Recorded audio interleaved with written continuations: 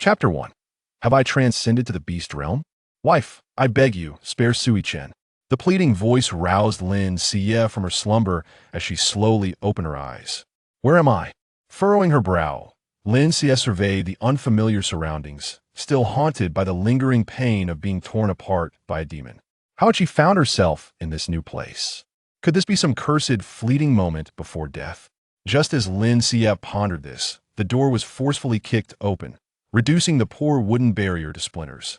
Lin Xiyue glanced at the shattered door and then at the man charging towards her, his strength rivaling her own. The man was remarkably robust, even clad in animal hide. His broad shoulders and narrow waist presented an exquisite physique, and his countenance was strikingly handsome. Lin Xiyue stared at him in confusion. Did she recognize this person from her memories? Such a splendid figure could not possibly be forgotten. Wait, animal hide?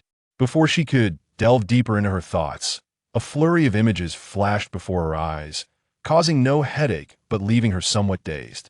Seeing Lin Xiyue staring fixedly at him, the man's expression twisted in disgust, as if she were something repugnant.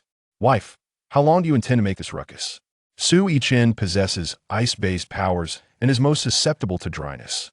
You've made him kneel in the courtyard for 3 days without food or water. If you wish to kill us, you needn't go to such lengths. Lin Xiyue rubbed her sore eyes, realizing that all the fleeting images had melded into her consciousness. With a resigned sigh, she acknowledged the truth.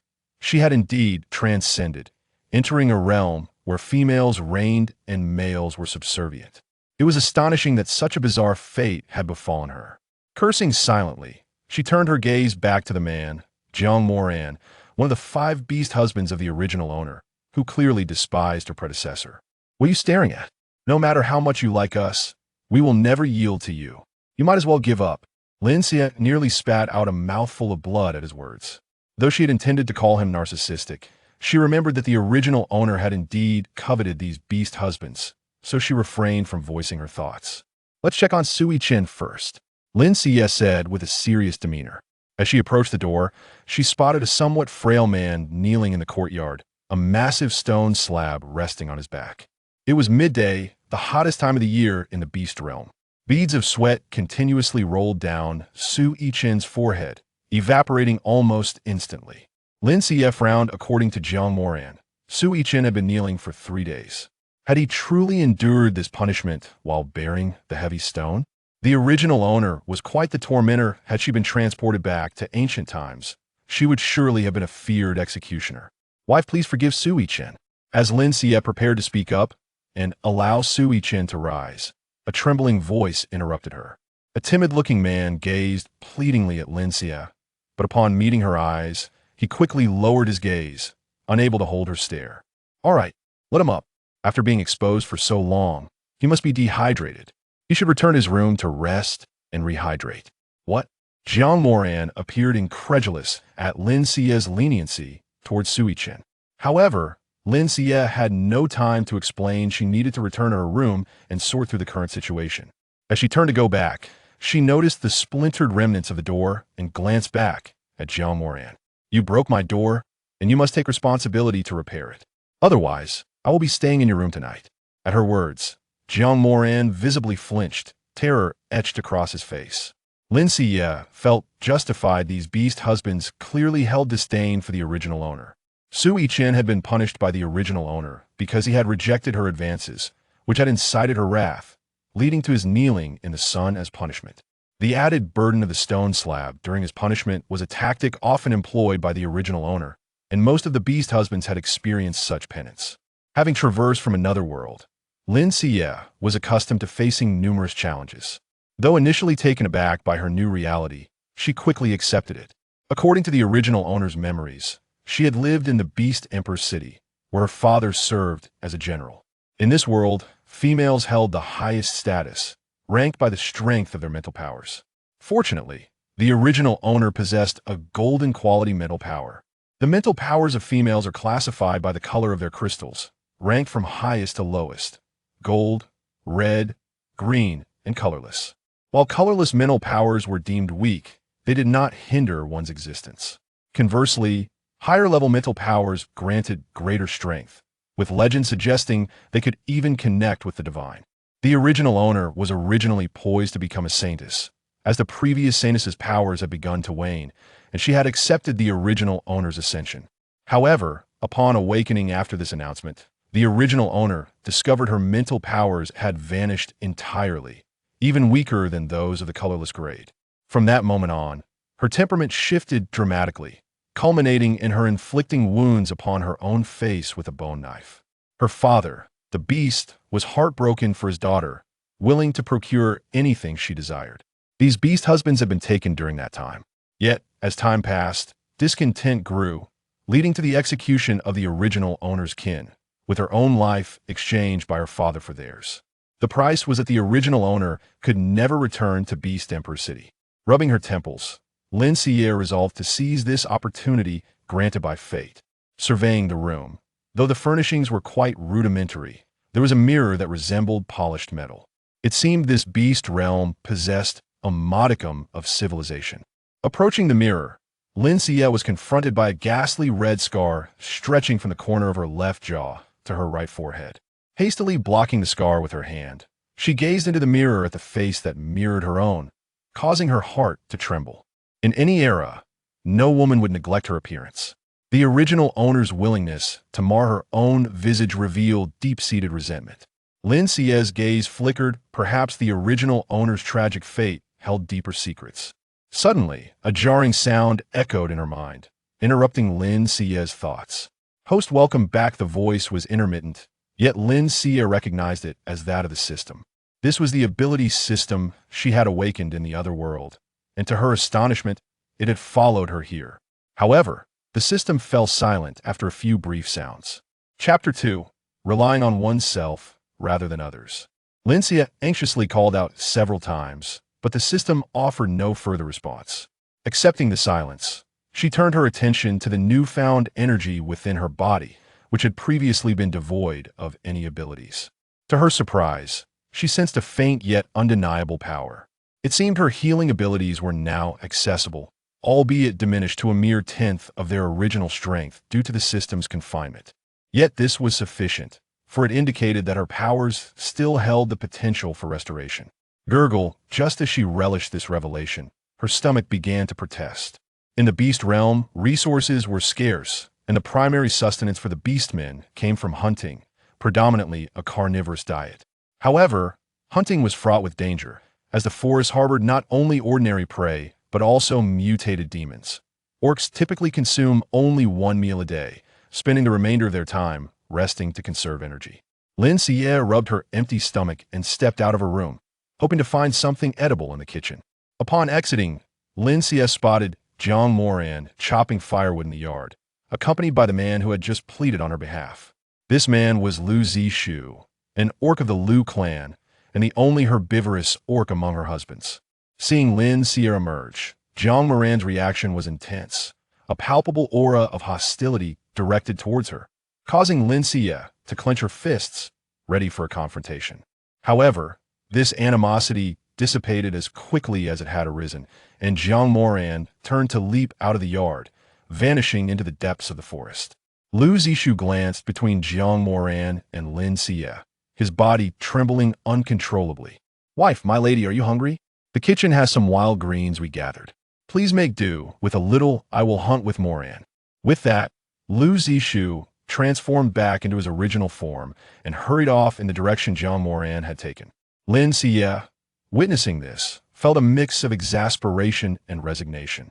Her husbands were all third-tier orcs in a world where spiritual energy was scarce. Achieving this rank was a rarity, a testament to their strength. The orc hierarchy is divided into 10 tiers, with few able to reach 5th tier and 10th tier orcs being virtually mythical. Reflecting on the malevolent deeds committed by her predecessor towards these orcs, she realized that without the bonds of their partnership, they might have truly sought to end her life. With a resigned shake of her head, Lin Xiyue entered the kitchen, which bore a striking resemblance to those of the 1970s and 1980s constructed of earth and stone, though the frying pan appeared to be made of a non-metallic material. Curiously, she examined the frying pan, which seemed to be crafted from a stone resembling metal, and even the spatula shared this unique composition, akin to the mirror she had noticed earlier. This metallic-like stone was entirely unfamiliar to Lin Xiyue. As she surveyed the kitchen, she discovered a bamboo basket covered with damp animal hides, filled with various wild vegetables. Alas, they were merely wild edibles, dandelions, mustard greens, and shepherd's purse, none of the common vegetables she was accustomed to. Lin Xiyue pursed her lips, thinking that having something to eat was already a blessing, regardless of her preferences. She scooped some water from a nearby vat, blanched the wild greens, and planned to season them with salt for a simple salad. However, she unexpectedly stumbled upon several bird eggs, larger than typical chicken eggs. With the addition of the bird eggs, her meal was bound to be more enjoyable. Lin Xiyue cleaned and chopped the shepherd's purse, mixing it with the eggs to create a savory omelet, and with the remaining bird eggs and mustard greens, she concocted a delightful soup. The leftover wild vegetables were prepared as a salad, although the absence of garlic and soy sauce left much to be desired. As Lin Xiyue cooked, she noticed that the cooking oil in this world seemed to have a high water content, splattering everywhere as soon as it hit the pan. Had she not reacted quickly, the hot oil could have caused her burns. In her previous life, Lin Xiyue found joy in collecting ingredients and exploring culinary delights. For her, cooking was an indulgence. Once she had relished her meal, she noted that the ingredients had been laid out on the table, leaving her in a quandary. There was far too much food for her to consume alone. After some deliberation, she recalled that only Jiang Moran and Lin Xiyue had been present in the yard, not having seen Sui Chen. Thus, Lin Xiyue retrieved a clean plate, portioned out a large share of the food, and brought it to Sui Chen's door. "Sui Chen, are you inside?" A wave of apprehension washed over her, having just reprimanded him. She now presented him with food. Would he suspect her of poisoning it? After a few moments, a melodious voice emerged from within, tinged with weakness. "My lady, please wait a moment. Chen will be right out." The door opened to reveal Sui Chen, his pale visage betraying his frailty. "Are you all right?" "Thank you for your concern, my lady.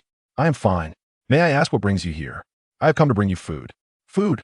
Upon hearing Lin Xiyue's words, Sui Chen noticed the plate in her hands, his brow furrowing as he scanned the yard, finding it devoid of anyone else. "No need to look around, they have all gone out hunting. But who knows what they are truly up to? I prepared this meal for you, please make do with it." Lin Xiyue pressed the plate into Sui Chen's hands and turned to leave. Returning to the kitchen, she glanced at the array of dishes that had been prepared, allowing her spirits to lift once more. After a rapid consumption of her meal, Lin Xiyue contentedly patted her round belly. As she gathered her utensils to wash, Sui Chen emerged from his room upon hearing the commotion. "My lady, how could I allow you to do such menial tasks? Let me handle it." Lin Xiyue, not being of this world, was not overly delicate. "It's merely washing a few dishes. Have you finished eating? If so, let's wash them together." Hearing her words, Sui Chen appeared flustered. "Well, I have not finished yet. I'll wash my own dishes when I'm done." Lin Xiyue paused, recognizing that he had likely not eaten, but chose to remain silent and understanding. "Oh, I see," she replied, continuing her task, while Sui Chen stood by, feeling somewhat helpless. Once the dishes were clean, Lin Xiyue glanced at the sun, estimating it to be around 2 in the afternoon, the heat of the day settling in. Many orcs preferred to seek refuge from the sun at this hour on the forest's edge, a safer place to gather wild greens.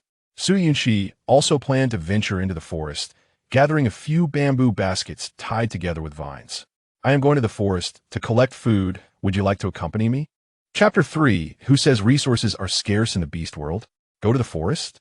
Upon hearing Lin Xiyue's words, Sui Chen was somewhat astonished. After all, female beasts are accustomed to a life of luxury, and it is unheard of for them to accompany male beasts into the forest to gather food. Moreover, the one making this request was Lin Xiyue, known to many as the wicked female beast. "Are you unwilling?" Seeing Sui Chen's incredulous expression, Lin Xiyue assumed he did not wish to accompany her. In truth, even if Sui Chen were reluctant, it would matter little. In this otherworldly realm teeming with magical creatures, she would have perished long ago without some capability. Her desire for Sui Chen to join her was merely to have a familiar guide in the forest to avoid getting lost. "It's not that I am unwilling. I am just a bit surprised. My dear wife, you have never accompanied us on hunts before. That was in the past. Now, consider it as me having come to terms with it. Since you are willing, let us proceed." Lin Xiyue lifted the bundle of bamboo baskets and was about to step outside when Sui Chen furrowed his brow at the sight. Although a single bamboo basket was not particularly heavy and a female beast could manage it, Lin Xiyue was carrying 6 or 7 oversized baskets. Even without lifting them, dragging them would be quite burdensome, yet Lin Xiyue appeared to be handling it with ease. Sui Chen stepped forward and took the bamboo baskets from Lin Xiyue's hands. "My dear wife, this is quite heavy. Allow me to carry it instead." Before Lin Xiyue could respond, she felt the weight lift from her hands. Tilting her head, she remarked, "Is this really heavy? I feel nothing of the sort. Conversely, it is your pale complexion that raises my concern." Lin Xiyue shrugged and chose not to comment further, letting him be. Just as the two exited the courtyard, a pair of female beasts lounging under a tree glanced over. What a sight! This female beast hasn't shown herself in centuries. Yet today, she dares to emerge? Hearing the gossip about her, Lin Xiyue turned her gaze towards the source of the voices and spotted 2 exceptionally plain, even unattractive female beasts, leisurely enjoying the shade. Beside them, male beasts attended to them, offering fruits. Lin Xiyue's lips twitched, their snub noses sausage-like mouths, bulging green bean eyes, dark skin, and corpulent figures. Was it not said that the beasts here only eat once a day? How could they be so plump? Furthermore, is this world truly one that reveres ugliness? The male beasts were all handsome, while these female beasts looked so unrestrained. Noticing Lin Xiyue's frown, Sui Chen felt his heart leap to his throat. Yet the 2 female beasts remained relentless. Look at the scar on that female beast's face. How ugly. It's a wonder her beast husband still wants her. If it were me, I would have left long ago. Oh, have you forgotten? She was originally with 5 beast husbands. 2 have already left, likely unable to endure her ugliness, and she even mistreats her husbands. Really? I can't see it. My dear wife, do not be upset. You are not ugly. Once your facial scar is healed, you shall still be the most beautiful female beast in the beast world. Hearing Sui Chen's words, Lin Xiyue smiled. I am not angry. What they say is merely the truth. There is no need to pay them any mind. Let us move on. Lin Xiyue grasped Sui Chen's wrist and led him into the forest. The soft, delicate sensation caused Sui Chen to shiver. His eyes fixated on the slender hand on his wrist. For reasons unknown, he found himself not rejecting Lin Xiyue's touch. As they entered the forest, Lin Xiyue suddenly felt lost. While she was confident in her combat abilities, she harbored a difficult-to-mention weakness. She was utterly directionally challenged. Lin Xiyue could not read maps nor navigate, and she was completely unable to distinguish east from west. Thus, when undertaking missions in this other world, she always had to team up with others. It was this very weakness that had led to her teammates' jealousy and ultimately her demise at the hands of a magical creature.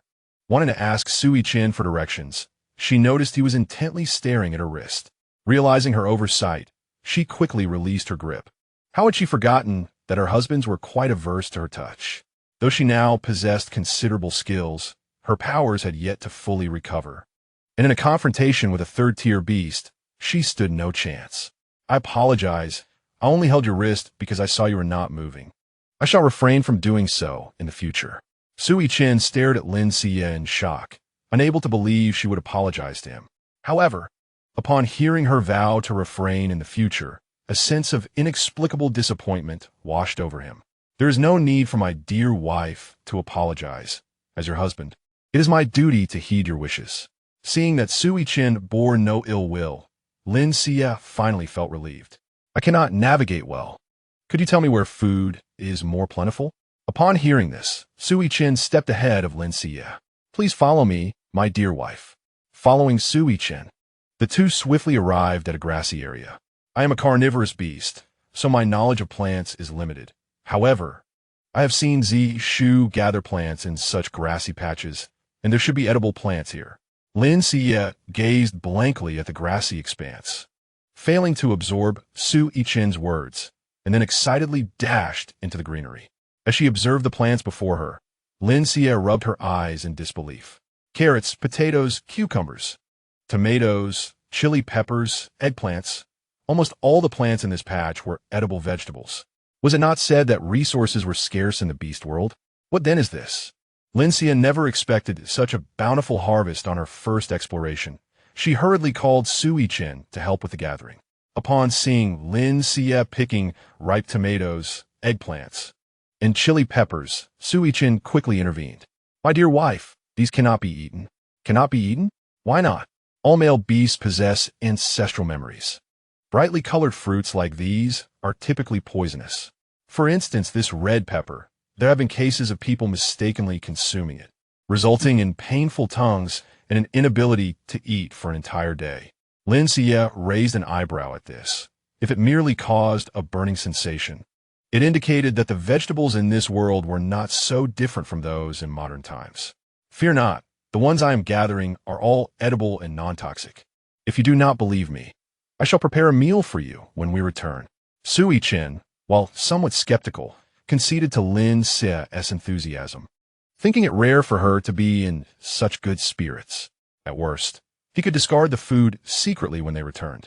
With Su Yichen's assistance, the tomatoes, peppers, and eggplants were quickly harvested, filling 2 baskets to the brim. After finishing with the tomatoes, Lin Xiyue picked one up, wiped it with animal skin, and popped it into her mouth in a swift motion before Su Yichen could stop her.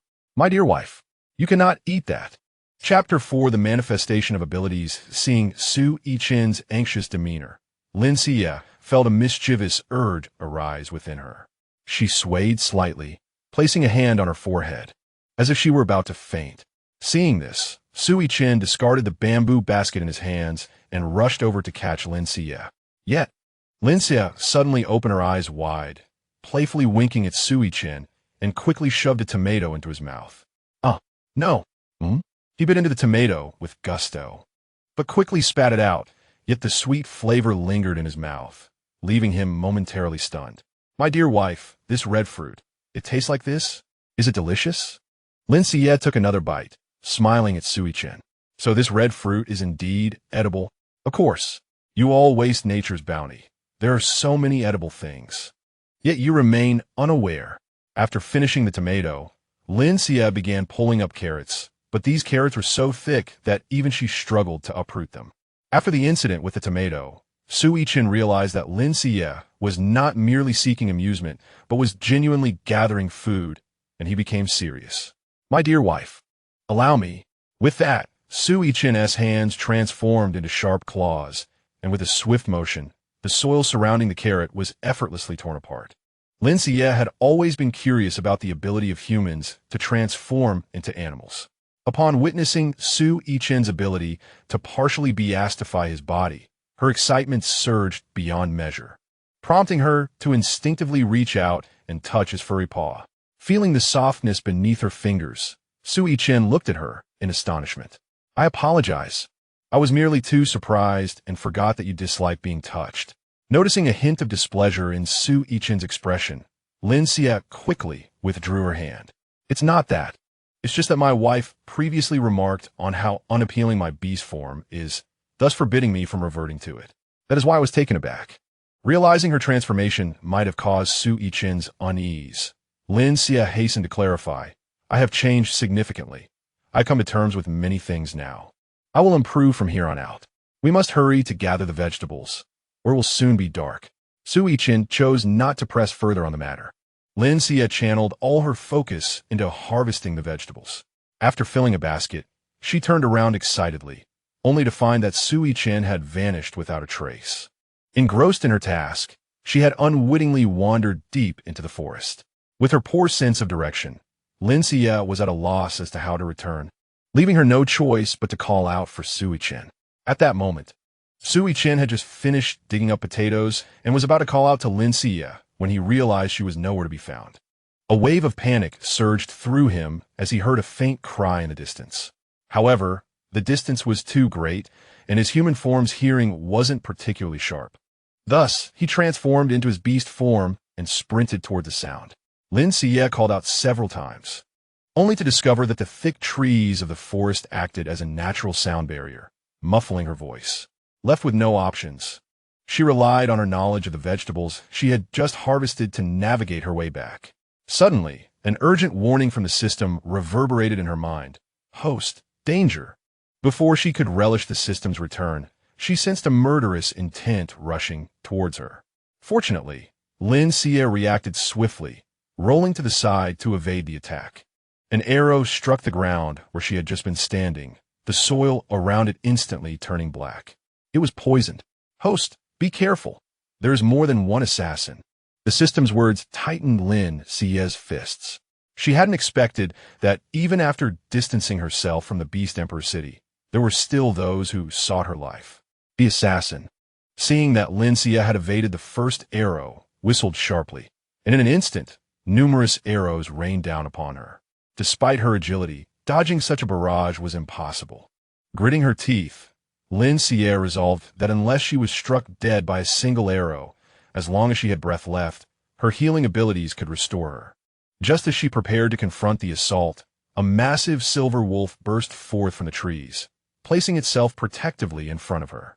The wolf roared fiercely at the incoming arrows, its powerful sound waves knocking them down. Turning to Lin Xiyue, its ice-blue eyes were filled with concern. "Is that you, Su Yichen?" The wolf nodded slightly. "Thank you for saving me. I am unharmed." Upon seeing that Lin Xiyue was safe, Su Yichen's aura surged, and his voice resonated with ferocity. "Those who dare to harm my wife shall perish." With that declaration, he charged into the forest, the sounds of piercing and tearing filling the air, sending chills down the spine of anyone who heard it. In merely a quarter of an hour, Su Yichen emerged from the woods, bloodied and resembling a reaper returned from the depths of hell. "Su Yichen, are you all right? Their weapons are poisoned. You weren't injured, were you?" Lin Xiye's concern for him dissipated the bloodthirst radiating from Su Yichen. Perhaps due to previous punishments and exhaustion from his abilities, his complexion had grown even paler. Su Yichen forced a smile, intending to assure her he was fine, but darkness enveloped his vision, and he collapsed to the ground. Lin Xiyue hurriedly supported him, feeling the meager amount of healing energy within her and questioning whether she could mend Su Yichen's injuries. Taking a deep breath, she channeled her abilities into her palms, gradually transferring them into Su Yichen's body. Although Su Yichen had not completely lost consciousness, he could sense Lin Xiye's actions and was astonished to discover her awakening abilities. He felt his nearly depleted energy replenishing rapidly, and even his injuries began to heal swiftly. Lin Xiyue was equally surprised by the potency of her healing abilities, inadvertently exhausting all her energy in the process. Now, while Su Yichen had regained consciousness, she felt herself on the verge of fainting. Fortunately, Su Yichen caught her just in time, preventing her from collapsing and hitting her head. "I want candy." Hearing Lin Xiye's request, Su Yichen felt a surge of urgency. Candy was only available in B City and was exceedingly expensive. There was none in the village. Red fruit. Noticing Su Yichen's confusion regarding where to find candy, Lin Xiyue mustered her remaining strength to guide him. Upon hearing this, Su Yichen lifted Lin Xiyue and rushed back to the grassy area, crushing a tomato and letting its juice flow into her mouth. With the sweet tomato replenishing her, Lin Xiyue gradually regained her senses, and her energy began to restore slowly. Yet, Su Yichen frowned at the sight. Recovery of abilities required time or absorption from others. Lin Xiye's method of relying solely on sugar for replenishment was a rarity in the entire beast realm. Chapter 5: The Indelible Bond of Partnership with the Sugar Replenishment. Lin Xiyue quickly regained her strength. Once she was able to stand, she stepped away from Su Yichen's embrace. "Thank you for your help." Su Yichen, slightly flustered by her gratitude, replied, "As the beast husband of my wife, it is my duty to protect her. I must thank you for healing my injuries." After that, he fell silent. Noticing Su Yichen's avoidance of questioning her abilities, Lin Xiyue took the initiative to speak up. "Don't you have anything to ask me?" Upon hearing this, Su Yichen's face paled with fear, and he knelt before her. "I understand this is my wife's secret. Please rest assured, Yichen will not speak of it to anyone. I beg you, do not punish me." Seeing Su Yichen bowing his head, unable to meet her gaze, Lin Xiyue furrowed her brows. The original host had cast a significant shadow over her beast husbands. A single statement from her had led Su Yichen to believe she intended to silence him. "You may rise. I do not intend to blame you." After speaking, Lin Xiyue ignored whether he stood up or not and settled beneath a nearby tree. You all should know that I previously possessed golden-level mental strength, which is unique across the entire beast realm. Thus, it is not strange for me to awaken abilities." Her tone was calm. Seeing that Lin Xiyue genuinely bore no anger, Sui Chen slowly rose to sit beside her. "So, my wife previously had healing abilities?" "Indeed." "Then why?" "I'm sorry, I should not pry." Realizing he had asked too many questions, Sui Chen hurriedly fell silent. Lin Xiyue smiled lightly. "Are you curious about why my mental strength vanished overnight, or why I never mentioned my abilities?" Sui Chen nodded timidly. "I do not know why my mental strength disappeared so suddenly. Even my abilities have only partially recovered today. I share this with you because you risked yourself to save me, and I trust you. However, you must not disclose this to anyone, not even Zhang Moran or Lu Zixue." Lin Xiyue gazed earnestly at Sui Chen. Among her 5 beast husbands, he was the only one she felt she could trust, having been raised as her protector since childhood. Sui Chen was rescued by the original master during his father's military campaigns. Seeing his pitiable state, having lost his parents, the original master decided to keep Sui Chen by his side. He was also the only one who did not abandon the original master after her temperament underwent a drastic change, which surely made him worthy of trust. Upon hearing Lin Xiyue's words of self-trust, Sui Chen clenched his fists tightly, his eyes misting with emotion as he nodded vigorously at Lin Xiyue, assuring her that he would remain tight-lipped. As Lin Xiyue reveled in having resolved some grievances with Sui Chen, a voice from the system erupted in her mind, causing her head to throb. To avoid alarming Sui Chen, she hurriedly instructed him to gather vegetables from the field. "What are you making such a fuss about? My ears are nearly deafened by your shouting." The system, sensing Lin Xiyue's irritation, immediately adopted a pitiful tone. "I was simply excited to discover that I have leveled up. I will be more gentle in the future." Lin Xiyue frowned and rubbed her ears. Ever since binding with this system, she had never experienced it speaking softly, but fortunately, its strength compensated for this flaw. "You say you've leveled up. Have you unlocked any new functions?" "Indeed, the spatial realm of the other world has been partially unlocked for you, but only 1/5 of it.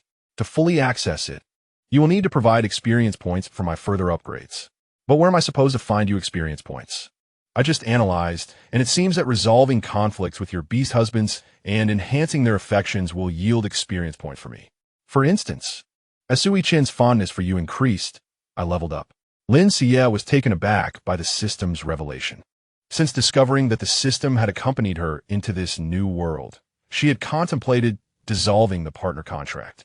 After all, Zhang Moran and Lu Zixue were constantly yearning to leave her, and the 2 missing ones likely felt the same way. "But I still wish to dissolve the partner contract." "You cannot dissolve it, host." "Why not? If the partner contract is dissolved, how would you gain experience points?" "Without experience points, I cannot unlock abilities for you. Moreover, the original master signed a blood contract to ensure her beast husbands remain devoted to her, which cannot be undone." The system's words plunged Lin Xiyue into despair. However, apart from Sui Chen, the other beast husbands were taken by the original master through heinous means. It was no exaggeration to say that the original master had committed many atrocities after coercing them into contracts, leaving a sea of blood and deep-seated hatred. How could she possibly enhance their affections? What if I told you those deeds were not committed by the original master? "What do you mean?" "Someone impersonated the original master and committed those heinous acts. From the beginning, the original master merely took the beast husbands without taking any lives. If you can assist me in leveling up once more, I can provide a time rewind, revealing the truth to you and the beast husbands." Upon hearing this, Lin Xiyue closed her eyes. Since the contract could not be dissolved, she resolved to give it a try. If the beast husbands were truly foolish enough not to believe her, she would not mind facilitating their departure. A flicker of murderous intent crossed her eyes. Though Sui Chen sensed it immediately. While gathering vegetables, Sui Chen felt the ominous atmosphere and abruptly turned to Lin Xiyue, his brow furrowed in concern. Why did he feel that Lin Xiyue was different from before? This difference was not the change she spoke of, but rather a transformation into someone entirely new. After unearthing the last potato, Sui Chen approached Lin Xiyue. "Wife, I have finished gathering the vegetables. I will escort you home. I can carry these back in 2 trips." Lin Xiyue felt the warmth of Su Yichen's improved attitude and smiled. There's no need to trouble yourself so much. With a gentle touch of her finger, a basket of potatoes vanished into thin air. Is this spatial ability? Su Yichen recognized it instantly, raising an eyebrow. You seem quite knowledgeable. Indeed, this is spatial ability, though my current space is only 1/5 of the original, but it can easily accommodate these vegetables. Lin Xiyue stored all the bamboo baskets in her space and cheerfully looked at Su Yichen. All done. Let's go. Su Yichen stared at Lin Xiyue, pondering the implications of a dual ability wielder. If the Beast Emperor's city discovered this, it could lead to a storm of chaos. As Lin Xiyue collected the vegetables into her space, she realized there were other items within, likely supplies she had gathered in this foreign realm. However, due to Su Yichen's presence, she refrained from inspecting them. Upon returning to the courtyard, the sun had already dipped below the horizon. Yet, Jiang Moran and Lin Xiyue had yet to return. Wife, it's fine. Do not worry about them. Let's first sort the vegetables we gathered today. Su Yichen sighed with relief upon seeing Lin Xiyue's calm demeanor. All right. Lin Xiyue promptly unloaded all the bamboo baskets, piling them in the center of the yard. Given the current heat, food storage is challenging. Although my space has a safety feature, retrieving items from it could easily draw attention. We should find time to dig a root cellar to store food. It will prolong its freshness. Listening to Lin Xiyue's explanation of the root cellar, Su Yichen immediately expressed his eagerness to start digging. There's no need to rush. The night temperatures in the beast world are relatively low. The food will be fine overnight. You are injured today. Even if healed, you need to rest properly. Let's organize everything now and dig tomorrow. Wife, are you concerned about me? Su Yichen gazed at Lin Xiyue in disbelief at her words.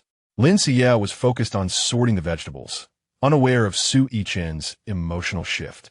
Of course, you are my beast husband. I must care for you. Su Yichen's lips moved, yet no words escaped. Wife, let me take care of this. All right. Then you categorize these items while I prepare dinner. Upon hearing Lin Xiyue's intention to cook, Su Yichen hurriedly intervened. How can I allow my wife to cook? It should be my task. Do you know how to handle these ingredients?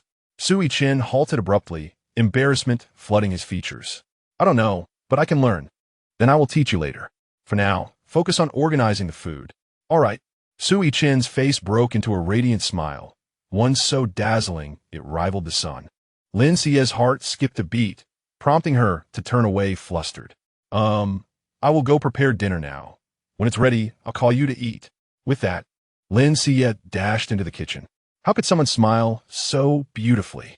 The men in this world are truly enchanting. No, they're beast men, which is essentially the same as enchanting. Lin Xiyue shook her head.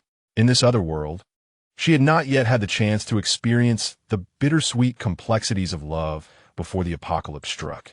At that time, everyone was merely focused on survival, leaving no room for romance, which is why she remained single to this day. If her beast husbands were not so disdainful of her, Lin Xiyue might even consider this a compensation from the divine for her tragic demise. With a sigh, Lin Xiyue skillfully peeled the potatoes with a bone knife and placed them in a pot to steam. Another pot was heated with oil, preparing to stir-fry a dish of 3 delicacies. As she busied herself in the kitchen, Su Yichen felt a sense of happiness wash over him for the first time. Yet, it seemed that just as happiness arrived, it was often disrupted by unwelcome guests. Jiang Moran and Lin Xiyue entered the courtyard, carrying a meager haul of game. Upon spotting Su Yichen surrounded by an abundance of vegetables, Jiang Moran, whose temperament matched the fiery color of his hair, dropped the wild bird he'd been holding and charged towards Su Yichen, lifting him from the pile of vegetables. Your body has yet to recover, and your wife insists on sending you to gather food? Moreover, these red fruits and red tips are poisonous. Is she wishing for your demise? Su Yichen, upon witnessing this, furrowed his brow in displeasure and then swatted Jiang Muron's hand away. These provisions were all gathered by my wife, who has tasted them herself. They're not toxic. Do not slander her. Jiang Muron was clearly skeptical of Su Yichen's words. How could she discern which foods are safe to consume? Would she be so benevolent as to accompany you into the forest to forage? And you accuse me of slander? Every wound upon your body, which one was not inflicted by her? Upon hearing Jiang Muron's remarks, Su Yichen pressed his lips together, for indeed, prior to this. Lin Xiyue had transformed from a heavenly prodigy into a vicious beast, even disfiguring herself in the process. If one were to claim that Lin Xiyue had an epiphany overnight and sought to atone, no one would believe such a tale. Yet, Sui Chen was willing to have faith. He gazed steadfastly at Jiang Muron. Yes, my wife has committed many wrongs in the past, but I choose to believe she is genuinely changing. If you do not trust me, you may check the kitchen. She is personally preparing a meal for us. Upon hearing Sui Chen's words, Jiang Muron wore a look of disdain, while Lu Zishu glanced toward the kitchen. Indeed, she is truly cooking. I have never encountered such a fragrance before. Jiang Muron frowned at this. Cooking? I cannot believe she would be so kind. Perhaps she is plotting to poison us. What a pity. We are bound by a blood pact. Should we perish, she too will suffer repercussions. I advise you not to eat it. Even if it is not poison, an aphrodisiac would be unbearable. I am returning to my room.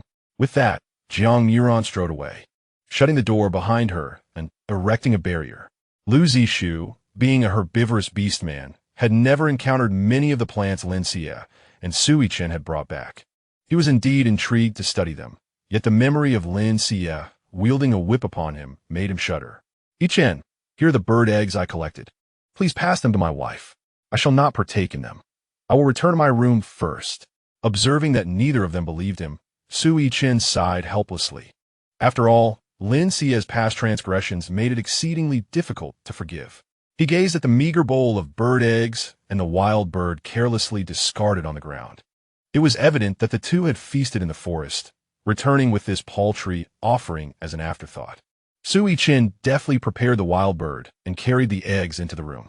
Wife, Muron and Zishu have returned. These are the spoils they gathered. Lin Xiyue glanced at the meager catch in Sui Chen's hands, her lips twitching. She must feel utterly trivialized.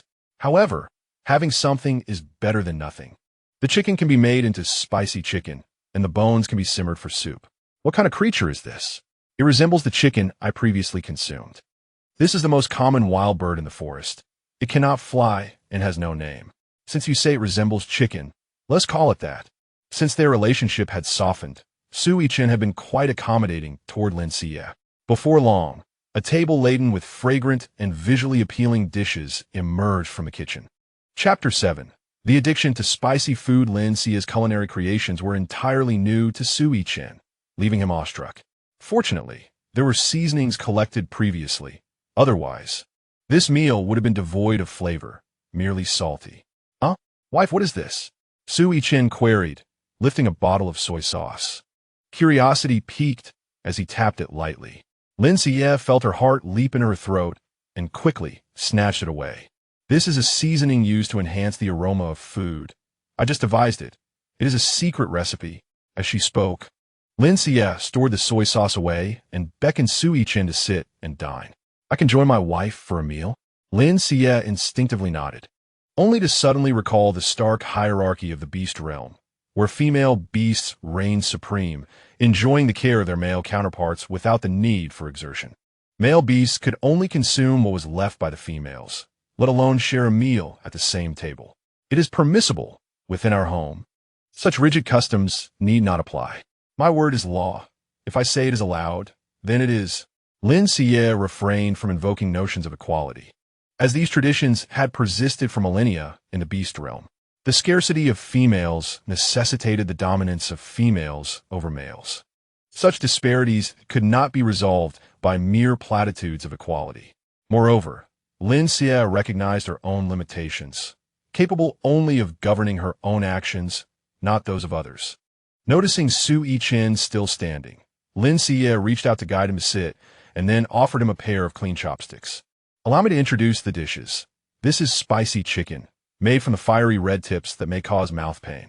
You might find it unfamiliar at first, but once you acquire a taste for spice, you will crave it. This is my specialty, the 3 delicacies, and this is radish chicken soup, along with steamed potatoes and stir-fried wild vegetables with eggs. Do try them. Lin Xiyue gazed at Sui Chen with anticipation, only to find him hesitating to pick up his chopsticks. I forgot.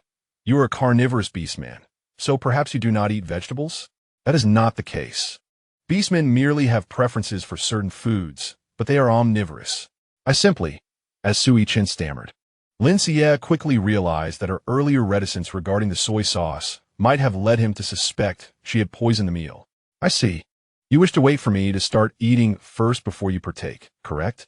Then I shall begin. Lin Xiyue took a bite of each dish, even sipping the chicken soup, aware that she was demonstrating to Sui Chen that no poison lay within the food. In truth, Sui Chen was not concerned about poison. He was merely taken aback by Lin Xiyue's personal effort to prepare the meal and invite him to dine alongside her. Sui Chen found it hard to believe, which was why he hesitated to pick up his chopsticks. Even if, as Jiang Yuran suggested, Lin Xiyue had indeed poisoned the food, what of it? Sui Chen smiled at Lin Xiyue, softly expressing his gratitude before he began to serve himself. The sound of his thanks was so melodious that it left Lin Xiyue momentarily entranced, causing her to abruptly tilt her head and inhale sharply. How extraordinary! How can there exist a voice so enchanting, belonging to a man of such striking beauty? At that moment, Sui Chen noticed a bamboo basket turned upside down on the stove, seemingly containing something within. Wife, what is inside that? Oh, that is leftover food from cooking too much. Wife, you prepared a portion from Yuran and Zishu as well? Lin Xiyue responded with a casual affirmative. She had indeed overheard Jiang Yuran and Lu Zishu's earlier remarks. Given their volume, she was not deaf. Yet, as the head of the household, and bound by the partnership contract that could not be annulled, even if Jiang Yuran and Lu Zishu despised her, Lin Xiyue could not confine herself to preparing only her own meals. Witnessing Lin Xiyue's genuine concern for them warmed Sui Chen's heart. His wife has truly changed. Yet, would she revert to her former self? After the meal, Lin Xiyue intended to wash the dishes, but was halted by Sui Chen. You have prepared the meal. Allow me to handle the dishes. I will boil some hot water. You should freshen up and then rest. Lin Xiyue did not decline, sincerely thanking Sui Chen. As twilight enveloped the world, the bright moonlight bathed Lin Xiyue's face, softening even the harsh scar that marred her features, seemingly revealing once more the unparalleled beauty that had once captivated the Beast Emperor city. It left Sui Chen, who had seen that exquisite visage countless times before, momentarily spellbound. Coming to his senses, he found Lin Xiyue had already entered her room. The moment he heard the door click shut, his expression froze. In the past, Lin Xiyue never locked her door, even before her dramatic transformation. Lin Xiyue luxuriated in a wooden tub. This beast realm was far more civilized than she had anticipated, even providing a bathing tub. Lin Xiyue once believed that the orcs bathed in the river. After finishing her bath, she stored the wooden tub in her spatial realm and moved it to the courtyard, where Sui Chen would dispose of the water. With this spatial ability, even moving heavy objects became significantly easier. In this beastly world devoid of the internet and electricity, even though Lin Xiyue possessed a tablet and a phone in her space, they were rendered useless here.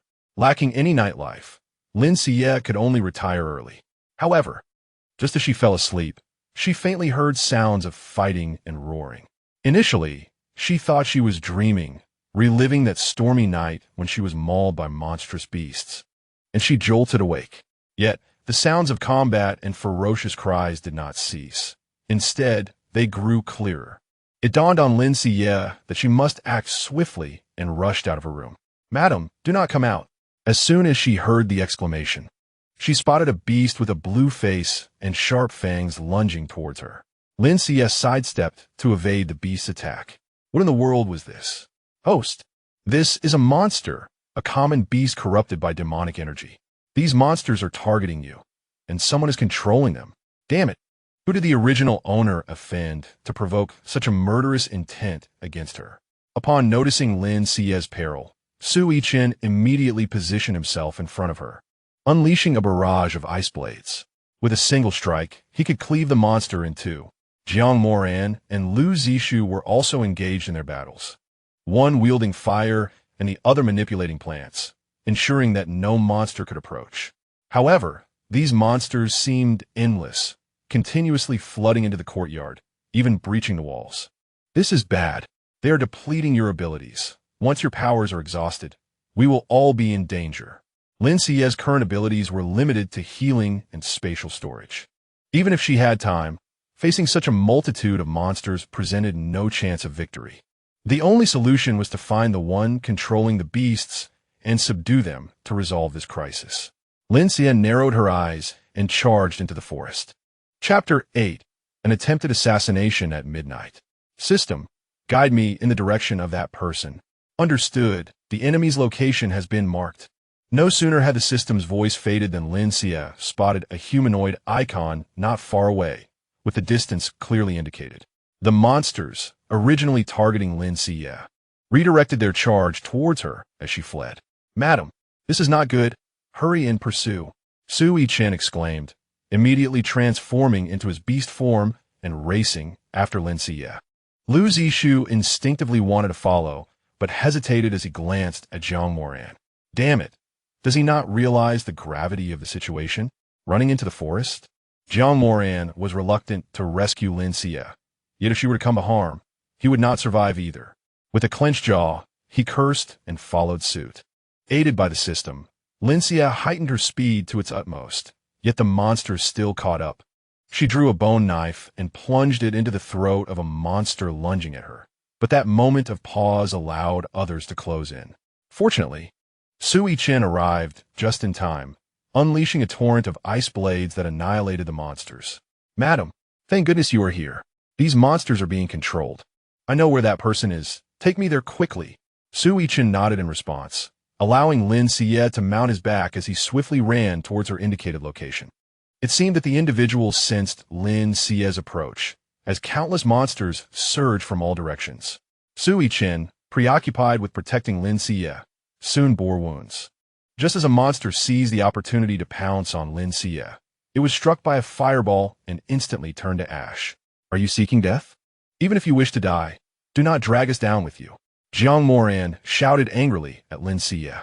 "I apologize, but these monsters are under someone's control. If we do not find the one controlling them, we will all perish." Seeing Lin Xiyue not only refraining from anger, but also apologizing left Jiang Moran somewhat disoriented. This demeanor of Lin Xiyue was unfamiliar to him. "You forget it. Tell me, where is that person?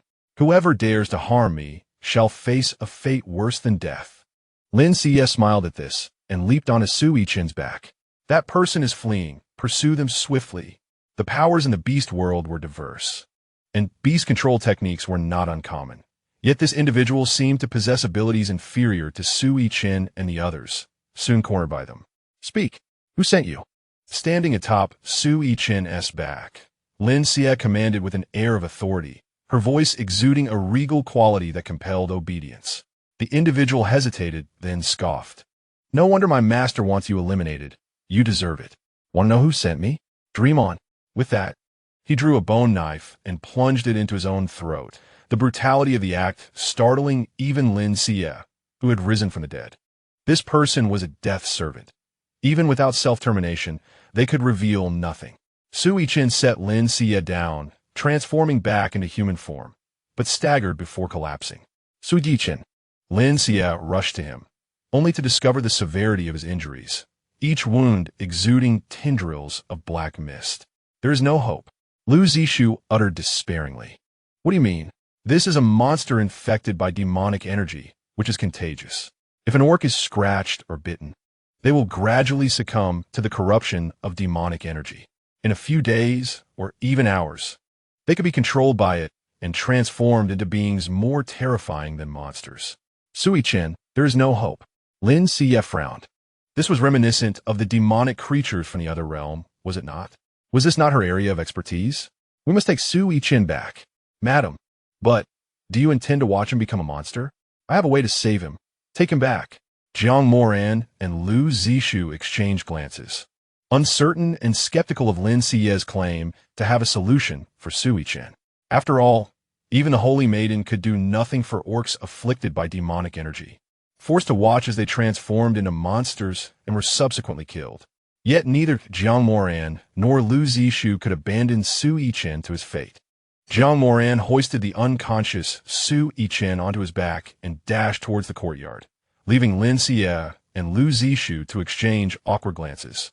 Finally, Lin Xiyue hesitantly spoke up, Perhaps you could take me back? I run too slowly. By the time I return, it may be too late. Lin Xiyue, taken aback by Lin Xiyue's request, nodded in surprise and transformed back into his beast form. Lin Xiyue's beast form was rather large, and Lin Xiyue exerted effort to climb atop him. When they returned, Sui Chen was nearly enveloped by dark mist. Seeing this, Lin Xiyue leaped down from Lin Xiyue's back, rushing to Sui Chen and channeling all her powers to envelop him. The pale green glow of her ability intertwined with the dark mist, ultimately triumphing over it. The demonic energy visibly dissipated from Sui Chen, and even the wounds that had bled profusely began to heal before their eyes. Is this healing power possible? Jiang Moran stared at Lin Xiyue in shock, unable to believe that this female beast he had looked down upon had awakened the rarest healing ability. Due to Sui Chen's grievous injuries, Lin Xiyue's limited healing power could not fully restore him in one attempt. Gritting her teeth, she retrieved a piece of rock candy from her spatial realm, popped it in her mouth, and felt a slight resurgence of energy before continuing her healing. However, to Jiang Moran and Lin Xiyue, it appeared as though Lin Xiyue had produced a stone-like object from nowhere and consumed it, restoring her powers. After replenishing her energy 4 times, Sui Chen finally regained consciousness. It is good that you are awake. Everything will be all right. Lin Xiyue slumped to the ground, feeling utterly drained. Although her extraordinary ability could be replenished with sugar, the continuous forceful supplementation had rapidly depleted her energy, leaving her physically exhausted. She felt as if all strength had abandoned her, rendering her unable to move. Wife, thank you once again for saving me. Sui Chen, having regained consciousness, knelt before Lin Xiyue, gazing at her with tenderness and sincerity. Lin Xiyue, now devoid of even the strength to speak, managed to muster a faint smile. But in the next moment, darkness enveloped her, and she lost consciousness entirely. Sui Chen swiftly caught Lin Xiyue and carried her to her room. Chen, did you already know that the wife had awakened her powers? What's going on here? How does she know which magical beasts are under control? Chapter 9. Jiang Morian's fury. Sui Chen turned his head, casting a calm glance at Jiang Morian and Lin Xiyue. The wife's power awakened only today, and I only learned about it this afternoon. Since you have so many questions, it will be best to ask the wife herself once she has recovered. Jiang Morian fixed his gaze on Sui Chen as he carried Lin Xiyue into the room and closed the door. Morian, are you all right? I see you're injured as well. Lin Xiyue, aware of Jiang Morian's current mood, could not ignore his injuries. Jiang Morian rolled up his sleeve, revealing a 10-centimeter-long wound emanating dark energy. It's nothing, just this one wound. I can expel the demonic energy with some cultivation tonight. Jiang Morian cast one last glance at Lin Xiyue's door, frowned, and then returned to his own room. Lin Xiyue sighed softly. He did not believe Lin Xiyue would truly recover. After years of bonding with her, he had longed for this day, but the prolonged abuse had extinguished his hope. With Lin Xiyue now possessing extraordinary abilities, the future seemed uncertain and fraught with difficulty. In the room, Sui Chen sat beside Lin Xiyue, gazing at her with rapt attention. As Lin Xiyue felt warmth, Sui Chen fanned her, wiped her sweat, and took care of her throughout the night. Only when dawn broke did Sui Chen reluctantly leave the room. Not long after Sui Chen departed, Lin Xiyue awakened, stretching languidly before sitting up in bed. This sleep was truly wonderful. I haven't felt so at ease in a long time, especially after living in constant fear in my previous world. Of course, you feel at ease. Sui Chen has been by your side all night, attending to your needs. Upon hearing the system's words, Lin Xiyue was momentarily stunned. Sui Chen stayed by my side all night? I had no idea. When did my vigilance become so poor? Do not fret, host. This is the essence of a normal life. Previously, even the slightest disturbance would awaken you, preventing you from enjoying a restful sleep. The system felt pity for you. Moreover, judging by Sui Chen's demeanor, he must have fully trusted you. In the beast realm, the beastmen regard the wife with utmost respect. Even if Jiang Morian and the others harbor ill feelings towards you, they would not harm you. Let us hope it remains that way. Lin Xiyue stretched her body and stepped outside. She had expended too much mental energy last night, while her extraordinary power could be replenished with sugar. Her mental energy would require time to recover. Now, she felt famished. At this moment, the sky had not yet brightened fully. Seeing that the rooms of Sui Chen and the others remained tightly shut, Lin Xiyue decided to tread lightly into the kitchen, not wanting to disturb their rest. The spatial awakening, though only 1/5 complete, still contained many supplies she had previously gathered. However, this 1/5 was mostly comprised of seasonings and miscellaneous items. Meat and grains were stored in other areas. Lin Xiyue felt somewhat exasperated. The accessible portion of her space was indeed quite frugal. Were it not for the system's assurance that it was not under its control but randomly opened, she would have certainly given the system a piece of her mind. System. Thankfully, a disclaimer was prepared in advance. Fortunately, the beast realm was not lacking in food. With seasonings, she could create a variety of dishes. Lin Xiyue loved spicy food, and after seeing Su Yichen relish the spicy chicken the previous day, she felt compelled to prepare spicy dishes. Remembering the leftovers from last night, Lin Xiyue decided to check if they had spoiled. However, upon removing the dust cover, she found the dishes completely frozen. What's going on? It seems Su Yichen used his powers to seal the dishes to prevent spoilage. Extraordinary abilities can be utilized in this manner. Lin Xiyue gazed in astonishment. But the ice was solid, and even she could not break it. She would have to wait for Su Yichen to awaken and dispel the ability. Since the previous night's dishes were still edible, Lin Xiyue decided against preparing too much. She opted to stir-fry some spicy potato strips, make a sauce from mashed potatoes, and add the remaining 3-flavor dish from last night, creating a potato feast. Unfortunately, after encountering an assassination attempt the previous afternoon, she had to return early and did not have time to see if there were other ingredients. It seemed she would have to venture into the forest after lunch. While she was cooking, Lin Xiyue sensed a hint of hostility and looked toward the door, only to find Jiang Morian standing there, though his aura felt somewhat off. How peculiar. The sun truly seemed to rise in the west today, as the once pampered wife had taken the initiative to cook. Yet, with such a meager quantity, who would it be enough for? Lin Xiyue, possessing a tit-for-tat disposition, would not offer Jiang Morian any courtesy given his lack of politeness. Regardless, you will not partake in my meal, so it is of no concern to you. I will cook as much as I wish. When did it become the beast husband's place to dictate the wife? Lin Xiyue glared defiantly at Jiang Morian. Irritated by the confrontation, Jiang Morian felt his temper flare. Usually, he would turn and leave without uttering another word to Lin Xiyue. However, today was different. His anger was insatiable, and he felt an overwhelming urge to silence Lin Xiyue. Before Jiang Morian could comprehend why he felt this way, his body had already acted, and he found himself grasping Lin Xiyue's neck.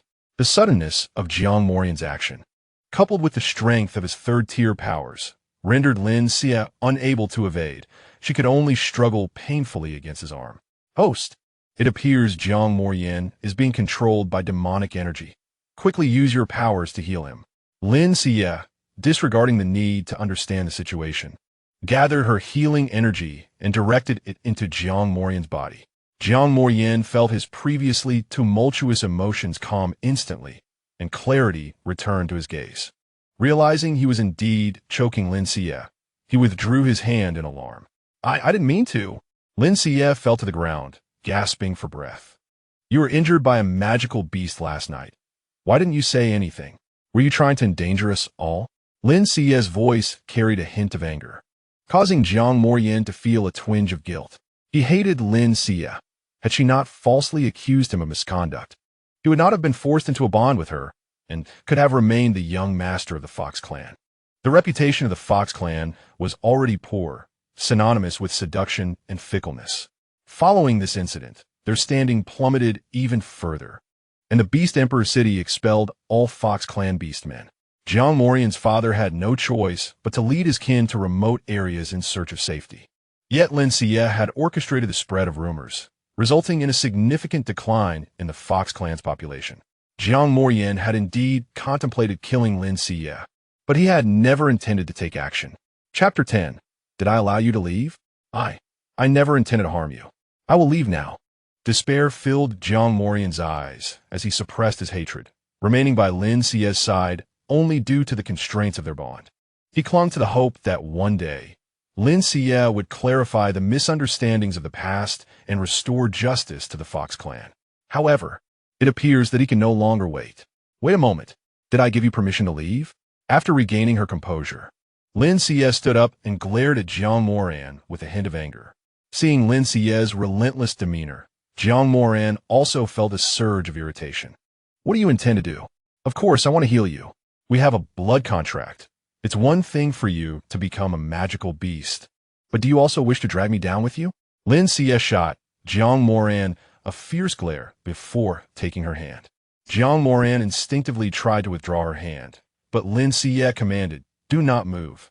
My current ability level is quite low, and I must utilize contact healing to avoid wasting my powers. Once I purify your demonic energy, you can go wherever you please." To be fair, this outburst proved effective, as Jiang Moran ceased her struggles and obediently allowed Lin Xiyue to assist in her healing. Witnessing her wounds heal rapidly, including the internal injuries she had previously sustained, Jiang Moran was left utterly astonished.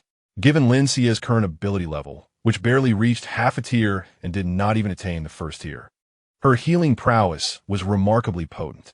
No wonder healing abilities are revered as the pinnacle of powers, albeit the most challenging to upgrade. All right, you can go wherever you want.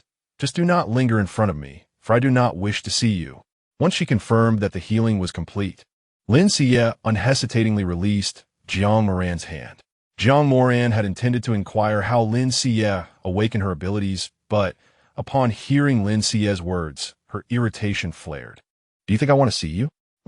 Fine, I shall leave." With that, Jiang Moran transformed into a red fox and leaped out of the courtyard. "Wife, did you have a quarrel with Moran?" Sui Chen had awakened to the sound of their argument. As he approached the kitchen door, he witnessed Jiang Moran rushing out. "Is it not normal for us to argue?" Sui Chen shook his head at her words. "It is not normal. Even when you were angry with Moran before, you never argued. In fact, Moran would not even speak to you, let alone engage in a dispute." Hearing Sui Chen's remark, Lin Xiyue felt as though he was delivering a sharp jab. "Sui Chen, do you realize that your words just now were quite hurtful?" Sui Chen was momentarily taken aback, then smiled. "I apologize. It was not my intention. I merely meant to say that you are doing well now, and I believe that it will not be long before you can resolve the grievances between you and Moran. And what about the grievances between us? Do you still harbor resentment towards me?" Although Sui Chen willingly became Lin Xiyue's partner and had no kin or history of persecution from the original host, he was the one among the 5 beast husbands who suffered the most at the hands of the original host. The others, fueled by their resentment towards the original host, would resist when she attempted to punish them.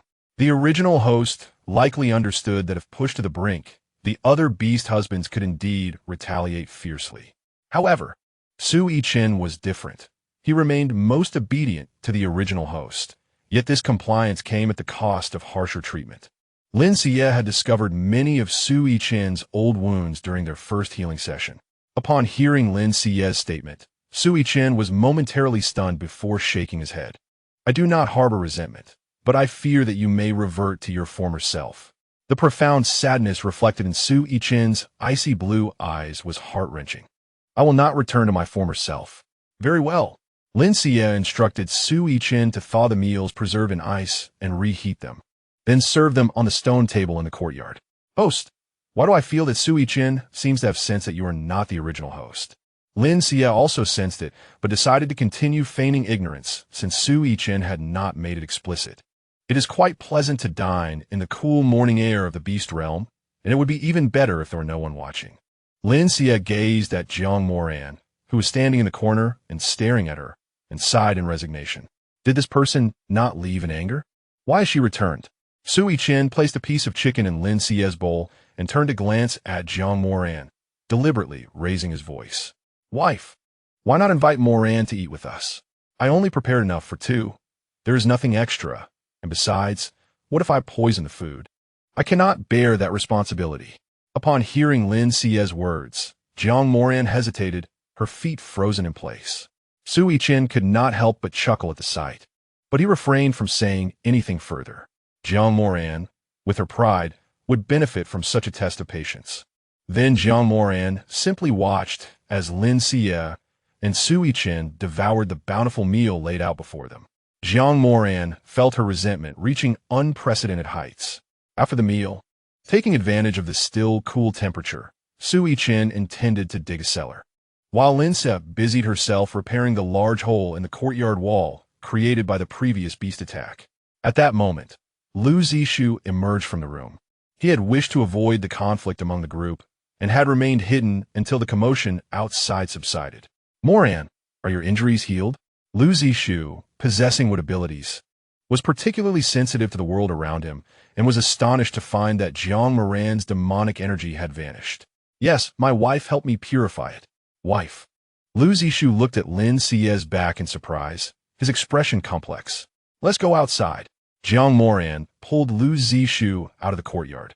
And seeing them leave without a care, Lin Xiyue felt quite displeased. They do not even offer to help while I am repairing the wall. Yet they expect me to cook for them? Dream on. While digging the cellar, Sui Chen could not help but chuckle at Lin Xiyue's complaints, acknowledging that Jiang Moran and Lu Zixu had indeed crossed the line. However, without Jiang Moran and Lu Zixu around, Lin Xiyue felt more at ease using her spatial abilities to transport dirt and stones. Sui Chen had initially intended to let Lin Xiyue rest while he finished digging the cellar and then repaired the wall. However, Lin Xiyue could not remain idle and insisted on doing the work herself. Whenever Sui Chen came to assist with the wall repairs, Lin Xiyue would dig the cellar. When he dug the cellar, she would repair the wall. Reluctantly, Sui Chen is doing EU's persistence. To their surprise, Jiang Moran and Lu Zixu returned carrying stones and dirt. Chapter 11. Do you not say thank you? Look at how you are repairing.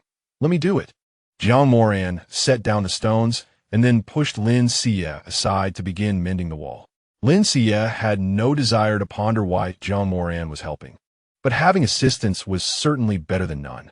Gratefully, she settled into the shade nearby to rest. Observing Lin Xiyue's silence, Jiang Moran's frustration ignited. Does she not even utter a word of thanks? Hearing Jiang Moran express such sentiments left Lu Zixu equally astonished. Was she not always like this? Jiang Moran opened her mouth in disbelief, but ultimately said nothing, seething as she continued to work. Sui Chen's movements were swift. It seemed that excavation was a talent of beastmen. He even reinforced the cellar walls to prevent leaks and collapses, neatly arranging the vegetables inside. Lin Xiyue was pleased to see how quickly Sui Chen grasped the task and gave him a thumbs up. Wife, what shall we do next? Next, we need to help repair the wall. Jiang Moran, covered in dirt, observed the two. Seeing Lin Xiyue smile at Sui Chen, appearing quite close, inexplicably stirred her anger. Lin Xiyue shot a glare at Jiang Moran. Do not concern yourself with her. I still wish to venture into the forest. Last time, due to unforeseen circumstances, I did not thoroughly examine what else might be edible, so I intend to explore once more. Sui Chen reflected on the events of the previous day, during which Lin Xiyue had endured 2 assassination attempts. He was reluctant to allow her to venture into the forest again, yet he ultimately succumbed to her imploring pleas. Very well, but you must stay close to me and not wander off.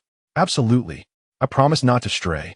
With Lin Xiyue possessing spatial abilities, they left without a bamboo basket, hands empty. Are you both heading out to gather food without a bamboo basket? You merely wish to avoid work under the guise of foraging. I knew it.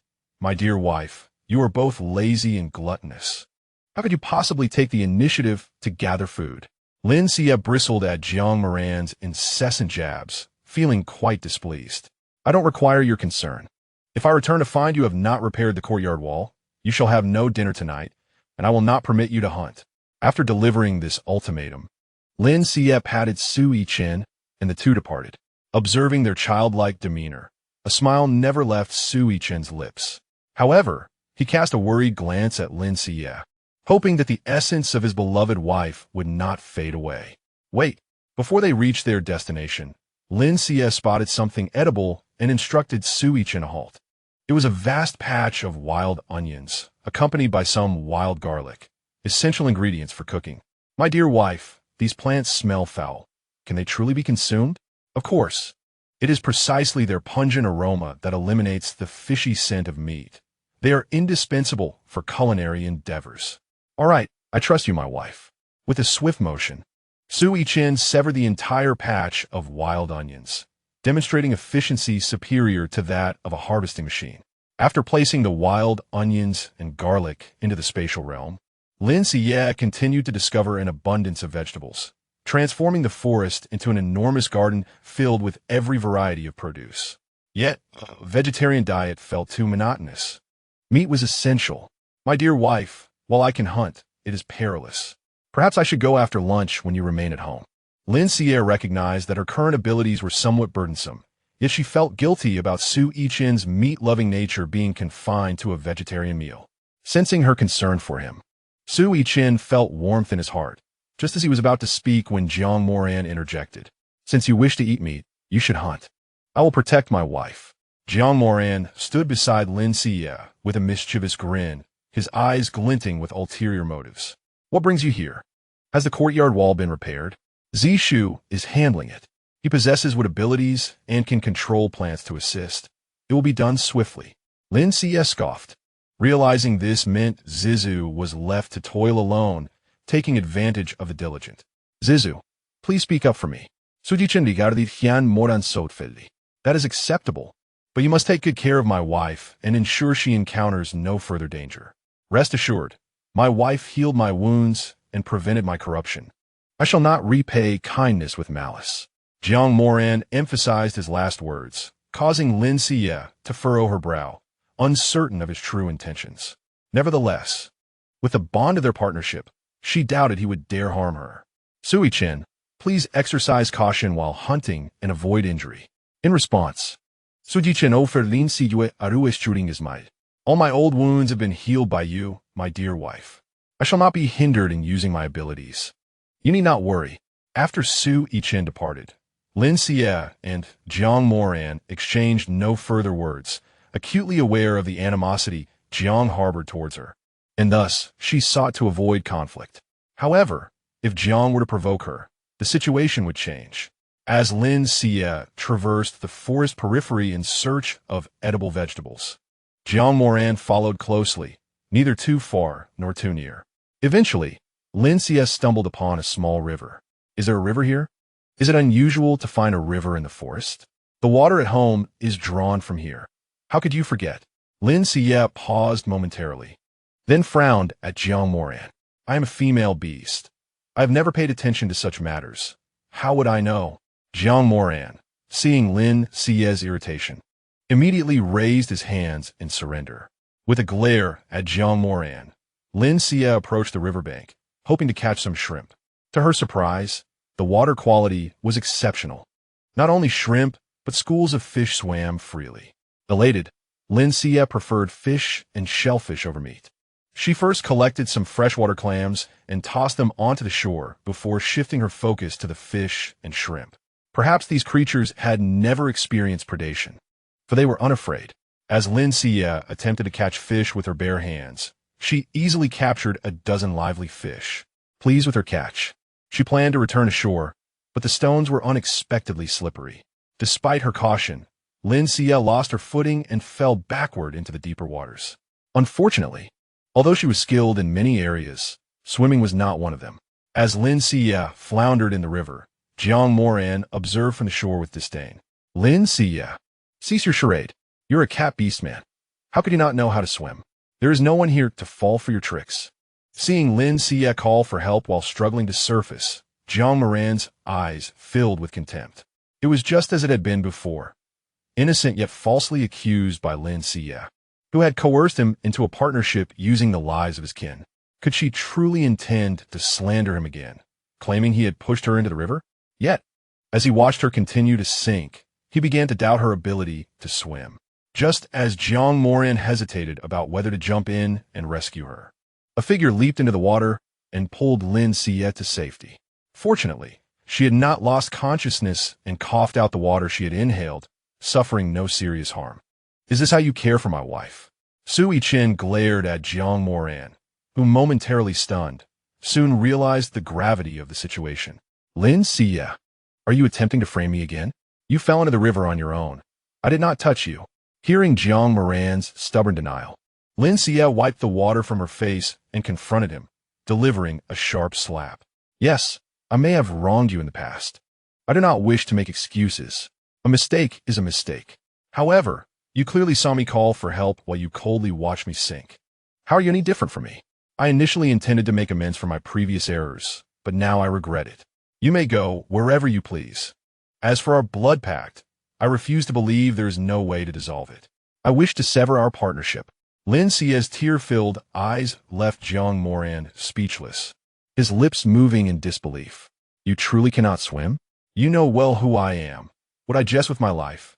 A gentle breeze swept by as Lin Xiyue crossed her arms, shivering from the chill of the river, despite it being the warm season.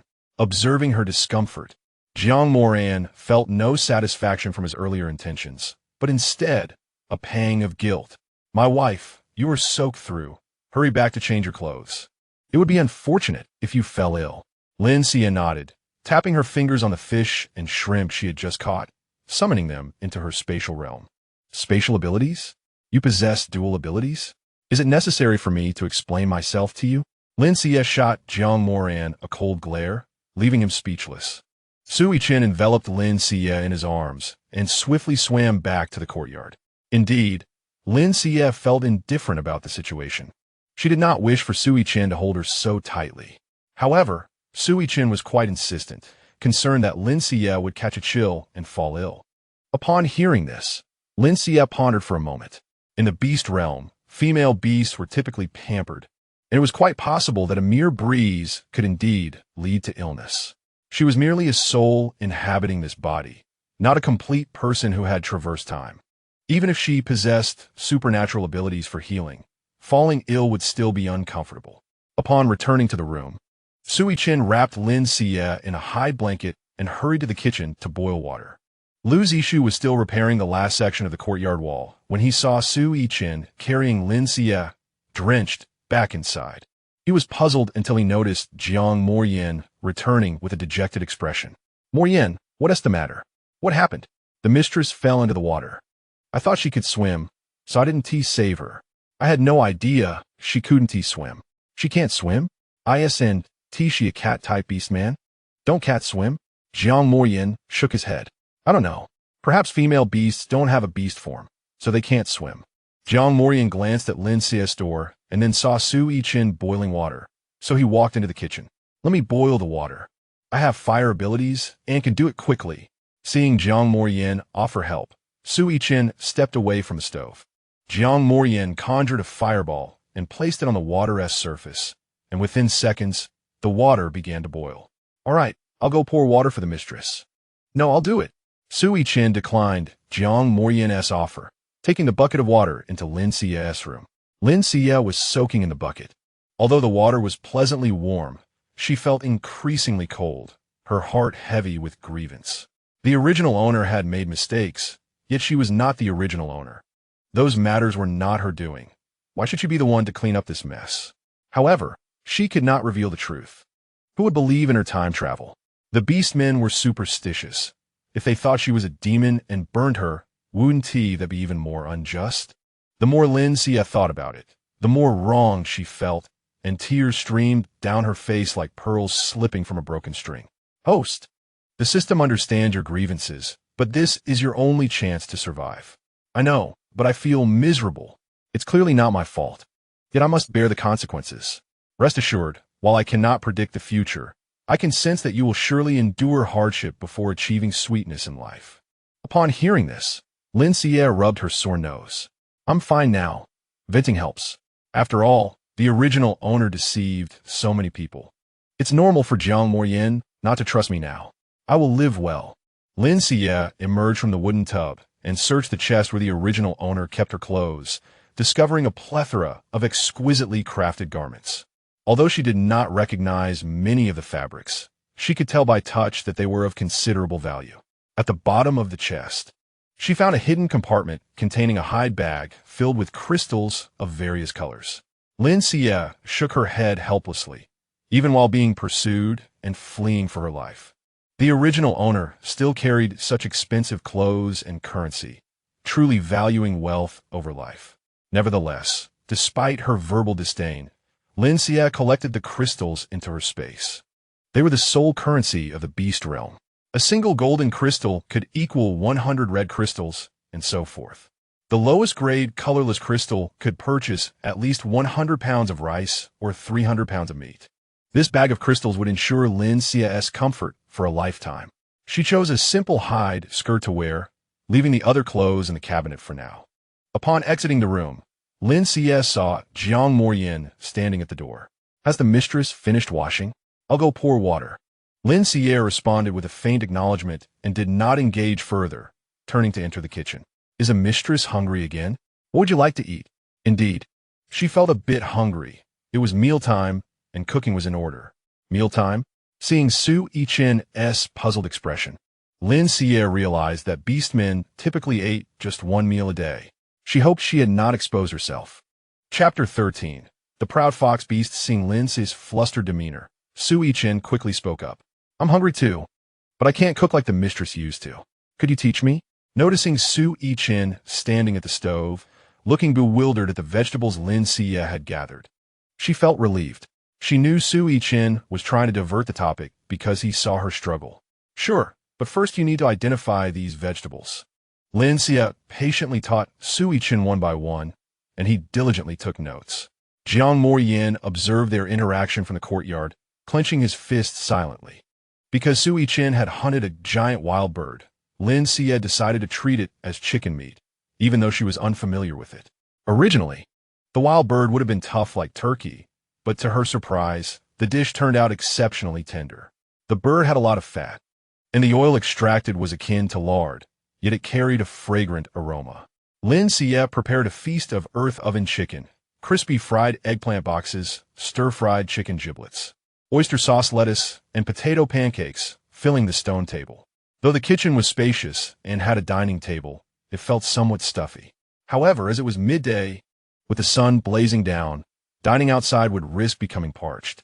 If the mistress wishes to eat outside, we can have Zishu set up a shade.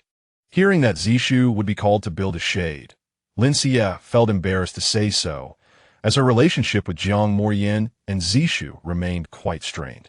Su Yichen seemed to see through Lin Xiyue's thoughts and took the initiative to find Zishu. Upon hearing this, Zishu glanced at Lin Xiyue and nodded. He then emitted a faint green light, causing vines to sprout around the stone table. The vines intertwined, rapidly growing upward, and in the blink of an eye, a gazebo was formed. Su Yichen smiled as he approached Lin Xiyue. Mistress, are you satisfied? Of course. Very satisfied. Lin Xiyue looked at Zishu and nodded her thanks. However, Zishu abruptly froze, lowering his head to avoid gazing at Lin Xiyue. Lin Xiyue sighed. It seemed that mending her relationship with her beast husband would be a long and arduous journey. Su Yichen brought the prepared dishes to the stone table, the quantity far exceeding what was needed for just the two of them. Su Yichen smirked, realizing that Lin Xiyue, despite her sharp tongue, had a heart of compassion. Indeed, Lin Xiyue placed 4 sets of bowls and chopsticks on the stone table, slowly speaking. You all have worked hard today. Let us sit down and eat together.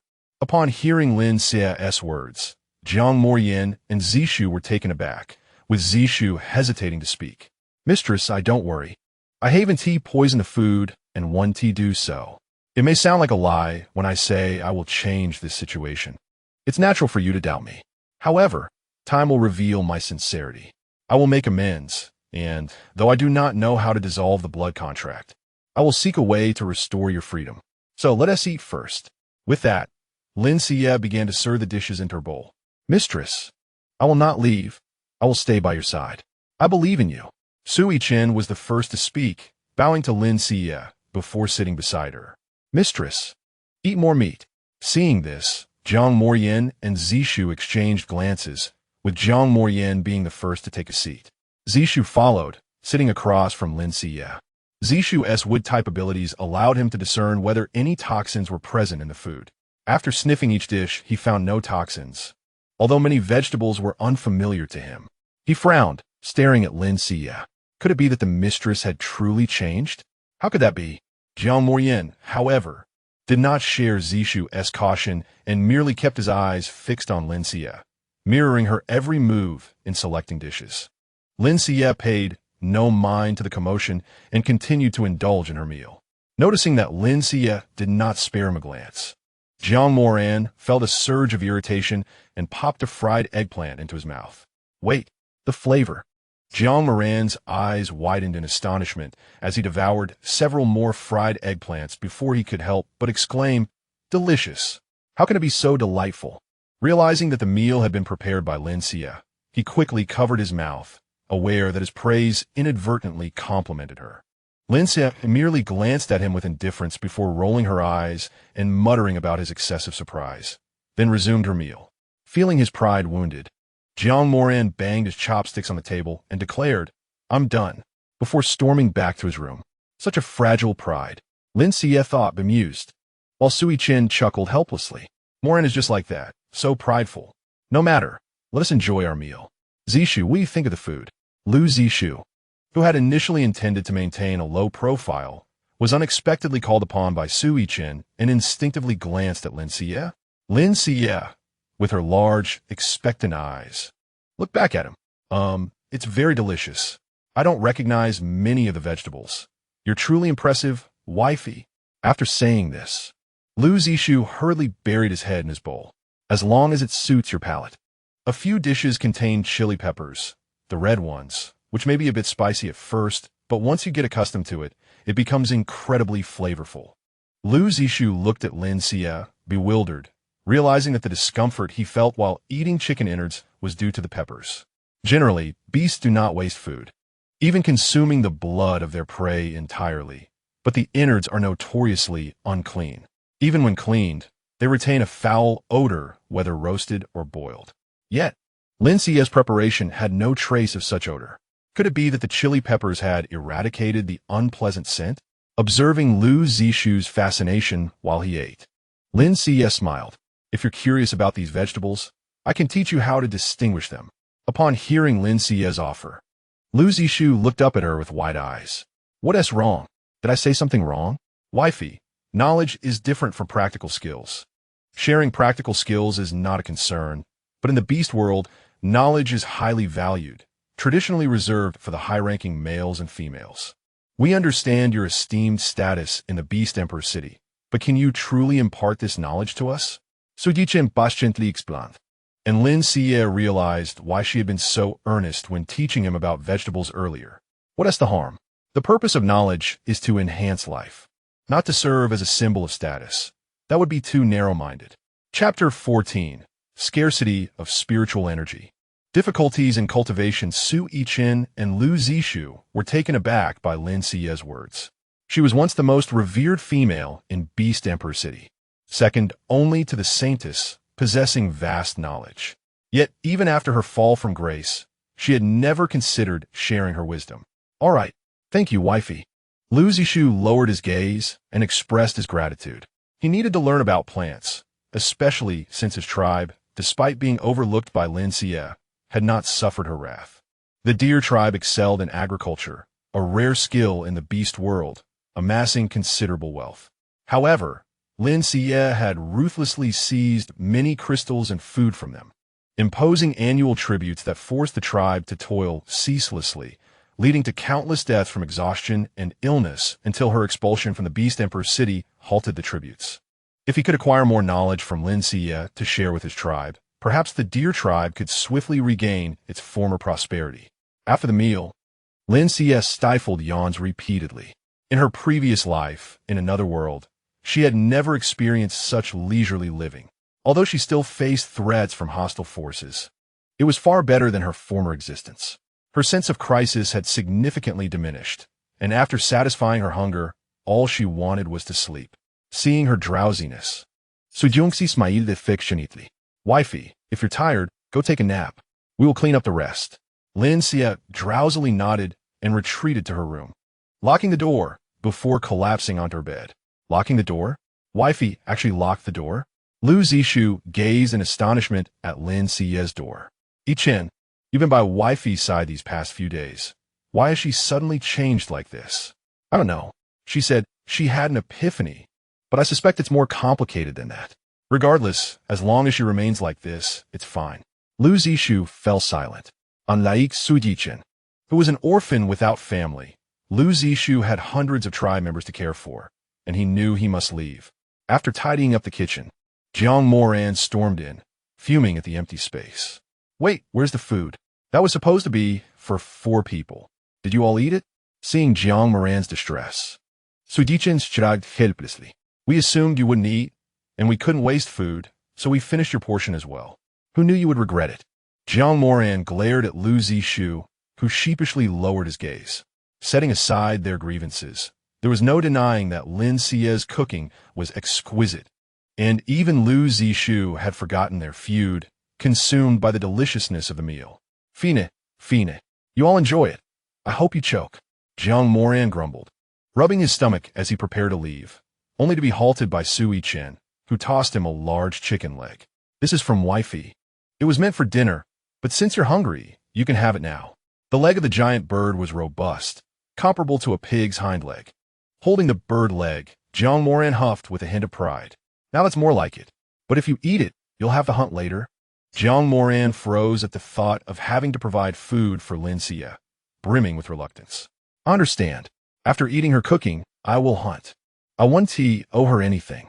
Beasts typically do not nap, so during Lin Xiyue's slumber, Sui Chen and the others either practiced their abilities or gathered firewood. When Lin Xiyue woke and stepped outside, she found Sui Chen and the others sitting cross-legged in the courtyard, surrounded by the luminous aura of their respective abilities. You know, their cultivation posture resembles that of immortals. Host, the beast world is quite similar to your original realm, but here, spiritual energy is largely deficient, making it rare for beasts to awaken abilities, hence their arduous journey of cultivation. Lin Xiyue was puzzled, but there is an abundance of food and resources here. It doesn't seem like a world lacking spiritual energy. Indeed, this is the issue the system wishes to address. The demonic energy in this world is more severe than in your original world, causing a reversal of good and evil. The demonic energy suppresses the overflow of spiritual energy, resulting in its scarcity. Moreover, the beast civilization is primitive. They are unaware of what spiritual energy even is, exacerbating the situation. The demonic creatures continuously encroach upon the beast's living space, making you, host, their savior.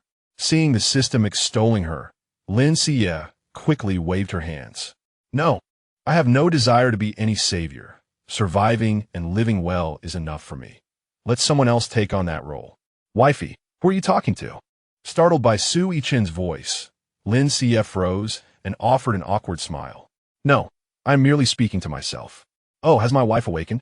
It's still early. Why not sleep a little longer? No, it's already quite late. If I sleep any longer, it will be dark. As Lin Xiyue and Sui Chen were conversing, Jiang Muran suddenly interjected, Wife, I'm going hunting. Lin Xiyue stared at Jiang Muran in astonishment. Is this not the person who has always disregarded me? Even when leaving home, he would not inform me. Why is he being so polite now? Lin Xiyue furrowed her brow and shifted slightly behind Sui Chen. Oh, fine. Then you may go. Farewell. Jiang Muran, displeased by Lin Xiyue's wary demeanor, found it perplexing since he had just spoken so naturally with Sui Chen. Why was there such a distance between him and her? With a huff, Jiang Muran turned to leave, and once he was gone, Lin Xiyue turned to Sui Chen. I wish to go into the forest to gather some bamboo. Could you accompany me? Just as Sui Chen was about to agree, Jiang Muran rushed back into the courtyard. I happen to be going hunting and can take my wife to gather bamboo. I know where the finest bamboo can be found. Thank you, but I do not require assistance. Lin Xiyue promptly declined without a second thought, and then turned to Sui Chen. Observing Lin Xiyue's refusal, Jiang Muran began to sulk like a petulant child. No, you do need my help. Recognizing this as an opportunity to diffuse the tension, Sui Chen concocted an excuse about needing to attend to matters at home, gently nudging Lin Xiyue to join Jiang Muran in the forest. Very well.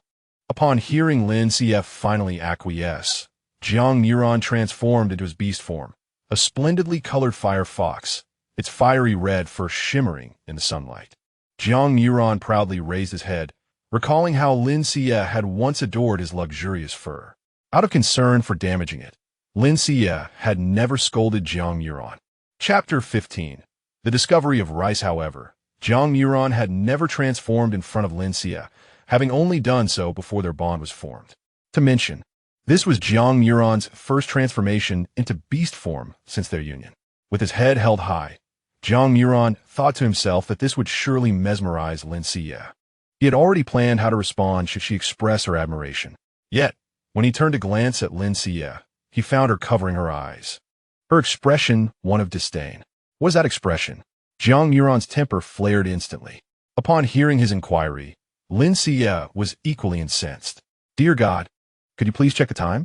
The sun is at its zenith, and your fur is reflecting light. Are you trying to blind me?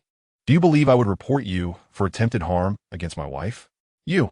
Jiang Muron was utterly taken aback by Lin Xiyue's reaction, speechless with indignation. Su Yichen, standing by, struggled to suppress his laughter. Muron, perhaps you should tone down your powers. The sun is already glaring, and you are indeed too dazzling. Lin Xiyue nodded vigorously, still shielding her eyes.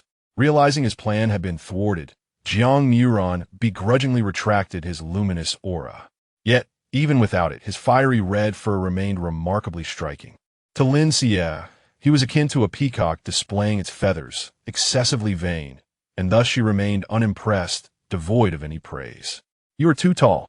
Lower yourself a bit. I cannot mount. Lin Xiyue commanded with a stern expression, but Jiang Muron remained obstinately proud, refusing to budge. Ultimately, it was Su Yichen who constructed an ice ladder with his powers, allowing Lin Xiyue to finally sit atop Jiang Muron's back. Yichen, thank you. Lin Xiyue turned, expressing her gratitude in a gentle tone. Thank you, but I cannot stand your pretentious demeanor. Jiang Muron felt an inexplicable surge of anger, and without waiting for Lin Xiyue to stabilize herself, he dashed off. Lin Xiyue was accustomed to riding horses. Riding a fox should not differ greatly. But Jiang Muron's sudden movement caught her off guard. Luckily, she grasped his fur, preventing her fall. In the courtyard, Su Yichen observed Lin Xiyue with concern, relieved when she gradually steadied herself. Zishu, the firewood at home is nearly prepared. Let us go hunting. Upon hearing this, Lu Zishu set down his axe and nodded. However, he hesitated, seemingly wanting to ask something, but ultimately refrained. Never mind, I shall observe for now. Jiang Muron led Lin Xiyue through the forest, initially filled with her panicked shrieks, gradually transitioning to excitement, culminating in her exclamation of "Giddy up!" Jiang Muron immediately halted, transforming back into human form without warning. Lin Xiyue, maintaining her riding posture, plummeted to the ground. Are you out of your mind? You can't even notify me before changing back? You nearly broke my neck. And you are angry? What did you mean by giddy up? Do you think I am a horse? Upon hearing Jiang Muron's words, Lin Xiyue raised an eyebrow. Oh, so you can understand? I thought you were oblivious. Noticing Lin Xiyue's lack of remorse, and her smile only fueled Jiang Muron's ire, causing his ears to twitch with frustration. Aware she should temper her teasing, Lin Xiyue approached Jiang Muron and gently patted his shoulder. All right, I shall not anger you. If you dislike it, I can refrain from calling out giddy up in the future. Now, let's get to work, and I shall prepare a delicious fish for you this evening as compensation. Fish? Jiang Muron's ears perked up at the mention. Like most canine and feline beastmen, he relished fish. However, Lin Xiyue had previously prohibited their consumption due to her aversion to the scent. Consequently, he never allowed the beastmen to bring fish home. Even if Jiang Muron had indulged in fish outside, any hint of the smell would result in his expulsion from their home until the scent dissipated. Often, he would return home smelling of fish, intentionally annoying Lin Xiyue. Despite the inevitable punishment, Jiang Muron delighted in her discomfort. But now, Lin Xiyue was offering to cook fish for him.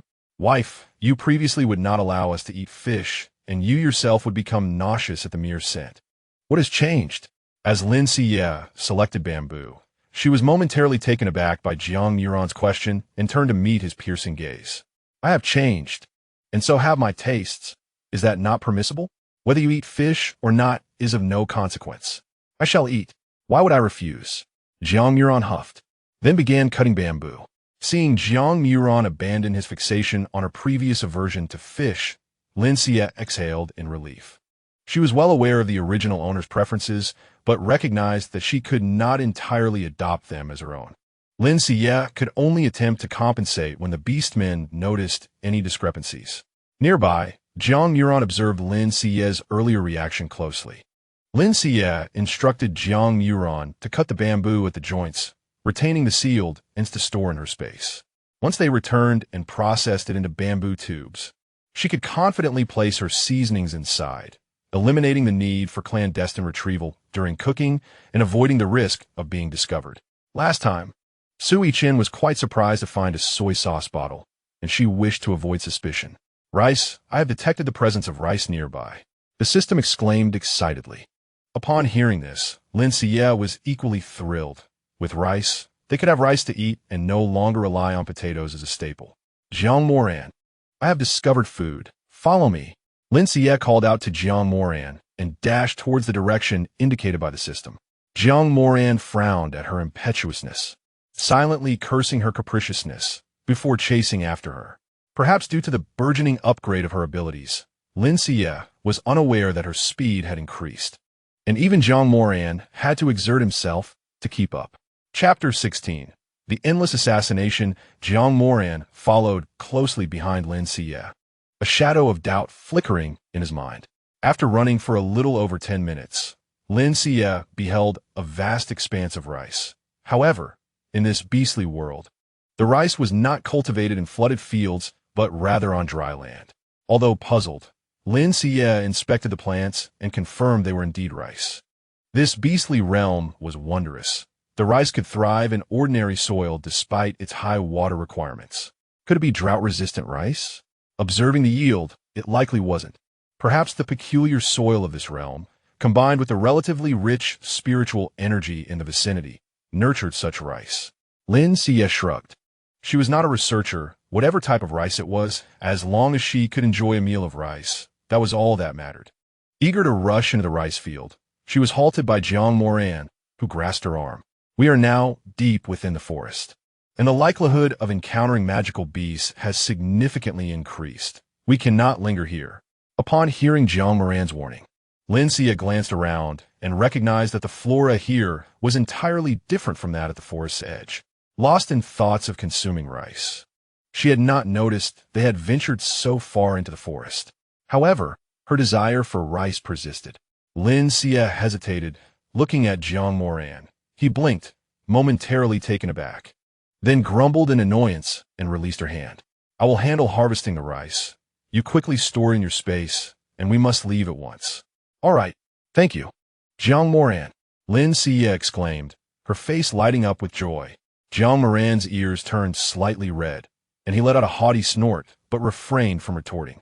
The beastmen valued their forest environment highly, and since Jiang Moran's ability was fire-based, using his powers to harvest rice could incite a fire hazard. Thus, he transformed into his beast form and used his claws to cut the rice, astonishingly matching the speed of using his abilities. Once Jiang Moran finished harvesting all the rice and turned to Lin Xiyue, he found her standing there with a grave expression. Just as Jiang Moran was about to scold Lin Xiyue for being lazy, an ominous beastman appeared behind her, his clawed hand poised threateningly against her throat. Who are you? Let her go. Jiang Moran glared fiercely at the beastman, who reacted as though he had heard an amusing joke. Let her go? Did I hear you correctly? Haven't you always wished for her demise? Aren't I doing you a favor by eliminating her? Jiang Moran's fists clenched, veins bulging, as he gritted his teeth and spoke. This is bad. Oh, yes. How could I forget? You two are bound by a blood contract. If this female beast dies, you'll perish as well. How fortuitous. For our Lord is quite fond of you. Why not accompany me back? Our Lord will surely find a way to dissolve your blood contract. And then the means of this female beast's demise will be yours to decide. Your Lord? Who is that? You need not know that now. You only need to answer. Will you come with me? Jiang Moran scrutinized the beastman. They were of equal rank, and if he were at his peak, he would not fear this foe. However, years of torment from Lin Xiyue had left him with numerous internal injuries. Although Lin Xiyue had healed him last time, it merely purified the demonic energy. Defeating the beastman without harming Lin Xiyue was nearly impossible. Noticing Jiang Moran's silence, Lin Xiyue's brow furrowed. Could Jiang Moran truly be swayed? It appeared she must take matters into her own hands. System, aside from this beast man, are there any other assassins nearby? No, the system responded. A smirk crept onto Lin Xiyue's lips. Was this the arrogance of the adept? Concentrating her abilities at her fingertips, she gradually transformed them into an exquisitely fine needle and, while the beast man was distracted, shot it into his elbow. The essence of healing abilities is to mend all things. Thus, they possess no offensive power. Even if Lin Xiyue transformed her abilities into a needle, it could only temporarily immobilize the beast man, as long as Jiang Moran did not attack her. This brief paralysis would suffice for Lin Xiyue to escape. However, as Lin Xiyue launched her silver needle, Jiang Moran also sprang into action. Seeing this, Lin Xiyue attempted to evade, only to hear Jiang Moran shout, "Do not move." Then, Lin Xiyue witnessed a flame pierce through the beastman's head, causing him to collapse lifelessly to the ground. She gazed in horror at the lifeless beastman. Disbelief etched across her face. She had assumed Jiang Moran intended to attack her. In truth, even if Jiang Moran had been swayed by the beastman and sought her demise, Lin Xiyue would not have held it against him. Ultimately, it was the original owner's fault, but the thought of Sui Chen being implicated stirred her compassion. Lin Xiyue turned to inquire why Jiang Moran had saved her, only to find herself suddenly lifted off the ground and whisked away. Just as she departed, the beastman's body erupted violently, and every plant touched by the debris was corroded and dissolved. This was a secret assassination organization from the Beast Emperor city. All its members were administered poison from a young age, and the longer they ingested it, the greater the amount, until they ultimately transformed into poison-laden beings. Each month, they consumed a specific antidote to control their internal toxins, but if they perished during a mission, their bodies could no longer contain the violent toxins, resulting in explosive demise. As witnessed moments ago, how ruthless! Although Lin Xiyue had encountered many similar assassination organizations in her original world, this one was far more formidable.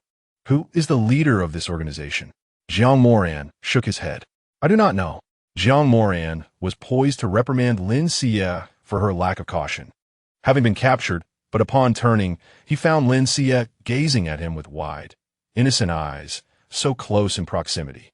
It dawned on him that he was still holding her. Perhaps out of panic, he abruptly pushed her away. Lin Xiyue stumbled and fell to the ground. Jiang Moran, seeing this, wanted to assist her, but hesitated, frowning as he restrained himself. Forget it. The worst that could happen is being punished by Lin Xiyue under the scorching sun, which is not the first time. It's far better than being stripped and plunged into icy water during winter. Thank you. All right, I will accept my punishment later. What did you just say? Lin Xiyue stood up, dusting off the dirt from her bee-skin skirt, looking at Jiang Moran without a trace of blame. I said thank you. Thank you for saving me just now twice. Lin Xiyue smiled sincerely. I must admit, I was quite surprised. I thought you were going to attack me. Nevertheless, thank you. Enough. Stop pretending. You actually express gratitude? How could you possibly be grateful to anyone? Chapter 17. Summer and barbecue are the perfect pair. Jiang Moran's reaction was quite intense as he bellowed at Lin Xiyue, tears welling in his eyes. Lin Xiyue understood the reason behind his outburst and slowly averted her gaze. I know you despise me. If it weren't for me, the Fox clan would not have been so deeply misunderstood, nor would they have faced persecution. I do not seek to justify myself.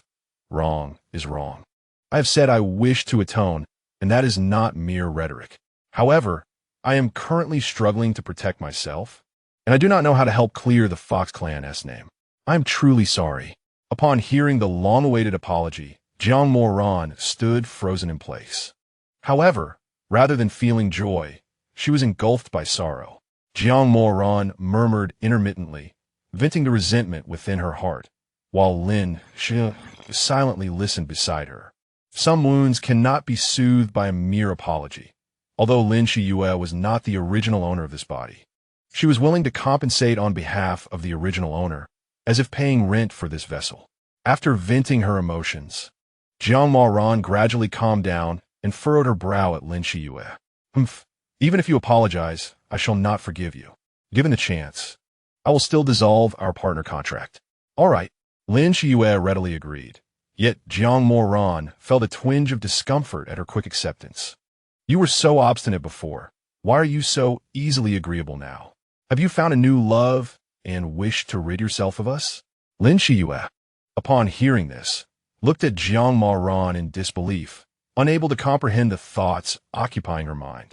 Did you not say you wanted to dissolve the partner relationship? I agreed, and yet you are still unhappy. Jiang Moran narrowed her eyes at Lin Xiyue. Sometimes, I doubt you are truly Lin Xiyue.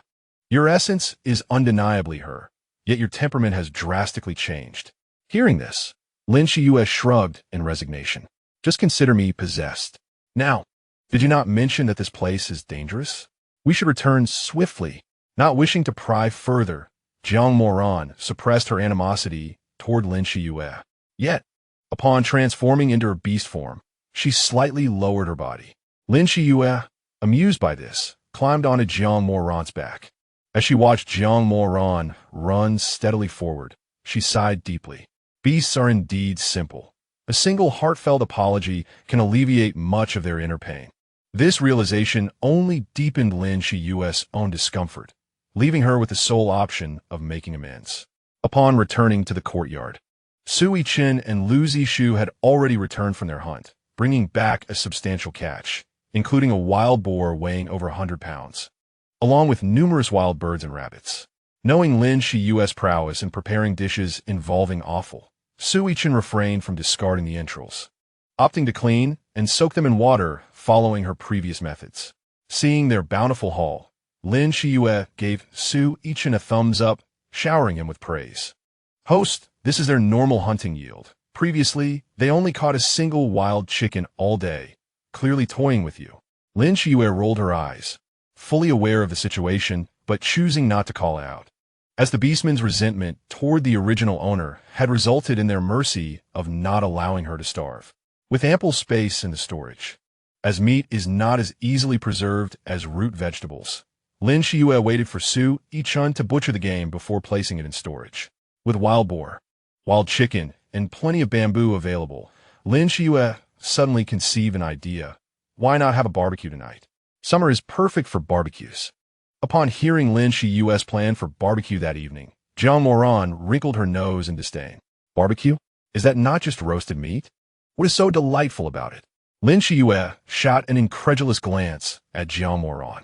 Oh, you couldn't be more mistaken. Just you wait. Go peel some bamboo into skewers, for I shall be preparing meat skewers. Lin Xiyue diced the pork and wild bird meat into bite-sized pieces, pairing the more pungent cuts with wild onions on skewers. She also crafted a secret marinade, allowing the pork belly to marinate for half an hour before skewering it. And even before grilling, the enticing aroma began to waft through the air. As for the wild rabbits and birds, they were skewered whole and generously coated in sauce for roasting, and Lin Xiyue naturally did not forget the grilled fish she promised Jiang Moran. Soon, the air was filled with the delightful scent of roasting meat. Mistress, it smells divine. We have never encountered such fragrant barbecue before. Sui Chen sat beside Lin Xiyue, his face brimming with anticipation, while Lu Zishu exhibited less enthusiasm for the skewers, instead curious about the flavor of the grilled vegetables. Although Jiang Moran remained silent, her gaze was fixed intently on the fish on the grill, practically yearning to snatch it away and devour it. Noticing everyone's impatience, Lin Xiyue placed the cooked skewers onto a plate. All right, it's time to eat.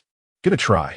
As soon as Lin Xiyue finished speaking, Jiang Moran lunged for a grilled fish, its surface coated in sauce that perfectly masked the fishy odor. With one bite, the juices burst forth, crispy on the outside and tender within, causing Jiang Moran's eyes to light up suddenly. Delicious. Is it not delightful? Jiang Moran nodded excitedly. Yet her expression quickly stiffened as she returned to ignoring Lin Xiyue. Understanding that Jiang Moran was merely being obstinate, Lin Xiyue chuckled softly, choosing not to comment further. It smells so good, does it not? Upon hearing someone remark on the delightful aroma, Lin Xiyue instinctively responded, only to realize that the voice did not belong to Sui Chen or the others. Turning towards the sound, they discovered a small girl peeking curiously through the door. Upon noticing Lin Xiyue's gaze, the little girl hurriedly ducked aside, revealing only her wide eyes as she cautiously observed Lin Xiyue. Seeing the little girl's demure demeanor, Lin Xiyue approached her slowly and crouched down. "Have you eaten?" The little girl timidly regarded Lin Xiyue, shaking her head. "I had lunch earlier." Lin Xiyue smiled upon hearing this. "Then you must be hungry now. Would you like to come in and eat with your older brothers and sisters?" The little girl blinked, sensing Lin Xiyue's kindness, and slowly stepped forward. Lin Xiyue then noticed the girl had a pair of wolf ears and a fluffy tail, resembling a plush toy, utterly adorable.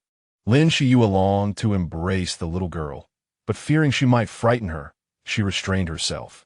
"Come, sister will take you to enjoy some delicious barbecue." The little girl glanced at the skewers, her nose twitching, and followed Lin Xiyue to the fire. "Little sister, if you wish to taste my barbecue, you must exchange something." Chapter 18.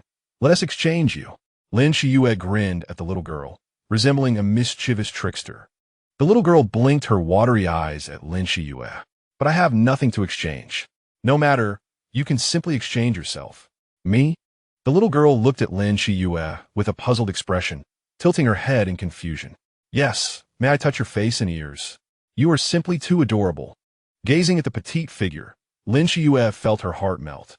Hearing Lin Xiyue's compliment, the little girl shyly lowered her head, softly responding with a quiet "All right then, but if you touch my ears I might sneeze, so be gentle," with the little girl's consent. Lin Xiyue rubbed her hands together and lightly touched the girl's ears, which quivered like a cat's. Unable to contain her excitement, Lin Xiyue scooped the little girl into her arms and playfully ruffled her hair. "You're truly too cute." The little girl protested softly while being held. "You promised to only touch my face and ears." Lin Xiyue disregarded the girl's objections, holding her tightly. "Ruru, let go of my precious." Suddenly, a shrill scream pierced the air, and before Lin Xiyue could react, the little girl was snatched away from her embrace. A female beast stood protectively in front of the girl, regarding Lin Xiyue with vigilance. "Who are you?" Lin Xiyue recognized the female beast as a neighbor of the original owner, though they had never interacted before. "Ruru, are you all right?" The female beast anxiously checked on the little girl. "Mom, Ruru is fine. This sister is a good person." She offered Ruru delicious barbecue. Upon hearing Ro's words, the female beast gazed quizzically at Lin Xiyue. As Lin Xiyue's neighbor, how could she be unaware of Lin Xiyue's circumstances? Moreover, the sounds of reprimands often emanated from Lin Xiyue's abode, leading everyone to deem her a malevolent outsider. No one wished to befriend Lin Xiyue, who rarely ventured outside, let alone interact with other beastmen. "So, this is your daughter? My apologies. I was overwhelmed by her cuteness and couldn't help but embrace her. I meant her no harm. Please believe me." Understanding a mother's anxiety for her child, Lin Xiyue hastily explained, acknowledging her own rashness. How could she have overlooked the possibility that the child might belong to someone else? It was only right to locate the child's parents first. Noticing that Lin Xiyue appeared devoid of malice, the female beast slightly relaxed her guard. "I apologize. I was just too excited," she said, attempting to lead the little girl away. Yet the child lingered, her eyes fixed on the skewers in Lin Xiyue's plate. "Wait!" Lin Xiyue called out to the female beast, extending the plate towards her. "I promised Ro some roasted meat. I cannot go back on my word. Please take this back for her." Seeing the skewer she longed for, Ro leaped with joy. "Thank you, sister. I will wash the plate and return it to you once I'm done." "Mother, let's hurry back to eat. This sister's roasted meat is so delicious." The female beast was still dazed, unable to comprehend Lin Xiyue's intentions, as Ro tugged her away. Witnessing Ro's happiness brought a smile to Lin Xiyue's face, but as she turned, she met Jiang Moran's resentful gaze. "You gave away my grilled fish. What shall I eat now? You promised me fish." Lin Xiyue felt speechless. How could someone be so jealous over a child? That little girl is truly adorable. But why does she possess ears and a tail? Can't she revert to normal? Before reaching adulthood, young beastmen struggle to control their beast forms, often appearing in a hybrid state. "Wife, you were the same way when you were little. Have you forgotten?" Upon hearing Sui Chen's words, Lin Xiyue paused momentarily. "Oh, I have been an adult for quite some time. I completely forgot." Lin Xiyue was uncertain whether the beastmen enjoyed the barbecue, but she herself was genuinely pleased. Since her arrival in this world, she had never gone hungry, unlike her previous existence where she often endured hunger. After satisfying her appetite, Lin Xiyue entrusted the cleaning to Sui Chen and returned to her room for a bath. She was quite particular about cleanliness. She could never fall asleep with the lingering scent of barbecue on her. Once Lin Xiyue entered her room, Jiang Moran approached Sui Chen under the pretext of washing the dishes. Chen, I recall how you accompanied the wife during her upbringing, yet your demeanor towards her was once rather cold. Now, you suddenly exhibit such tenderness. Have you discovered something? Sui Chen, unfazed by the inquiry, continued washing the dishes without pause. Why do you say that? It was apparent to anyone that something was amiss. I suspect the wife is merely pretending, surely plotting something. Yet, it has been several days, and given her temperament, she cannot maintain this facade for long. Hence, I ponder whether the current wife remains the same as before. Upon hearing Jiang Moran's last statement, Sui Chen's hands froze momentarily. Noticing Sui Chen's unusual reaction, Jiang Moran narrowed his eyes. It seems you've already realized, which is why you told us the wife has changed, correct? Indeed. Although I was rescued by adults at a young age, I spent most of my time in military training, having little contact with the wife's former demeanor. I cannot ascertain whether she has reverted to her previous self or she has become someone entirely different. This situation is too peculiar for me to be certain. However, if the wife remains as she is now, I am willing to follow her. Sui Chen gazed gently at Lin Xiyue's door, while Jiang Moran remained silent, refraining from outright rejection as he had before. Sui Chen understood that he differed from Jiang Moran, as he had volunteered to be Lin Xiyue's beast husband out of gratitude. Yet, others had been compelled to bond with her. Even if Jiang Moran was aware of the situation, he still wished to leave, and Sui Chen could empathize. He believed he could care for Lin Xiyue well, even if he were the only one. After a refreshing sleep, Lin Xiyue woke and spread the rice she had harvested the previous day in the courtyard to dry. Once fully dried, she could begin the husking process. The thought of savoring fragrant rice today filled her with joy. What is this rice? How could there be so much? As Lu Zixu emerged from her room, she beheld the courtyard brimming with rice. Hearing Lu Zixu's inquiry, Lin Xiyue was about to respond when Lu Zixu excitedly grasped her shoulders. You must have pilfered this from that tribe. Chapter 19. Misunderstanding. Lin Xiyue was somewhat taken aback by Lu Zixu's sudden outburst. Hearing the commotion, Sui Chen rushed out of the room and pushed Lu Zixu away, allowing Lin Xiyue to regain her composure. Zixu, have you lost your mind? Lu Zixu glared at Lin Xiyue, pointing at the rice on the ground. Am I mad? I would say, wife, you have not changed your ways. You've sunk to this level, yet you still contemplate raiding another tribe for rice to eat. Raid? This is what I saw while Jiang Moran and I were in the bamboo forest cutting bamboo yesterday. Could this be cultivated by another tribe in the forest? Lin Xiyue had only thought of the delicious rice on the horizon and had not considered that it might belong to someone else. Impossible. We have already reached the heart of the forest. Even if herbivorous beastmen were to cultivate crops, they would only do so along the forest's edge. Herbivorous beastmen lack claws and fangs. If they were to clear land in the forest's center, the risk would be too great. Therefore, this rice must indeed be wild. Zixu, you have truly misunderstood the wife this time. Jiang Moran, having heard the commotion, emerged from a room to hear Lu Zixu accusing Lin Xiyue of theft and could not help but interject. Upon hearing Jiang Moran's explanation, Lu Zixu looked at him in disbelief, as if he had just delivered terrible news. Moran, now even you speak in her defense? Have you forgotten the fate of your tribe? Jiang Moran furrowed his brow at her words. I have not forgotten, nor will I ever forget. However, we must remain objective. You have indeed misunderstood this matter. Lu Zixu took a step back, as the sight of the rice triggered her sensitive memories. The images of her kin being forced to cultivate rice, one by one falling in the fields, flashed before her eyes. She glared fiercely at Lin Xiyue, wishing she could carve out a hole in her. This was the first time Lin Xiyue had witnessed such a fierce expression from Lu Zixu, causing her heart to tremble. Fine, you all protect her and have forgotten your hatred, but I will not forget. With that, Lu Zixu turned and dashed into the forest, disappearing in an instant. Wife, Zishu, it's fine, I understand. Ultimately, it's my fault.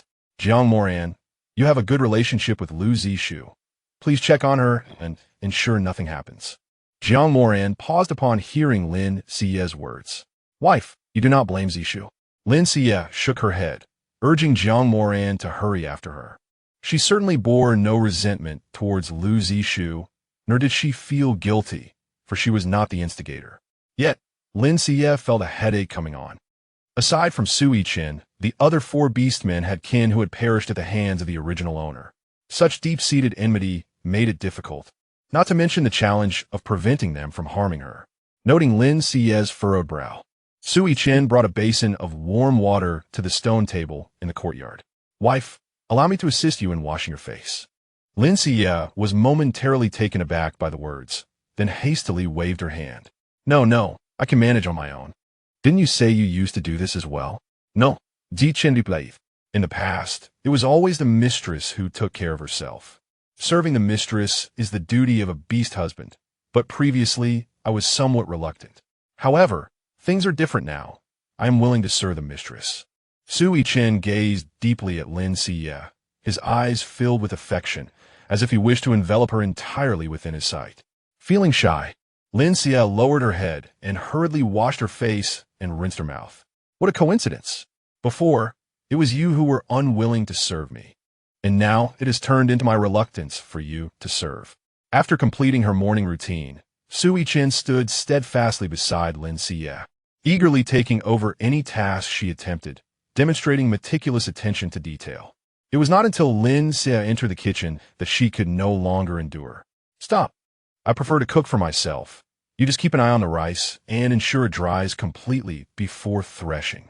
Sui Chen obediently bowed slightly and returned to the yard to watch the rice. Lin Xiyue let out a sigh of relief, quickly preparing a simple breakfast and setting aside portions for Jiang Moran and Lu Zishu before calling Sui Chen to eat. Is anyone home? Just as she was about to eat, Lin Xiyue heard a timid voice. Stepping out of the kitchen, she saw the mother of the little girl from yesterday peering cautiously at the doorway. Lin Xiyue smiled, noticing the similarities between the mother and daughter. The little girl had displayed the same anxious demeanor the night before. Hello, what brings you here? Lin Xiyue greeted with a smile, observing the scar on her face, causing the she-beast to shrink back a bit in fear.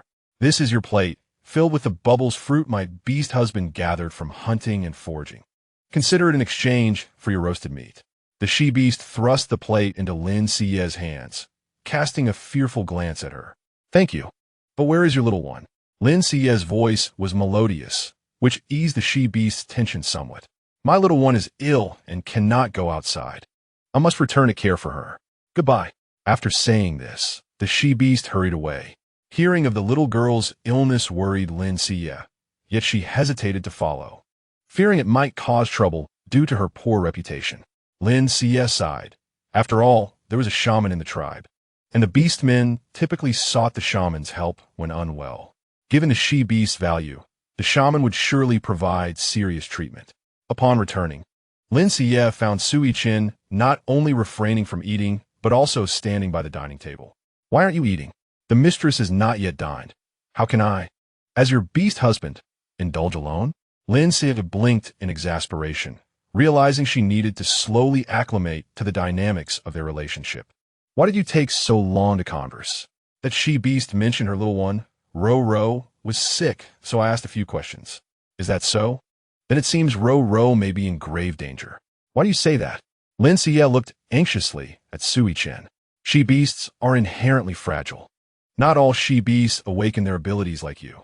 Without the protection of such powers, recovery from illness is exceedingly difficult. But isn't there mental energy?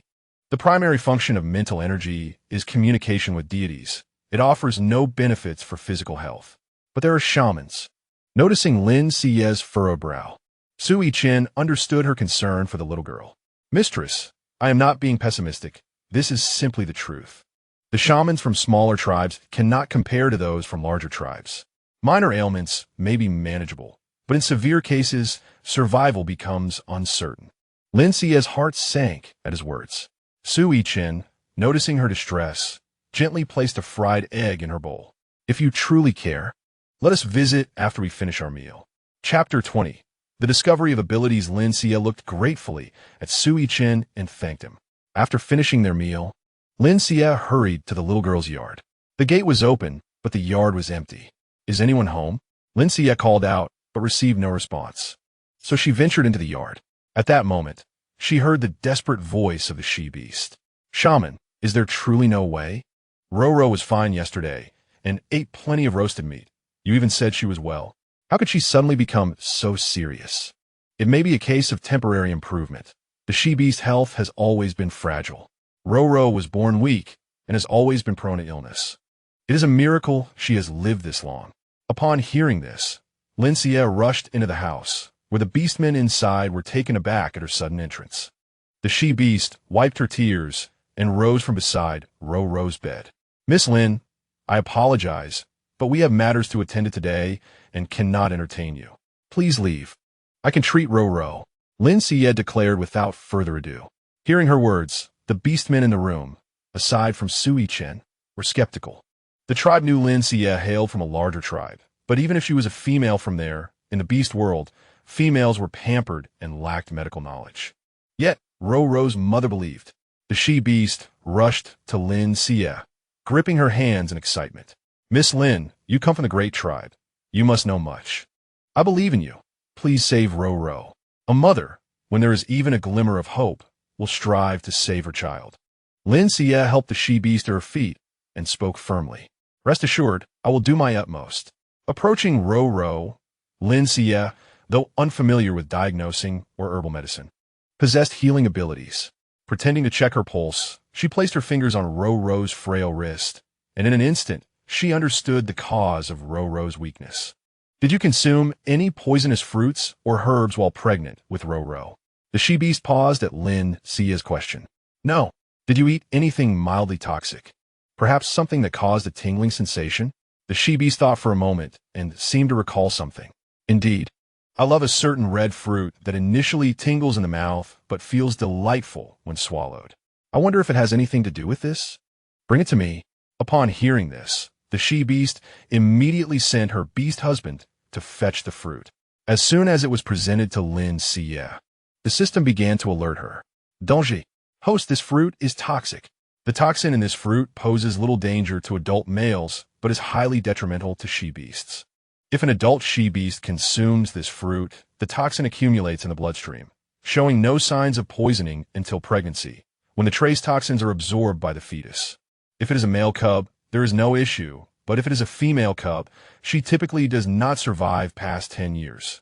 Lin Xiyue narrowed her eyes upon hearing this, turning to the she-beast. This is it. This fruit is indeed toxic. The beast man holding the fruit trembled, causing it to drop to the ground. No way. This fruit is consumed not only by us but also by others in the tribe, yet no one has been harmed. Though this fruit is mildly toxic to adult beastmen, it poses a significant threat to she-beasts during pregnancy. Once pregnant, the trace toxins in the bloodstream are absorbed by the offspring. Male cubs are robust and thus unharmed, but female cubs, being inherently weak, can succumb to even the slightest toxin. The tingling sensation upon ingestion is a characteristic of its toxicity. Upon hearing Lin Xiyue's words, the she-beast fell to her knees. It is all my fault. I have harmed my cub. The beastmen surrounding the she-beast embraced her tenderly, though female cubs are precious. The devotion of the beastmen to their mistress takes precedence. Do not worry. I am here. Lin Xiyue smiled gently at Roro, placing her hand on the soft belly of the creature. A faint, soothing glow of healing energy emanated from her palm, enveloping Roro's petite form. The bear tribe was a small community, where both the female beasts and their beast husbands were indigenous. Due to their limited exposure and the fact that the male beasts had not awakened any extraordinary abilities, they regarded this miraculous scene as a testament to Lin Xiyue's powerful mental prowess, believing she was communicating with the divine. However, the shaman recognized the truth. The shaman stared intently at Lin Xiyue's hand, realizing that the healing power she exhibited was a rare ability that had long been thought lost. The question lingered. How could such a gift manifest in a female beast? Sui Chen noticed the shaman's unusual behavior and remained vigilant, though the shaman said nothing further, merely standing quietly. Minutes later, the green light faded, and Ro slowly awoke. Upon seeing Lin Xiyue gazing at her, Ro expressed her surprise. "Sister, are you here to fetch the plate?" Hearing Ro's voice, the female beast wept as she embraced her tightly. Understanding that this family would need a moment to process their emotions, Lin Xiyue quietly departed. Just as she exited the courtyard, the shaman rushed after her. "Miss Lin, may I have a moment of your time?" Lin Xiyue was not naive. Having just used her extraordinary ability, she knew someone would notice. The shaman's request confirmed his awareness. "All right, let us converse at my home." Upon returning to the courtyard, Sui Chen set up a barrier with his powers and positioned himself protectively behind Lin Xiyue, his gaze directed warily at the shaman. "Miss Lin, please accept me as your disciple." The shaman bowed deeply, his words leaving Lin Xiyue and Sui Chen utterly astonished. "Is this why you insisted on finding a quiet place to speak?" The shaman looked up, his eyes burning with intensity. "Indeed, I have discerned that you have awakened your extraordinary ability, but fear not, I shall keep this secret." "Why?" Lin Xiyue inquired. "The bear tribe is the most remote in the beast realm, frequently besieged by magical beasts. I have a passion for healing and have studied in a larger tribe to improve our community.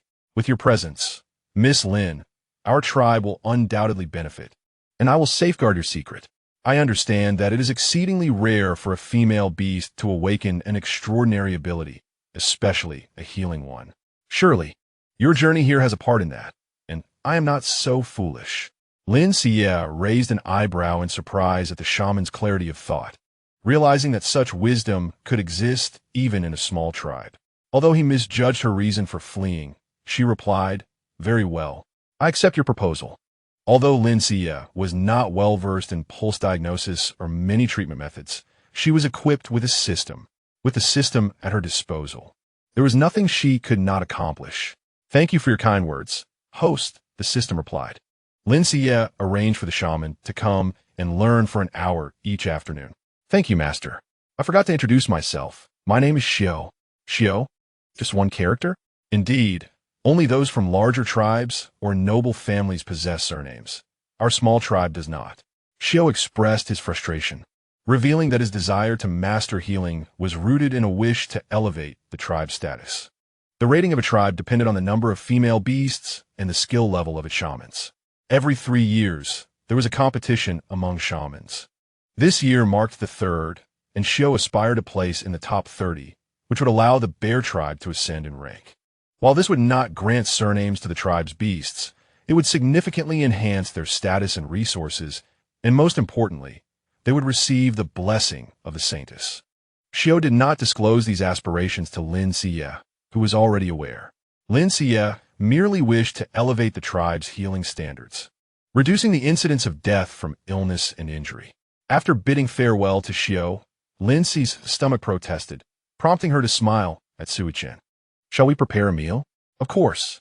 One washed and chopped the vegetables while the other stir-fried, and soon a delightful meal was ready. Sui Chen had pre-cooled the pavilion, making it feel as if they were in an air-conditioned room, even at midday. "Dear spouse, do you truly intend to teach Xiao healing arts?" "Indeed. Knowledge should not be hoarded by an individual. Only through sharing can society progress. Do you find my decision unwise?" Sui Chen shook his head. "Not at all. I merely worry that exposing your extraordinary ability could attract trouble. Even now, we face harassment from assassins. I fear that if word of your awakening reaches the Beast Emperor's city, we may be in greater peril. I share your concerns, but we have already retreated to the edge of the beast realm. If we go any further, we will be forced into the forest or to the seaside. The seaside belongs to the merfolk, who have always been at odds with our land-dwelling kin. They would never accept us. Thus, rather than hiding, we must strengthen ourselves and confront any challenges head-on." Lin Xiyue's words astonished Sui Chen, and he found himself momentarily lost in her unwavering resolve. "Spouse." Before he could finish, Jiang Yuran's voice boomed from outside the courtyard. The two shared a knowing glance and rushed out to find Jiang Yuran carrying the bloodied Lu Zixue. "What happened?" Lin Xiyue asked anxiously. Jiang Yuran stammered, recounting the events. After chasing Lu Zixue, who was in a furious state, the pair exchanged few words before Lin Xiyue recklessly dashed into the depths of the forest, using her powers to thwart Jiang Muron's pursuit. Though both were third-tier extraordinary beings, Lin Xiyue wielded wood-type abilities, making her at home within the dense foliage. Jiang Muron, concerned that his powers might ignite a fire, could only claw at the underbrush to follow. Before long, he lost track of Lin Xiyue. When he finally caught her scent and located her, she was covered in blood, surrounded by magical beasts that were tearing at her. Jiang Muron fought desperately to rescue Lin Xiyue from their jaws. "Spouse, is there any hope for her? Will she survive?" Lin Xiyue did not respond, closing her eyes to assess Lin Xiyue's injuries with her abilities. Fractures, severe blood loss, and magical infection. Had she been an ordinary beast, she would have perished before Jiang Muron could bring her back. Without time to explain, Lin Xiyue placed her hands on Lin Xiyue's chest, channeling her healing energy rapidly into her body. Although this energy was meant to heal, the influx would cause tremendous pain as tissues healed swiftly. Yet, given Lin Xiyue's critical state, Lin Xiyue could not afford to be gentle. The agony drove Lin Xiyue into violent convulsions. "Hold her down," Lin Xiyue shouted. Sui Chen and Jiang Muron hurriedly restrained Lin Xiyue, beads of sweat cascading down her face. Low whimpers betrayed Lin Xiyue's suffering. "Lin Xiyue, bear with me. Your injuries are critical, and I must treat you swiftly. It will be over soon." Whether Lin Xiyue heard her or simply reached a point of relative stability, she ceased her moans. Minutes later, astonishingly, Lin Xiyue's injuries were fully healed. Lin Xiyue, exhausted and drenched in sweat, sat on the ground, gasping for breath. Sui Chen understood that the energy Lin Xiyue expended required replenishment through sugar. So he hurried to bring her the sweet bubble fruit sent by the female beasts earlier that morning. "Spouse, please eat a few of these. The bubble fruit is very sweet." Noticing Lin Xiyue's weakness, he pressed a bubble fruit to her lips. As Lin Xiyue bit into the bubble fruit, the sweet juice flooded her mouth, instantly clearing the fog in her nearly malfunctioning brain. After consuming several pieces, she gradually regained her composure. At that moment, Lin Xiyue had also sat up, his gaze penetrating as he observed Lin Xiyue. "Do not look at me with that expression. I do not seek your gratitude, nor do I wish for your distress. Consider it a form of atonement for past transgressions." "Past." Lin Xiyue echoed Lin Xiyue's words, and Jiang Muron, suspecting Lin Xiyue might be on the verge of a breakdown, attempted to intervene, only to hear Lin Xiyue utter something astonishing. "You are not Lin Xiyue, are you?" Upon hearing Lin Xiyue's words, Lin Xiyue's eyes widened in shock. It seemed her assumption was correct. Human nature remained unchanged. She recalled Yichan mentioning that even before Lin Xiyue underwent a significant personality transformation, she was proud and aloof. Thus, Lin Xiyue could not fathom how a cold-hearted individual could suddenly awaken to rectify past mistakes and show kindness to those around her. This led her to believe that Mo Ran and the others had betrayed her. However, just moments ago, when Lin Xiyue's healing energy flowed into her, she sensed an aura entirely different from Lin Xiyue's. Hence, she speculated that he was not Lin Xiyue at all. Realizing her true identity had been exposed, Lin Xiyue felt a surge of panic, but was at a loss for words to explain. Yet, upon witnessing the reactions of Sui Chen and Jiang Muron, she composed herself. "Did you already suspect?" Sui Chen nodded. "Initially, it was merely a guess. After all, this matter is exceedingly bizarre. It is only now that I am certain." Chapter 22. "You are my home." Lin Xiyue took a deep breath. It was indeed rather strange. Upon awakening, she found herself in this body. And as for the original Lin Xiyue's soul, she had no idea where it had gone. "Thank you for not exposing me. Now that you are aware I am not the original Lin Xiyue, I shall grant you your freedom. As far as I know, while the blood contract is difficult to dissolve, it is not impossible. I will seek a way to lift the contract. During this period, if you wish to stay, you may. If not, you are free to leave. I will inform you once I find a solution." Lin Xiyue spoke with an air of nonchalance, as though devoid of any lingering attachments. "I will not leave, nor will I dissolve the contract." Sui Chen suddenly interjected, his expression grave as he gazed at Lin Xiyue. I admit I held no romantic feelings for the original Lin Xiyue. My willingness to form a bond was merely to repay a debt of gratitude and fulfill a promise. Now that the debt is settled, I naturally seek my home. After all, I have finally found my home, and you intend to cruelly cast me away? Lin Xiyue stood in stunned silence, fearfully pointing at her own nose. Home? You cannot be referring to me? Sui Chen nodded with a smile. Indeed, it is you. My dear wife, is there a problem? But I have only just arrived. Is a few days such a long time? Your resilience and optimism displayed over these past few days, even in the face of harsh words, have radiated kindness towards us and those around you. I have grown fond of you. As Sui Chen spoke, he blushed and lowered his gaze. It was Lin Xiyue's first experience of such a declaration, leaving her momentarily flustered. Then I shall not leave either. Jiang Moran shyly chimed in, prompting Lin Xiyue to look towards Lu Zixue. I still need time to consider. Lin Xiyue smiled. That is quite all right, I understand. Although you know I am not the original Lin Xiyue, the hatred in your hearts cannot simply vanish, especially when you see my face. It must be difficult to accept that the vengeful Lin Xiyue is no longer here, leaving you without a target for your wrath. Upon hearing this, Lu Zixue lowered his gaze. Beastmen are known for their clear distinctions between love and hate. Knowing that the current Lin Xiyue is not the one who committed wrongdoings, Lu Zixue would not direct all his resentment towards her. Yet, Lin Xiyue was correct. Suddenly losing a target for revenge felt akin to losing one's direction in life. Seeing Lin Xiyue mourn for actions she did not commit, Jiang Moran promptly dashed her aside, rolling up his arm to reveal a shallow wound. Wife, I am injured too. I need healing. Lin Xiyue glanced at the faint injury on Jiang Moran's arm and frowned. Indeed, it was a wound. But had he waited a bit longer for her to attend to it, it might have healed on its own. With an exasperated sigh, Lin Xiyue reached out and lightly touched Jiang Moran's arm, causing the wound to vanish. Jiang Moran stared in astonishment at his now unblemished arm. Wife, has your healing ability leveled up? Healing abilities differ from offensive abilities. The former does not display a rank, but rather varies in energy level and speed of healing. Lin Xiyue did not perceive any changes in her abilities and inquired with the system.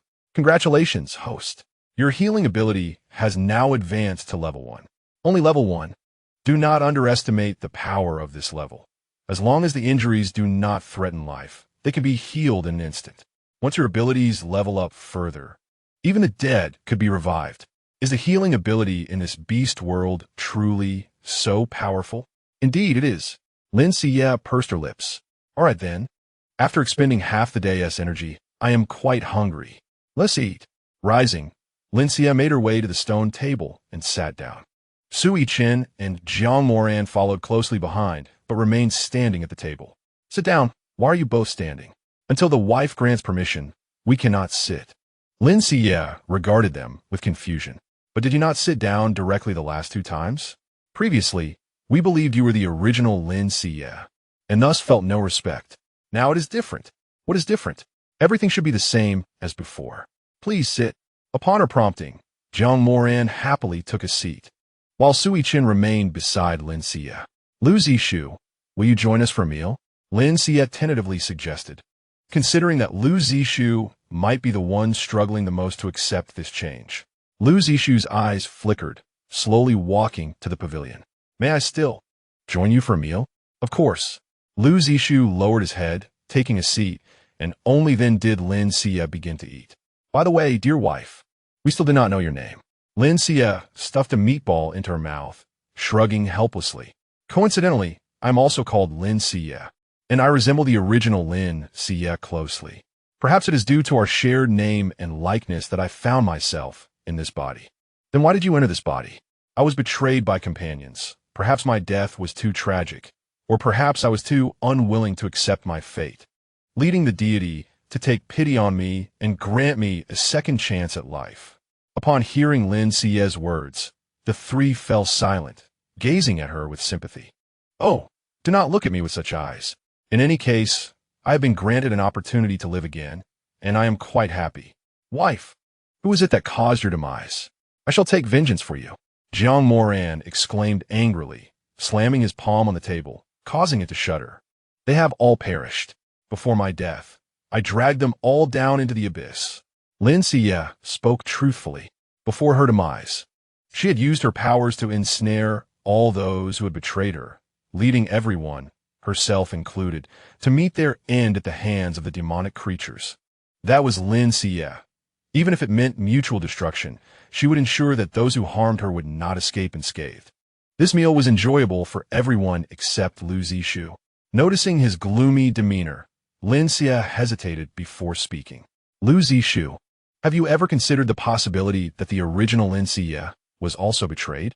Lin Xiyue's words caused Lin Xiyue to abruptly lift his head. Wife, do you know something? Lin Xiyue shook her head. Although I possess the memories of the original Lin Xiyue, I cannot shake the feeling that there are gaps in those memories. Something seems amiss. Lin Xiyue furrowed her brow in contemplation, suddenly recalling what the system had previously stated, that upon upgrading her ability, she would be granted an opportunity to reverse time. Without hesitation, Lin Xiyue inquired of the system, do I now possess the chance to reverse time? Yes, but are you certain you wish to use it now? Without waiting for your remaining 2 beast husbands to witness? No need. I shall use it immediately. Chapter 23. Time Reversal. The truth revealed Lin Xiyue felt a sudden dizziness, and when she opened her eyes again, a virtual screen had manifested before several individuals. What is this? Madam, be careful. Su Yichun anxiously positioned himself in front of Lin Xiyue. It is nothing to worry about. This is my ability, a form of supernatural power known as time reversal, allowing us to view the truth of the past. Hearing Lin Xiyue's words, Su Yichun erected a barrier and seated himself to observe the glowing screen. However, for reasons unknown, the images on the screen flickered intermittently, failing to coalesce into a coherent narrative. Prior to the original host's descent into madness, she had visited the temple, where the saintess had insisted on conducting a ritual, compelling the original host to consume a crimson potion. After drinking it, the original host had become dazed and fainted upon returning home. The following day, she awakened to find herself clutching her head and incessantly striking it, muttering to herself. Suddenly, she reached for the scissors on the vanity and lunged at her own face. In alarm, Su Yichun covered Lin Xiyue's eyes, but she gently patted his hand, signaling her well-being. Madam, is this the original Lin Xiyue's memory? Lin Xiyue nodded. It appeared that the potion the saintess had forced Lin Xiyue to drink was indeed suspect. The screen transitioned, revealing the moment when Lin Xiyue had led her followers to drive away the Fox clan. With an expression of cold indifference, she commanded her subordinates to dismantle and incinerate the Fox clan's village, many of the Fox beastmen perishing in the blaze. Jiang Mo stared intently at the screen, his fist clenched tightly. Once Lin Xiyue had completed her heinous act and returned to the castle, her eyes widened in shock upon entering her chamber. Was that figure lying on the bed truly Lin Xiyue? Jiang Mo was the first to exclaim in astonishment. 2 Lin Xiyues had inexplicably appeared in the same room. The Lin Xiyue who had just committed the atrocity slowly approached the bedside, her smile growing increasingly sinister. She opened her mouth, seemingly uttering something, yet the image began to destabilize once more. Then they witnessed Lin Xiyue touch her cheek, and in an instant, the scars that marred her face vanished, unveiling a countenance of exquisite beauty. Saintess! The onlookers gasped in shock. Although Lin Xiyue had long suspected the saintess's involvement, she had not anticipated that the saintess had resorted to disguise to impersonate the original host and perpetrate evil. But why? The saintess tapped her forehead, conjuring a luminous orb that encapsulated the memory of her recent expedition against the Fox clan. The orb gradually merged with Lin Xiyue's forehead, after which the saintess took her leave. As soon as the saintess departed, Lin Xiyue awoke, terror-stricken, clutching her head, unable to fathom the memories swirling within her mind. Her demeanor growing increasingly erratic. The vision concluded, and the screen dissipated. So it was the saintess. She had destroyed my clan. But why? Jiang Mo was bewildered, as was Lin Xiyue. If the original host held a grudge against the saintess, the latter could have simply killed her without resorting to such convoluted schemes. I have heard that the Fox clan worships only the beast god and does not revere the saintess. The saintess once sent envoys to establish a shrine in the Fox clan's territory, but was met with rejection. Perhaps this is her motive for revenge against you. Is it solely for that reason? Jiang Mo Ran gazed at Su Yichun in disbelief. To protect her divine authority. One can scarcely imagine the lengths to which she would go. And what of the Deer clan? Did she not compel them to toil day and night cultivating rice? Is she also responsible for that? Lu Zixu was unwilling to believe it, having witnessed Lin Xiyue consume rice daily. Even if the original host were the general's daughter, it was implausible that she would have access to rice every day without it being seized from the Deer clan. When the original host forced you to cultivate rice, did she personally oversee it? Lu Zixu scrutinized Lin Xiyue, then slowly shook his head. It appears this matter is also shrouded in mystery. The original host only recalls arranging for someone to demand rice from the Deer clan. Yet she has no memory of where the rice was sent or who collected it. The saintess, however, would deliver copious amounts of rice to the original host each month, insisting that she consume it daily. But why?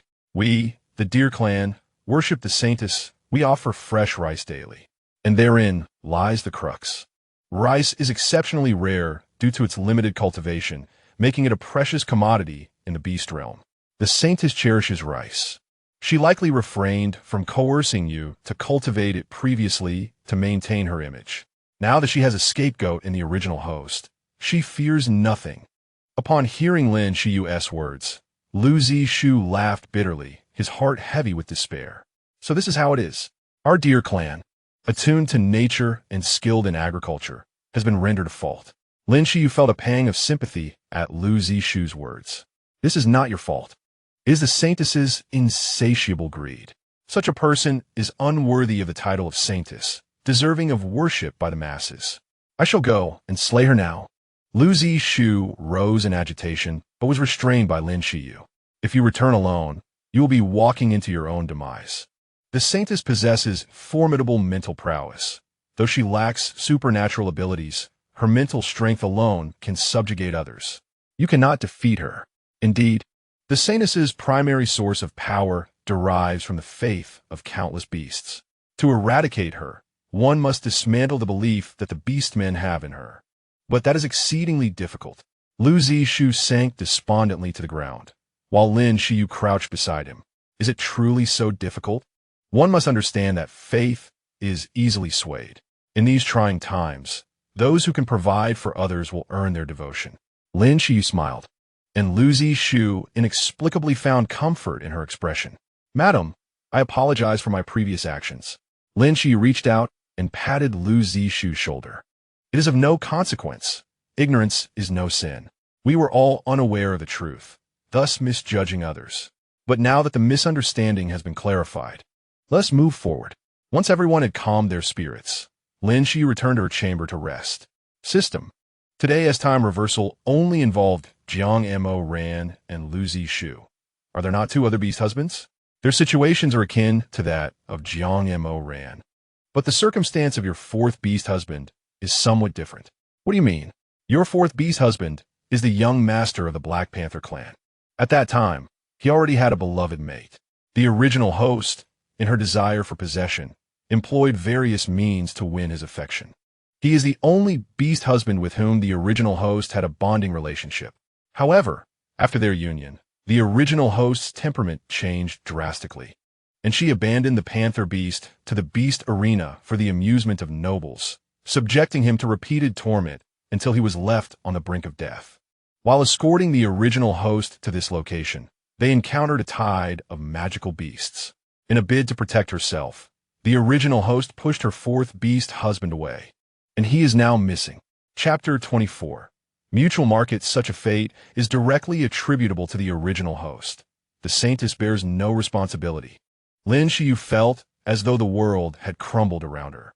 System, this is the original host's doing, not mine. Do you believe I can still escape? No. The bond between you and your beast husbands is bound by a partnership contract. Even if you were to flee to the ends of the earth, they would still be able to locate you. Lin Xiyue was momentarily taken aback, then collapsed on her bed in despair. However, do not be disheartened.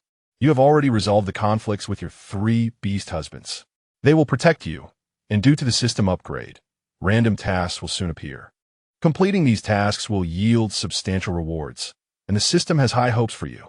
With that, the system vanished, leaving Lin Xiyue to vent her frustrations on her pillow. Awakening in the afternoon, Lin stepped out of her room and beheld 3 beastmen seated in a pavilion, diligently peeling something. What are you all doing? She inquired curiously as she approached them. The mistress has awakened. We are peeling rice, they replied. Peeling rice? Do you do it 1 grain at a time? Lin Xiyue exclaimed in astonishment as she observed the sweat glistening on their brows. The mistress is unaware. While planting is indeed laborious, the task of peeling rice is far more arduous. A single beastman can toil all day and only yield a small bowl, explained Lin Xiyue, his voice imbued with an unexpected gentleness. You simply lack the technique, Lin Xiyue retorted, taking a handful of rice ears from Lin Xiyue. Her delicate fingers brushed gently against the back of his hand, causing his face to flush instantly. If the rice grains remain attached, how can you peel them? You should do as I do, grab a handful of rice and strike it against the ground. This way, most of the grains will fall off. Which of you can craft stone tools quickly? I can. My claws are broader than Lin Xiyue's, allowing me to work faster. What type of stone tool does the mistress wish to create? Lin Xiyue described her desired pestle for pounding rice to Xiyue, who promptly dashed into the forest in search of suitable stones.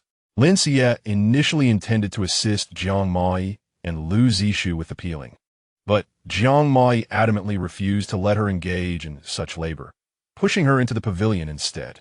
The beastmen worked with remarkable efficiency, and by the time Xiyue returned with the pestle, Jiang Mai and Lin Xiyue had already completed the peeling. Every rice ear was stripped clean. Before the grains could be shelled, they needed to be sifted to ensure no dirt or small stones mingled with the rice. Next, I shall teach you how to swiftly shell the rice. Given that the outer shells of the sun-dried rice are quite dry, a gentle pounding with this wooden pestle will cause the shells to crack, revealing the rice within. Observe. Lin Xiyue presented the freshly pounded rice to Xiyue and the others, blowing away the husks to unveil the pristine white grains underneath. In mere moments, a substantial bowl was prepared. Is it truly this simple? My kin toiled endlessly to shell rice before. Lin Xiyue marveled at the bowl of rice, excitement evident in his demeanor. Although some grains were crushed, it did not detract from their edibility. What a tremendous saving of time and effort.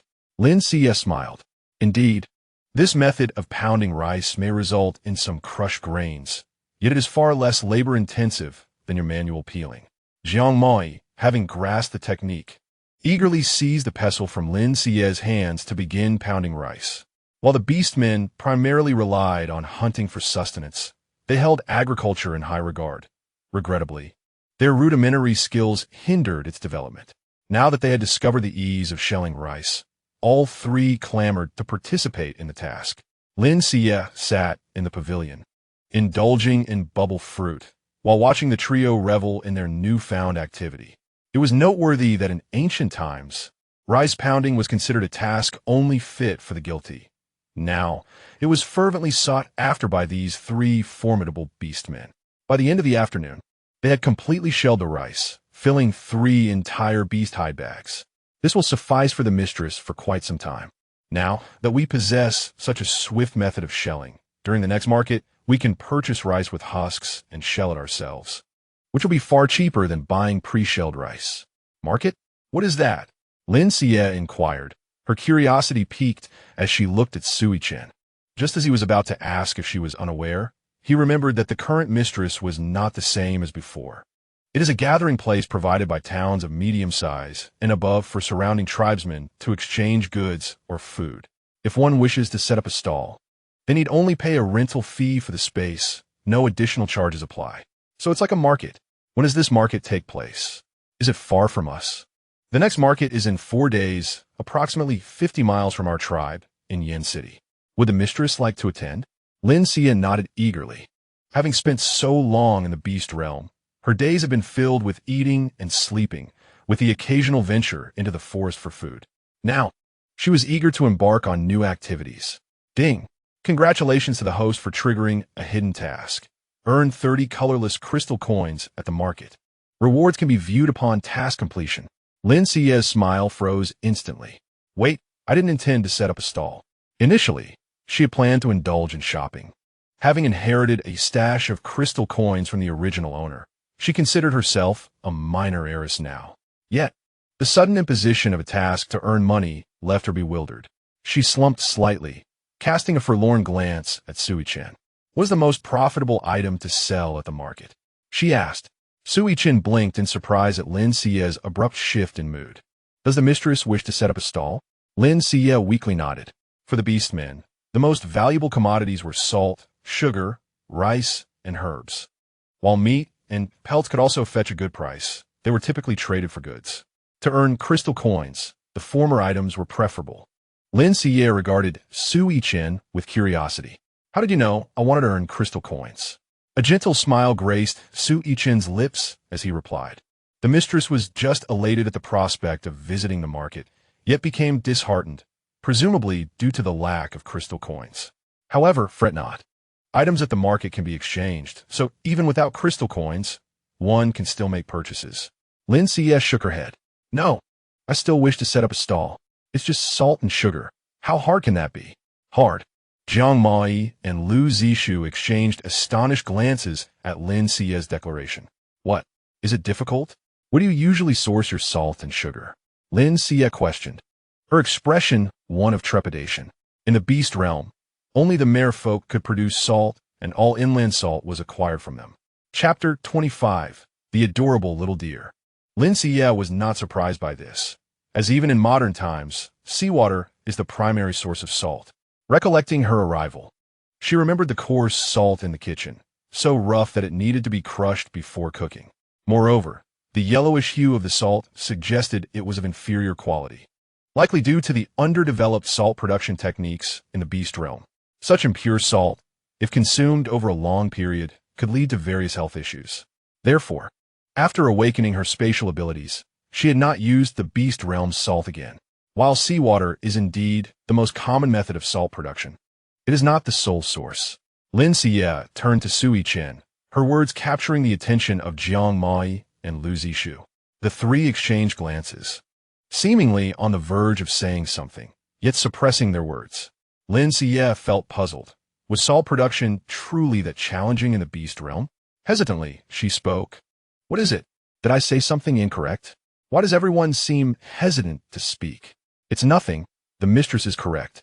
Whatever the mistress wishes to do, we are here to assist. Please command us, they replied. With this, Lin Xiyue felt somewhat bewildered. With 4 days remaining until the market, and as evening approached, she decided to venture into the forest the following morning to seek out materials for salt production and herbs. Just as she was preparing to cook, a loud knocking echoed at the courtyard door. Lin Xiyue recalled what the system had informed her at noon, her heart racing. Could it be that other beastmen had returned? Sui-Chen gently ruffled Lin Xiyue's hair, offering her a reassuring glance before proceeding to open the door. Jiang Mai, observing Sui-Chen's interaction with Lin Xiyue, felt a pang of jealousy but remained stoic, positioning himself protectively in front of Lin Xiyue. Mistress, it's Ro-Ro's mother. Sui-Chen informed Lin Xiyue of the identity of the person outside the door, which allowed her to breathe a sigh of relief. However, recalling the urgency of the knocking, she couldn't help but wonder if something had happened to Ro-Ro. Hastily, Lin Xiyue rushed to the door, only to find Ro-Ro's mother looking at her with excitement, accompanied by 2 beastmen behind her. Upon seeing Lin Xiyue, the female beast knelt before her, repeatedly bowing her head, while the beastmen followed suit. Thank you, Miss Lin, for saving my daughter. Thank you. What are you doing? Please get up. Lin Xiyue helped the female beast to her feet as she tearfully recounted her gratitude. If it weren't for you, we might have never known that the fruit was poisonous. If my offspring ever encountered such a situation, I shudder to think of the consequences. The reason we took a few days to express our gratitude was that we were out hunting. The female beast turned to instruct the beastmen to bring forth their prey, which included wild boars, deer, and various fruits. Seeing Lin Xiyue attempt to decline their offerings, the female beast hurriedly grasped her hand. In our tribe, it is customary to offer a fee for medical treatment from a shaman. You saved my daughter, and I must offer you a fee and my thanks. Lin Xiyue, unfamiliar with the customs of the beast world, felt quite at a loss, unsure whether to accept. Madam, this is indeed the custom. You are now the master of a shaman, so you are entitled to receive this fee. Upon hearing that the shaman had taken Lin Xiyue as her teacher, the female beast became even more excited. Miss Lin, you are truly remarkable. In the past, I was misled by rumors and thought you were difficult to approach. I was prejudiced. May we maintain a friendship from now on? Of course. It would be my honor. Lin Xiyue replied, feeling a surge of happiness. The negative reputation she had acquired was solely attributed to Bai Shengve. Now that her intentions were clear, her primary focus was to restore her reputation. Upon witnessing Lin Xiyue's bright and gentle smile, even the scars on her face appeared softer, leaving the female beast momentarily stunned before she too smiled. My name is Aang. I am delighted to become your friend. After exchanging a few words, Aang took her leave. As Ro still required care after her recent recovery, Lin Xiyue joyfully regarded the game and fruits brought by Aang. Experiencing a sense of achievement for the first time, Aang's grand display of gratitude had also attracted the attention of nearby beastmen, many of whom witnessed her kneeling in thanks. Unbeknownst to Lin Xiyue, within a single night, the news of her saving Ro had spread throughout the entire tribe, though many were reluctant to believe it due to her previous reputation. Early the next morning, as Lin Xiyue awoke, a knock resounded at her door. Who is it? Madam. It is I Zishu. Oh, it is you. Lin Xiyue donned her clothes and opened the door to find Lu Zishu standing outside with a basin for washing. Upon seeing Lin Xiyue, Lu Zishu hurriedly lowered her head, unable to meet Lin Xiyue's gaze. Madam, I have come to assist you with your washing. Lu Zishu placed the basin on the table and quickly departed. If it weren't for the blush on Lu Zishu's cheeks, Lin Xiyue might have thought she still feared her. Lin Xiyue recalled Su Yichen mentioning that the deer tribe was inherently timid and gentle. Given Lu Zishu's current demeanor, it seemed she had returned to her true nature. Quite endearing, Lin Xiyue mused with a smile as she prepared to wash her face, only to catch a whiff of faint floral fragrance. Did they put flower juice in the water? Lin Xiyue was astonished. She had never experienced such treatment before, as even the water temperature had been erratic. After washing her face, she intended to dispose of the water, but as she stepped outside, she was intercepted by Jiang Mo Ran. Madam, I have come. Jiang Mo Ran took the basin from her, casting flirtatious glances at Lin Xiyue, leaving her momentarily stunned. Something was amiss. Everyone seemed different. Upon entering the kitchen, Lin Xiyue found Su Yichen preparing breakfast. Nervously, she approached him and recounted the earlier incident. Su Yichen, what has happened to them? They were not like this before. Su Yichen chuckled upon hearing her words. Do not be alarmed, my lady. Their current behavior is indeed normal. Previously, they believed there was a misunderstanding, which is why they hesitated to serve you. Now, they are acting as proper beastmen should.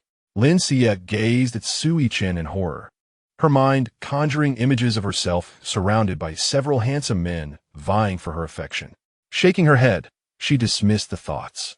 But, strictly speaking, we have only known each other for a few days. Surely, you cannot genuinely like someone you have just met. I promised to find a way to dissolve our contract, at which point you would regain your freedom to pursue those you truly desire. As soon as Lin Xiyue finished speaking, a loud clatter echoed as the spatula in Su Yichen's hand fell to the floor. I apologize. I will clean it up. Lin Xiyue looked curiously at Su Yichen's retreating figure, puzzled by a strong reaction. My lady, no matter how many times you say it, I will not leave. Chapter 26. Wu Yingguo with his back to Lin Xiyue, Su Yichen spoke with unwavering conviction. I do not know which tribe you hail from, and perhaps you do not understand, but the feelings of beastmen are simple and unadorned. To be devoted to someone requires no reason and is not contingent upon the duration of acquaintance. I kindly ask you to refrain from such statements in the future. Finishing his words, Su Yichen resumed cooking. Lin Xiyue felt a twinge of guilt upon hearing his words. Well, let them stay.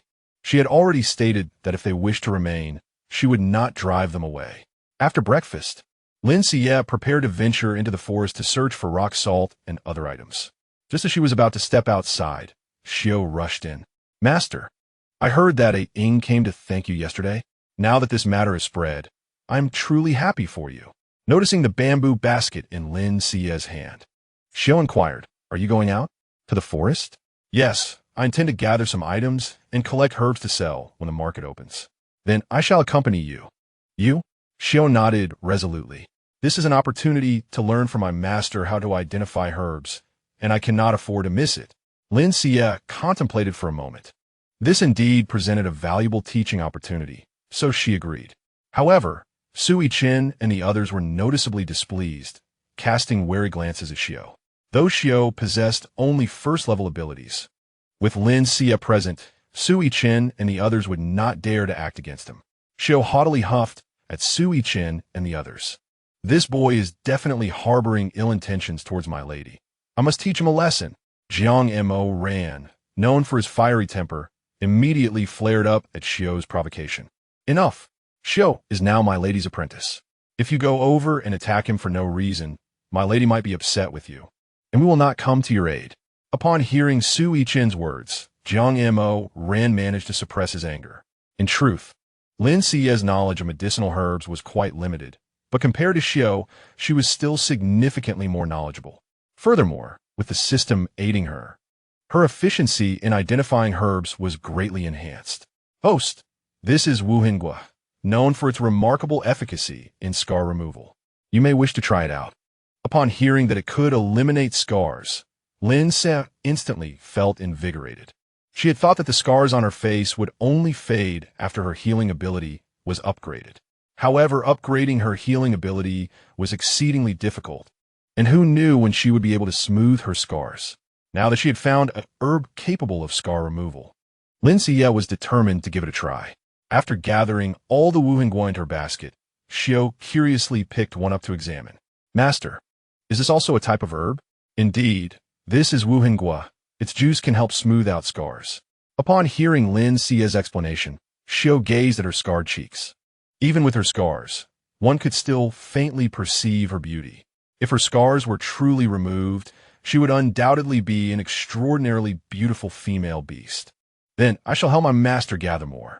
Lin Xiyue entrusted the task of collecting herbs to Xiao while she sought out materials for refining salt. System. Is there any rock salt here? Rock salt typically resides alongside steep cliffs, and in the humid embrace of forests, it is challenging to retain the salinity of rock salt. However, I have just detected a type of fruit imbued with a briny essence. Its juice can be refined into salt, rivaling that of seawater. Upon hearing this, Lin Xiyue was filled with excitement and quickly asked the system for directions. Once she received the location of the salty fruit, she sought out Lu Zixu. This was not due to a particularly close relationship with Lu Zixu, but rather because Su Yichen and Jiang Morian were out hunting, leaving Lu Zixu responsible for Lin Xiyue's protection. Thus, she had no choice but to enlist Lu Zixu's company for her expedition. I need to pick a type of fruit. Can you accompany me? Lu Zixu paused for a moment before nodding, transforming into his beast form and crouching beside Lin Xiyue. Reflecting on Jiang Morian's previous haughty demeanor, Lin Xiyue found Lu Zixu's docility somewhat disconcerting. Just like his name, Lu Zixu was gentle. Each leap and sprint taken with utmost care, as if fearful of causing Lin Xiyue to stumble. Unlike Jiang Morian, who exclaimed, "Is this never-ending? The last time, I was unaware of the truth, yet you still cling to it." Upon reaching the location indicated by the system, Lin Xiyue discovered a thicket filled with palm-sized blue fruits. She jumped off Lu Zixu, eager to gather them, only to be pulled back by Lu Zixu's firm grip. "Be careful, my lady, this is a marshland. If you step in carelessly, it will be quite difficult to escape." "Then how am I supposed to gather the salty fruit?" Lin Xiyue inquired. "Are these blue fruits what you seek?" Lin Xiyue nodded, while Lu Zixu regarded her with confusion. "Do you mean to say that this bitter fruit is also edible?" "Bitter?" Upon noticing Lin Xiyue's uncertainty, Lu Zixu bent down and plucked a fruit from the marsh's edge, offering it to her. Although the fruit was non-toxic, its flavor was extremely difficult to swallow, rendering it inedible to most. Lin Xiyue, upon tasting it, found the intensely saline juice overwhelming, causing her to immediately regurgitate. Seeing this, Lin Xiyue hastily assisted her in regaining her composure and handed her a water pouch. Indeed, it is quite unpalatable. After rinsing her mouth and gulping down a few swigs of water, Lin Xiyue regained her senses. Yes, this is precisely the fruit I am searching for. Although it cannot be consumed directly, it can be used to produce salt. Produce salt? Lin Xiyue affirmed. The bitterness of this fruit arises from its high salt content. However, how can we harvest it from the marsh? This posed a challenge for most beastmen, but Lin Xiyue reminded her, do not forget, I possess wood-based abilities and can manipulate plants. He gestured towards the salty fruit, and as if summoned, the fruits surged towards the shore. Once they reached the bank, they fell off in a flurry, and only after all the fruits had dropped did the roots retract back into the marsh, returning to their original form. Lin Xiyue gazed in astonishment. How marvelous! Can you expedite the fruiting process of plants?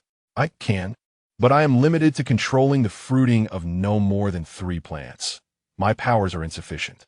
Lin Xiyue lowered his head, appearing somewhat disheartened, as if fearing Lin Xiyue's reproach.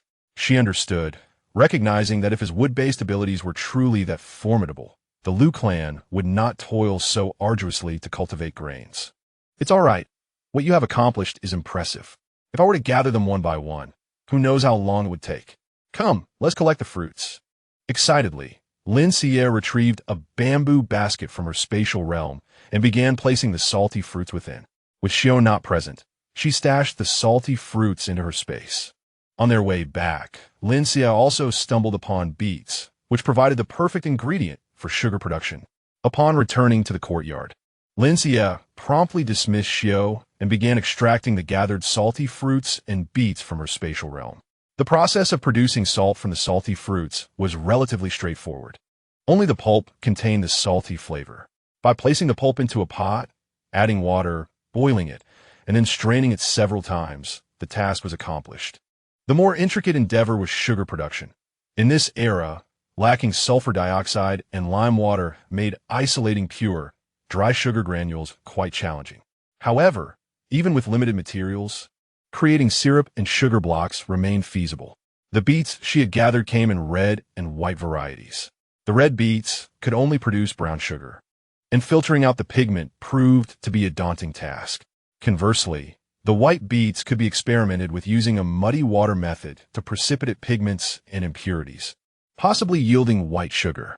In truth, Lin Xiyue's spatial realm contained ample sugar and salt, but it was only partially unlocked, providing just enough seasonings for daily consumption. Gazing at the abundance of fruits filling the courtyard, she closed her eyes in helplessness. If only the system had no restrictions and her space was fully accessible, she would not have to endure such toil. Yet, despite her grievances, work still awaited her. Lin Xiyue took charge of salt production, while Lin Xiyue, Su Yichen, and Jiang Morian commenced the sugar-making process. Creating syrup from beets was relatively simple, unlike sugarcane, which required extraction of the juice first. All that was needed was to shred the beets and place them into a large pot filled with water to extract the sweetness, followed by filtering the sugar water and continuing to boil it until it thickened. Su Yichen and Jiang Morian, equipped with claws, sliced the beets with remarkable speed, finishing the task in no time. Lin Xiyue pursed her lips, giving them a thumbs up. However, now that you have peeled the beets, you cannot peel me. Jiang Morian, wielding fire abilities, required no firewood for boiling the syrup. He merely needed to continuously release his powers, resulting in a boiling speed several times faster than conventional methods. While Jiang Morian had already produced 3 or 4 pots of syrup, Lin Xiyue had only finished 1. Of course, this method had its drawbacks, namely the risk of overexerting one's abilities, leading to exhaustion and fainting. Just as Lin Xiyue was concerned, Jiang Morian wobbled, nearly collapsing. Fortunately, Lin Xiyue had been vigilant and promptly supported him. Upon feeling Lin Xiyue's assistance, Jiang Morian became weak, clutching her arm with a groan. "My lady, I feel dizzy. I fear I am at my limit." Lin Xiyue rolled her eyes, knowing it was merely a case of overexertion, not a cause for alarm. Thus, she channeled her healing abilities into Jiang Morian, and in a moment, he fully regained his vigor. Jiang Morian gazed at his hands in astonishment, feeling the rush of energy. My lady, can healing abilities be used this way? Your fire abilities can also be employed for boiling sugar. There is no need for such surprise. Now, get back to work. Understood. Seeing Lin Xiyue frown, Jiang Morian ceased his playful antics and eagerly returned to boiling the syrup. Su Yichen chuckled at the scene. Only you, my lady, can keep him in check. However, now that you have expended some energy, would you like to have some sugar to replenish yourself? Lin Xiyue assessed her energy and found only a slight deficit, which was not concerning. It seemed that since she had ascended to the first tier, her abilities had significantly expanded. Observing the nearly dried syrup in the pot, Lin Xiyue's lips twitched. If Su Yichen and the others were to exhaust their powers, she could replenish them, while her own energy could be restored through consuming sugar. Imagining herself consuming sugar voraciously while continuously supplying them with energy, she felt a shiver run down her spine at the thought of becoming a human perpetual motion machine. Lin Xiyue gazed at Su Yichen, who was crafting molds, sincerely hoping they would not entertain such notions in the future. My lady, the molds you asked me to create are ready. How shall we proceed? Lin Xiyue instructed Su Yichen to pour the brown syrup into the smooth molds, allowing them to air dry and set, after which they could be cut into small pieces for consumption. The syrup from the white beets was lighter in color than that from the red beets, yet it remained a reddish-brown hue. This process requires pouring the mixture into a funnel-shaped mold. Once the sugar cube is semi-dry, a heavy object is placed on top to create a groove, which will serve as the spot for pouring the yellow clay water. When the sugar cube is completely dry, hay is placed at the bottom of the mold, and the yellow clay water can be poured over it. The delicate yellow clay water possesses the ability to absorb impurities and pigments, and through the process of permeation and filtration, the color of the upper layer of the sugar brick gradually lightens. Once it approaches white, the upper layer of white crystals can be knocked off, after which water is added again for boiling and filtering, and then dried once more, resulting in simple white sugar. By the time all the beets have been processed, evening has fallen. Lin Xiyue, exhausted, sits on the ground, disregarding her appearance, fanning herself with her sleeves. In contrast to Su Yichen and the other two, who appear to be laboring, she seems unfazed, not even breaking a sweat. Are you all tired? The three exchange glances and chuckle in unison. Su Yichen approaches Lin Xiyue and helps her to her feet. We are powerful beasts. Our stamina naturally surpasses that of our esteemed wife. Furthermore, we have been learning to manage household chores since childhood, training to serve our wife, so this task is hardly taxing for us. Had it not been for our lack of knowledge regarding salt and sugar production, necessitating your guidance, we would never have let you work. Jiang Moran and Lu Zixu nod in agreement. If our esteemed wife is weary, she should rest here. I will prepare dinner. Su Yichen assists Lin Xiyue to a stone table and then heads to the kitchen. Jiang Moran organizes the already produced salt and sugar separately. Lu Zixu, noticing Lin Xiyue's fatigue as she rests her head on the stone table, hesitates to offer a massage but pulls back his hand timidly. Ultimately, he conjures vines to weave a lounge chair and pushes it beside Lin Xiyue. Esteemed wife, please lie on this chair. It will be more comfortable. Lu Zixu glances at Lin Xiyue with a hint of trepidation, as if fearing her rejection. Thank you. I was just thinking of lying down. Lin Xiyue graciously expresses her gratitude and reclines on the chair, comfortably closing her eyes. Seeing Lin Xiyue content, Lu Zixu smiles gently at her. Dinner is ready, and Lin Xiyue rises from the lounge chair, though her body still feels somewhat sore, indicating her lack of physical fitness. Su Yichen has been closely observing Lin Xiyue in the kitchen and can now perfectly replicate the dishes she prepares. The beastly husbands continue to await Lin Xiyue's signal to begin eating, but just as she reaches for the food, she feels a chill run down her back. Turning her head, she sees a figure standing nearby. Chapter 28. The Return of the Fourth Beast Husband Mu, Xing, Yi. Lin Xiyue enunciates the man's name slowly. Upon hearing her call, Mu Xingye smiles. How fragrant! I had no idea that while I was away, my esteemed wife was doing so well. However, I'm truly grateful that you remembered me. As he speaks, Mu Xingye leaps down from the wall and approaches Lin Xiyue. Xingye, let us converse calmly. Do not act impulsively. Sui Chen rushes in front of Mu Xingye, attempting to block him. But Mu Xingye's golden eyes flicker, and 4 streaks of light appear on his neck. 4th tier Xingye, you have leveled up? Mu Xingye smirks. This is all thanks to my esteemed wife. Had you not enforced such strict training upon me, sending me to the beast arena and pushing me into the beast court, how could I have unleashed my potential to break through to the 4th tier? Observing Mu Xingye's current level, Jiang Moran and Lu Zixue cannot stand idly by and quickly position themselves in front of Lin Xiyue. Seeing Jiang Moran and Lu Zixue stepping up to protect Lin Xiyue, Mu Xingye's eyes flash with surprise, followed by a surge of resentment directed at Lin Xiyue. The suppressed killing intent within him suddenly erupts. How impressive, esteemed wife! How could you make Jiang Moran and Lu Zixue, who once loathed you, willingly protect you? It makes sense. The way you treated me back then is how you must be treating them now. Mu Xingye. Sui Chen bellows in anger, attempting to subdue Mu Xingye. But he is thrown back by Mu Xingye's unleashed powers. The disparity between 3rd tier and 4th tier strength is insurmountable. Sui Chen cannot withstand it. Fueled by rage, Mu Xingye's visage begins to shift towards beastly form, and with a roar, he charges toward Lin Xiyue. However, he collapses before he can reach her. Lin Xiyue, stunned by fright, stands frozen in place. Esteemed wife, are you unharmed? Sui Chen rushes over to check if Lin Xiyue is injured, noticing her stillness. Hearing his voice, Lin Xiyue finally regains her senses. I am fine, but it seems Mu Xingye is in a dire state. Lu Zixue examines Mu Xingye's condition and frowns as he turns to Lin Xiyue. Esteemed wife, it appears Mu Xingye may not survive. Lin Xiyue furrows her brow and hastily approaches Mu Xingye, using her powers to assess him. His entire skeletal structure is nearly shattered, and Lin Xiyue struggles to comprehend how he managed to return in such a condition. With his meridians severed, his powers cannot circulate normally and are beginning to run rampant. Moreover, having just forcibly activated his powers, he is now on the brink of collapse.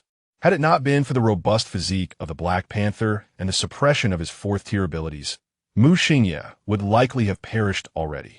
Lin Xiyue cannot afford to hesitate any longer and must act swiftly to treat him. However, his injuries are too severe, and she cannot guarantee that she can heal him in one go. Additionally, the pain he is experiencing is immense. The shattering of his bones is already excruciating, but during the healing process, the pain from the regrowth will intensify. Lin Xiyue fears that before she can fully heal Mu Xingye, he may succumb to the agony. Wait, the pain-relieving herb. I found it today, didn't I? Bring it over quickly. The botanical items are currently managed by Lu Zixue, who immediately rushes to the cellar to fetch the pain-relieving herb upon hearing Lin Xiye's request. Esteemed wife, is this enough? That should suffice. Crush the pain-relieving herb, stems and leaves included, and apply it all over Mu Xingye, sparing no area except for his head. With Lin Xiye's command, the 3 begin to prepare the remedy. Moments later, Mu Xingye is entirely enveloped in the pain-relieving herb, and his previously furrowed brow relaxes considerably. Lin Xiyue gently places her hand on Mu Xingye's forehead, and a gentle, healing energy flows into him like a soothing spring. First, she must connect his meridians to prevent the rampant powers from causing his body to explode. However, while the idea is simple, the execution proves exceptionally challenging. Lin Xiyue feels her powers rapidly depleting, yet she has only managed to reconnect the upper pathways. Esteemed wife, perhaps you should rest for a moment. Your complexion does not look well. Sui Chen, noticing Lin Xiyue's politiques, feels a pang of concern and cannot help but wipe the sweat from her forehead. Treating Mu Xingye is indeed far more arduous than I anticipated, but his meridians must be fully restored today, or his chaotic powers could claim his life tonight. Bring me a piece of sugar.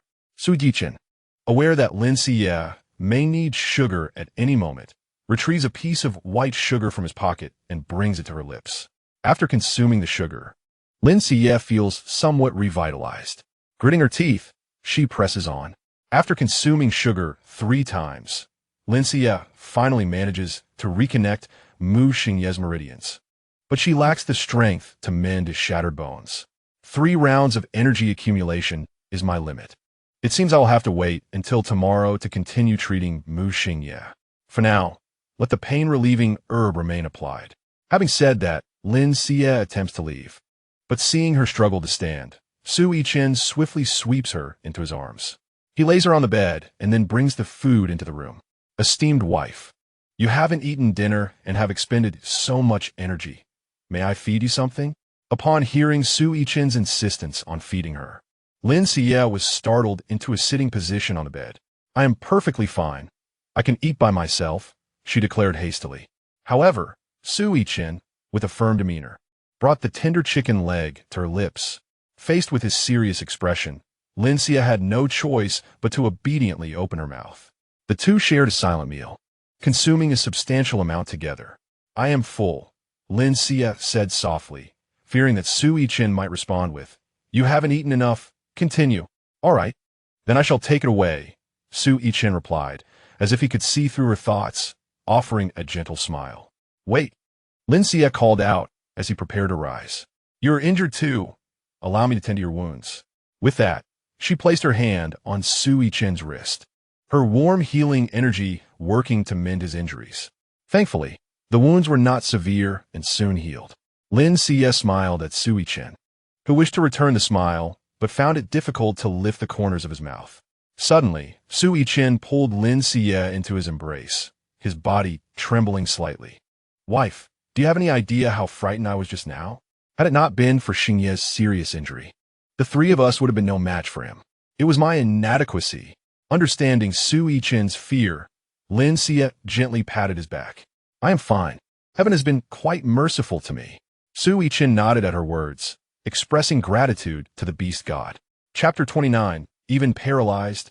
His words are while Lin Xiyue slept soundly and awoke close to noon, realizing she had overslept.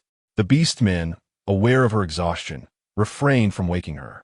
In a flurry, she rushed out of her room, exclaiming, How could I have slept for so long? Do not worry, my wife. It is natural to sleep longer after a day of fatigue, Su Yichen reassured her as he set the prepared meal on the stone table.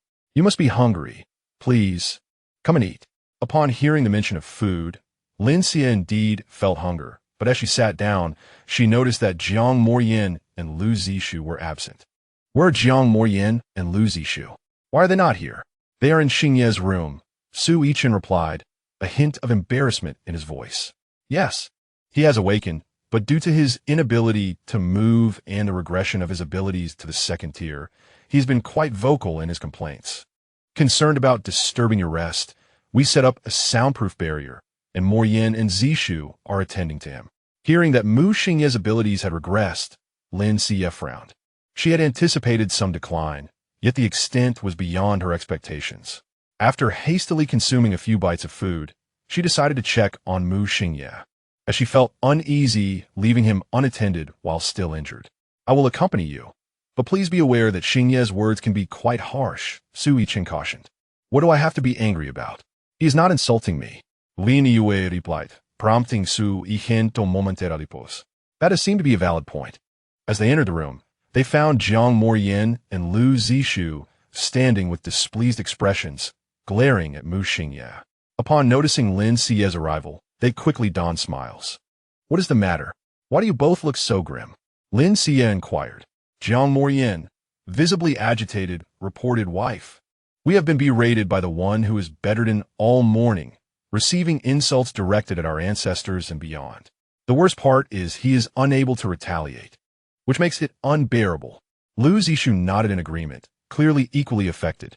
Lin Xiyue struggled to suppress her laughter at their plight, but her amusement quickly faded as Mu Xingye, tired of ranting, redirected his ire towards her upon her arrival. He unleashed a torrent of unrefined insults, leaving Lin Xiyue feeling despondent. Thus understanding the frustrations Jiang Moyin and Lu Zishu had endured.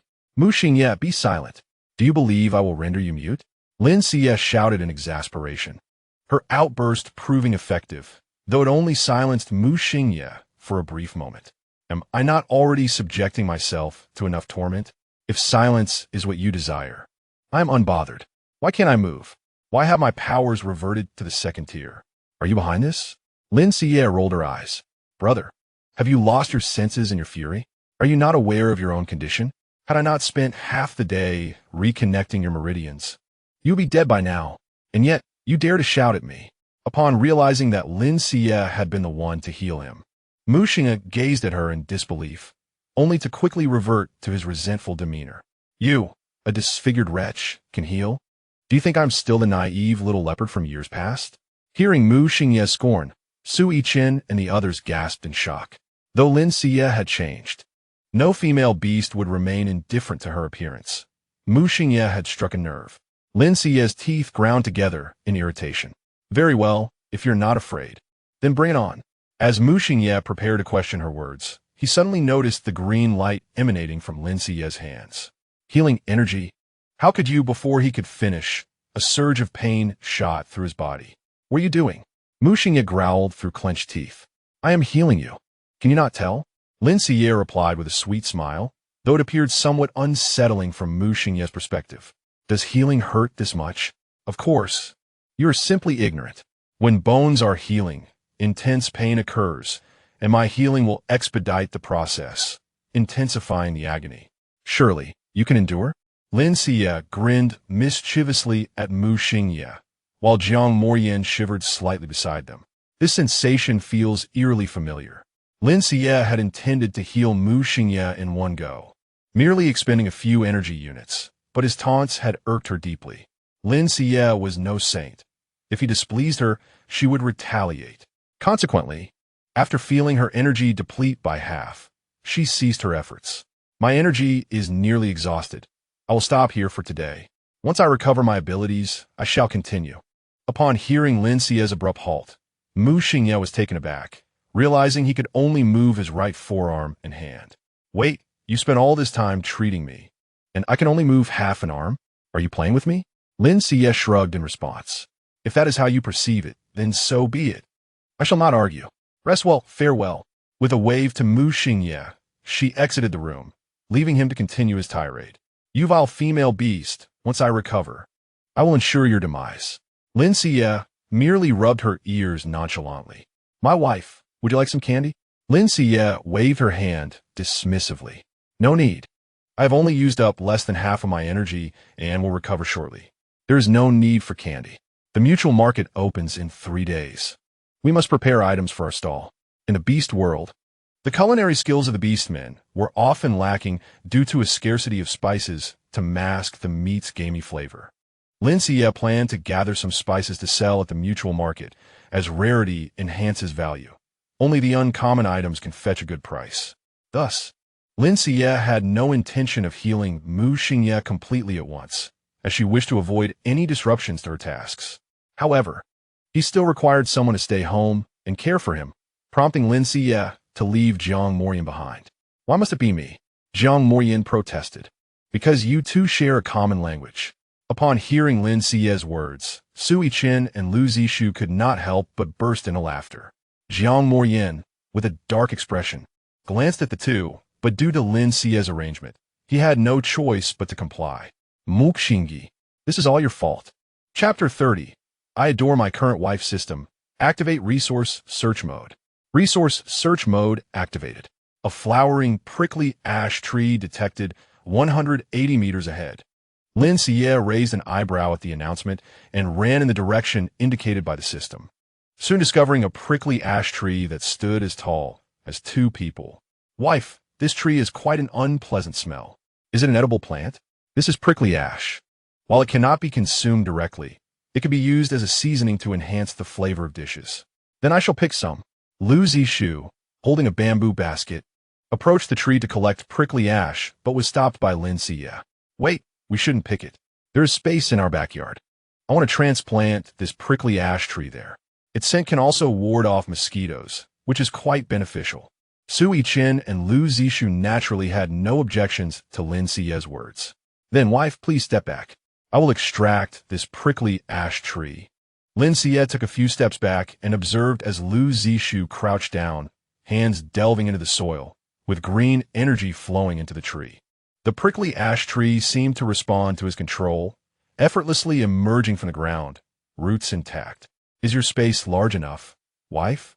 If it cannot accommodate this prickly ash tree, I will carry it back for transplanting. Lin Xiyue regarded the tree and replied, it should suffice. Saying this, she gently caressed the leaves of the prickly ash tree, and it vanished in an instant. Even though they were aware of Lin Xiyue's spatial abilities, witnessing her successfully store such a large prickly ash tree left them astonished. Lin Xiyue's purpose for entering the forest was clear, to seek various spices. Fortunately, the flora of the beast world was quite similar to that of her previous world. With the system's assistance, gathering them was a breeze. Upon returning to the courtyard, Lin Xiyue entrusted Lin Xiyue with planting the prickly ash tree while she proceeded to dry the other spices, cutting deer hide into small pieces to prepare the spice bundles. After dinner, Lin Xiyue inquired about Mu Xingye's condition. He cursed for the whole morning while you were away, but after a light lunch, he ceased his tirades. Lin Xiyue sighed in exasperation. How could a grown man behave like a shrew? Let's go take a look. Seeing Su Yichen washing dishes and Lin Xiyue packaging spices, Jiang Morian realized that with Lin Xiyue intending to visit Mu Xingye, he would be left alone. This was the first time he would have a moment alone with Lin Xiyue after resolving their misunderstandings, and he felt a thrill of excitement. What? You wish to see Mu Xingye? He is hardly human. Lin Xiyue looked at Jiang Morian. Morian, why not accompany me? And you, Jiang Morian, initially pleased that Lin Xiyue referred to him endearingly, quickly intervened as he heard Lin Xiyue include Su Yichen. He hurriedly covered Lin Xiyue's mouth. He is busy. We must not disturb him. I will accompany you, wife. Jiang Morian winked at Lin Xiyue, his striking eyes and fiery red pupils appearing particularly alluring in the twilight, momentarily mesmerizing Lin Xiyue. Host, you have fallen prey to Jiang Morian's charm spell. Suddenly, the system's voice jolted Lin Xiyue back to reality, and she fixed a stern gaze on Jiang Morian. What did you just do to me? Jiang Morian innocently blinked. I did nothing, dear wife. Are my eyes not captivating? Feeling Jiang Morian inch closer, Lin Xiyue hastily shut her eyes. Even if they are beautiful, I shall not look. How dare you use charm magic on me, you scoundrel? After her outburst, Lin Xiyue received no response from Jiang Morian, leading her to wonder if her words had offended him. She quickly opened her eyes to explain, only to feel something soft brush against her cheek. She then saw Jiang Morian gazing at her with deep affection, holding her hand and leading her towards Mu Xingye's room. Hey, did you just kiss me? Certainly not. Dear wife, do not wrongfully accuse me. Am I such a frivolous person? Jiang Morian smiled, suddenly feeling that living a simple, unadorned life was quite pleasant. Su Yichen watched the two enter Mu Xingye's room, sharing laughter, and his expression gradually darkened. Su Yichen's Shui Ice Wolf is a variant of the wolf clan, with its snow-white fur and extraordinary abilities. The Shui Ice Wolf has always been regarded as the most noble breed within the wolf clan. The males of this breed are born with innate ice abilities. Su Yichen was no exception, being the most gifted among his kin. However, he bore a coat of silvery white fur, rendering him an outcast, and he was expelled from the wolf clan. Just as he was on the brink of starvation, Lin Xiyue's father found and rescued him, fearing rejection due to his appearance. Su Yichen had never transformed into his beast form in front of others. However, during the bonding ceremony, he had to shift forms, only to be met with disdain from the original host, who called him ugly. From that moment on, Su Yichen loathed his beast form even more. Although Lin Xiyue was not the original host, he still worried that she might find him repulsive. The Fox clan is renowned for their beauty, whether in beast or human form, and Su Yichen felt that Jiang Morian was far more appealing to Lin Xiyue. With a heavy heart, he bowed his head, crumpling the beast hide cloth in his hands. At that moment, Lin Xiyue, who had just watered the prickly ash tree and was returning from the backyard, spotted Su Yichen standing dazed at the kitchen door. What troubles you? Are you feeling unwell? Should I fetch the wife to take a look? No need. I am fine. The wife is attending to Xingye's injuries. It is best not to disturb her. Seeing that Su Yichen was genuinely all right, Lin Xiyue felt relieved. The current wife is truly wonderful. Even when faced with the one who sought to harm her, she does not hold grudges and tends to him, just as she did for me back then. Do you cherish the current wife? Of course. However, I'm naturally timid. Even though I possess a third-tier ability, I still feel considerably weaker compared to you all. I fear I may not be worthy of her. Upon hearing Lin Xiyue's words, Sui Chen let out a long sigh. Am I not the same? By the way, have you created the invisible adhesive the wife mentioned? I have prepared it as instructed by the wife. Now we shall see how effective it is. I hope it helps her regain her beauty. Speaking of which, I have yet to see the wife before her disfigurement. Sui Chen listened intently, his gaze fixed on Mu Xingye's room, whispering, I wish the wife would remain as she is now. That way, I might still be somewhat worthy. What? Lin Xiyue looked at Sui Chen in confusion. Nothing. When the wife comes out, I shall present it to her. Chapter 31. The house has collapsed in Mu Xingye's room. Jiang Morian adopted a different demeanor as soon as Lin Xiyue entered. For some inexplicable reason, he now harbored disdain for anyone who treated Lin Xiyue poorly, regardless of their past friendship. With the restoration of his abilities, Mu Xingye was slowly recuperating, even without Lin Xiye's assistance.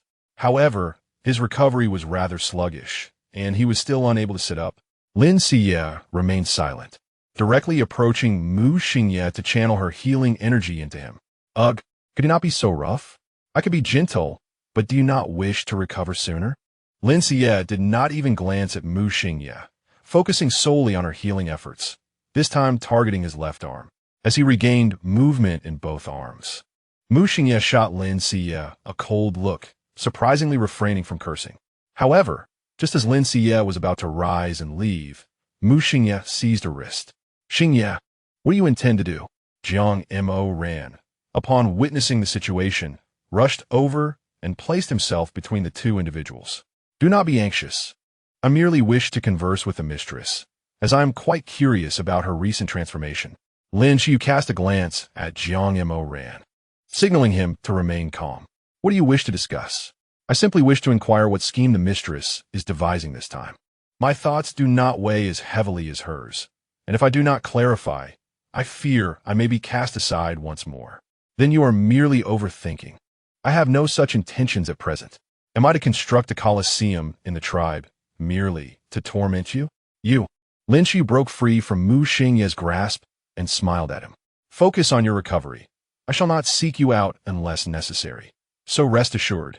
After saying this, Lin Xiyue shot a glare before departing, with Jiang Mo ran snorting at Mu Xingye and following her. Upon Lin Xiyue's emergence, Lin Xiyue joyfully presented the already prepared invisible adhesive to her. Mistress, please see if the adhesive I made is satisfactory. Lin Xiyue opened the container, applied a bit to the back of her hand, and felt a refreshing coolness that was quite pleasant. The scarring, during its reorganization and fading, may exhibit redness and swelling. This adhesive contains mint, which can cool and alleviate heat, making it just right. Indeed, just as such. Thank you. Lin Xiyue's ears turned red at her words, and he shyly lowered his head. I am delighted to assist the mistress. There is no need for thanks. Seeing Lin Xiyue's bashful demeanor, Jiang Mo Ran's temper flared, and he seized Lin Xiyue, leaping onto the rooftop. Mistress, you have yet to admire our sunset properly. Look how beautiful it is. Lin Xiyue followed Jiang Mo Ran's gaze and beheld the sky ablaze with red clouds, shimmering like silk, indeed breathtaking. It is truly stunning. I have never seen such a beautiful sunset, but I believe the mistress is even more beautiful. Jiang Mo Ran sat beside Lin Xiyue, resting his chin on his hand, gazing at her with tender eyes. Lin Xiyue, taken aback by his words, turned to look at Jiang Mo Ran. Instantly captivated by his gentle and affectionate gaze, her breath quickening. Suddenly, an unexpected crack echoed from somewhere, and in the next moment, the two of them tilted and fell straight down. Mistress, Jiang Mo Ran hurriedly caught Lin Xiyue in his arms, protecting her fiercely. Fortunately, the fall was not from a great height, and with Jiang Mo Ran's protection, Lin Xiyue was unharmed. Mistress, hearing the commotion, Sui Chen and Lin Xiyue rushed over, only to find the two sitting amidst a pile of straw, completely disheveled. Lin Xiyue glanced at Jiang Mo Ran, then at herself, and burst into laughter. This is what you get for using charm techniques. Jiang Mo ran, feeling somewhat aggrieved at being exposed by Lin Xiyue, pouted. Is it not because Mo ran favors the mistress? I had never used it before, and yet the mistress scolded me. Seeing the two still able to jest, Sui Chun and Lu Zishu finally relaxed. All right, enough of this. Let us get out for now. Should anything else fall from the rooftop, it could be disastrous. Su Yichen approached and helped Lin Xiyue to her feet, leading her out of the room. The room that had been damaged was Lin Xiyue's, and judging by the state of affairs, if repairs were not completed today, she might have nowhere to sleep. What shall we do? Lin Xiyue surveyed the disarray of her home, troubled. This is simple. The mistress can sleep in my room tonight. Jiang Mo Rant's eyes lit up, looking at Lin Xiyue with anticipation. You nearly caused the mistress to be injured, and you still wish for her to share a room with you? Dream on. Mistress, why not stay with me? I can sleep on the floor. Su Yichun pushed Jiang Mo Ran aside, standing before Lin Xiyue, his gaze equally fervent.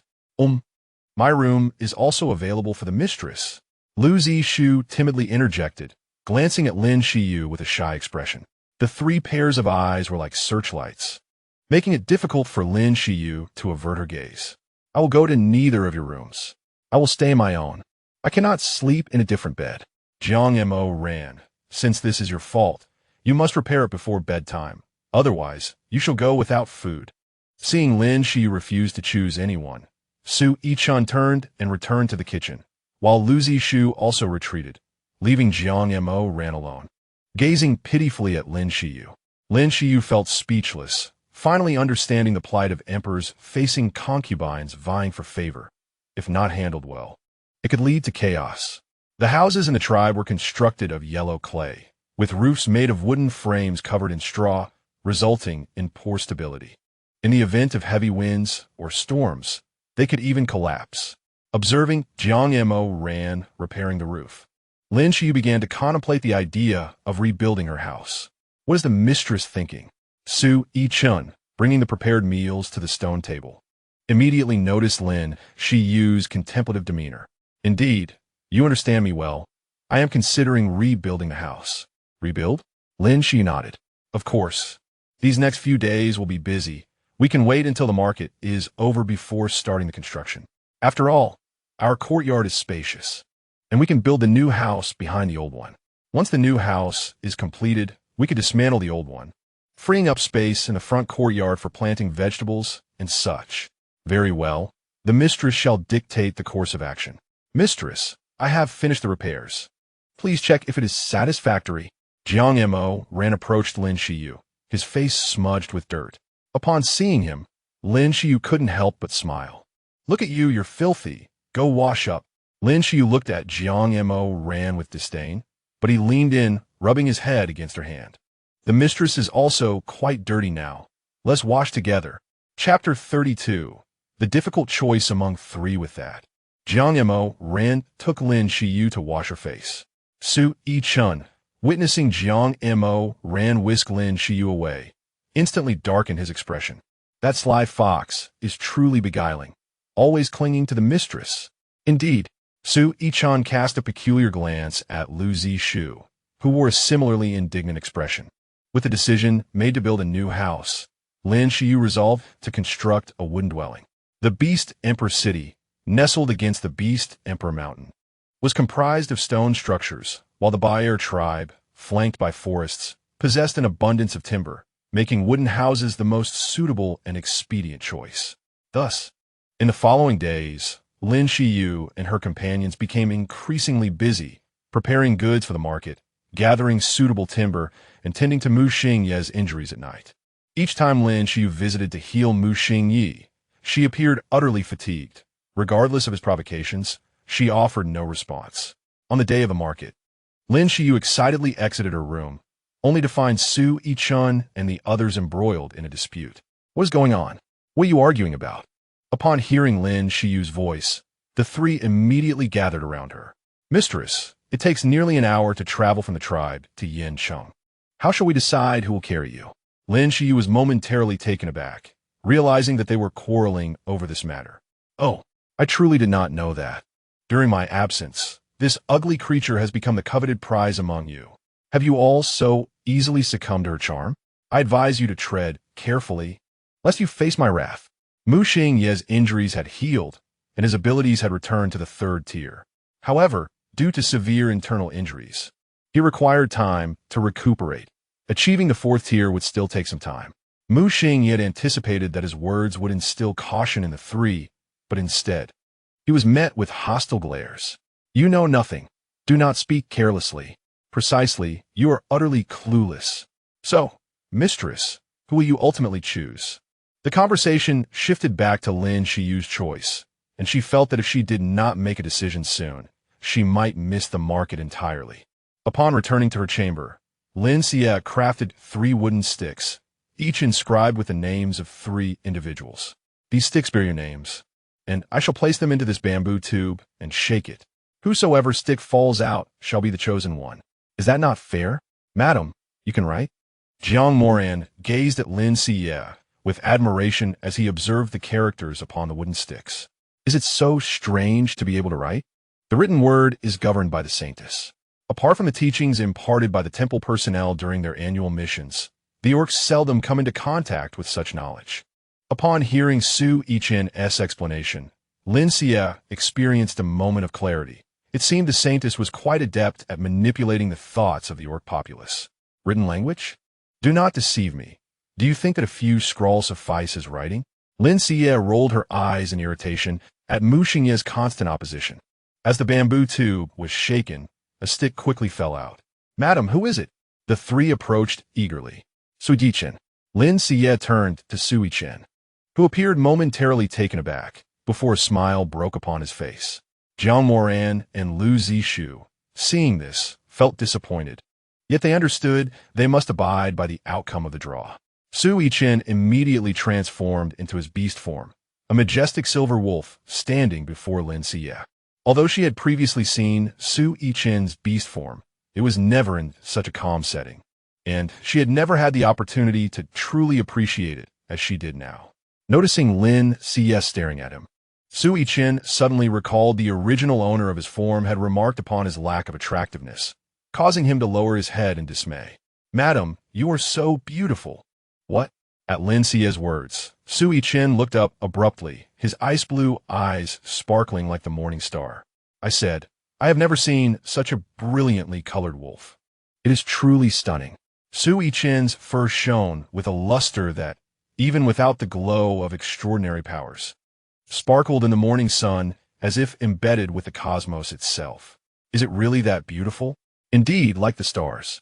Yet my kin claim I am an aberration. An aberration? I believe it may be so, but not in a derogatory sense. I recall you mentioning that you possess the highest talent among the Xiuyu ice wolves. Perhaps it relates to your uniqueness. Have you not heard? Geniuses are always distinct. Upon hearing Lin Xiyue's words, Su Yichen joyfully howled, then used his tail to lift Lin Xiyue onto his back. Thank you, madam. I knew I was not an aberration. With that, Su Yichen leapt forward, and Lu Zixu promptly transformed into his beast form to follow. Jiang Moran wished to join, but noticed the bamboo tube nearby and, adhering to Lin Xiyue's earlier instructions, sought out his own stick. Using foxfire to carbonize the outer layer, he fashioned it into an ornamental hairpin and happily dashed outside. Mu Xingye observed the group with an indifferent expression. Lin Xiyue's earlier praise had indeed astonished him. She had never before complimented them or smiled at them. Approaching the bamboo tube, he retrieved the stick within. Upon seeing the inscription, Mu Xingye's pupils widened in shock. She truly understood written language, and such a complex one at that. Even when the saintess sent people to teach, they only imparted rudimentary or counting words. Such intricate writing was likely beyond the saintess's comprehension. Watching the departing figures of the others, Mu Xingye suddenly vanished in a flash. At the entrance of Yin City, a long queue had formed, as many gathered to partake in the market. Everyone was required to pay an entry fee, and those wishing to set up stalls needed to pay for their spots as well. However, the fees were reasonable. The entry fee was 1 beast hide per person, while the stall fee was 50 pounds of fresh meat per stall. After settling the fees, Lin Xiyue and her companions smoothly entered Yin City, guided by an envoy to their designated stall. As few female beasts returned to set up stalls, Lin Xiyue received special privileges, securing the best position. The crowd accepted her presence without dissent, recognizing her as a female beast. This market is quite humane, Su Yichen remarked, unfurling the mat he had brought. Since entering Yin City prohibited the use of extraordinary abilities, they crafted a makeshift sunshade from leaves. Thus, their simple stall was ready. Lin Xiyue instructed Jiang Moran and Lu Zishu to act as sentinels while she discreetly retrieved her goods from her spatial storage. In Chapter 33, Panic and Plea for Help, Lin Xiyue had not prepared a wide variety of items. She only had salt, brown sugar, white sugar, and a few herbal remedies for pain relief and hemostasis. Once the goods were displayed, they attracted a number of inquiries. Fortunately, Lin Xiyue had already researched prices and handled them with ease. Little female beast, is your salt salty? And what is this white sugar? I have never seen it before. This is white sugar, produced through many processes, and it is sweeter than brown sugar. Naturally, it is priced higher. If you're interested, you may sample it. Lin Xiyue placed the white sugar before the crowd, inviting them to taste. Delicious. How much is this sugar? 1 piece of colorless crystal for a small cup. Lin Xiyue produced a small bamboo tube, which she had previously measured. A cup contained approximately 20 grams. Salt and sugar were exceedingly scarce in the beast world, and due to the complicated production of white sugar, its limited supply made it relatively expensive, yet still within reach for most. All right, then give me 2 cups. Once the first purchase was made, the following transactions were straightforward.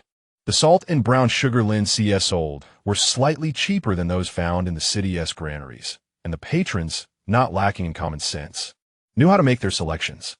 Just as Lin Xiyue's business was thriving, a sudden scream pierced the air. She turned to see a youth writhing on the ground, clutching his leg in agony. Oh dear, what are you doing running about? It appeared the stall holder had moved the stone mill. Yet the boy's swollen knee suggested a severe injury, possibly a fracture. Lin Xiyue rushed over to assess the situation and used her powers to examine him. Relieved to find it was merely a dislocated joint. With the right treatment, he would soon be able to walk again. Bear with me. I will treat you now. Though it may hurt a bit. Jiang Moran, come help me hold him still. Jiang Moran deftly restrained the boy, allowing Lin Xiyue to apply pressure. With a crack, the knee, which had previously been immobile, was now able to move slightly. Lin Xiyue retrieved the pain relief herbs, crushed them, and applied them to the boy's knee. Then used beast hide as a bandage. To expedite the boy's recovery, she discreetly utilized a bit of her healing power. In mere minutes, the boy's painful expression began to ease until he could sit up unaided. Is this truly miraculous? Just moments ago, I thought these herbs were a scam. Little female beast. How much for your herbs? As the crowd gathered around, Lin Xiyue recognized the opportunity for business. Although she had only set out to sell sugar and salt, she had already accomplished her task. However, who would ever turn down the prospect of more coin? The pain relief and hemostatic herbs were priced at 10 pieces for a colorless crystal coin. Those in need, follow me. Lin Xiyue called out, leading the crowd toward her stall. The youth she had just treated stood in place, staring at her in awe. Before long, Lin Xiyue's stall was entirely cleared. In truth, her spatial storage contained many more supplies, but as she needed sugar to replenish her energy, it was the most abundant item available. However, the disparity between modern manufacturing and the beast world's methods meant that any item taken from her storage would cause a sensation. Lin Xiyue could not afford to be too ostentatious just yet. As the market came to a close, let us also explore this bustling bazaar and discover what treasures it might hold. Lin Xiyue rose, ready to depart, when a young boy approached her. Thank you, sister, for your timely rescue. However, I cannot afford to pay for your medical fees. I am truly sorry. The boy bowed deeply to Lin Xiyue, who waved her hand dismissively. No need for such formality. Had I wished to demand payment, I would have done so earlier. Just refrain from such reckless behavior in the future. Next time you might not encounter kind soul. After speaking, Lin Xiyue turned to leave, but the boy blocked her path. With a look of desperation, he knelt before her. Please, sister, save my mother beast. Observing the boy's distress, Lin Xiyue quickly helped him to his feet. Calm down and speak slowly. What troubles you? My mother beast is ill. I intended to buy some inexpensive herbs at the market, but a thief stole my money. I was chasing after him when I accidentally knocked over a stone mill. I know, I have no money, but I promise I will not burden you without compensation. I can work for you. I can be your servant. Just please save my mother beast. Lin Xiyue was not overly compassionate, yet it was difficult to turn away someone in such distress. Very well, Yichen, accompany me to assess the situation. Mo Ran and Zishu. You two should explore the market for supplies. We need many items, and we will regroup at our stall. Dear mistress, may we accompany you? Lin Xiyue smiled at Jiang Mo Ran and Lu Zishu's concerned expressions. There is no need for worry. This is Yin City, where beast soldiers patrol. You'll be safe. Off you go. With that, she allowed the boy to lead the way. The boy's home lay on the outskirts of Yin City, an area reminiscent of a slum. It must be said, Yin City is indeed vast. Of course, Yin City spans 1,000 miles. As a mid-sized city, there should be one for every 300 kilometers. However, due to its proximity to the beast world's borders, most tribes are frequently plagued by monster attacks, making it hard for them to develop. Lin Xiyue nodded thoughtfully, following the boy as they ventured further, a sense of unease gnawing at her. Why you live so far away? This is beyond the typical impoverished area. The boy sheepishly explained, I apologize. My family is incredibly poor. It is just my mother beast and me relying on each other. So we can only reside in places that do not require rent. To receive protection from Yin City, one must pay a land tax. And those who cannot afford it must settle on the outskirts of slums, which is quite reasonable. It was no wonder the boy was desperate to retrieve his stolen money. What about your father beasts? Hearing this, the boy lowered his head in silence. My father beasts were killed by monsters while searching for herbs for my mother beast. I am sorry. Lin Xiyue felt a pang of guilt for striking a nerve with the boy. Upon arriving at the boy's home, Lin Xiyue frowned. The house appeared more hazardous than a dilapidated structure. It was a wonder how the mother and son survived here. I will go inside to take a look. Yichen, please wait for me here. Understood, dear mistress. Just as Lin Xiyue reached the threshold, an alarm from the system echoed in her mind. Warning, host, do not enter. This is a trap. However, the warning came too late. One foot had already crossed the threshold, and she felt an immense force pulling her in. Lin Xiyue barely had time to scream before she vanished into the darkness. Su Yichen sensed the anomaly immediately. The bond he shared with Lin Xiyue abruptly severed. Mistress! He rushed toward the door, only to find that the entire room had been sealed with a barrier, rendering him unable to enter. He quickly turned to the boy.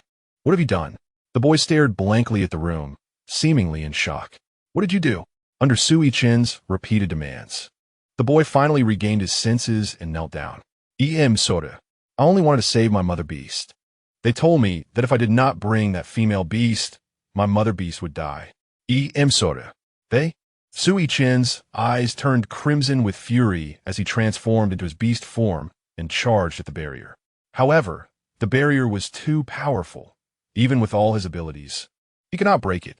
Inside the barrier, Lin Xiyue felt the air growing thin, and darkness enveloped her, rendering her directionless. System, what is happening? This is a formation set by the Saintess to kill you. It cannot be broken from within. Only your beast husbands may find a way to dispel the barrier before the air runs out. Do not worry if your life is in danger. The system will activate an emergency protocol. However, once this protocol is used, the system will fall into slumber. As the air grew increasingly scarce, Lin Xiyue attempted to steady her breathing, taking small, measured inhales. Contemplating suffocation as a means to end her life, she mused on the Saintess's cruelty. Outside the barrier, Jiang Mo Ran and Lu Zishu sensed the severed connection as well. This is bad. The mistress is in danger. Mo Ran, go assist Yichen. I will seek out the city guard. The death of a female beast is a grave matter. Jiang Mo Ran nodded and rushed towards Su Yichen's location. Fortunately, the beast husbands maintained a connection. Even if they could not pinpoint Lin Xiyue's whereabouts, they could locate Su Yichen. Soon, Jiang Mo Ran spotted Su Yichen fiercely attacking the barrier. Without questioning the situation, she joined the assault. Yet, their combined strength proved insufficient to breach the barrier. Inside, Lin Xiyue's lips turned purple as she succumbed to oxygen deprivation. The carbon dioxide accumulated, even with the system's efforts to gather oxygen around her. It could only sustain her for a mere 10 minutes. Ah, if only I'd thought to stockpile some oxygen tanks. Host, is this really the time for jokes? It is my fault for bringing you to this wretched beast world, where there are so many restrictions. Had you retained your former abilities to traverse spaces, none of this would have occurred. Lin Xiyue was indeed terrified. The sensation of life ebbing away was profoundly unsettling. No, Yichen, this barrier requires at least a 4th-tier ability to establish. We are only at the 3rd tier and cannot break it. Where can we find a 4th-tier ability now? Su Yichen roared in frustration, sensing Lin Xiyue's vitality waning. If this continued, she might truly be lost. Yichen, Mo ran. Lu Zixu rushed towards them with urgency. What is the situation? Jiang Mo ran shook her head. It cannot be done. This barrier must be destroyed with an attack from a 4th-tier ability. That's no problem. We still have a chance.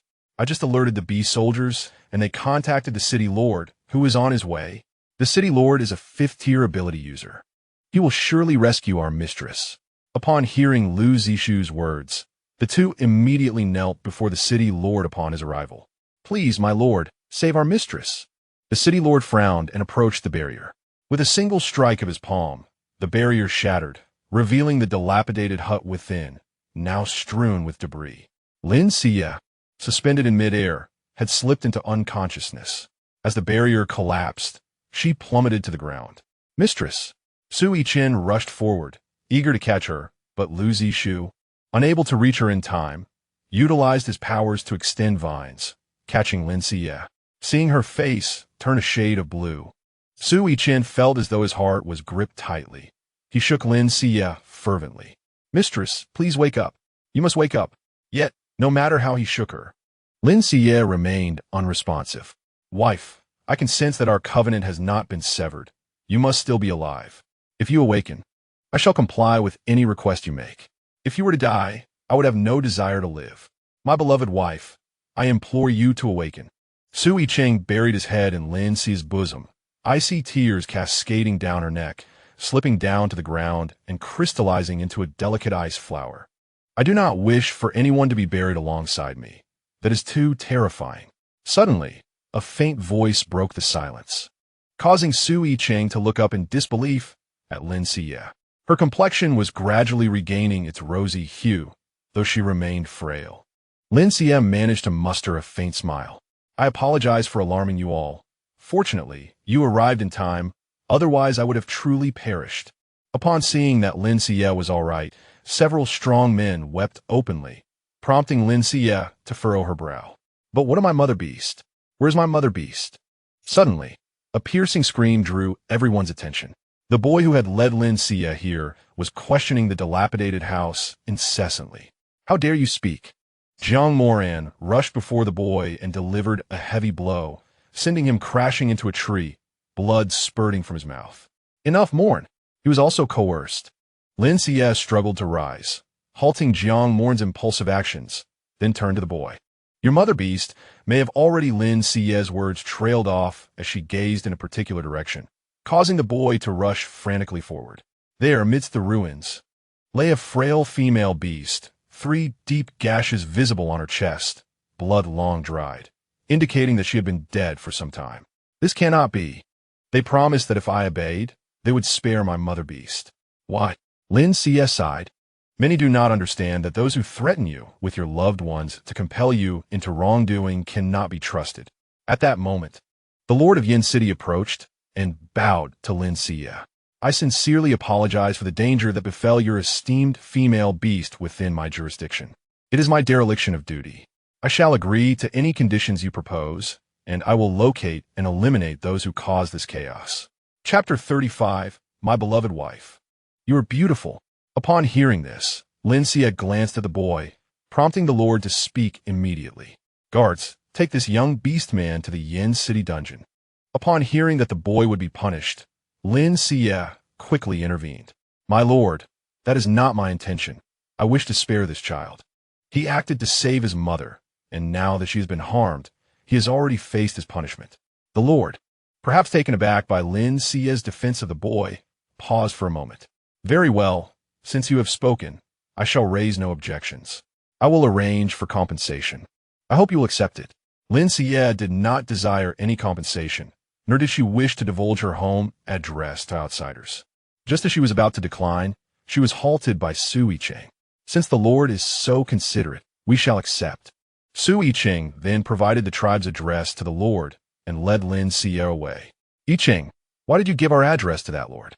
What if he discloses our information? We will have to flee again. My wife, do not worry. Based on my analysis, the Lord should be unrelated to this group of assassins. If he were colluding with them, he would have resolved us within the city rather than lead us outside. Lin Xiyue had considered this, but still harbored some doubts. My wife. Su Yicheng called Lin Xiyue's name gravely before kneeling before her, prompting Jiang Morn and Lu Zishu to kneel as well. My wife, it is our inadequacy that we could not protect you. The barrier that ensnared you could only be breached by a fourth-tier ability. Had we advanced further, perhaps we could have prevented your peril. Seeing their downcast expressions, Lin Xiyue hurriedly urged them to rise. This is not your fault. Even if you were fourth tier, they would still dispatch fifth-tier ability users. If they truly wished to eliminate me, they would leave no opportunity. Had it not been for the Lord's willingness to assist, I would have been in grave danger.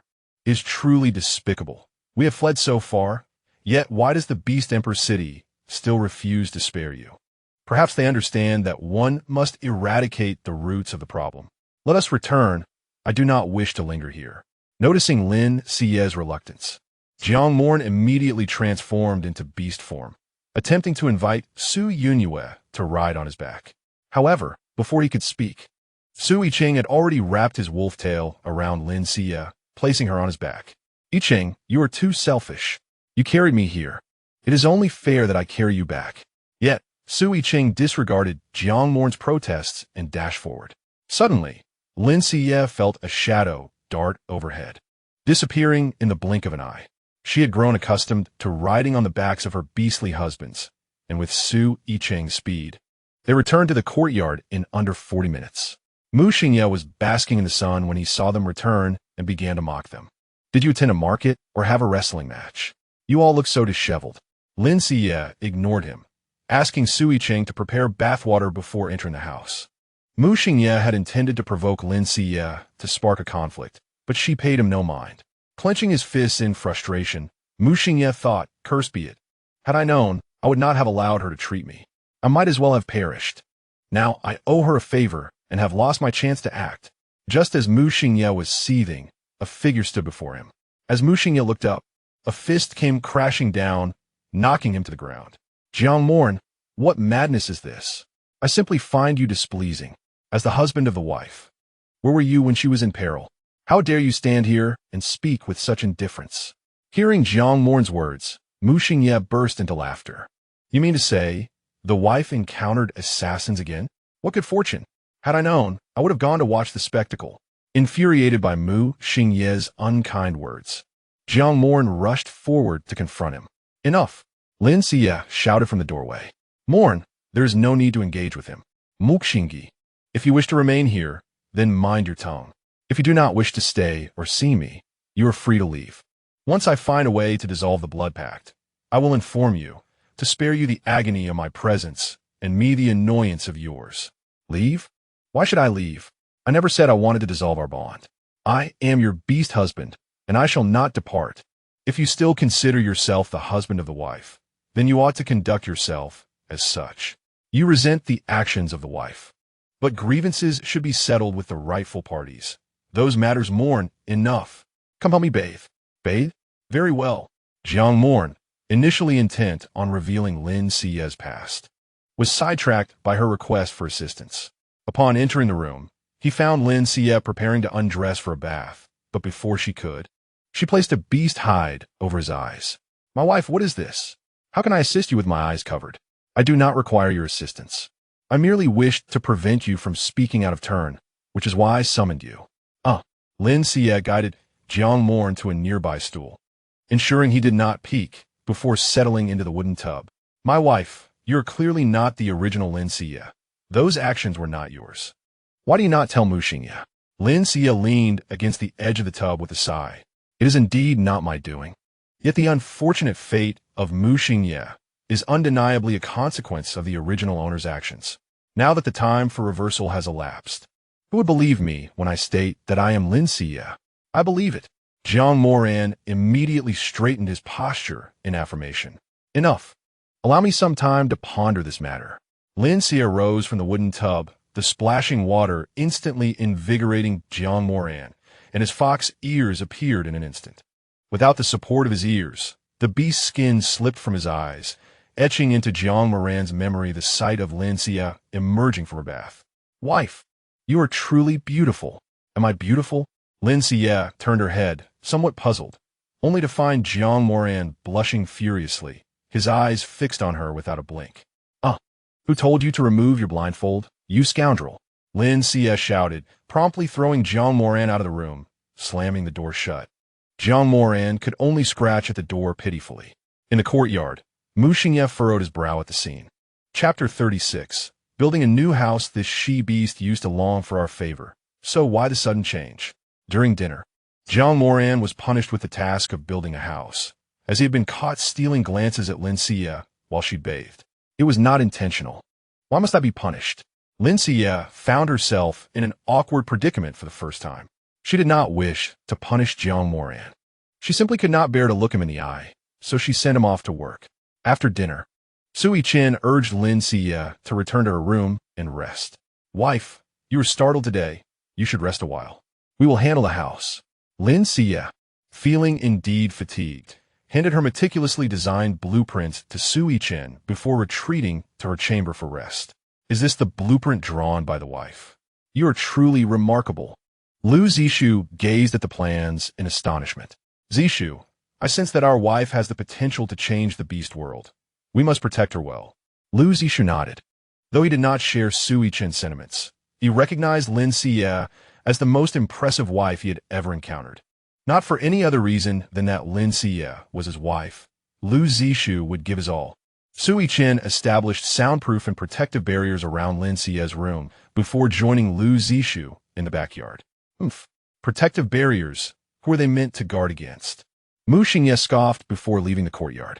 Upon arriving in the backyard, Jiang Moran had already excavated the foundation. All right, Moran, go have your meal. The wife has saved some food for you. Come back once you've eaten. Hearing that Lin Xiyue had prepared food for him, Jiang Moran beamed with a foolish grin. I knew the wife would not abandon me. He cheerfully dashed to the kitchen to eat. The beastman's dexterity was remarkable. In just a few hours, they had constructed the framework of the house, even chopping wood several times. When Lin Xiyue awoke, she saw the nascent structure of the house and gave a thumbs up to the trio. Impressive. With Lin Xiyue's praise, the three men worked with renewed vigor. After strolling around the front yard, Lin Xiyue turned her gaze towards the forest, having no further assistance to offer with the house. She decided to fetch some water to irrigate the backyard soil, which would later allow Lu Zishu to plant some vegetables. Lin Xiyue stored the empty water barrel in her space and entered the forest. Just as she reached the riverbank, Mu Xingye appeared behind her. Without turning her head, Lin Xiyue spoke. Yin Chang, you followed me, did you not? You noticed me? Lin Xiyue smiled. Given our partner contract, would you expect otherwise? You did not intervene to save me. Are you not angry? Lin Xiyue turned to face Mu Xingye and wave her hand, causing a water sphere to rise from the river, which then vanished, filling a barrel in her space. Mu Xingye's eyes widened in disbelief, unable to articulate his thoughts as he pointed at Lin Xiyue. This is my second supernatural ability, spatial manipulation. Dual abilities. How is that possible? Why should it be impossible? Just because I could not do it before does not mean I cannot now. I presume you have questions for me. Please ask. Upon hearing Lin Xiyue's words, Mu Xingye grasped the situation. You are indeed not her, but why? If you ask why, I cannot provide clarity. I do not know how I arrived here. I am sorry, but it seems your grievances may never be avenged. If you insist on transferring your past enmity onto me, I will not allow it. As I have said before, should you wish to stay, we may coexist as friends. If you wish to leave, I shall not compel you to remain. Mu Xingye observed Lin Xiyue, whose gaze held no trace of evasion, pure and unblemished. You are indeed not her. Mu Xingye was torn between laughter and tears, uncertain whether he felt joy or sorrow. You must have loved her dearly, did you not? In the original owner's memories. Mu Xingye was the only one who had bonded with the original owner out of love, even if that love had turned to hatred due to its intensity. Yet unexpectedly, upon hearing Lin Xiyue's words, Mu Xingye erupted. Love? I do not love her. I have never loved her. Had she not used dark arts to control me, I would never have formed a bond with her. I harbor only hatred for her. Lin Xiyue was taken aback by Mu Xingye's outburst, as it contradicted what the system had conveyed. Well then, do take care. As for your decision to stay or leave, that is entirely up to you. I shall not force your hand. With that, Lin Xiyue filled the barrel with water and brushed past Mu Xingye, returning to the courtyard. Just as she placed the barrel down, she turned to see Mu Xingye standing at the entrance, head bowed. I do not wish to stay. I despise Lin Xiyue, yet I do not like you either. I merely have nowhere else to go, so I am temporarily remaining. Lin Xiyue shrugged in resignation, accustomed to such bravado. That is all right. Our contract remains in effect, and you may come and go as you please. Once I find a way to dissolve the contract, you will be free. Mu Xingye pondered Lin Xiyue's words, studying her for a long while before retreating to his room. Su Yichen and the others were still working on the house, prompting Lin Xiyue to take it upon herself to prepare a feast to reward their hard work. She removed the heads from the large shrimp caught from the river, split them down the back with a bone knife, and removed the intestinal vein, then pan-fried them in generous oil until golden on both sides, setting them aside. Chopped scallions and garlic were sautéed, with 2/3 of the garlic added to hot oil to release its fragrance. The cooked shrimp were then tossed back into the pan, drizzled with a splash of soy sauce, a bit of oyster sauce, and a sprinkle of salt.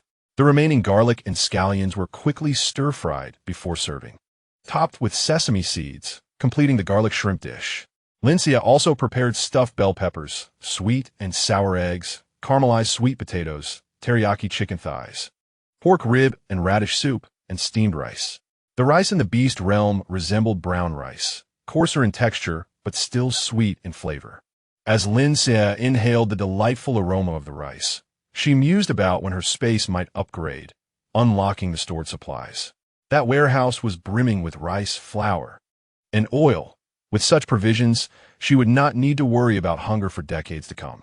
As the scent of the meal wafted through the air, Su Yichen and the others emerged from the backyard. Wife, why did you not call me to help with the cooking? Su Yichen, noticing the beads of sweat on Lin Xiyue's forehead, felt a pang of concern and immediately used his ability to cool her down. Relishing the refreshing sensation, Lin Xiyue sighed in enjoyment. This ice-based ability was indeed superb, akin to a walking air conditioner, and it required no electricity. Not far away, Mu Xingye stood at the doorway, observing the scene. Chapter 37. The rules among beastmen. Come eat with us. Upon hearing Lin Xiyue's invitation for Mu Xingye to join the meal, the others did not oppose, though they gazed at Mu Xingye in surprise. Mu Xingye was taken aback by Lin Xiyue's invitation to dine together, yet he approached the table and took a seat. Go on, savor the dishes I've freshly prepared. Su Yichen and the others waited patiently for Lin Xiyue to pick up her chopsticks before they began to eat, filling the air with the sounds of enjoyment. Wife, you are the female beast. Even if you are unaccustomed, it is only natural for the male beast to care for you. From now on, you must refrain from entering the kitchen. Call me when you need to cook. Su Yichen placed a deboned rib into Lin Xiyue's bowl. I can help with cooking too. Jiang Moran chimed in, raising his hand eagerly, but Lin Xiyue shot him a disapproving glance. You can spare me. I fear you might set the kitchen ablaze. Jiang Moran, upon realizing he was not allowed to cook, immediately wilted in disappointment. This was Mu Xingye's first experience tasting Lin Xiyue's culinary creations. Although he had previously received meals from her, he had stubbornly refused to eat, to prevent Mu Xingye from starving. Lin Xiyue had to ask Su Yichen and the others to deliver freshly caught game to him, which he would reluctantly consume. As Mu Xingye picked up a large shrimp, the rich aroma of garlic wafted into his nostrils, prompting him to furrow his brow in skepticism about its edibility. However, upon observing Su Yichen and the others relishing their meals, he decided to take a bite. In an instant, it was as if a new world had opened up to him. His eyes sparkled with delight. Yet, just as he reached for an egg, it was snatched away by Jiang Moran, and when he attempted to grab a sweet potato, it was seized by Lu Zishu. understanding the implication. Mu Xingye resigned himself to waiting until everyone had finished before scavenging what remained. Noticing this, Lin Xiyue opened her mouth to intervene, but Su Yichen pulled her away. Wife, the dishes you prepared today are exquisite. Will you teach me? I can cook tomorrow. Yet Lin Xiyue, feeling a tinge of worry, was ushered into the kitchen by Su Yichen, where she finally spoke. Even if Mu Xingye made mistakes before, those were the sins of the previous owner. You all know this well, so there is no need for such treatment. Su Yichen, hearing her words, gently pinched her cheek. My dearest wife is the kindest of all. However, this is a rule among us male beasts, so it is best you refrain from intervening. Rules? Su Yichen nodded. Although we are angry, we understand that Xingye is mistaken. Seeing you invite him to dine and his lack of refusal indicates that you must have shared your identity with him.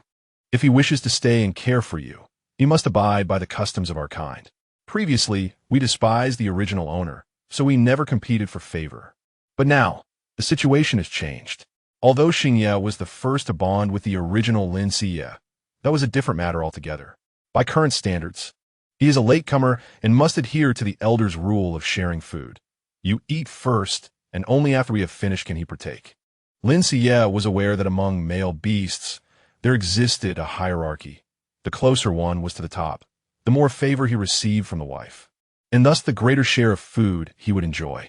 However, this was a custom born of scarcity, prioritizing the female beasts and the strongest male beasts. Now that there was no food shortage, such rules seemed excessively harsh. Lin Xiyue frowned, wanting to voice her thoughts, but Su Yichen's finger pressed against her lips.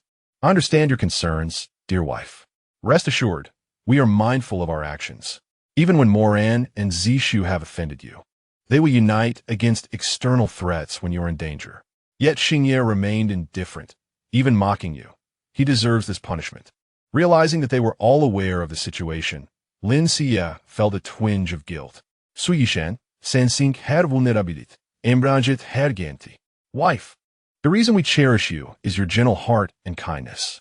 However, in the beast world, it is survival of the fittest. You may be soft-hearted, but we cannot afford to be.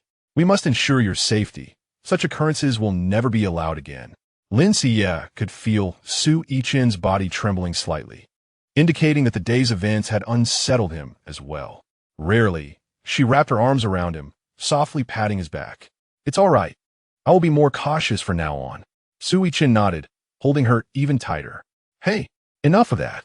A disgruntled voice interrupted from behind, belonging to Jiang Moran and Lu Zishu, who glared at Su Yichen while holding their plates.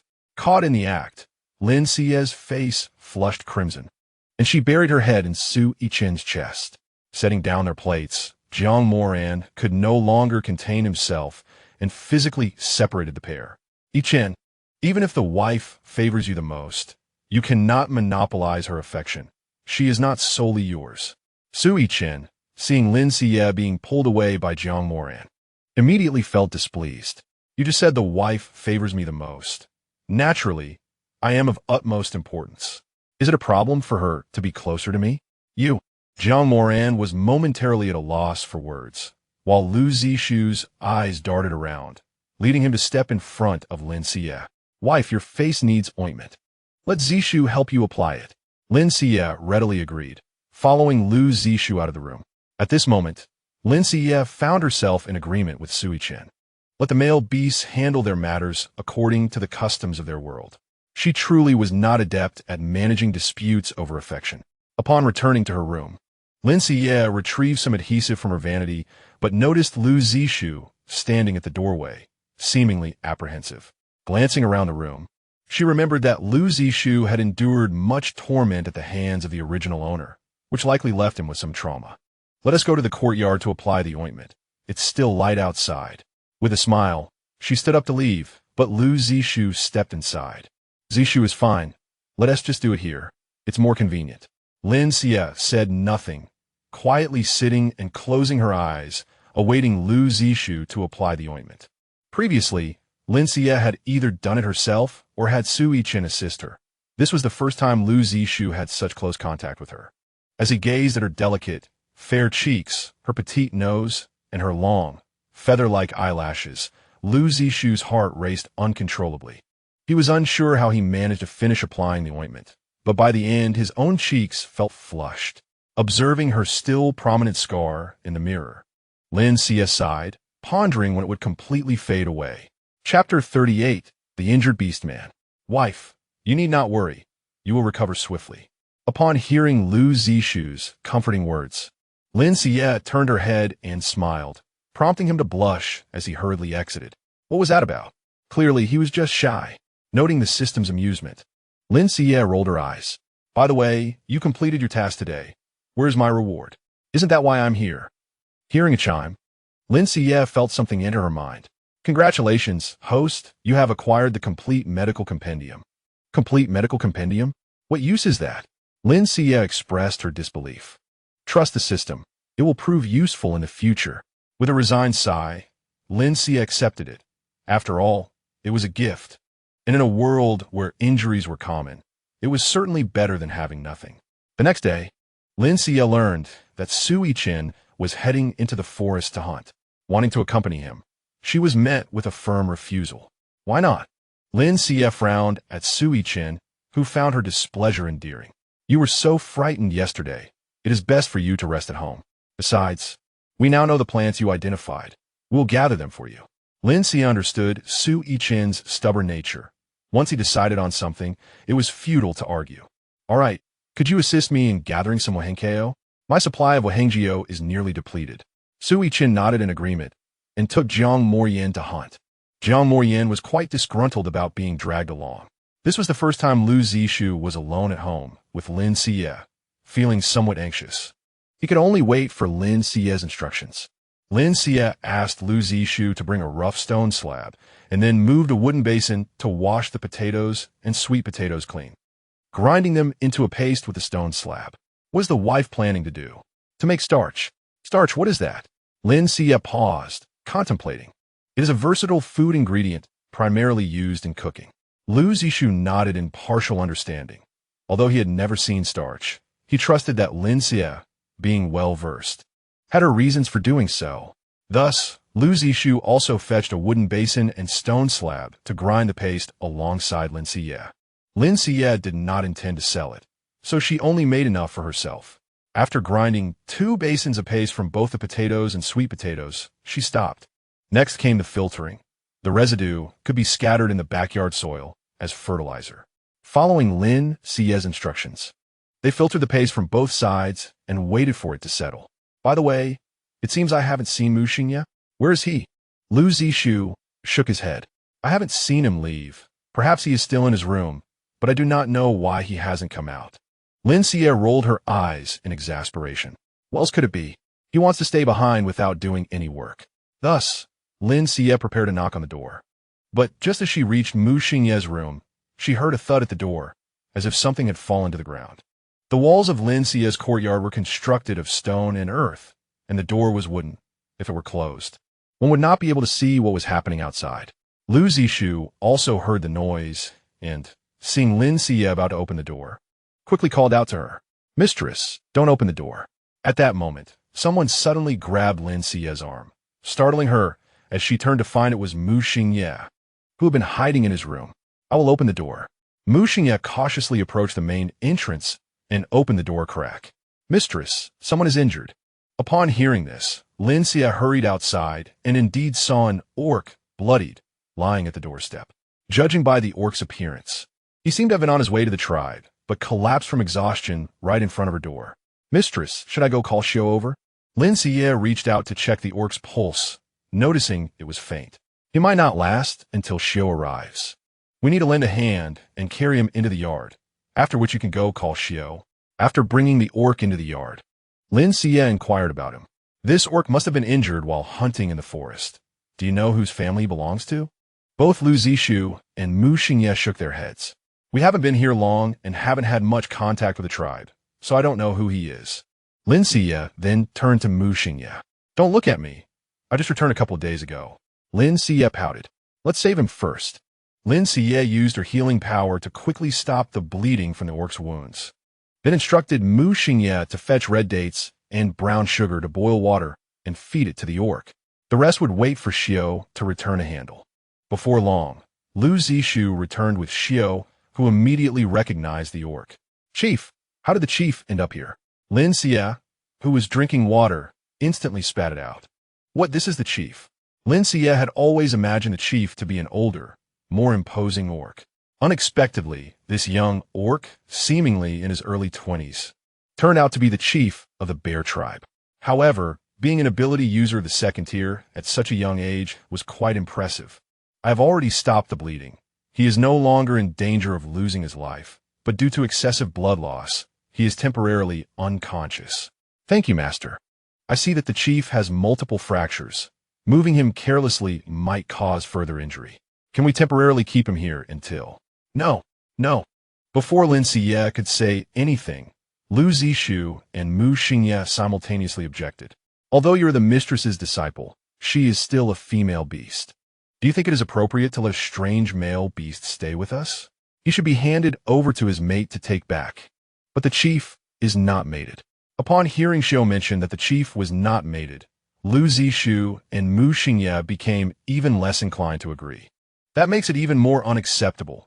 A lone male and a female. What if something happens? I will take him back.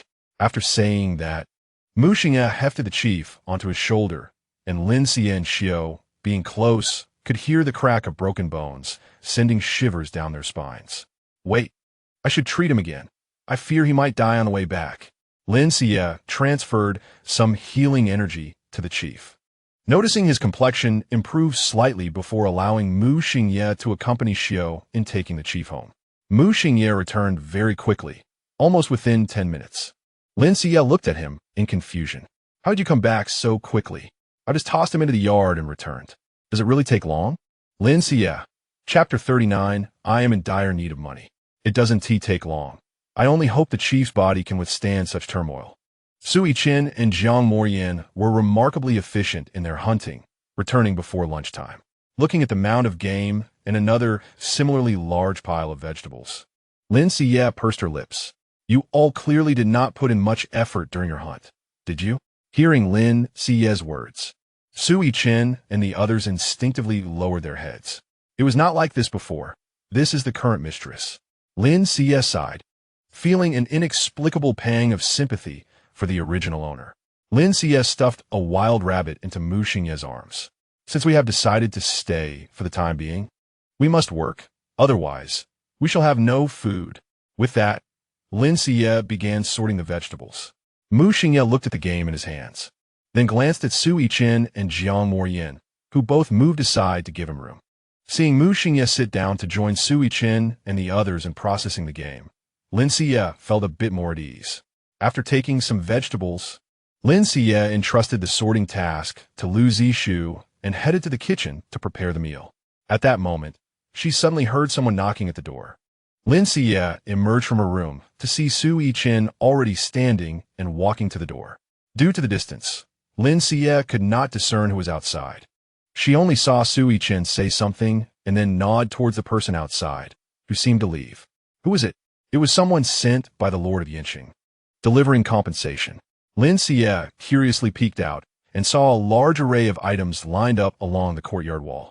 Pots, bowls, animal meat, hides, and even several large bags of grains.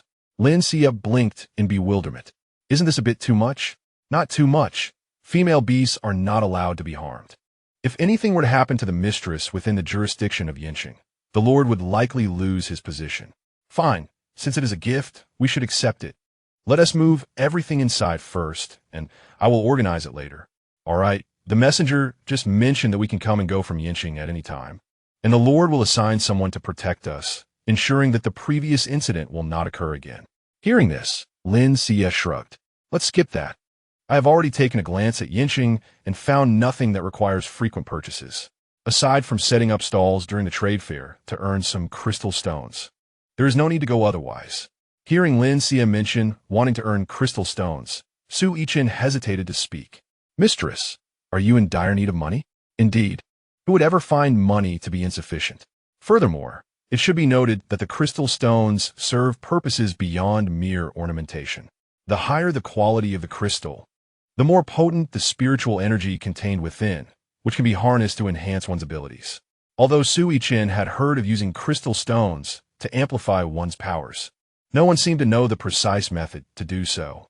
Thus, for a long time, these stones were predominantly utilized as currency. Upon hearing Lin Xiyue's words, Sui Chen remained silent, merely transporting the items sent by the city lord into the courtyard. At noon, Lin Xiyue prepared Orlan-style roasted chicken and fried chicken, accompanied by crispy fries, and crafted a tomato sauce using the red fruit of the beast world. Unfortunately, lacking flour, she was unable to make hamburgers. Instead, she fashioned a meat burger, sandwiching slices of red fruit and cucumber lettuce between two chicken fillets. Having spent half a month in the beast world, Lin Xiyue found herself yearning for hamburgers and fries. As Sui Chen and the others gazed at the unfamiliar spread laid out before them, they momentarily hesitated on how to begin. After Lin Xiyue demonstrated the proper way to enjoy the meal, they gradually followed her lead. Although Mu Xingye was the last to finish, this meal marked a significant improvement compared to the previous day, indicating that Sui Chen and the others were slowly forgiving him. Perhaps due to the absence of carbohydrates in today's meal, Lin Xiyue did not feel drowsy after eating and joined the others in processing the prey. Observing the prepared entrails, Lin Xiyue tilted her head, lost in thought. Wife, what troubles you? I was contemplating how to handle these entrails. They are edible, but rather troublesome to prepare, she replied. Noticing Lin Xiyue's desire to eat them, Sui Chen eagerly offered, whatever you need, just leave it to me. After a moment of reflection, Lin Xiyue nodded in agreement. All right, once prepared, I will stew them for you tonight. Even though my space can preserve them, the entrails have a strong odor, so it's best to consume them sooner rather than later. Lin Xiyue instructed Sui Chen to take the entrails to the riverbank, where they meticulously cleaned the intestines, removing impurities and rinsing them multiple times. The kidneys were halved to eliminate the scent glands. The heart was also halved and soaked in river water to draw out the blood, while the lungs were pricked with holes to expel any remaining blood. Once the intestines were thoroughly cleaned and the other entrails sufficiently soaked, Lin Xiyue declared, "Done. Let's head back." Sui Chen smiled at the brightness in Lin Xiyue's eyes. As they turned to leave, he faintly heard a sound behind them, but saw nothing upon glancing back. Frowning slightly, he noticed Lin Xiyue remained oblivious and chose not to voice his concerns. Having spent considerable time on the entrails, they returned to the courtyard to find the prey and vegetables already sorted, with Jiang Moran and the others busy constructing their home. The main house and kitchen where Lin Xiyue resided were complete, and they were currently building the residences for the others.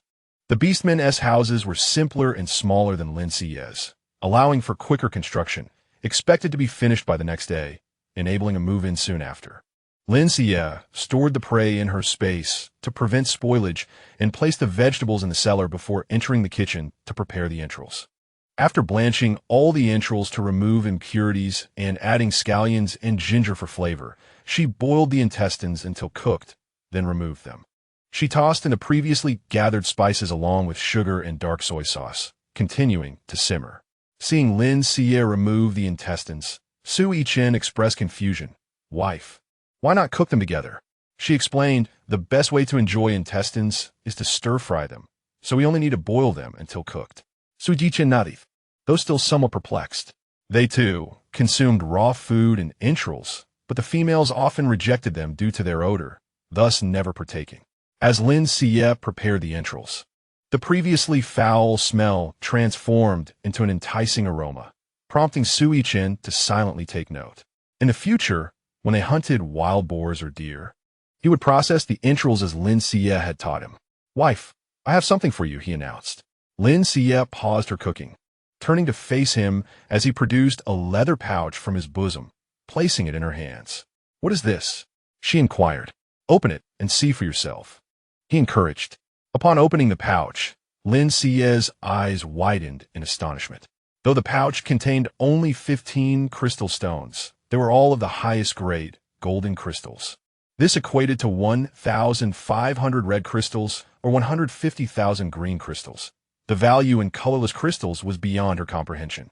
Overwhelmed by the enormity of this gift, she insisted, "No, this is your money. I cannot accept it."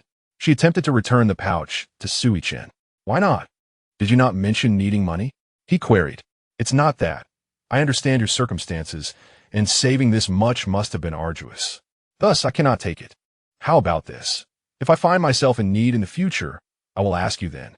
Seeing her resolve, Sui Chen still pressed the pouch into her hands. As your husband, all that I possess belongs to you. Therefore, you must accept it. I will earn more crystals for you in the future. Refusal would imply disdain for me. Besides, I know what you are thinking. I will not dissolve our bond, nor will I leave you. With that, Sui Chen exited the kitchen and headed toward the backyard, leaving no room for Lin Xiyue to refuse him again. With a sigh, she resolved to store the pouch in her space, reasoning that she could always return it to him later if needed. The construction of the houses progressed swiftly with Mu Xinye's assistance, and by the end of the afternoon, the beastmen's houses were completely built.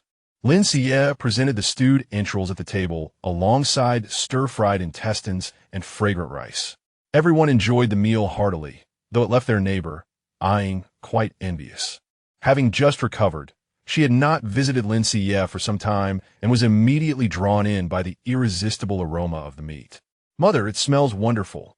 It must taste delicious, Eyeing exclaimed, but she earnestly reminded Ro, regardless of how tempting it may be, it belongs to others. Our food is hard-earned. They saved your life, and we cannot shamelessly ask them for food, understood? Ro nodded, though her longing for the meal was evident.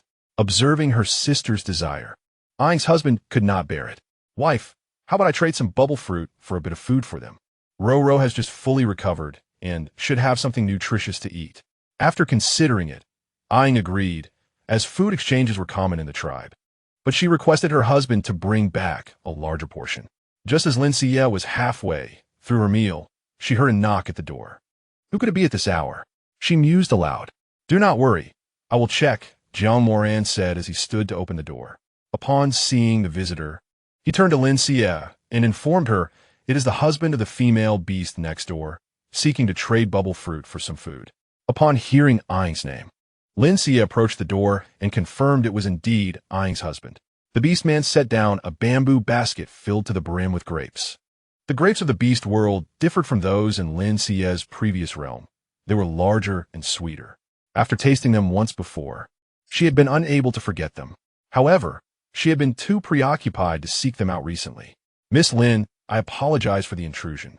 The aroma of your cooking is simply irresistible.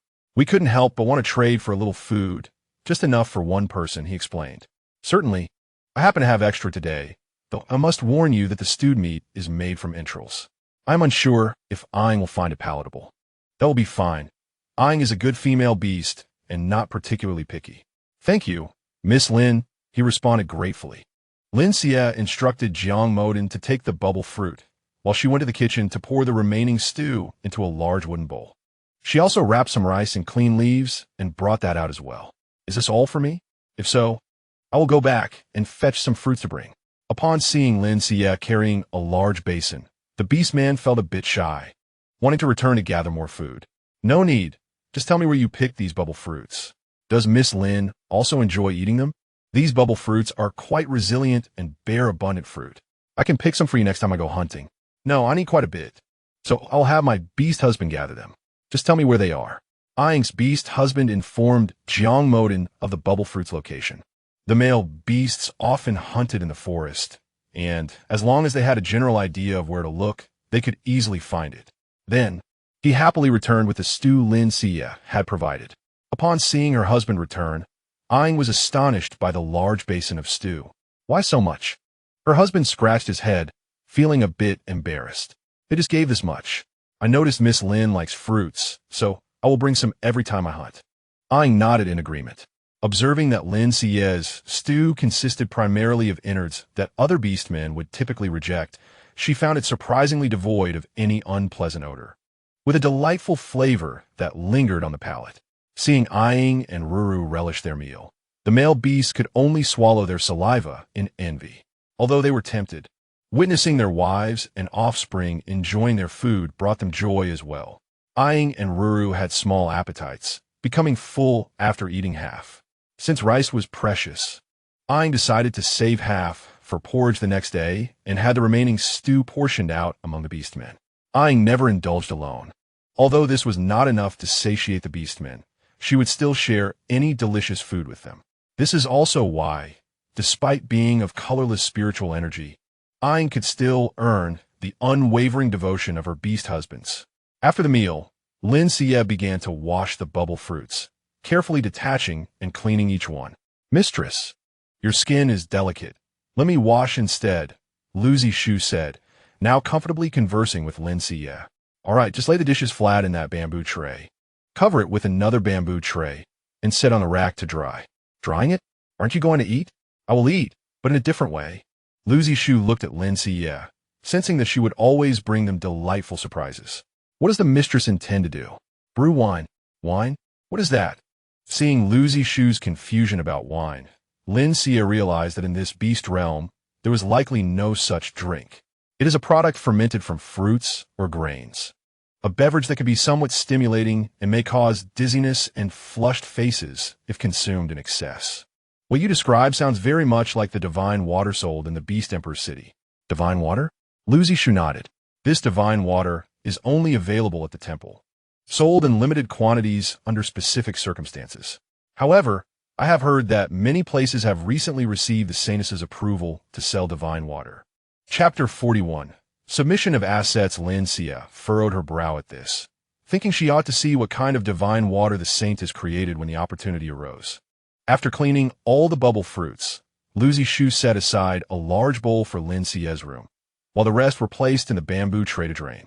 "Mistress, I have something to discuss with you."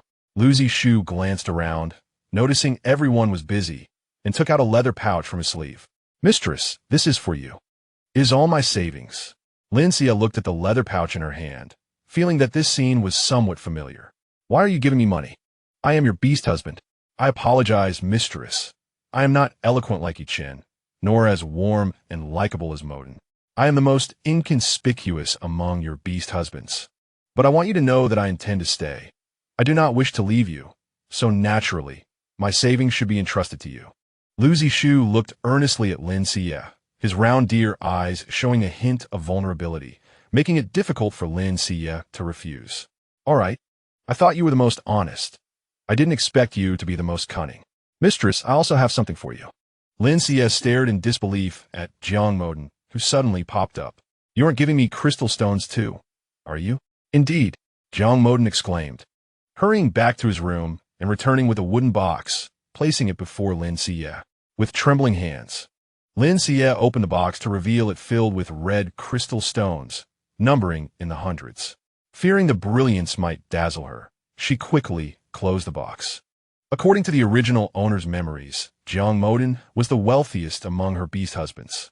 Although the Fox clan had a poor reputation, it was renowned for producing beautiful individuals. Thus, many male beasts aspired to marry into the Fox clan, making it one of the wealthiest clans in the beast realm. "You really don't need to do this. However, I can help safeguard your treasures.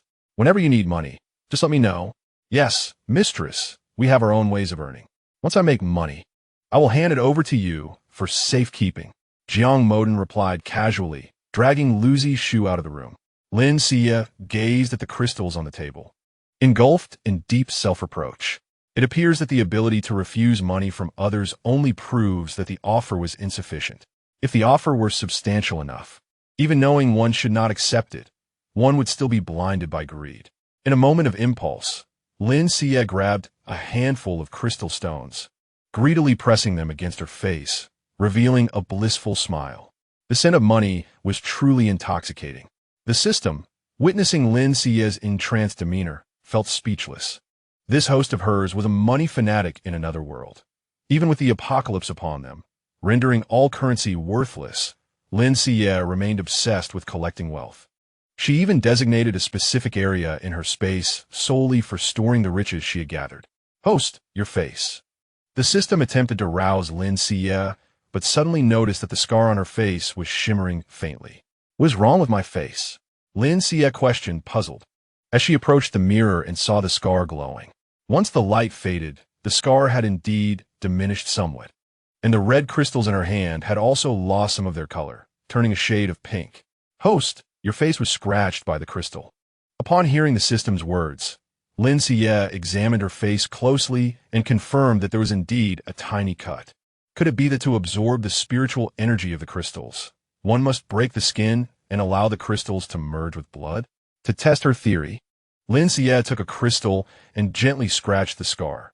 Indeed, the pink crystal visibly faded until it became colorless. The scar on her face also lightened slightly. However, witnessing the precious red crystal transform into a colorless one still caused Lin Xiyue to feel a pang of regret.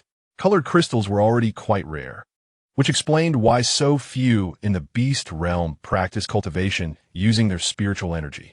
Will the host disclose this matter to Sui Chen and the others? Not yet. There are only so many crystals now, and they may have other uses. If I discover more crystals in the future, I can always use them for cultivation later. Lin Xiyue sighed, looking at the now pink crystal in her hand. It was a pity to waste these crystals. She would gradually use them to mend the scars on her face. Lin Xiyue stored the crystals away in her space, and soon after, Sui Chen brought her bathwater. However, upon seeing Lin Xiyue's face, he paused for a moment. "Mistress, your face seems to have improved significantly." Lin Xiyue nodded and candidly shared what had just transpired with Sui Chen. It turns out that crystal stones can be utilized in such a manner. If the mistress consumes those crystal stones, her extraordinary abilities will undoubtedly become formidable, and she shall have no fear of those assassins. However, my current healing and spatial abilities lack offensive power. It would be wiser to wait until I awaken other attack-oriented abilities before utilizing them. Is the mistress not simply endowed with dual abilities? Lin Xiyue proudly huffed in response. I was once a complete abilities wielder, but upon arriving in this body, my powers were sealed, preventing me from fully awakening. As for when I shall awaken, I am uncertain. Upon hearing Lin Xiyue's words, Sui Chen lowered his head in silence, astonished by the mistress's strength, while he himself remained stagnant at the third tier for an extended period. Lin Xiyue noticed Sui Chen's mood and hesitated for a moment before taking his hand. Do not bear any burdens in your heart. My past is merely a remnant of what once was. I am now a small, vulnerable creature in need of your protection. I Cheng, you are the first person to show me kindness since my arrival. I have contemplated sending others away, but I have never considered parting with you. Please do not feel inferior. Before I truly grow stronger, I will need your protection, all right? Sui Chen nodded earnestly, grasping both of Lin Xiyue's hands. I will do everything in my power to safeguard the mistress, so let us consummate our union. Lin Xiyue was taken aback for a few seconds, her face turning as red as a steamed crab. Get out of here! Lin Xiyue pushed and kicked, sending Sui Chen out of the room, leaving him utterly perplexed. Mistress, did you not say you never thought of dissolving our bond? Does this not imply that you harbor feelings for me? Why can we not consummate our union? Must affection necessarily lead to intimate acts? Yet such acts could empower me, enabling me to better protect the mistress. I do not require that. Chapter 42. The Triennial Shaman Competition. Lin Xiyue pushed Sui Chen out of the room and firmly closed the door, finally exhaling in relief. However, Sui Chen continued to call out from the doorway. Mistress, once you finish bathing, please inform me. I shall fetch water. I can manage on my own. Lin Xiyue wished to avoid Sui Chen entirely at that moment. Ever since resolving misunderstandings with the beastmen, they had not allowed Lin Xiyue to forage or hunt alone in the forest. When she expressed a desire for mushrooms, Lu Zishu collected all the visible mushrooms available. Aware of their limited knowledge regarding food, they gathered everything for Lin Xiyue to identify, after which they would memorize what was edible and what was not. To Lin Xiyue's surprise, most mushrooms in this world were non-toxic and consumable, with the only concern being their palatability. A portion was mildly toxic and required thorough cooking, akin to the poison found in certain plants. Only a small fraction was extremely toxic and inedible. Lin Xiyue informed Lu Zishu once, and he managed to memorize all the mushrooms. Mistress, these bubble fruits have dried. What should we do next? Lin Xiyue instructed Lu Zishu to lay out the mushrooms that could be sun-dried, then proceeded to examine the bubble fruits. She sanitized a clean ceramic jar with boiling water and allowed it to dry. Mistress, why go through such trouble? I can quickly dry it with fire. Jiang Moran snapped his fingers, and Lin Xiyue watched as flames erupted from the jar, instantly evaporating the moisture. Lin Xiyue gave Jiang Moran a thumbs up before instructing him to place the bubble fruits into the jar. Using a similarly sanitized wooden pestle, they crushed the bubble fruits thoroughly, the finer the better. Then they mixed in white sugar and let it ferment naturally in a cool, ventilated area, covering it with a lid. It was essential to stir it several times daily with clean, sanitized chopsticks or spoons to ensure proper fermentation of the wine. After a week of this repetition, they would filter out the residue and transfer it to a clean ceramic jar, sealing it for continued fermentation for 1 to 2 months, at which point the wine would be considered brewed. Upon hearing Lin Xiyue's instructions, Jiang Moran frowned. I did not realize this type of wine required such a lengthy brewing process. I thought it would be ready by tomorrow. Tomorrow, it will be drinkable, but it will be bubble fruit juice, so please be patient. The longer it ferments, the richer and more flavorful the wine will become. Jiang Moran, envisioning the fragrant wine, licked his lips and nodded. Very well, I shall heed the mistress's guidance. I will take good care of this jar of wine. Lin Xiyue's relationship with Aing grew increasingly close, as they would often sit under the trees at the entrance with Ro, enjoying the shade. Lin Xiyue would bring homemade snacks, and they would gossip about recent happenings. Aing, did you hear? The shaman competition is approaching, and I wonder if our tribe will earn a ranking this time. Aing munched on Lin Xiyue's roasted pork jerky, her mouth never pausing. Lin Xiyue was aware of the shaman competition, held every 3 years, and today marked the 3rd year. During this time, she had frequently accompanied Aing around the tribe and learned much about it. Based on the number of female beasts, the tribe had met the criteria for upgrading to a higher-level tribe. However, due to the extremely backward medical practices in the beast world, the tribe had yet to upgrade. I heard our rival tribe, the Black Wolf tribe, has brought a formidable shaman today. They have been consistently raiding our resources due to the scarcity around them. If they manage to upgrade, our tribe may fall under their control. Lin Xiyue frowned upon hearing this. She had already devised a strategy to confront the Beast Emperor city, strengthening their power to oppose it. Therefore, the tribe must upgrade this time. Aing, take this pork jerky home to enjoy. I have matters to attend to and shall return home now. Lin Xiyue stuffed the pork jerky into Aing's skirt and hurried back to the courtyard. Seeing Lin Xiyue breathless, Sui Cheng hurriedly soaked a beast skin towel to wipe her sweat. I want to assist the tribe in securing victory in this shaman competition. Upon hearing this, Sui Cheng exchanged glances with others, then glanced toward the pavilion, where Lin Xiyue noticed someone seated. It was indeed the tribe leader in Xiao. They had overheard Lin Xiyue's words, and upon realizing her willingness to aid the tribe, both approached her excitedly. Master, we have just arrived and wish to request your assistance in representing our tribe in the shaman competition. Xiao had been coming to learn medical skills from Lin Xiyue daily, and their relationship had grown quite close. Although it was the tribe leader's 2nd visit, he had been unconscious during the 1st, leaving him feeling rather unfamiliar. The tribe leader greeted Lin Xiyue respectfully before speaking slowly. Greetings, Miss Lin. My name is Xiao Lin of the White Tiger tribe. I have heard from Xiao that were it not for your timely intervention, I might have perished. Thank you, Miss Lin. Lin Xiyue blinked in surprise, smiling as she waved her hand dismissively. It is nothing. As a healer, one cannot stand idly by in the face of death. Now let us discuss the shaman competition. Xiao had participated in a previous shaman competition and was well versed in the process, explaining it meticulously to Lin Xiyue. Assisting you in obtaining a ranking is certainly within my capabilities, but I cannot represent the tribe. Why not? If you participate, we will surely secure 1st place. Lin Xiyue hesitated, contemplating whether to disclose the dangers she currently faced to Xiao Lin and Xiao. If the Holy Maiden were to discover her medical prowess, she might dispatch troops to eradicate the tribe, jeopardizing their development before it even commenced. Xiao, being somewhat single-minded, did not perceive Lin Xiyue's predicament. It was Xiao Lin who recognized her concern. Very well. We shall proceed as Miss Lin suggests, but could you accompany us to participate in the shaman competition? That should not pose a problem, as Xiao mentioned a shaman is permitted to bring one assistant. I can enter the competition in the capacity of an assistant. That is splendid. The grand competition of the shaman doctors is merely 5 days away, and we shall depart tomorrow. Lin Xiyue nodded, bidding farewell to Lin and Xiyue. Xiyue, filled with concern, spoke up. Wife, the competition will take place in Huang City. If we are discovered, I fear. Xiyue's words trailed off. For within Huang City dwell many high-ranking beastmen, and should they encounter them, Xiyue and his companions would stand no chance. I'm aware of this. Yet if we do not grow stronger, we shall forever be oppressed by Huang City, condemned to a life of relentless pursuit.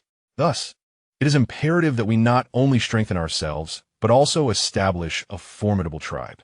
Chapter 43. A bit queasy, no, it's motion sickness. Mu Xingye, listening intently to their conversation, keenly sensed something amiss. What do you mean by that? Lin Xiyue turned to Mu Xingye. During this period, although Mu Xingye did not share the same closeness with her as Xiyue and the others, he had nonetheless fulfilled his duties as a beast husband. She proceeded to relay to him the actions of the saintess. Saintess? That cannot be. The saintess performed the handover ceremony to pass her position to Lin Xiyue. Why would she harm her? You cannot slander the saintess like this. Lin Xiyue anticipated Mu Xingye's response. The first beast husband of the saintess was from the Black Panther clan, which thus garnered significant attention from the temple. Having benefited from the saintess, it was only natural for them to revere her. Convincing Mu Xingye that the saintess was malevolent would indeed be a formidable challenge. I do not understand why the saintess would target Lin Xiyue, but the current state of Lin Xiyue is undoubtedly a consequence of the saintess's actions. Mu Xingye, you must comprehend that the deity revered by the beastmen is solely the beast god. The beast god has never appointed a messenger to bestow happiness upon the beastmen. The saintess has usurped the beast god's role in receiving worship and offerings, benefiting from the beast god's light. Yet, she has not only failed to alter the rampant incursions of magical beasts, but has also led the people to forget the beast god, placing herself above all. Reflect carefully upon whom you truly revere, the beast god or the saintess. Lin Xiyue frowned at Mu Xingye. The beast god is an unassailable totem in every beastman's heart, and her words struck a blow to Mu Xingye's faith. Jiang Moden, noticing the situation, approached. Xingye, your clan has received the saintess's protection, so it is natural for you to speak in her defense. But what about us? Many clans once revered the saintess, yet they were ultimately expelled and annihilated. Where was the saintess then? The beast god has proclaimed that all beasts are equal. Unless they are wicked, all should be protected. But is the saintess truly so? Had we not seen the truth, we would not have chosen to resist. If you are unwilling, then you need not accompany us to the shaman doctor competition. However, if we discover that you have betrayed your wife and informed the saintess, even if your rank surpasses ours, we shall drag you down to hell, as I, Jiang Moden, vow to do. With that, everyone returned to their rooms to prepare, leaving Mu Xingye standing in a daze. The following morning, Lin Xiyue and Xiyue awaited Lin and Xiyue in the courtyard, ready to depart. Throughout the previous night, Xiyue and the others took turns keeping watch, ensuring Mu Xingye did not leak any information. Although Huang City was aware of Lin Xiyue's whereabouts, they regarded her as an ordinary female beast. If they were to learn of her awakened powers, her life would undoubtedly be forfeit. Fortunately, Mu Xingye's room remained silent throughout the night. As they prepared to leave after meeting Lin and Xiyue, Mu Xingye emerged from his room. Wait, I wish to go too. Lin Xiyue regarded him with confusion.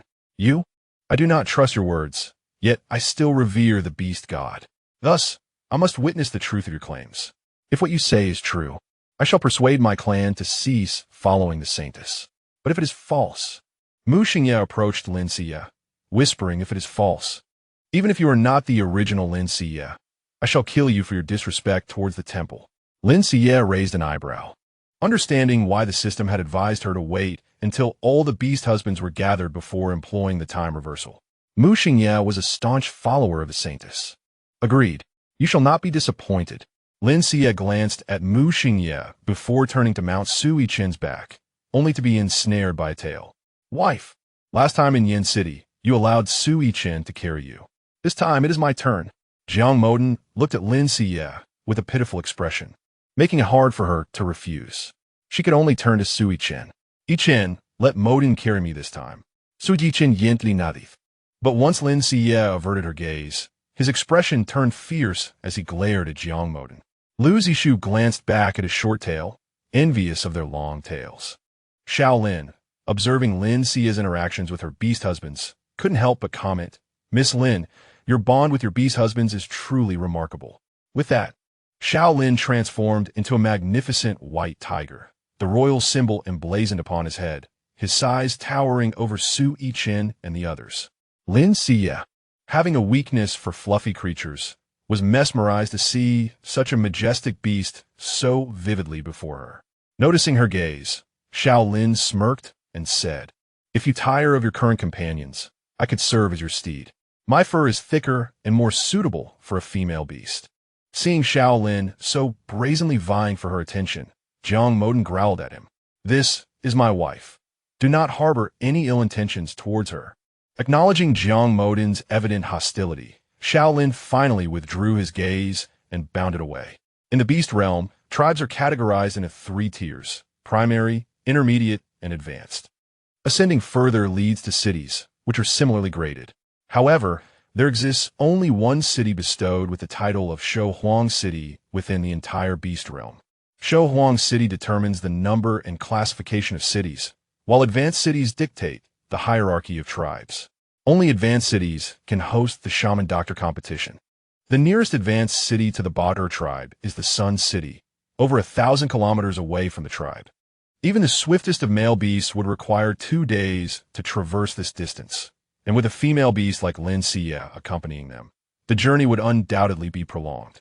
Initially, Lin Xiyue found the journey amusing, but as time wore on, she began to feel discomfort in her back and waist. With Xiao Lin and Xiu present, she could not retrieve snacks from her spatial storage and had to rely on the beast skin bag she carried, which soon ran out. Before long, Lin Xiyue slumped against Jiang Moden's back, her energy waning. Noticing her distress, Su Yichen hurried to Jiang Moden's side, concern etched upon his face. "Wife, are you all right? You appear unwell." Lin Xiyue waved her hand dismissively. "I am fine. It is merely some motion sickness." Seeing Lin Xiyue on the verge of collapse, Su Yichen glanced at the time and urged, "Tribe leader, let us find a place to rest for the night. My wife may not be able to endure much longer." Upon hearing Su Yichen's words, Xiao Lin quickly halted to assess Lin Xiyue's condition. Ahead lies Chongchuan City, a primary city. Let us rest there for the night. Chapter 44.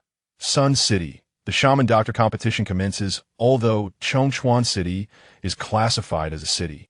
It is essentially a massive tribe, formed by the merger of 2 advanced tribes. It lacks the stringent regulations and walls of Yin City, yet it does possess basic essential structures. Upon arriving at Chongchuan City, the group sought accommodations resembling an inn or hotel. A night's stay cost 2 colorless crystal stones. Xiao Lin retrieved 3 crystal stones from the beast skin bag and placed them on the table. Additionally, please roast some meat and deliver it to our room. Seeing Xiao Lin's generosity, the innkeeper could not help but beam with delight. Lin Xiyue gazed at Xiao Lin, aware that according to the customs of the beast world, possessing a surname indicated noble birth. Coupled with Xiao Lin's lavish demeanor, it was evident he hailed from a distinguished lineage. Had the clan leader come from the great city?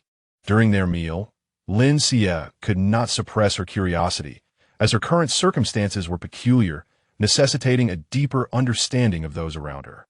"Yes, my father and mother are the leaders of the Baihu clan, and I was raised in the Beast Emperor City. However, the Baihu clan has a rule. Male offspring must leave the clan upon reaching adulthood to establish their own tribes, while females may remain within the clan to receive its protection." Lin Xiyue responded with a no, recognizing the solitary nature attributed to tigers. "How long has the clan leader been in this tribe?" "Approximately 10 years. I was unexpectedly injured and taken in by the previous clan leader. However, the bear tribe is too close to the forest and frequently harassed by magical beasts. The previous leader lost his life while defending against these beasts and entrusted the tribe to me on his deathbed." Upon hearing this, Lin Xiyue glanced at Su Yichen.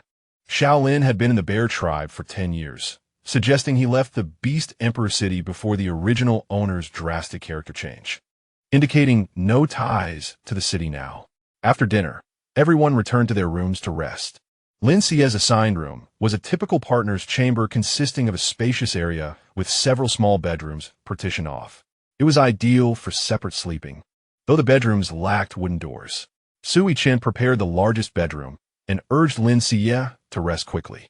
"My dear wife, you must be fatigued from the journey. I noticed you hardly ate. I suspect this roasted meat does not suit your palate. We have food prepared in advance in our space. If you're hungry, do eat a little and then rest. We shall take turns keeping watch, so do not worry." Lin Xiyue nodded, not particularly hungry since she had snacked along the way. However, she was indeed exhausted and longed to lie down for a proper rest, understanding her discomfort with sleeping without a door. Sui Chen produced a piece of animal hide to hang at the entrance as a makeshift door. "If you're unable to sleep, you can call Mo Ran. My tail is large and fluffy, perfect for cuddling while you sleep." Jiang Mo Ran peeked through the hide with a smile, but Lin Xiyue promptly pushed him away. "I do not need that." She surveyed the bedroom. Although it had a wooden bed, it was different from home, utilizing straw as a mattress and animal hides as bedding. Lin Xiyue found the straw prickly, as her home's beds were lined with animal hides, requiring 7 or 8 to make a single bed. Thankfully, Sui Chen and the others hunted diligently, ensuring an ample supply of hides at home. Lin Xiyue was not particular about her sleeping arrangements. Although her slumber that night was not particularly deep, she did not awaken frequently. The following morning, the group set off.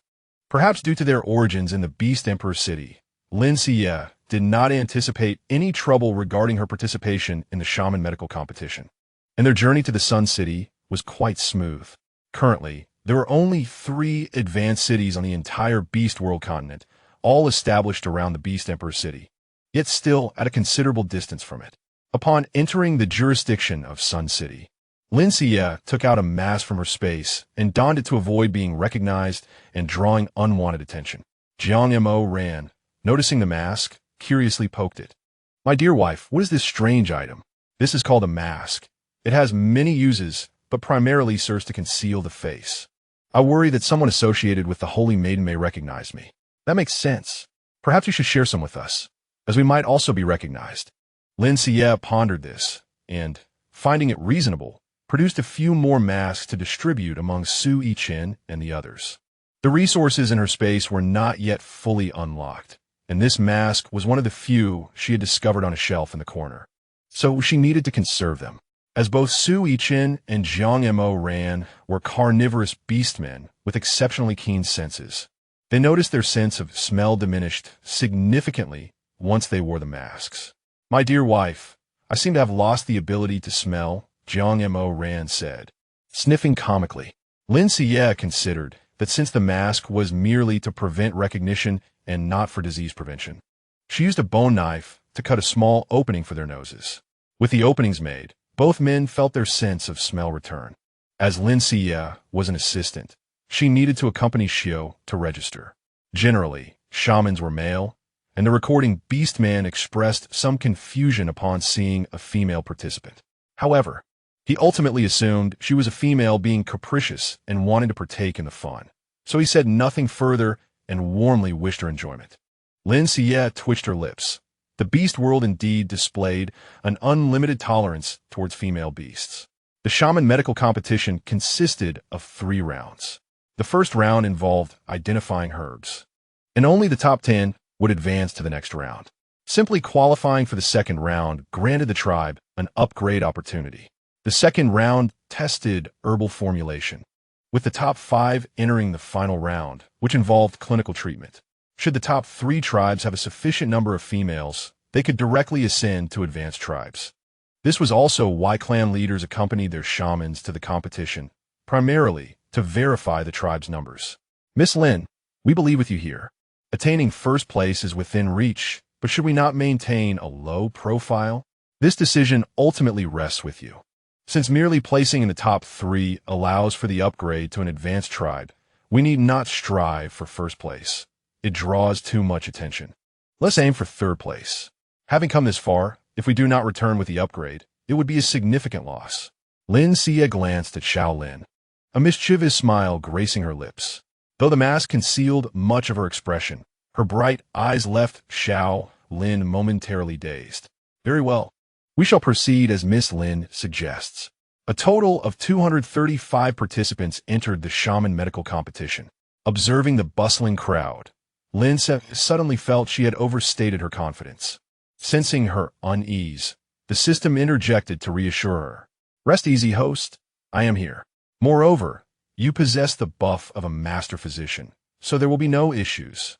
Chapter 45. Trapped in the competition. Lin Xiyue nodded, nearly forgetting about the system. All participants in the first round gathered at the Beast God Square, where 20 boxes filled with hundreds of herbs were placed around the statue of the Beast God. Once the competition commenced, the boxes were opened, and all contestants rushed to search for familiar herbs within the limited time of half an hour. Once time expired, officials would verify their identifications. A correct identification would earn a point, while an incorrect one would incur a penalty. If a participant's score fell below 0, they would immediately be disqualified. As the competition began, the crowd surged toward the wooden boxes like a frenzy. However, due to competition regulations, the shamans dared not act recklessly. If they seized herbs they could not identify, it would result in point deductions. Xiao, seeing this, attempted to push through the crowd to grab herbs. But Lin Xiyue restrained him. No need to rush. Trust me. Recognizing Lin Xiyue's confidence, Xiao calmed down and waited outside the throng.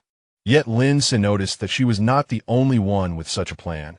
Another individual stood quietly observing the chaos. Who was that? Lin Xiyue pointed to a beast man not far away. That is the shaman from the Highlang tribe, who just arrived. It is said he comes from an advanced city and possesses considerable strength. After a few glances, Lin Xiyue turned her attention back to the struggling crowd. Some shamans, lacking sufficient skill, began to target the herbs in others' hands upon realizing they could not secure their usual herbs.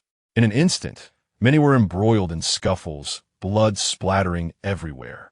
As Xiao witnessed the scene, she was on the verge of forgetting that every year's inaugural competition often unfolded in such a manner, with numerous participants sustaining injuries that rendered them unable to continue. Yet, the sight of people jostling and scrambling invariably stirred a sense of excitement within her. Last year, it was her ignorance of the rules that spared her from the predatory gaze of those ruthless individuals, as she had failed to push her way through to obtain the medicinal herbs. Had it not been for Lin Xiyue's timely intervention, she might have found herself embroiled in that chaotic melee. Inside the arena, competitors were engaged in fierce battles, while outside, the clan leaders were on the brink of confrontation. Shaolin, long time no see. A dark-skinned orc approached Shaolin with a grin. He was none other than Lang Feng, the chief of the Highlang tribe. Shaolin nodded gently at Lang Feng, but remained silent, his gaze fixed on the unfolding events within the arena. Feeling ignored, Lang Feng's irritation began to surface. Shaolin, you claim to be the young master of the Baihu tribe. Why would you choose to remain in this insignificant bear tribe? Joining us would be far more advantageous. We have recently acquired a formidable shaman. This time, we are certain to ascend to the ranks of a higher tribe. We need someone of your caliber to join us. As he spoke, Lang Feng placed a hand on Shaolin's shoulder. Shaolin cast a glance at him before shrugging off his hand. You have repeated this many times, and I have declined just as often. I believe I have made my position abundantly clear. I will not join your tribe, and furthermore, we will achieve our own promotion to a higher tribe. Upon hearing Shaolin's words, Lang Feng laughed boisterously. Ha! With that Xiao from your tribe? Last year, he couldn't even make it past the second round. Well, since you are unwilling, I shall not hold back any longer. Let us compete based on our strength. With that, Lang Feng departed with a hearty laugh. In truth, the bear tribe was not weak. However, its proximity to the forest rendered it vulnerable to frequent monster incursions, leaving the tribe members preoccupied with their own safety. Coupled with the occasional harassment from the Highlang tribe, the tribe members often found themselves injured before they had fully recovered. Thus Shaolin placed great emphasis on the shaman's prowess, leveraging his connections to ensure Xiao received further training. When Shaolin learned that his savior was a female beast, he was taken aback. Xiao was acutely aware of her own limitations. Without assistance, the tribe would struggle to pass the shaman competition, and without advancement, expansion would be impossible. ultimately leading to their absorption by the Highlang tribe. The demise of the former chief was also due to the machinations of the Highlang tribe. After weighing the pros and cons, Xiao confided in Shaolin about Lin Xiyue's awakening of healing powers. Shaolin took notice, and fortunately, Lin Xiyue was willing to assist the tribe, paving the way for their participation in the shaman competition.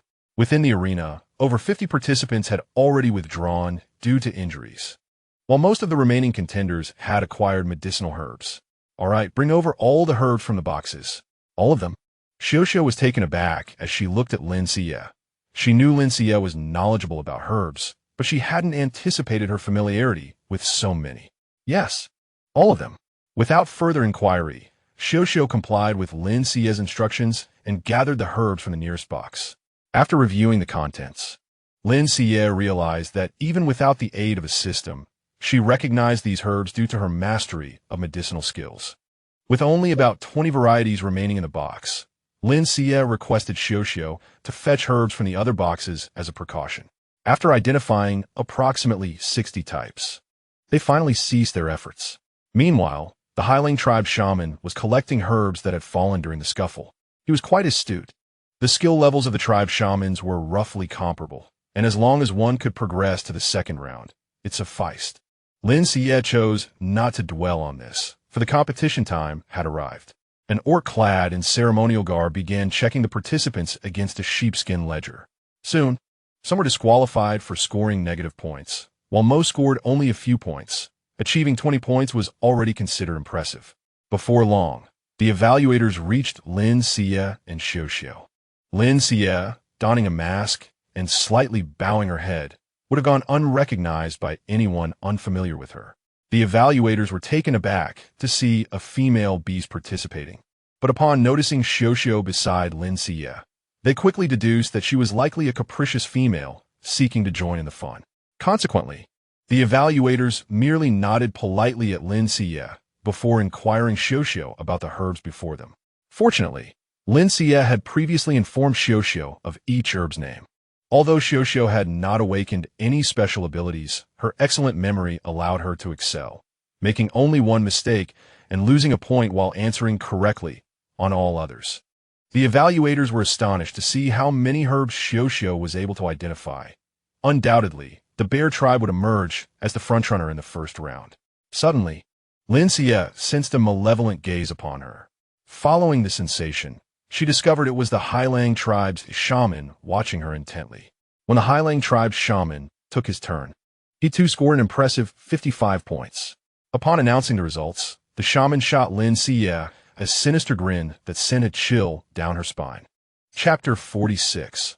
The Eerie Shaman. A total of 46 participants succeeded in the first round, yet only the top 10 would advance to the second round. The second round would also take place in the same location, requiring participants to concoct medicinal formulas using the herbs from the boxes, adhering to the same scoring system as the first round. The top 5 would secure a place in the finals, and any tribe that remained in the second round would be eligible to apply for promotion. If conditions permitted, they could ascend to a higher-tier tribe. The rules were straightforward and harsh, giving Lin Xiyue a sense of certainty, yet the Highlang tribe shaman continued to unsettle her. As the second round commenced, there were only 20 minutes allotted. Unlike the previous time, Lin Xiyue could not afford to wait for others to finish before making her move. Each shaman virtually brought an assistant, aiming to gather as many herbs as possible within the allotted time. Thus, Lin Xiyue and Xiao split up to act independently. Lin Xiyue trusted in Xiao's abilities, while she herself worried about hindering Xiao's progress. Many medicinal formulas were not overly complex, combining 4 or 5 herbs to create a remedy. However, Lin Xiyue noted that most shamans in this world only knew how to combine 2 types of herbs, possessing scant knowledge of formulas. As time elapsed, 8 tribes remained, and Lin Xiyue was unsurprisingly among the top 3, a result she had intentionally orchestrated. Naturally, the Highlang tribe claimed first place. Master, we made it to the finals. Regardless of our rank, our tribe's promotion to a mid-tier tribe is assured. And what reward accompanies the first place? Upon hearing Lin Xiyue's inquiry, Xiao pondered for a moment. The first place winner seems to have the opportunity for a cross-tier promotion. For instance, Our female beast population has already met the criteria for a high-tier tribe. If we claim first place, we could elevate to a high-tier tribe, with our territorial jurisdiction expanding threefold. Lin Xiyue nodded, contemplating whether to seize the first place outright, when suddenly a voice reached her ears. "Greetings, Your Highness, the semi-saint." At the sound of that voice, Lin Xiyue's hair stood on end, and turning to look, she was met by the Highlang tribe shaman.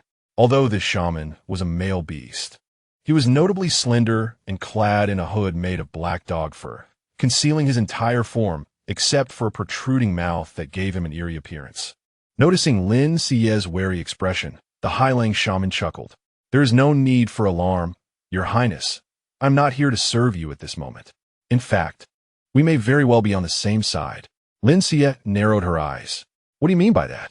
"The meaning is that I have committed a mistake and am being pursued by the Holy Maiden, which is why I have fled here to humbly become a shaman, hoping to greet Your Highness and also wishing that you would not disclose my whereabouts.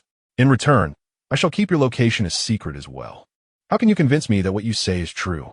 Upon hearing Lin Xiyue's words, the Highlang shaman paused briefly. "I can forego competing for the top position, of course, as I can see that Your Highness's abilities far surpass my own. However, I still possess methods to ensure that you do not achieve your desired results, though I shall refrain from doing so. I am aware that the Highlang tribe bears a grudge against the Bear tribe, constantly eyeing them with hostility. My participation in this grand competition is merely a step towards elevation, aimed at the eventual annexation of the Bear tribe. I can serve as Your Highness's informant. Should the Highlang tribe make any moves, I will promptly notify you. Does this demonstrate sufficient sincerity?" Lin Xiyue was uncertain of the man's intentions, but at present, it seemed she had no choice but to trust him. "Very well. I shall tentatively place my trust in you." "Thank you, Your Highness. Please, after you." The Highlang shaman gestured for Lin Xiyue to proceed, while Xiao, filled with excitement, was busy looking around and had not noticed Lin Xiyue conversing with anyone. However, Xiao did catch the last words of the Highlang shaman, and once they reached the finals location, he quietly inquired of Lin Xiyue, "I just heard that Highlang shaman refer to you as Your Highness. Do you have surname? Are you of royal blood from Beast Emperor City?" Lin Xiyue sighed. "Royal blood? Once, perhaps, but now I am merely an outcast from Beast Emperor City. Now, let us prepare for the competition." Xiao was taken aback by Lin Xiyue's illustrious background. No wonder the beastmen around her were all at least of the third-tier ability. The final round of the competition would take place at the shaman's quarters in the Sun City, where the 5 tribes would select patients for treatment via drawing. The severity of the patient's conditions was left to chance, and the competition had no time limit, continuing until all were healed. If 4 had successfully healed, the competition would conclude even if the 5th had not yet recovered. During the competition, all participants were prohibited from leaving the shaman's quarters. Provisions and necessities would be delivered by designated personnel. For Lin Xiyue, who possessed healing abilities, this competition posed little challenge, even in the direst conditions. As long as a patient still drew breath, she could restore them to health. Yet, recalling the Highlang shaman's earlier words, Lin Xiyue wondered what methods he might employ to ensure her failure should she choose not to comply. Lin Xiyue cast a curious glance at the Highlang shaman, who appeared to be watching her intently. When she looked back, he smiled and raised his chin, seemingly signaling something. As everyone completed their drawings and proceeded to their patient rooms, 3 shamans suddenly erupted in screams before rushing out in panic, shouting to the guards, "They are dead. They have already perished." Upon hearing their words, the guards hurried inside, only to find that the patients, who were to serve as the test subjects, had lost all signs of life. Following this, an announcement was made. Patient numbers 1, 3, and 4 have died, disqualifying their shamans from the competition. The 3 unfortunate shamans could hardly accept this declaration, protesting vehemently, but to no avail as they were dragged away. Participants 2 and 5, please continue the competition. Observing this, Lin Xiyue frowned at the Highlang shaman, who merely smiled before entering the room. Is this the method he referred to? Lin Xiyue dared not delay and entered the patient room alongside Xiao. "Thankfully, Master, our patient is still alive." The patient merely suffered from a cold, and upon hearing Xiao's words, expressed great dissatisfaction. "Shaman, I merely have a cold and have not yet developed a fever. How can you speak so carelessly? Lin Xiyue asked Xiyue how confident he felt, and after some thought, he indicated he was 80% sure.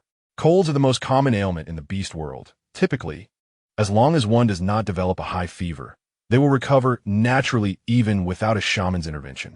Hence, Lin Xiyue entrusted this treatment to Xiyue. Chapter 47. Winning the competition, system upgrade. I find it somewhat perplexing. Although the test patients died, why should the shamans be disqualified? They did not cause their deaths. After Xiyue prepared the medicinal powder and administered it to the patient, he then explained to Lin Xiyue, the beast world is vast. While there are not many high-level cities, there are countless tribes. If every tribe were to ascend, it would pose a threat to these higher-level cities. Thus, even if they are not at fault, their qualifications would be forcibly revoked. However, in previous years, there would usually be random manipulations to eliminate 1 or 2 from the 5 participants. I have never heard of a case where patients were directly killed like this year. After hearing Xiyue's words, Lin Xiyue became even more convinced that the Highling shaman was behind this scheme. Simultaneously, this incident reached the ears of the city lord. You say 3 of the test patients have died? Indeed, I have disqualified the results of those 3 tribes and expelled them. The city lord of Sun City laughed heartily upon hearing this. Excellent. This saves us a great deal of trouble, but such occurrences must not be allowed to happen again. If this continues, we will have difficulty explaining ourselves. Yes, but the causes of these patients' deaths seem rather suspicious. Should we investigate? No need. The ones responsible for these patients' deaths are undoubtedly from the Highlang tribe or the Bear tribe. I have heard that these 2 tribes frequently clash. Let them both ascend to high-level tribes this time. The informant's eyes brightened at these words, revealing a cunning smile. This move by the city lord is indeed brilliant. I will handle it immediately. Inside an inn in the city, Jiang Mai paced anxiously in his room. My wife possesses healing abilities. If only she would make use of them and emerge quickly. Mai. Hearing Jiang Mai's words, Su Yichen quickly called out to stop him. And only then did Jiang Mai realize he had inadvertently revealed Lin Xiyue's healing powers. Except for Mu Xingye, everyone else turned their gaze toward Shaolin. Noting this, Shaolin cleared his throat twice. You need not be so wary of me. Xiyue has already informed me of Miss Lin's abilities, so rest assured. I will not disclose it. Why should we trust you? Just based on the fact that Miss Lin remains in the tribe, which benefits both me and the tribe. I have no reason to undermine myself. As for belief, that is up to you. Jiang Mai looked to Su Yichen, who nodded in agreement. Very well. We shall temporarily trust you. But should you dare to harm our wife, you alone will not be able to protect the Bear tribe. Upon hearing Su Yichen's words, Shaolin's smile faded as he regarded Su Yichen. The 2 locked eyes for a moment before Shaolin laughed. Good. Shaolin was also a 3rd-tier ability user. But as a member of the Tiger Clan, the king of beasts, he naturally held dominion over other beastmen. In a fair contest, Shaolin could handle 2 opponents of equal rank with ease. However, Su Yichen also spoke the truth. The number of awakened abilities in the Bear tribe was few, and if it came to a confrontation, he could indeed struggle to protect the tribe. Fortunately, Shaolin harbored no such ulterior motives. Yet, he certainly had developed other feelings for Lin Xiyue, but that was a matter for later discussion. 2 days later, Lin Xiyue and Xiyue were the first to complete the competition. After inspection by the shamans of Sun City, it was confirmed that Lin Xiyue and Xiyue had successfully healed their patient. As Lin Xiyue finished the competition, the Highling shaman also emerged from the room with his patient. Alas, what a pity. Your 2 tribes were just 10 minutes short. It was truly marvelous to see the improvement in the shaman's skills as the city lord. I am delighted. The city lord of Sun City proclaimed grandly, and Lin Xiyue regarded this portly figure with an indescribable disdain. According to the rules, the top tribe is eligible for a promotion beyond the usual ranks. You may return and have your leader submit the necessary documentation. As for the 2nd-place tribe, their strength is comparable.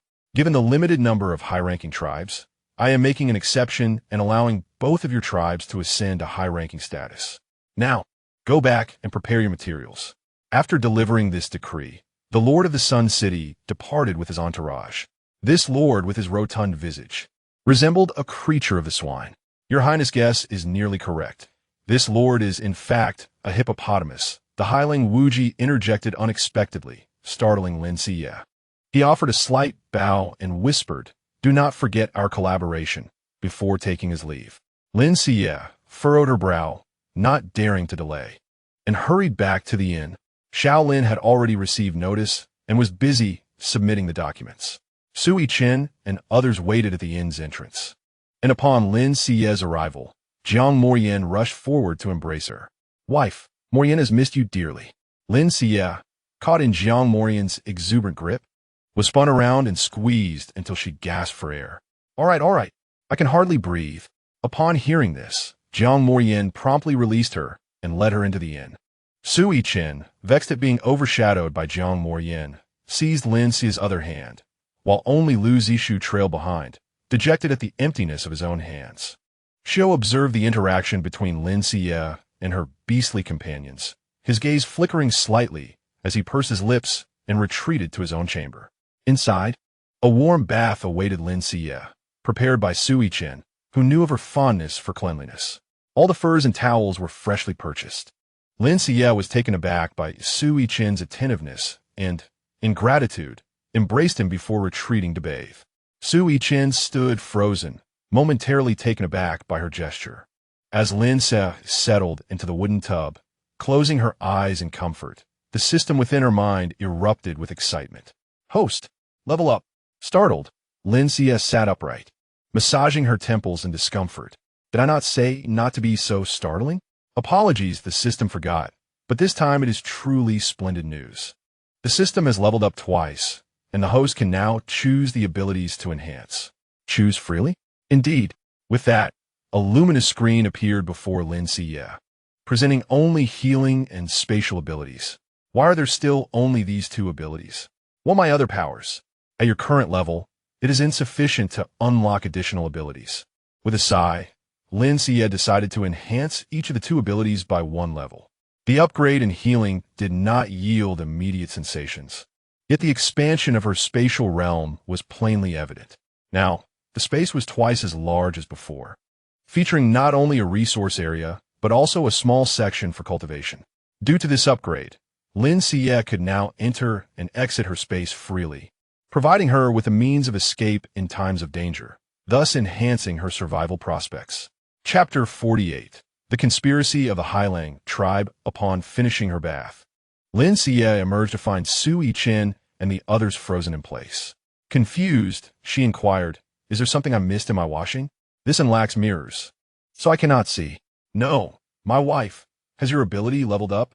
Lin Xiyue paused, puzzled, and looked at Sui Chen. "How do you know?"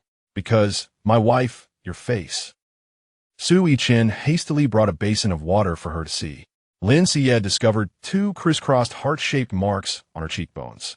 "What is this?" "This is a beast soul mark, an emblem of awakened abilities, similar to the glowing marks you see when using your powers." "Yes?" "Sudichen Natif." The beast soul mark usually remains hidden, and it is rare for it to remain visible as it does on you. "My wife." A female beast awakening such powers is exceedingly uncommon. If discovered, it could lead to endless troubles. Please try to conceal the mark. Lin Xiyue, unsure how to hide it, closed her eyes and focused on obscuring the mark, yet to no avail. "Why is this?" Mu Xingye frowned as he regarded Lin Xiyue and slowly spoke. "I have heard that for rare abilities, the beast soul mark cannot be concealed. My father beast awakened a highly rare teleportation ability, and he bears a beast soul mark on his face. What do we do? While a mask can cover it, I cannot wear one every day. Do not worry. My wife, I recall a plant whose sap can temporarily hide the beast soul mark. When we return to the tribe, I shall seek it out. You need only apply it once each morning and noon." Lin Xiyue nodded eagerly at Lu Zishu's suggestion. "Excellent. I will rely on you for this, Zishu." Lu Zishu's cheeks flushed slightly, and he shyly lowered his gaze. "It is nothing. This is simply my duty." In the afternoon, Shaolin returned with good news. The Barter tribe had successfully upgraded to a high-ranking tribe, and the Beast Emperor's city awarded them 5,000 green crystal stones. allowing for immediate expansion. Upon seeing Lin Xiyue still wearing a mask, Xiao Lin expressed confusion. Miss Lin, why do you still wear that? Is it not uncomfortable? Lin Xiyue shook her head vigorously. Not at all. I might have caught a chill and do not wish to spread it to you. Then I shall call Xiu to examine you. I forgot you're also skilled in medicine. My apologies. Lin Xiyue smiled and waved her hand dismissively. It is just that the Highlang tribe has also leveled up. We may face increased friction in the future. Lin Xiyue had already informed Su Yichen and the others that the Highlang Wuji was a saintess, and although the Wuji had mentioned it, caution was still warranted. Xiao Lin nodded in agreement. Indeed, we need to return swiftly, but he glanced at Lin Xiyue. If it becomes necessary, I can return first and send Xiu with you while you take your time. Lin Xiyue shook her head in refusal. With that Wuji present, she preferred to return sooner, fearing the prolonged journey might bring unforeseen complications. Very well, Miss Lin, please rest well today. We shall set off early tomorrow. Meanwhile, on the Wolf Peak side, although they too had been granted the opportunity to ascend to a high-ranking tribe, Wolf Peak was incensed at the Barer tribe claiming first place. The Wuji was crucial to a tribe, as their medical skills directly influenced a tribe's strength. Did you not assert you had no concerns? How could you lose to that Xiao? Furthermore, how has he improved so remarkably in just a few years? The Wuji chuckled lightly at Wolf Peak's frustration. Do not fret, Chieftain. The Barer tribe's strength lags far behind ours. Even with their promotion, they cannot rival us. The journey back to their tribe is long and carrying substantial wealth. Whether they arrive safely is still uncertain. At the Wuji's words, Wolf Peak clapped him on the shoulder with a smile. Well said, Yuan Qing. Bringing you here was indeed a wise choice. Yuan Qing bowed respectfully, appearing quite submissive. Thank you, Chieftain. Without your support, I might have perished. The following morning, Lin Xiyue's group set out early. However, as soon as they were on the road, they sensed they were being followed. Someone is tracking us. They must be after our crystals. Upon hearing this, Xiao Lin frowned. If they're merely after the crystals, that is manageable. But should they wish to prevent our safe return to the tribe, we must quicken our pace. Xiao Lin shouted into the sky, and Lin Xiyue heard something clattering behind them, reminiscent of the fearsome roar of a tiger. The group hastened their pace throughout the day, and just as they neared Chongchuan City, Su Yichen suddenly called out to Xiao Lin. Xiao Lin, wait. Our wife can hardly endure any longer. We must take a break. Xiao Lin abruptly halted upon hearing the words, turning to behold Lin Xiyue, utterly exhausted, collapsed upon Su Yichen's back. I apologize. I was too hasty. Let's take a moment to rest. I shall fetch some water. No need, Jiang Morden interjected. She is our matriarch. She requires no assistance from outsiders. He then leapt into the forest. Xiao Lin furrowed his brows at Jiang Morden, an instinctive dislike for him rising within. Su Yichen transformed back into human form. Cradling Lin Xiyue gently and resting her beneath a grand tree, his hands tenderly massaging her temples. Lin Xiyue, feeling somewhat feeble, opened her eyes to the group, offering an apologetic smile. I am sorry. My constitution is too frail, and I have become a burden to you all. Witnessing her weakened state, Xiao Lin felt a pang of discomfort in his heart. In the beast world, the female beasts were often spoiled and willful, never understanding the struggles of their male counterparts, let alone offering apologies. Just as Xiao Lin prepared to speak, Xiu interjected. Master, there is no need for apologies. After all, it is not only you who is lagging behind. I am as well. Xiu, whose beast form was that of a bobcat, now resembled a dog. Panting heavily as he lay beside Lin Xiyue. Unable to contain her amusement, Lin Xiyue reached out to stroke Xiu's head, who seemed to revel in the affection, nuzzling against her hand. However, he suddenly sensed a menacing aura and, upon opening his eyes, saw Su Yichen and Lu Zishu glaring at him fiercely. Xiu, lacking any awakened powers, was no match for Lin Xiyue's beastly husbands and shrank back slightly. Lin Xiyue tilted her head in confusion. Moments ago, all was well, and now she was being denied the chance to pet him. Such feline creatures truly were unpredictable. Xiu, it is not my unpredictability. If you continue to pet me, my head may no longer be intact.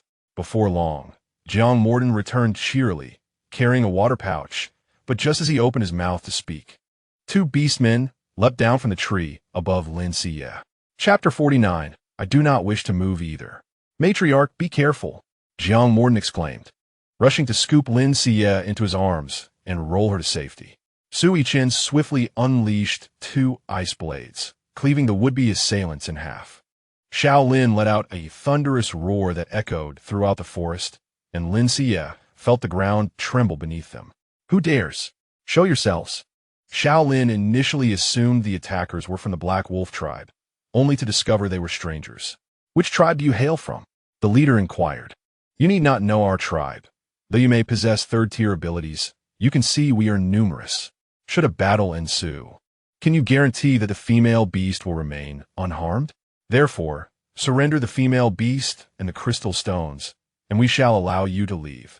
Sui Chen's eyes narrowed at the words.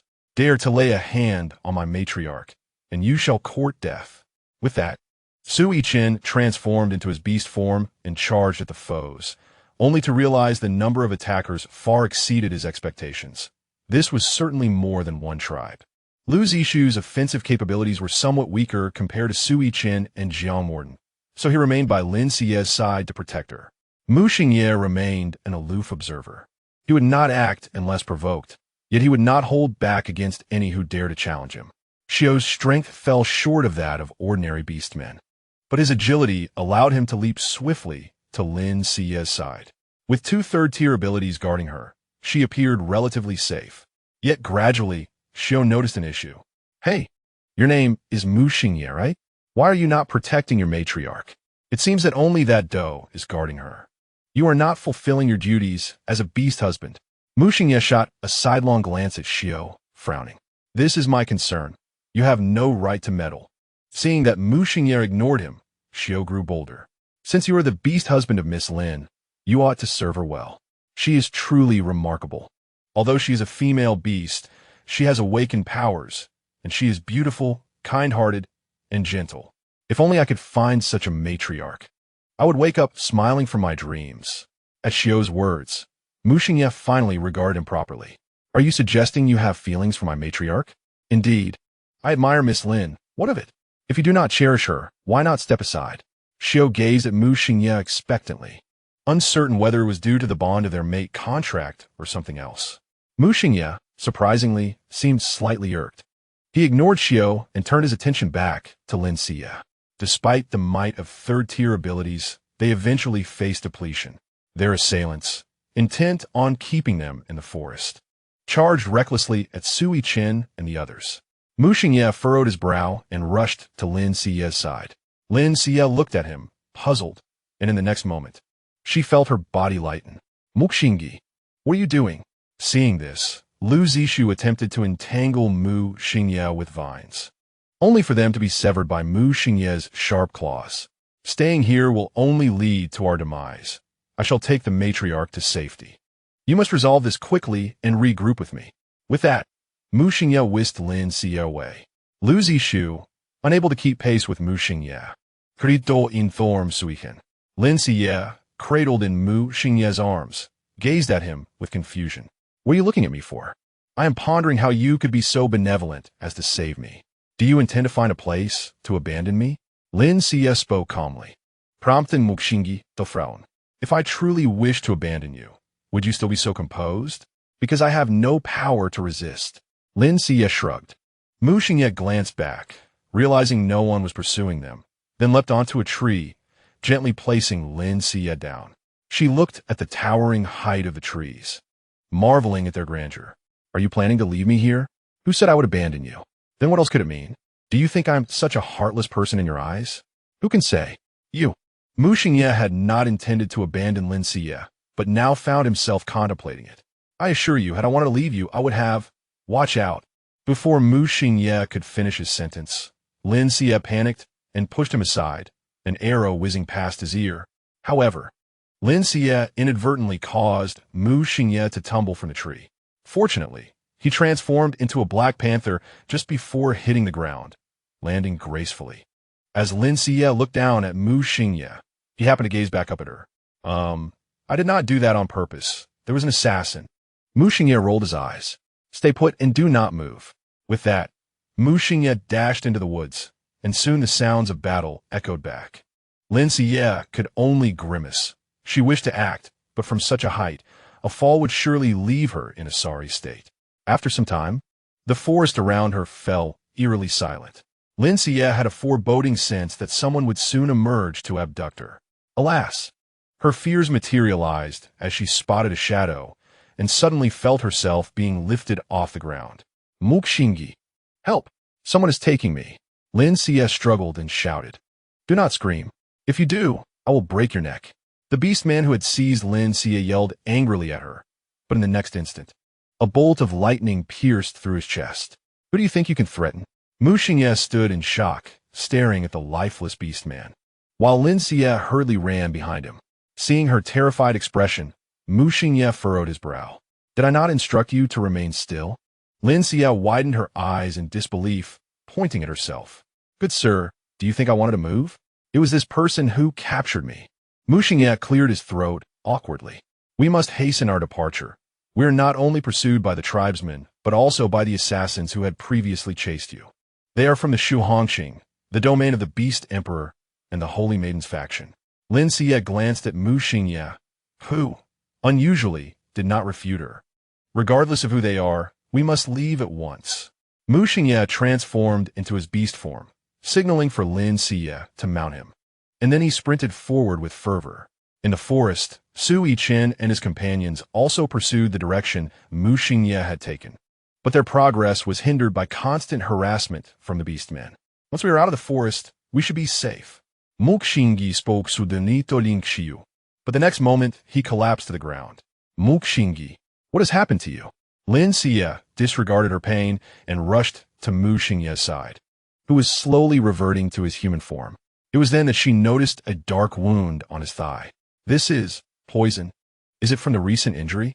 Lin Xiyue activated her healing abilities, attempting to mend the wound, but was halted by Mu Xingye's urgent words. There is no time. The ones pursuing you are from the Inyu Shrine. Their power is formidable. Even if you possess healing abilities capable of mending any ailment, it still requires time. As he spoke, Mu Xingye gradually stood up, tearing a strip from his beast hide to bind around his thigh. You must leave quickly. I will hold them off. They are after you, not me. If you escape, I may just find safety. Lin Xiyue furrowed her brow at his words. Would Mu Xingye truly be safe if she departed? If what he said were true, then those assassins should refrain from attacking Su Yichen and the others. However, during the original owner's pursuit, those assassins had shown no mercy. After all, without their beastman companion, the defenseless female beasts would be more vulnerable to harm. Lin Xiyue pursed her lips and channeled her powers into Mu Xingye. Previously, he had sustained severe internal injuries, which had prevented her abilities from fully recovering. Now, with a new wound, if Lin Xiyue did not act swiftly, Mu Xingye would not endure for even half an hour. The poison in his wound was exceedingly difficult to neutralize. Even with healing powers, a complete detoxification would require time. No wonder Mu Xingye urged her to leave. Seeing Lin Xiyue refuse to heed his advice, Mu Xingye's eyes flickered with an unusual emotion, but before he could comprehend it, a powerful wave of killing intent surged toward them. Lin Xiyue's healing powers could not be interrupted, although her abilities were advancing. The fact that she was still channeling them could easily attract attention. This female beast has awakened healing powers? How can that be? No wonder they want her eliminated. As long as she lives, the higher-ups will remain uneasy. Now, with only an injured beastman present, brothers, charge. A dozen black-robed beastmen surged forward simultaneously. Although their powers were at the second tier, their numbers were overwhelming. Mu Xingye sought to retaliate, while simultaneously protecting Lin Xiyue from harm. Any moment of distraction could lead to injury. The assassin's claws and weapons were coated with poison, and soon, Mu Xingye found himself at a disadvantage. One assassin, seizing the opportunity while Mu Xingye was distracted, stealthily slipped behind Lin Xiyue and lunged towards her, claws poised to strike. Yet, it seemed that some barrier had formed between them. No matter how the assassin clawed and attacked, he could not breach this barrier. Rest assured, host. The system will protect you. Hearing the system's voice, Lin Xiyue realized it was the system safeguarding her. To harm my mistress is to court death. Suddenly, a voice filled with fury echoed from the forest, and a majestic silver wolf burst forth, tearing the assassin before Lin Xiyue apart with a single swipe. The assassins, taken aback by Sui Chen and his companion's swift escape from the tribesmen, abandoned their assault in a bid to flee, even if they had not completed their mission. Bringing news of Lin Xiyue's awakened powers would still yield substantial rewards. They understood that Lin Xiyue's awakening could not be allowed to go unchallenged. Muxingyi bellowed, charging at the assassins. With the aid of Sui Chen and his companions, they quickly dispatched the assassins. System, are there any stragglers left? None. Upon hearing the system's affirmative response, Lin Xiyue slumped to the ground. Sui Chen rushed over, embracing Lin Xiyue. Mistress, are you all right? Are you injured? Jiang Moran anxiously regarded Lin Xiyue. Mistress, your arm is bleeding. Are you in pain? Hearing Jiang Moran's words, Lin Xiyue glanced at her arm. It appeared to be a scrape from her earlier fall. Using her powers, she gently wiped the wound away, making it vanish. It's fine now. What about Mu Xingye? I have yet to neutralize the poison in him. Lin Xiyue rose to search for Mu Xingye, who was also slumped on the ground. The poison in his leg had just been neutralized, but his wound had not yet healed, and he was bleeding black blood from a claw mark on his arm. Lin Xiyue remained silent, kneeling to use her powers to detoxify him. Why didn't you leave earlier? You didn't leave, so why should I? But I have no feelings for you. What if I find you a burden and abandon you? But you didn't leave, did you? Mu Xingye was left speechless by anger, turning his head away to ignore Lin Xiyue. Once Lin Xiyue had healed Mu Xingye's injuries, she slowly spoke. I understand that your presence here is merely due to the bond of our partnership. However, as long as you call me mistress, I shall bear the responsibilities that come with that title. If you do not abandon me, I shall never forsake you. Had I left just now, even if those assassins did not kill you, the poison would have brought you to your end. Do you believe I could walk away? Mu Xingye furrowed his brow, gazing at Lin Xiyue without uttering a word. Shaolin had overheard Lin Xiyue's words and realized that Mu Xingye's desire to leave her side would not deter Lin Xiyue from her commitment. If he had a wife like her, he would undoubtedly dedicate his life to her protection. Is everyone all right? We have drawn attention, and it seems we cannot rest in Chongchuan City tonight. We may need to travel through the night. Shaolin looked at Lin Xiyue. We may have to inconvenience you. Miss Lin. Lin Xiyue shook her head. It's all right. I understand the severity of the situation, and I can endure.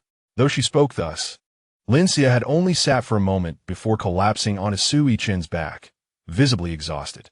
Sui Chen, feeling heartbroken at her state, looked at her with concern. Observing this, Xiaoling woke de Longso Suji Chen. Why not let Miss Lin ride on my back? I am a bai hu. My back is broader than yours. Allowing her to lie down comfortably, Sui Chen glanced at Shaolin, fully aware of his intentions. However, seeing Lin Xiyue's condition, he could not bring himself to let her suffer. Fine, you can carry her for now. Shaolin nodded, his excitement barely concealed. Lin Xiyue sat upright, attempting to climb onto Shaolin's back, but a strong tiger tail curled around her waist, gently placing her onto a broad back. Once Lin Xiyue was settled, Shaolin expanded his form, ensuring her stability. Sui Chen watched Shaolin with hostility, although enlarging one's form was a feat every beastman could achieve. The skeletal structure remained fixed. Wolf and fox beastmen were slender by design for pursuit, and no matter how much one increased their size, their backs could not compare to that of the tiger beastmen. Fortunately, after passing Chongchuan City, they were not far from the tribe. By the following noon, Lin Xiyue and her companions arrived at the tribe. Lin Xiyue had never felt so exhausted. Even riding a green train had not left her feeling this weary. All she wished for now was a good night's sleep. Shaolin escorted Lin Xiyue home before hastening off to manage the tribe's expansion efforts. The house was only half constructed, and with the new wooden structures, Sui Chen now found the former thatched cottage quite unappealing. While Lin Xiyue was having her meal and preparing to sleep, Sui Chen planned to finish constructing the remaining houses so that once Lin Xiyue awoke, they could move into their new home.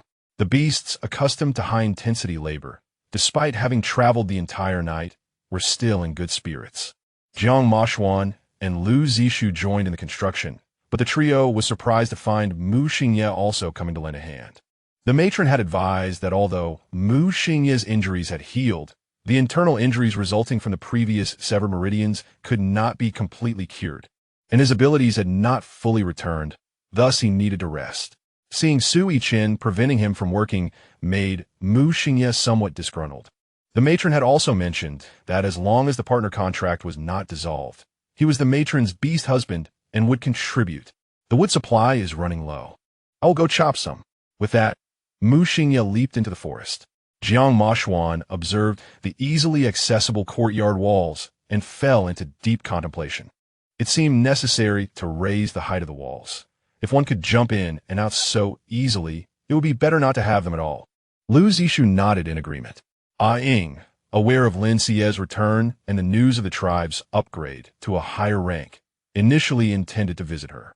However, upon learning that Lin Xiyue was asleep, she thought of the hardships Lin Xiyue must have endured on her journey, being accustomed to indulging in Lin Xiyue's snacks.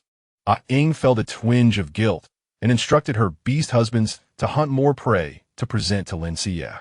Among Ying's beast husbands, only one had awakened an ability, and it was merely at the first level. Hunting a substantial amount of prey would be challenging, but gathering vegetables, fruits, and collecting bird eggs would pose no issue. So, when Lin Xiyue woke, she found several large baskets of fruits and over 100 bird eggs in the courtyard. Did you not only finish constructing the house in one afternoon, but also gather food? Sui Chen shook his head. These were sent by the neighboring female beast, who mentioned that since the matron often shares her snacks, and given that the matron helped the tribe successfully upgrade, this is a token of gratitude. Lin Xiyue looked at the 2 large baskets of eggs, somewhat speechless. You all have hunting principles and do not hunt pregnant or nursing animals. Yet how many nests must have been raided to gather so many eggs? Do not worry, matron. These are the eggs of the short-winged bird, known for its prolific egg-laying ability, producing several eggs daily, although not every egg hatches. Thus, it is perfectly acceptable for us to consume them. Lin Xiyue looked at Lin Xiyue with curiosity. The bird you mentioned sounds quite similar to a hen. Is it the type you brought back from your previous hunts? Lin Xiyue gazed at Lin Xiyue in confusion. What is a hen? The birds we hunted previously were not like this, due to their prolific egg-laying. Beastmen generally do not harm them, only taking their eggs. Are you interested in this type of bird, matron? Lin Xiyue nodded. Indeed. If you happen to discover such birds while hunting, capturing a few to raise for their eggs would eliminate the need for daily egg gathering. Lin Xiyue's eyes brightened at the thought. Right, we can raise them. Why did I not think of this earlier? Rest assured, matron, I will go catch some tomorrow. You're quite resourceful. Mu Xingye interjected with a scoff upon hearing Lin Xiyue's suggestion, while Lin Xiyue shot him a glare. If you continue to provoke me, I shall withhold your meals. Hearing Lin Xiyue's words, Mu Xingye stubbornly glared back but eventually turned his head away. What would he do? Lin Xiyue's cooking was simply too delicious. Once invigorated, Lin Xiyue personally took to the kitchen that evening, preparing her favorite dishes, and even asked Sui Chen to deliver a portion to Ying. With the space upgrade unlocking new resources, including a substantial amount of rice and flour, Lin Xiyue could now afford to have rice for every meal. However, explaining the sudden appearance of these grains to her beast husbands posed a dilemma. Thus, she could only mix the new rice with the local grain in equal proportions for cooking. That night, Lin Xiyue moved into the more spacious wooden house, while the old earthen house was scheduled for demolition the following day. Early the next morning, while Lin Xiyue was helping with the demolition, she heard the jubilant cheers echoing from the tribe. What is happening? Curiously, Lin Xiyue leaned over the wall to observe, and Jiang Mashuan, ever the gossip, immediately dashed out to gather information, returning shortly with news. Shaolin has reached an agreement with the leaders of several small tribes nearby to merge them.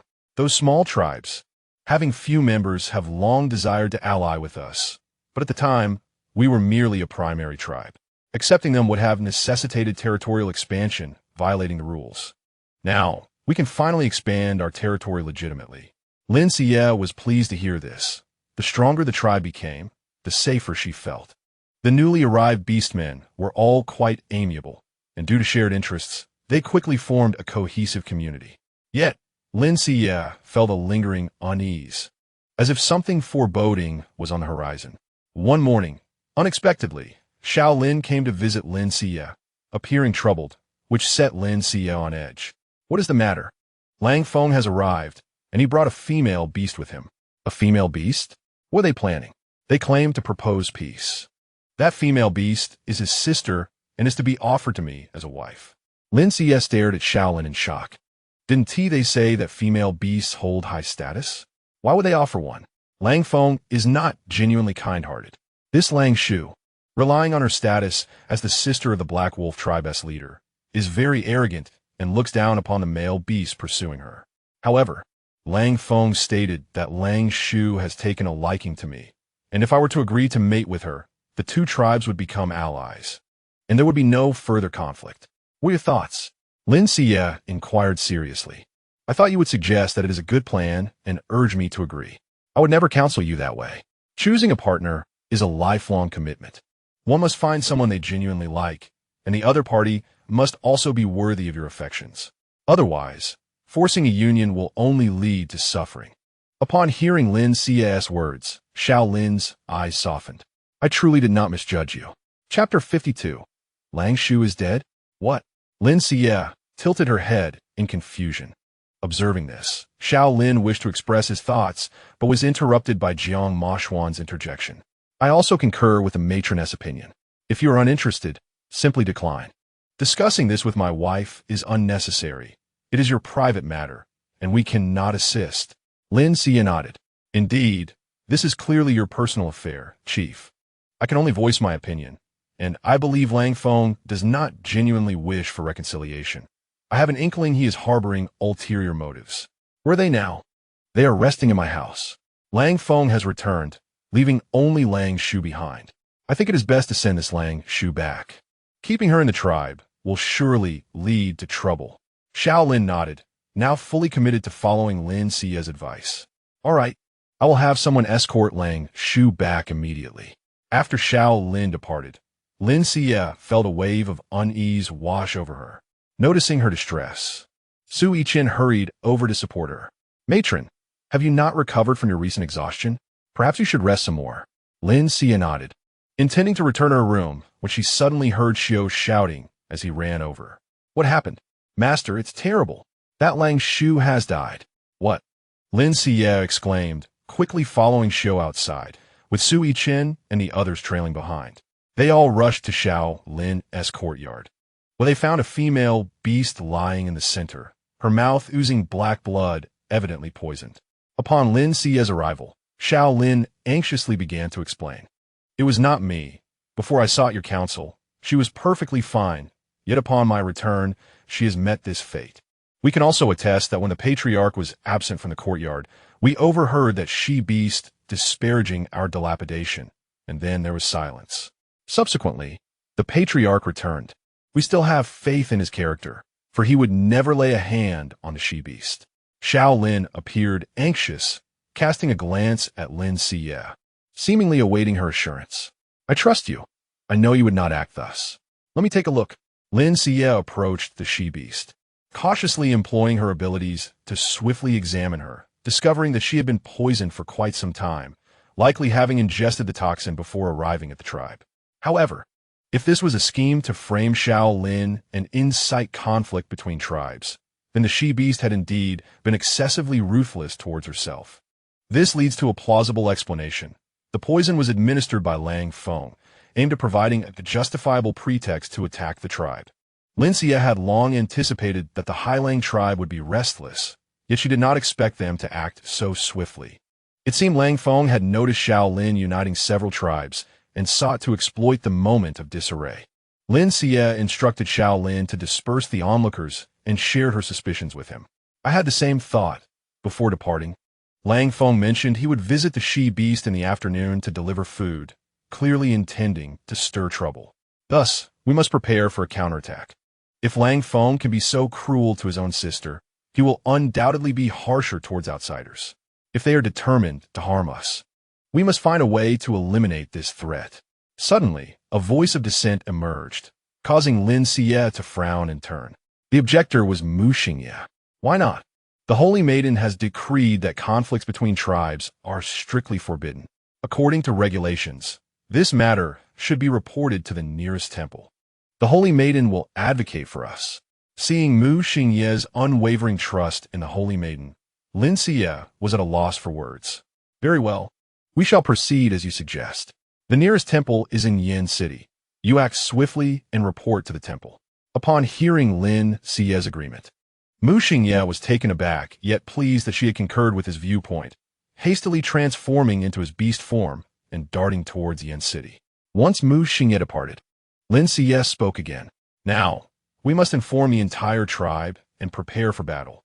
Once Lang Feng confirms the she-beast's demise, he will undoubtedly launch an immediate attack against us. We must capture Lang Feng, regardless of the cost. Are we not waiting for Mu Xingye?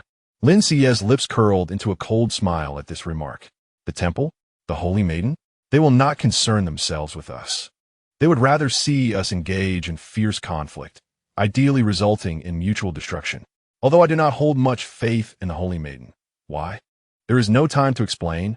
We must act quickly. However, Lin Xiyue anticipated that Lang Feng would not come himself, knowing that the she-beast was dead. To do so would be to place his life in Shaolin's hands. In the afternoon, as expected, Lang Feng sent an envoy under the pretense of business. One without powers. This envoy merely brought a deer leg as a symbolic gesture and demanded to see the she-beast.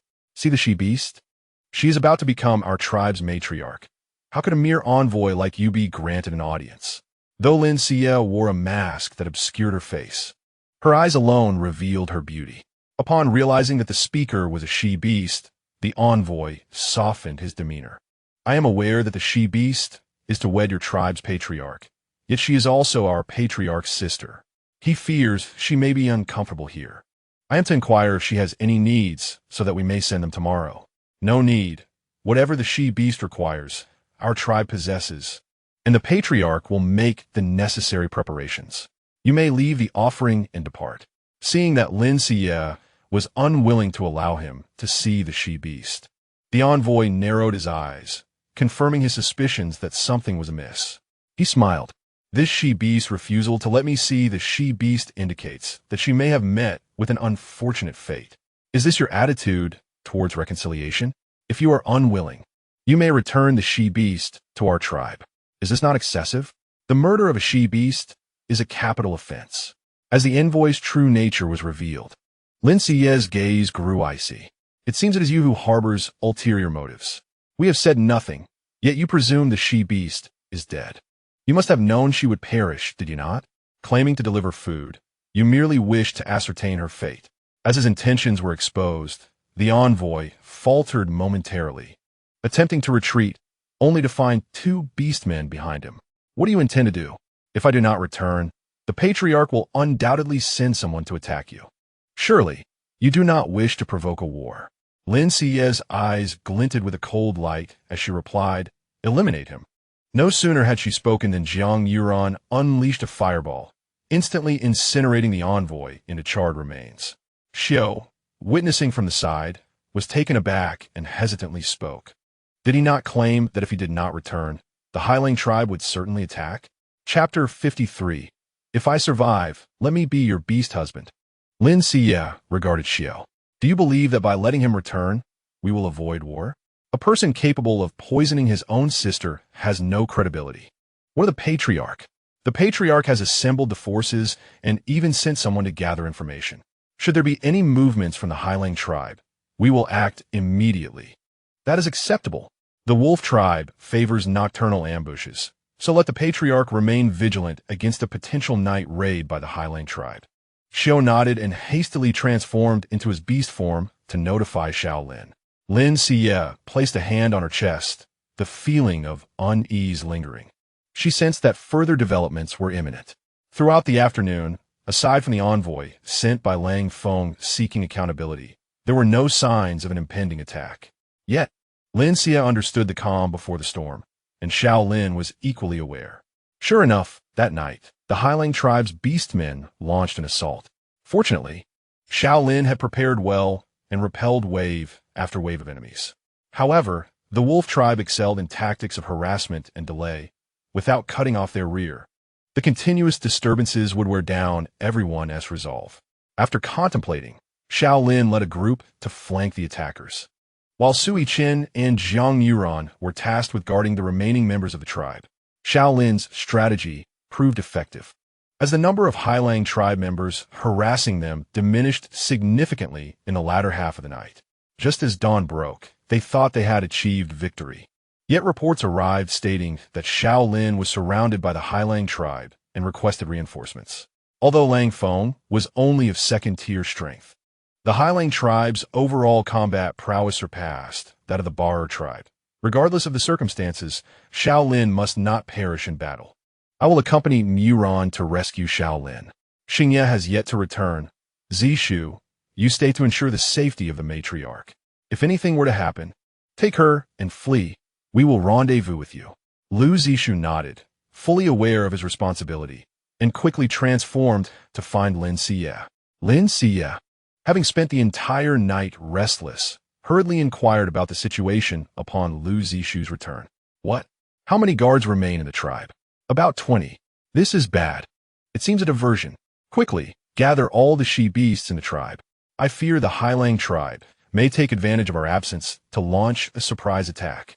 Lu Zishu's pupils widened in alarm. What about Yi Chen and the others? They should be fine. Third-tier abilities are not easily extinguished. Now gather the she-beasts.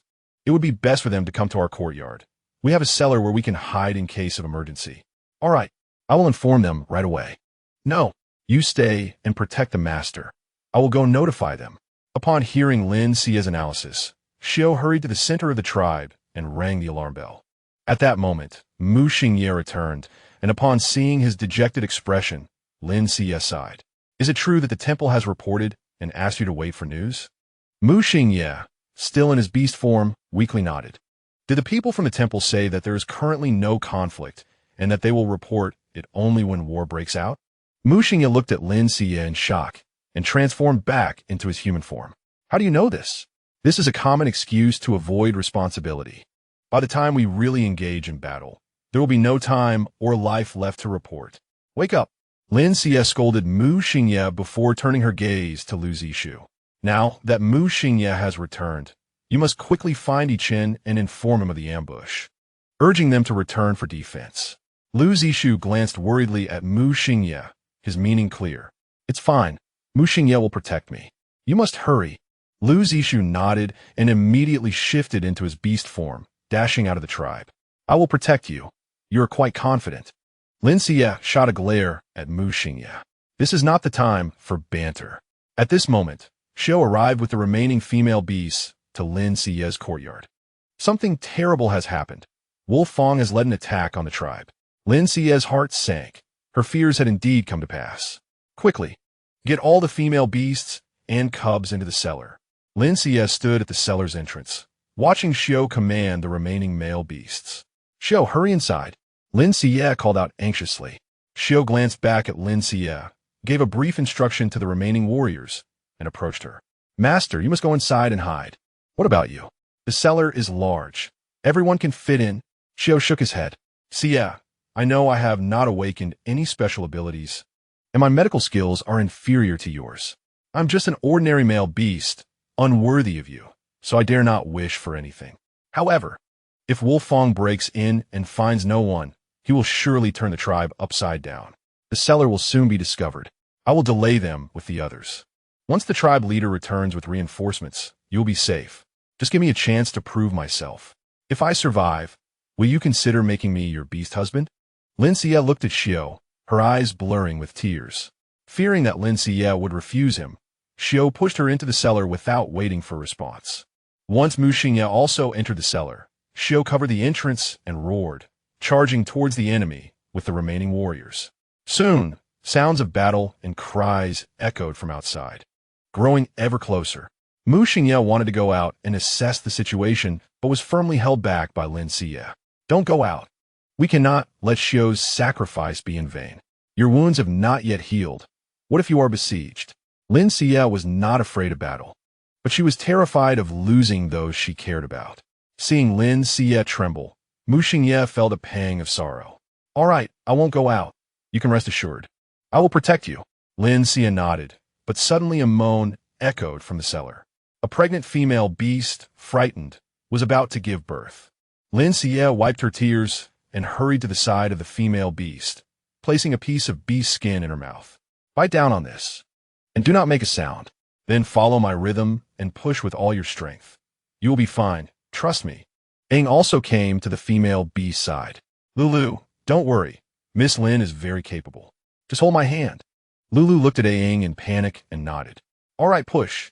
Listening to Lin Xiyue's instructions, the female beast pushed in rhythm, and fortunately, beast cubs are much smaller than human infants. Although giving birth is painful, it is relatively easier. The arrival of the cub eased some of the tension. Suddenly, a sound of prying came from the cellar entrance. Upon hearing the commotion, Mu Xingye transformed his hands into claws, ready to kill anyone who dared to intrude. Chapter 54. No Mercy. Leave no one behind. The cellar door was opened, and upon seeing the figures outside, Mu Xingye's face brightened. My wife. It is the tribe leader and his group. Hearing Mu Xingye's words, Lin Xiyue rushed forward in excitement, and indeed saw Xiao Lin looking at her with concern. You have suffered. We fell into the trap of the Black Wolf tribe. Thankfully, someone informed us in time, allowing us to return. Upon seeing us back, Wolf Fong has retreated, is safe outside now. Lin Xiyue nodded and turned to call out to the female beasts and cubs hidden in the cellar. It's all right. We can come out now. Lin Xiyue was the first to climb up, only to find chaos outside. Houses were collapsed, and blood was everywhere. Where are the warriors who stayed behind to protect us? Where is Xiao? Hearing Lin Xiyue's questions, Xiao Lin lowered his gaze. When we returned, only two remained fighting valiantly. Xiao has already perished in battle. Lin Xiyue felt dizzy, barely able to stand. Where is he? At your courtyard entrance. Lin Xiyue staggered toward the courtyard. Seeing Xiao collapsed in a crawling position, a long trail of blood behind him. Xiao had crawled all the way here. His lower body was severely mangled, a sight too painful to behold. The shaman had died tragically at the hands of the Black Wolf tribe's minions while trying to protect the female beasts and cubs. This grievance must be avenged. Xiao Lin spoke with fury, immediately gaining the agreement of the warriors. The shaman was the most important figure in the tribe after the leader. Almost on par with him, Xiao's death ignited the warriors' fighting spirit. Lin Xiyue draped a piece of beast skin over Xiao and slowly stood up. An eye for an eye. They launched a large-scale attack, leaving the tribe's defenses vulnerable. We must immediately strike at the heart of the Black Wolf tribe, catching them off guard. Any female beasts willing to follow us will be welcomed, while those unwilling can be cast into the forest to fend for themselves. We shall not sully our hands. Xiao Lin wholeheartedly agreed with Lin Xiyue's plan. However, the tribe still needs guards. I worry that Wolf Qing will learn of our attack and may strike again. We will stay behind to guard, while everyone else can follow you. Sui Chen stepped forward, determined not to allow anyone to harm Lin Xiyue again. All right, then you few will stay. I entrust the female beasts and cubs to you. Everyone else, follow me. With a shout from Xiao Lin, the warriors swiftly charged toward the Black Wolf tribe. Mu Xingye, you stay behind to protect the female beasts. Sui Chen, you and the others, come with me. Mu Xingye wanted to ask Lin Xiyue what her plan was, but upon seeing the fierce glint in her eyes, he swallowed his words. Yes, I understand. Sui Chen transformed into a silver wolf and ran in the direction Lin Xiyue pointed out. On Wolf Fong's side, due to Xiao Lin's rapid counterattack, they had not been able to retreat in time and were injured. The shaman, who had also joined the fray, was currently tending to Wolf Fong's wounds. Damn it! How did they return so quickly? Who informed them? Fortunately, we killed their shaman. Without him, their injured warriors will surely perish. Oh no! As Wolf Fong cursed, a subordinate rushed in panic. What happened? We just received news that Xiao Lin has launched an attack on the tribe. The tribe is on the verge of collapse. What? Wolf Fong stood up in fury. The Black Wolf tribe's female beasts have the best fertility. He cannot afford to lose. Fall back with me. This time, we must intercept Xiao Lin and his group. Yes. Wolf Fong led his men swiftly back to the tribe, but shortly after they set off, he spotted two figures ahead. Lin Xiyue sat atop a silver wolf, coldly gazing at Wolf Fong. Is that not a female beast from the Bar tribe? How dare you block our path with just a third-tier beast? Has the Bar tribe become this arrogant? Lin Xiyue chose to disregard the provocations of Lang Feng and coldly inquired, who killed Xiu? Upon realizing that Lin Xiyue intended to avenge Xiu, a first-tier ability-wielding beastman stepped forward, exclaiming it was I. I even bit off his legs. Kill him, Lin Xiyue uttered without hesitation, her ruby lips barely parting, sealing the fate of the beastman, as if she were warding off an approaching demon. Before the beastman could finish his words, he felt a chilling sensation at his throat. As he reached to touch it, he found it was drenched in thick, crimson blood. Just as he sought to comprehend what had transpired, his body began to fall slowly, his head rolling far away. Lang Feng was left in shock, unable to discern when Lin Xiyue had acted. The temple refuses to intervene in our disputes, so we must resolve this ourselves. Since Chief Lang Feng is so sincere, we shall gladly accept the Black Wolf tribe. Lin Xiyue's eyes glinted with a hint of ruthlessness. All male beasts of the Black Wolf tribe shall be exterminated without exception, leaving not a single one alive. As her decree echoed, a myriad of fireballs and vines surged forth from the flanks of the Black Wolf tribe's formation, intertwining to form a colossal chain of fire that swept through the beastmen. The entire formation was instantaneously shattered, and Lang Feng, witnessing the rapid decline in numbers, realized that Lin Xiyue was the orchestrator behind it and charged towards her. However, before he could reach Lin Xiyue, an icy blade severed his legs. Su Yichen slowly transformed into human form, standing beside Lin Xiyue like a knight. For the first time, Lang Feng felt the stark difference between second-tier and third-tier powers, but it was too late. I was wrong. I was also misled and did not wish to provoke conflict. It was all Yuan Qing. He incited me. Yuan Qing? He is the new shaman of our tribe. He said that the bear tribe's strength is inferior to ours. Why should we not subjugate them? I did not know how it happened, but he stirred my battle spirit. Before this, I had never entertained such thoughts. Never entertained such thoughts? Who then killed the old clan leader? Was Yuan Qing inciting you then? At Lin Xiyue's words, Lang Feng's gaze faltered. I was wrong. I overestimated myself. I will never dare again. I am now crippled and will pose no threat to you. I beg you, spare my life. Su Yichen glanced at Lin Xiyue, seemingly awaiting her command. Kill. With that light utterance, Lang Feng's head fell instantaneously. The beastmen of the Black Wolf tribe, witnessing their leader's demise, disbanded like scattered sand. Those attempting to flee or resist were mercilessly eliminated. Those who surrendered were taken back to the tribe for the chief to deal with. And find Yuan Qing. Yes. Su Yichen accepted the orders and immediately plunged into the crowd, observing Lin Xiyue's formidable beastmen. The remaining beastmen had no choice but to abandon their resistance and kneel in surrender. Chapter 55. Fire Burial of the Heroes. As the beastmen were bound and brought back to the tribe, they encountered Shaolin, who had also returned victorious.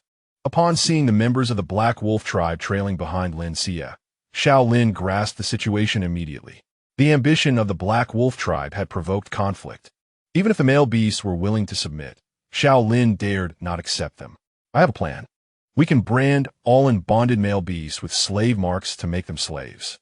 For those who are bonded, we can target their wives. Although the Black Wolf tribe outnumbers us, few possess awakened abilities. Our tribe still has unbonded beasts, allowing the females to choose. Those bonded with our tribe's females can receive food for free each day.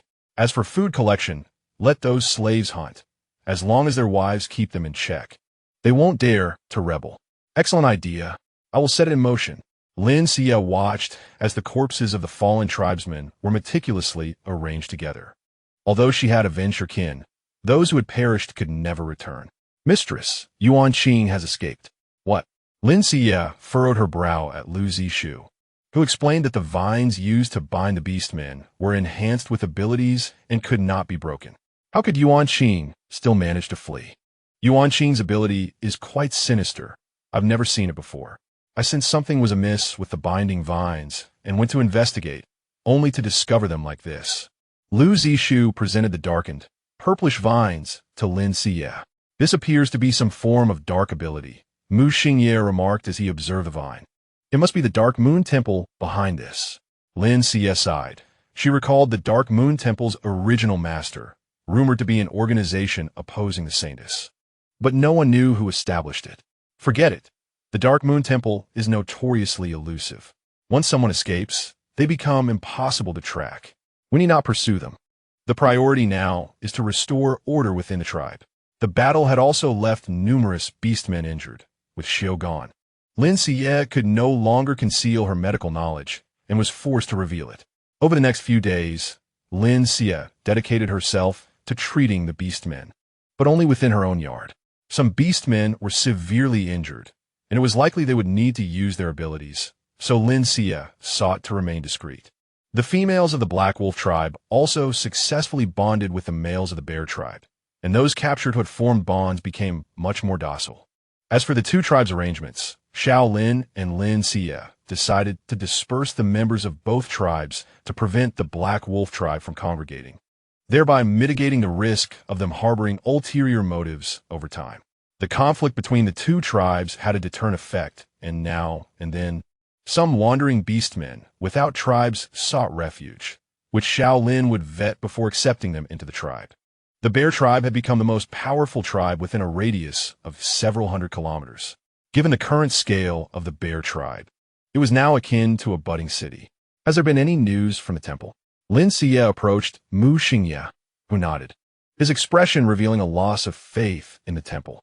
Rest assured, the temple will send someone soon, but they will merely express superficial concern and then caution us not to harbor ill intentions towards the Beast Emperor city.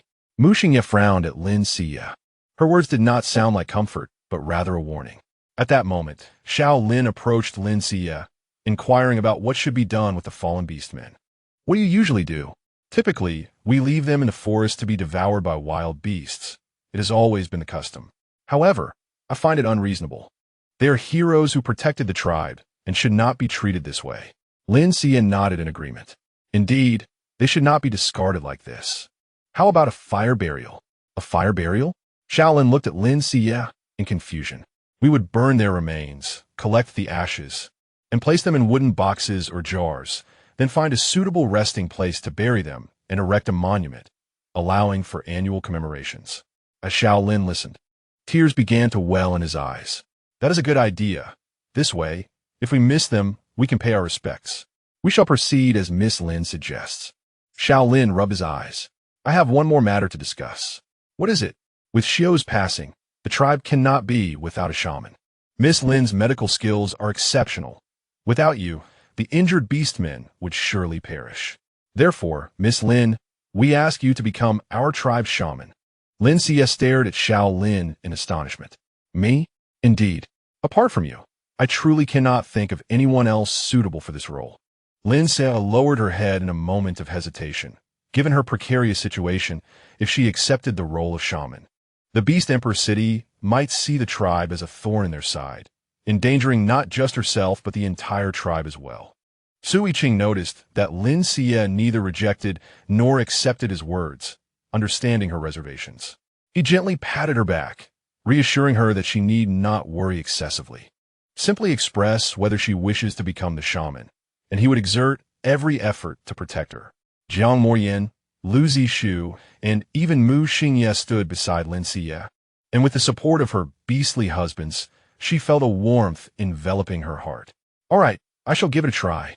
That night, Mu Xingye tossed and turned in bed, unable to sleep, as Lin Xiyue's words echoed in his mind. Although he had been deceived by the original Lin Xiyue into forming a bond, his parents had been delighted, urging him to endure the hardships he faced later on, assuring him that if he persevered, everything would eventually improve. Contemplating this, he suddenly sat up. Could it be that his parents knew something?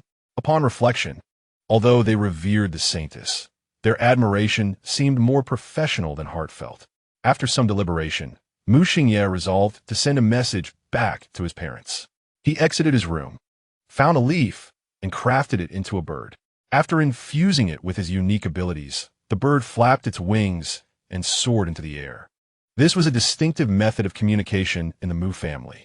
Briefly outlining the situation, he placed the message in the bird's beak.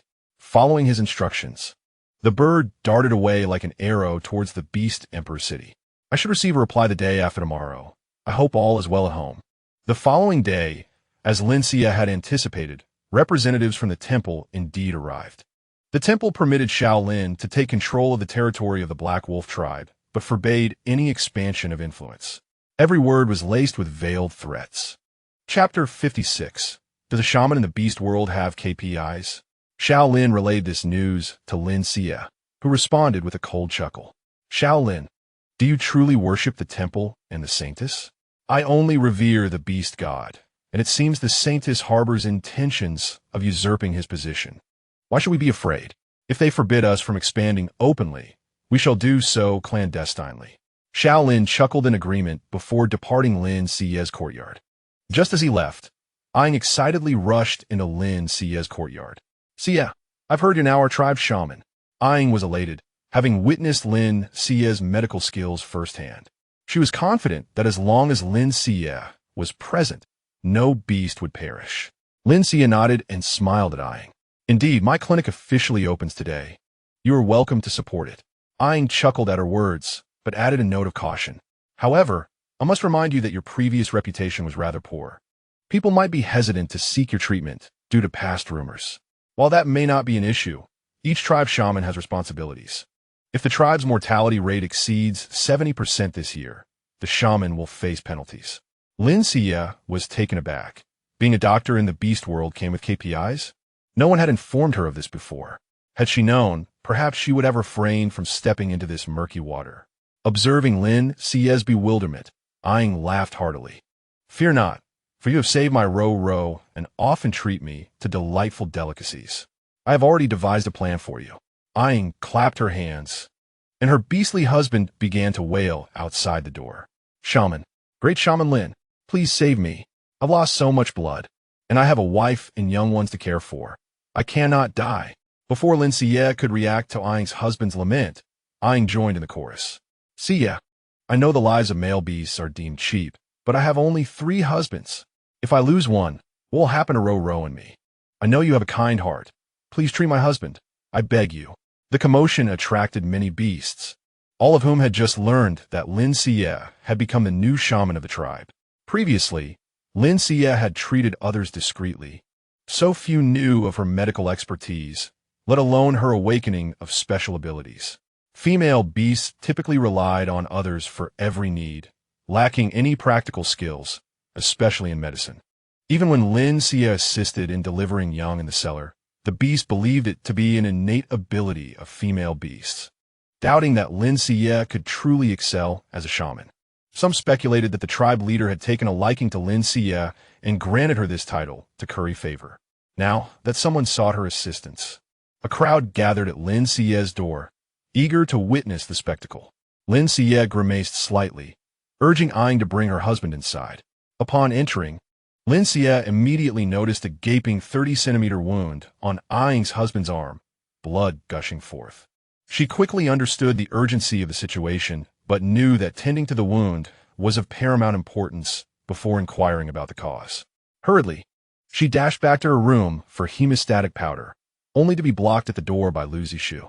Mistress, the time for the plant concealment has elapsed. There are too many onlookers. We cannot let them see your beast soul mark. Upon hearing Lin Xiyue's reminder, Lin Xiyue instinctively touched her cheek. Had it not been for Lin Xiyue's prompt, she might have forgotten. She reapplied the plant juice to the mark before stepping outside. It may sting a bit. Bear with it.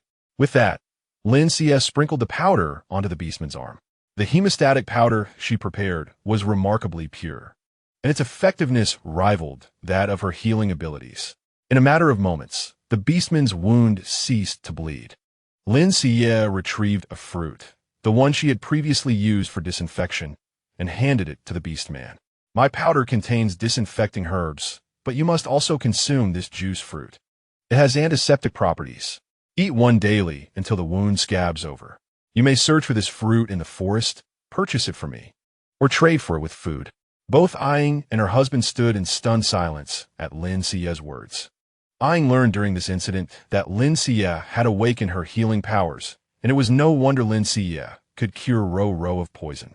However, Aang was astonished to discover that Lin Xiyue truly possessed medical knowledge and was highly skilled at that. In any tribe or city, the status of a shaman is second only to that of a leader. Realizing Lin Xiyue's expertise in medicine, the beast man knelt before her. "Thank you, great shaman. I shall fetch your payment." With that, he dashed away, returning shortly with half a carcass of a deer and a complete deer hide before Lin Xiyue. This was the price previously established by the shamans for treatment. Half a large prey for mere consultation, not including the cost of herbs. "Great shaman, I have a wife and children to support, so I can only offer you this payment for now. As for the cost of herbs, I will hunt a wild boar for you once I recover." Lin Xiyue glanced at the deer, which was comparable in size to Lu Zishu's beast form, and was about to say that it sufficed when another voice called from outside. "Shaman, is the great shaman here?" A small beast man burst into the courtyard, panting, carrying a basket of short-winged bird eggs and several lively short-winged birds. "Great shaman, you are truly amazing. My father awoke shortly after drinking the medicine you prepared. This is what I caught in the forest along with the bird eggs. I know this is far from enough for your payment, but I promise I will make it up to you." This little beast man was known to many. He lived with only his father and mother, representing a rarity in the tribe's one-husband, one-wife households. However, this did not imply that the little beastman's mother was particularly devoted. It was simply that she was a middle-aged beast woman, having likely lost her ability to bear offspring. Finding a husband at this age was exceedingly difficult. Lin Xiyue smiled as she accepted the bird eggs, patiently comforting the young beast man. "There's no rush. You're still young, and you must take risks. I also have a fondness for these bird eggs." Seeing Lin Xiyue's tenderness, the young beastman's eyes suddenly sparkled. "Then I shall bring more to the shaman tomorrow. You saved my father's life. From now on, I will take care of all the bird eggs in your home." Blushing, the young beastman bowed excitedly to Lin Xiyue before bouncing away. Seeing Lin Xiyue's remarkable medical skills, the onlooking beastmen immediately spread the news. Chapter 57. Please save my mother. Some beastmen, suffering from ailments, approached Lin Xiyue for a diagnosis. She patiently took their pulses and prescribed remedies. Most beastmen gathered their medicinal herbs themselves. Although there was no fee for the medicine, the consultation fees alone piled up in the corner of the courtyard. After sending off the last patient, Lin Xiyue noticed Aang smiling at her. "You're still smiling? I can see the injury on your beast husband's arm. Others might overlook it, but I cannot. That is not a scratch from a wild beast. It is a wound from a bone knife. Did you two inflict this upon yourselves?" Aang exchanged glances with her beast husband and lowered her head, laughing. "It seems, Xiyue, that your role as a shaman is well-deserved. Yes, my husband's wound was indeed caused by a bone knife. You saved Ruru's life, and no matter how many prey we hunt, we cannot repay you. So, we came up with this idea. Please do not be angry." Aang looked at Lin Xiyue with a hint of apology. Lin Xiyue sighed helplessly and placed a hand on the beastman's arm, channeling a bit of healing energy. "I am treating you all today, and everyone is watching. If I were to heal you instantly with my powers, it might raise suspicion. I do not wish to reveal my abilities. This healing energy will alleviate your pain and slightly speed up the healing process." The beastmen, witnessing this, immediately knelt down in excitement. "Enough, enough. There is no need to kneel so often. I am not accustomed to it. Aang, please manage your beast husband." Lin Xiyue's small face scrunched up in frustration.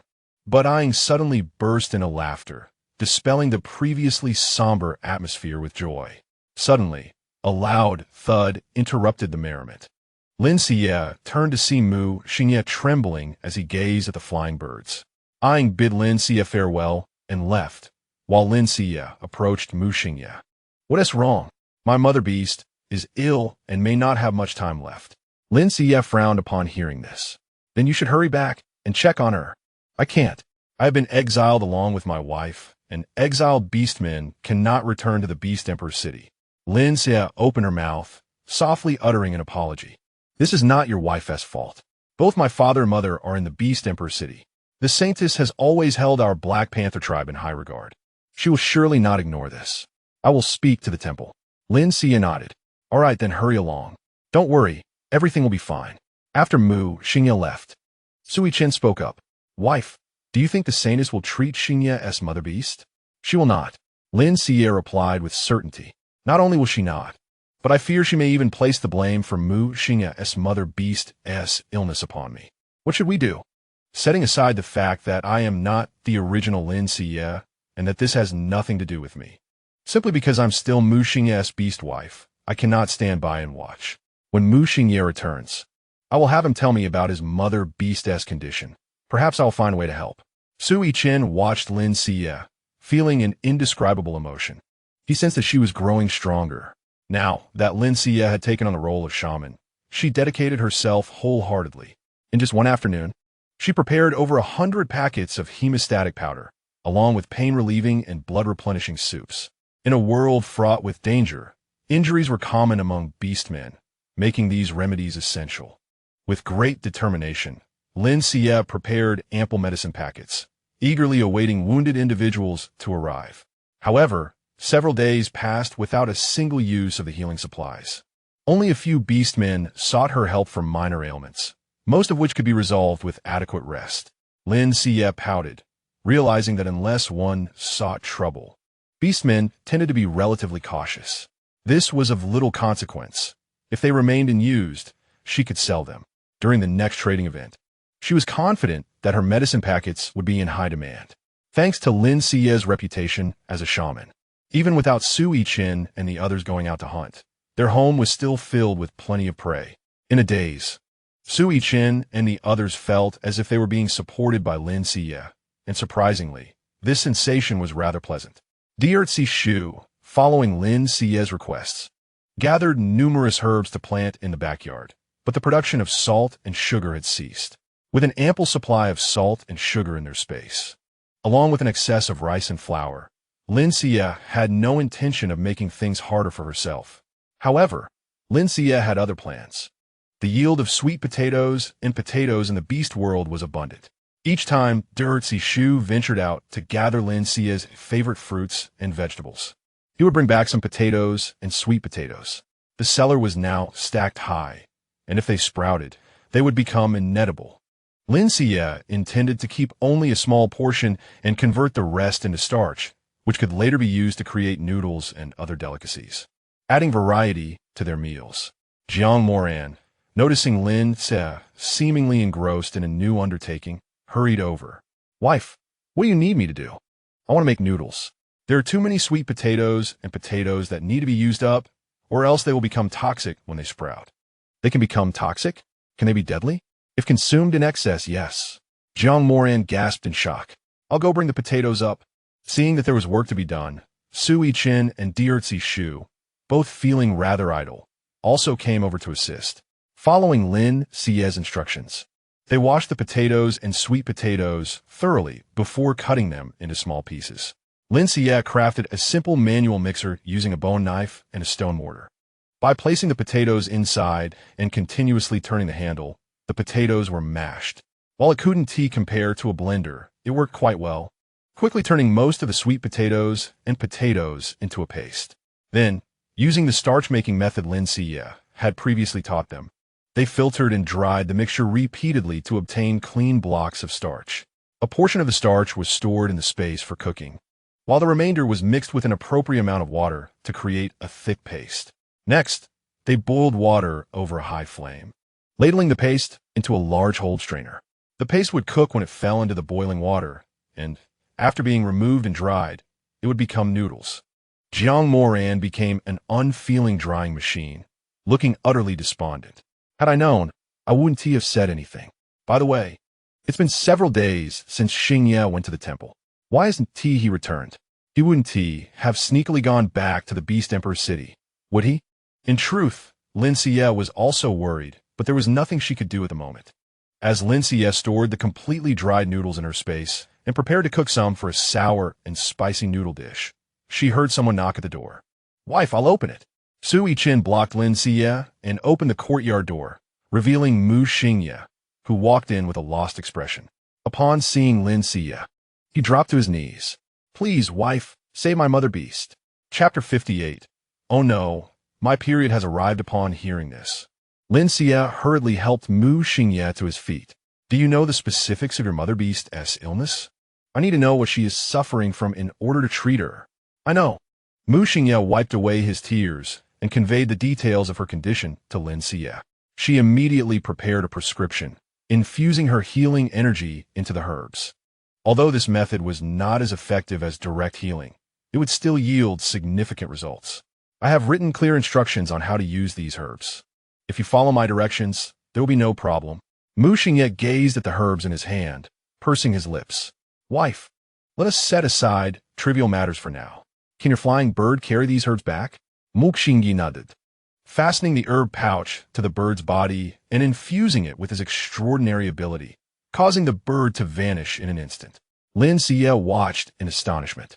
How long will it take for the bird to reach Shou Huangcheng? Approximately 1 hour. So fast. Can outsiders learn this? Lin Xiyue looked at Mu Xingye with anticipation. Feeling her closeness, Mu Xingye's heart raced. Yes, as long as one has awakened their abilities, they can use it. However, the technique of sending messages with this bird is a secret of the Mu family and is generally not shared. But you're not an outsider, so I can teach you. Hearing this, Lin Xiyue felt immense joy. Then it's settled. I will help you heal your mother beast, and you will teach me this bird messaging technique. Rest assured, I will not share it with outsiders. Mu Xingye recounted the situation to Lin Xiyue and the others. It turned out that after Mu Xingye's mother beast fell ill, his father beast sought the Holy Maiden's help. However, the Holy Maiden merely stated that the elderly female beast no longer contributed to Shou Huangcheng, and that divine power should not be wasted on unnecessary people or matters. In the beast world, such a mindset was rather commonplace, as the hierarchical system was stringent. Sick beasts who could not contribute were often abandoned. Yet, the Black Panther clan held unwavering loyalty to the Holy Maiden, and her indifference was truly disheartening. Wife, I now believe your words. The Holy Maiden is no longer the messenger of the beast god. She has betrayed our reverence. Lin Xiyue sighed. But why? The Holy Maiden was once the messenger of the beast god. She was not like this before. Perhaps power is enticing. When one remains in a high position for too long, they can gradually lose their true self. So what do you intend to do? I was wrong before. From now on, I will listen to you. Lin Xiyue smiled at this. I do not have any grand plans. However, I must admit that I have a flaw. I seek vengeance. The Holy Maiden has made the original host bear so much blame and is now sending people to hunt us down. This cannot be overlooked. If the Holy Maiden repents and fulfills her role as the messenger of the beast god, then everything can be resolved amicably. But if she remains obstinate, I will not let her go. Lin Xiyue's eyes shone with determination. This world is a beautiful place, and I hope that everyone can live well in the future, no longer troubled by hunger or lack of medical care. Jiang Moran smiled at Lin Xiyue's description. Wife, your depiction is wonderful. I can almost sense the sweetness of a bright future. Upon hearing Jiang Moran's words, Su Yichen frowned. Why does it smell so sweet? Lin Xiyue took a deep breath. What scent? I can't smell anything. Jiang Moran leaned closer to Lin Xiyue to sniff. Wife, you smell delightful. It's your scent. Could it be that you are in heat? Boom!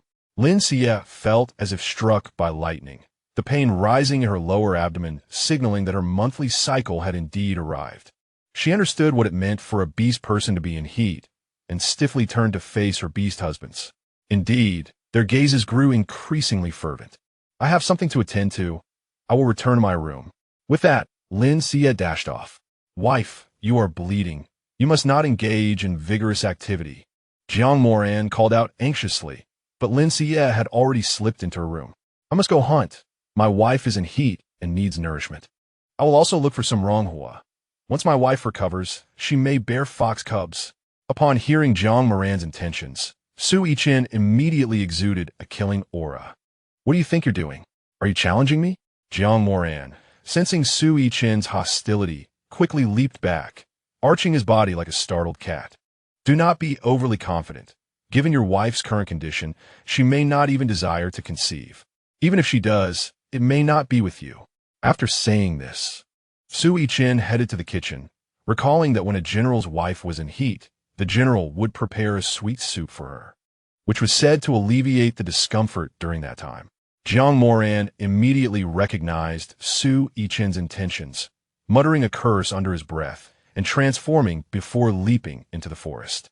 Lin Xiyue felt conflicted. He was no match for Jiang Moran in hunting, nor could he rival Sui Chen in cooking. It seemed he was at a disadvantage no matter how he looked at it. However, Lin Xiyue was unwilling to concede. Lin Xiyue enjoyed fruits and grains, so he decided to seek them out. If that failed, he would send a message back to the clan to have them deliver some grains. In any case, he would not miss this opportunity while his wife was in heat.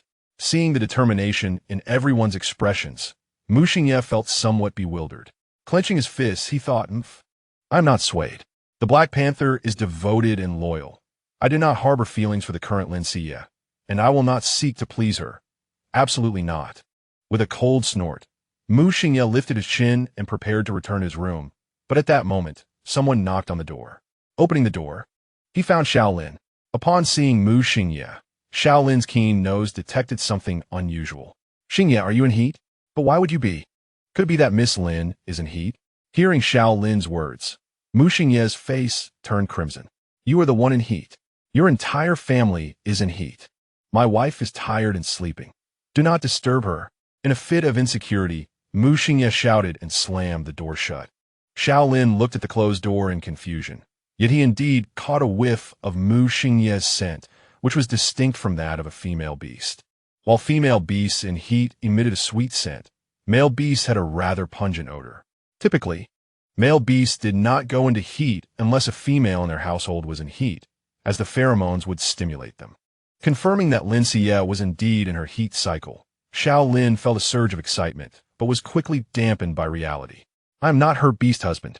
What use is my excitement? With a sigh, Shaolin trudged back. Unbeknownst to Lin Xiyue, who was rummaging through her space, she could not find a single sanitary napkin, nor even toilet paper. Chapter 59. I can warm the bed. Lin Xiyue sat on the floor in disappointment, lamenting her penchant for organizing items. If all the supplies were mixed together, perhaps she would not have to worry about lacking sanitary products. Just then, a knock sounded at the door, prompting Lin Xiyue to hurriedly exit her space. Who is it? Wife, it is I, Yi-Chen. I have come to bring you water. Lin Xiyue quickly grabbed a beast hide to cover herself. You may come in. As the door opened, Sui Chen placed a bowl of warm sweet soup on the bedside before stepping out to fetch warm water and a clean beast hide. Wife, please drink this sweet soup while it's hot. It will alleviate your discomfort. Afterward, you should lie down and open your legs. What? Open what? What are you going to do? Lin Xiyue retreated to the corner of the bed in horror, looking at Sui Chen like a frightened rabbit. Sui Chen could not help but chuckle at the sight. What are you thinking? You cannot engage in other activities during this time. It could lead to injury or illness. As long as you do not wish otherwise, I will not do anything. However, you are bleeding and need a rest. I will wipe you down with clean beast hides every few minutes. Rest assured, these hides have been boiled and are clean. As Sui Chen reached out, Lin Xiyue screamed in fright. No, you don't have to. I have a way to spare you this trouble. What way? Sui Chen tilted his head in confusion. Do you have any cotton-like material? It's a plant that, when mature, has fluffy white flowers or fruits. Are you referring to Ronghua? Ronghua? That should be about right. Is there any? Lin Xiyue gazed at Sui Chen with longing. Currently, there is nothing at home. But Mo Ran and Zi Shu have gone to look for supplies and should return by evening. Until then, I shall assist my beloved wife with cleaning. No need. Just as Lin Xiyue was about to push Sui Chen away, a knock echoed at the door. It appears someone is at the door. Please check. Lin Xiyue's eyes widened as she stared at Sui Chen, wishing to convey her urgency through her expression. Seeing her reaction, Sui Chen sighed and rose to open the door.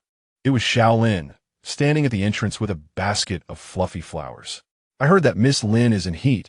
You might find this useful. However, these flowers must be boiled and dried before use. Otherwise, they may cause illness. You know how to handle this, right?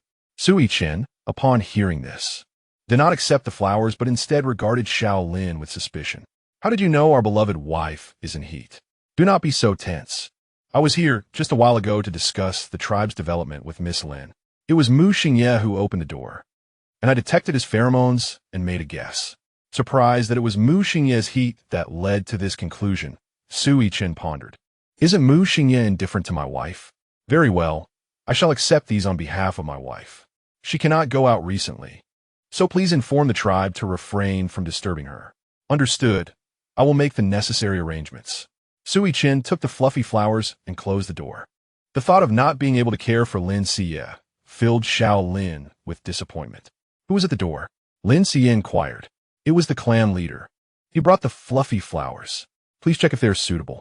Indeed, but there are many impurities that need to be sorted out and sterilized at high temperatures before use. However, did Xiao Lin already know I am in heat? Can the scent travel this far? No. It was Mu Xingye's pheromones that leaked. Mu Xingye. What happened to him? Nothing much. I will handle these flowers. You should rest, my dear. If there is any bleeding, just wipe it with animal skin. I will come in later to change the water. Lin Xiyue nodded, and once she saw Sui Chen leave the room, she sighed in relief. Lifting the animal skin, she noticed the blood had already stained a large area. Lin Xiyue frowned. This time of the month was always troublesome, especially when it stained the sheets. She continued to wipe, while Sui Chen processed the fluffy flowers.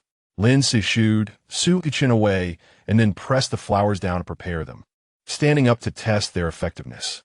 Although they were inferior to sanitary pads, they would suffice. After changing her clothes and replacing the blood-stained animal skin sheets, Lin Xiyue stepped outside. Sui Chen had been waiting by the door and quickly took the sheets from her. However, as he approached Lin Xiyue, the fragrant scent momentarily dazed him. By evening, Jiang Mo ran and Lu Zishu returned, having gathered a substantial amount of fluffy flowers. Enough for Lin Xiyue's needs for several months. My beloved wife, you smell delightful. Jiang Mo ran grinned as he squatted beside Lin Xiyue, nearly wagging his tail. Lin Xiyue closed her eyes. She found Jiang Mo Ran's obsequiousness difficult to endure. During this time, Lin Xiyue was treated as a protected species, with the beastmen forbidding her from doing any work or seeing anyone. Even Aang had been turned away several times. Frustrated, Lin Xiyue illustrated all the food she knew and compiled into a booklet for Sui Chen to deliver to Shaolin. To foster the tribe's development, the food supply must be addressed first. Foraging is far more reliable than hunting. Shaolin was quick to act, arranging for the beastmen to forage as soon as he received the booklet. The Badr tribe's territory had expanded to 4 or 5 times its previous size, increasing the range for gathering resources. Within half a day, the beastmen returned with heaps of food. As a precaution, all food samples were sent for Lin Xiyue's inspection, and only after her approval were they allowed for consumption. Fortunately, Lin Xiyue's drawings were clear and lifelike, and the foragers had not made any mistakes. On the 5th morning, Lin Xiyue woke early to wash up. She had been home for many days, and her period was nearly over. Feeling restless, Lin Xiyue decided to explore the forest again to seek new resources. Upon hearing her decision, Jiang Mo leaned closer to sniff her. Indeed, the sweet scent has faded. It should be fine now. With Jiang Mo Ran's keen nose affirming this, Lin Xiyue felt invigorated, only to suddenly sense 2 intense gazes burning on her cheeks. Looking up, she found Jiang Mo Ran and Lu Zishu staring intently at her. Why are you both looking at me like that? My beloved wife, once your bleeding ends, I can warm your bed. Jiang Mo Ran said shyly, with a hint of pink bubbles in his eyes. Lin Xiyue's mind buzzed at his words. It seemed Jiang Mo Ran was still thinking about such matters. No need, it is summer and quite warm. Warming the bed is unnecessary. By the way, where is Yi Chen? I haven't seen him. Lin Xiyue quickly changed the subject. She was quite intelligent, but lacked emotional finesse. If this topic continued, she wouldn't know how to respond. Oh, I called him this morning. Yi Chen said he was in training. Today is the full moon, the best time for the wolf tribe to train, so he hasn't come out. Lin Xiyue nodded, feeling somewhat concerned as she approached Sui Chen's room. Yi Chen, I will leave breakfast at your door. Remember to eat. Also, do not rush. Training should be gradual. I am fine. You need not worry, my beloved wife. Hearing Sui Chen's calm voice, Lin Xiyue felt reassured. As for Mu Xingye, ever since Lin Xiyue began her heat, he had frequently been absent from home, and she paid him no mind. During mealtime, Lin Xiyue told the two that she wished to visit the forest again. Firstly, to see if there was any new food, and secondly, to gather herbs. Jiang Mo Ran nodded. I will accompany you with Wang Shu. This time, Lin Xiyue chose a different direction in the forest. as she had already explored the previous area thoroughly. She only needed to inform the beastmen of her needs, and they would gather it for her. In the beast world, despite being a vast forest, different regions contained diverse plants. Suddenly, the system chimed in, indicating, "Host, I have detected cotton." Lin Xiyue excitedly followed the system's guidance toward the direction of the cotton. Indeed, she discovered a small patch of dense cotton fields.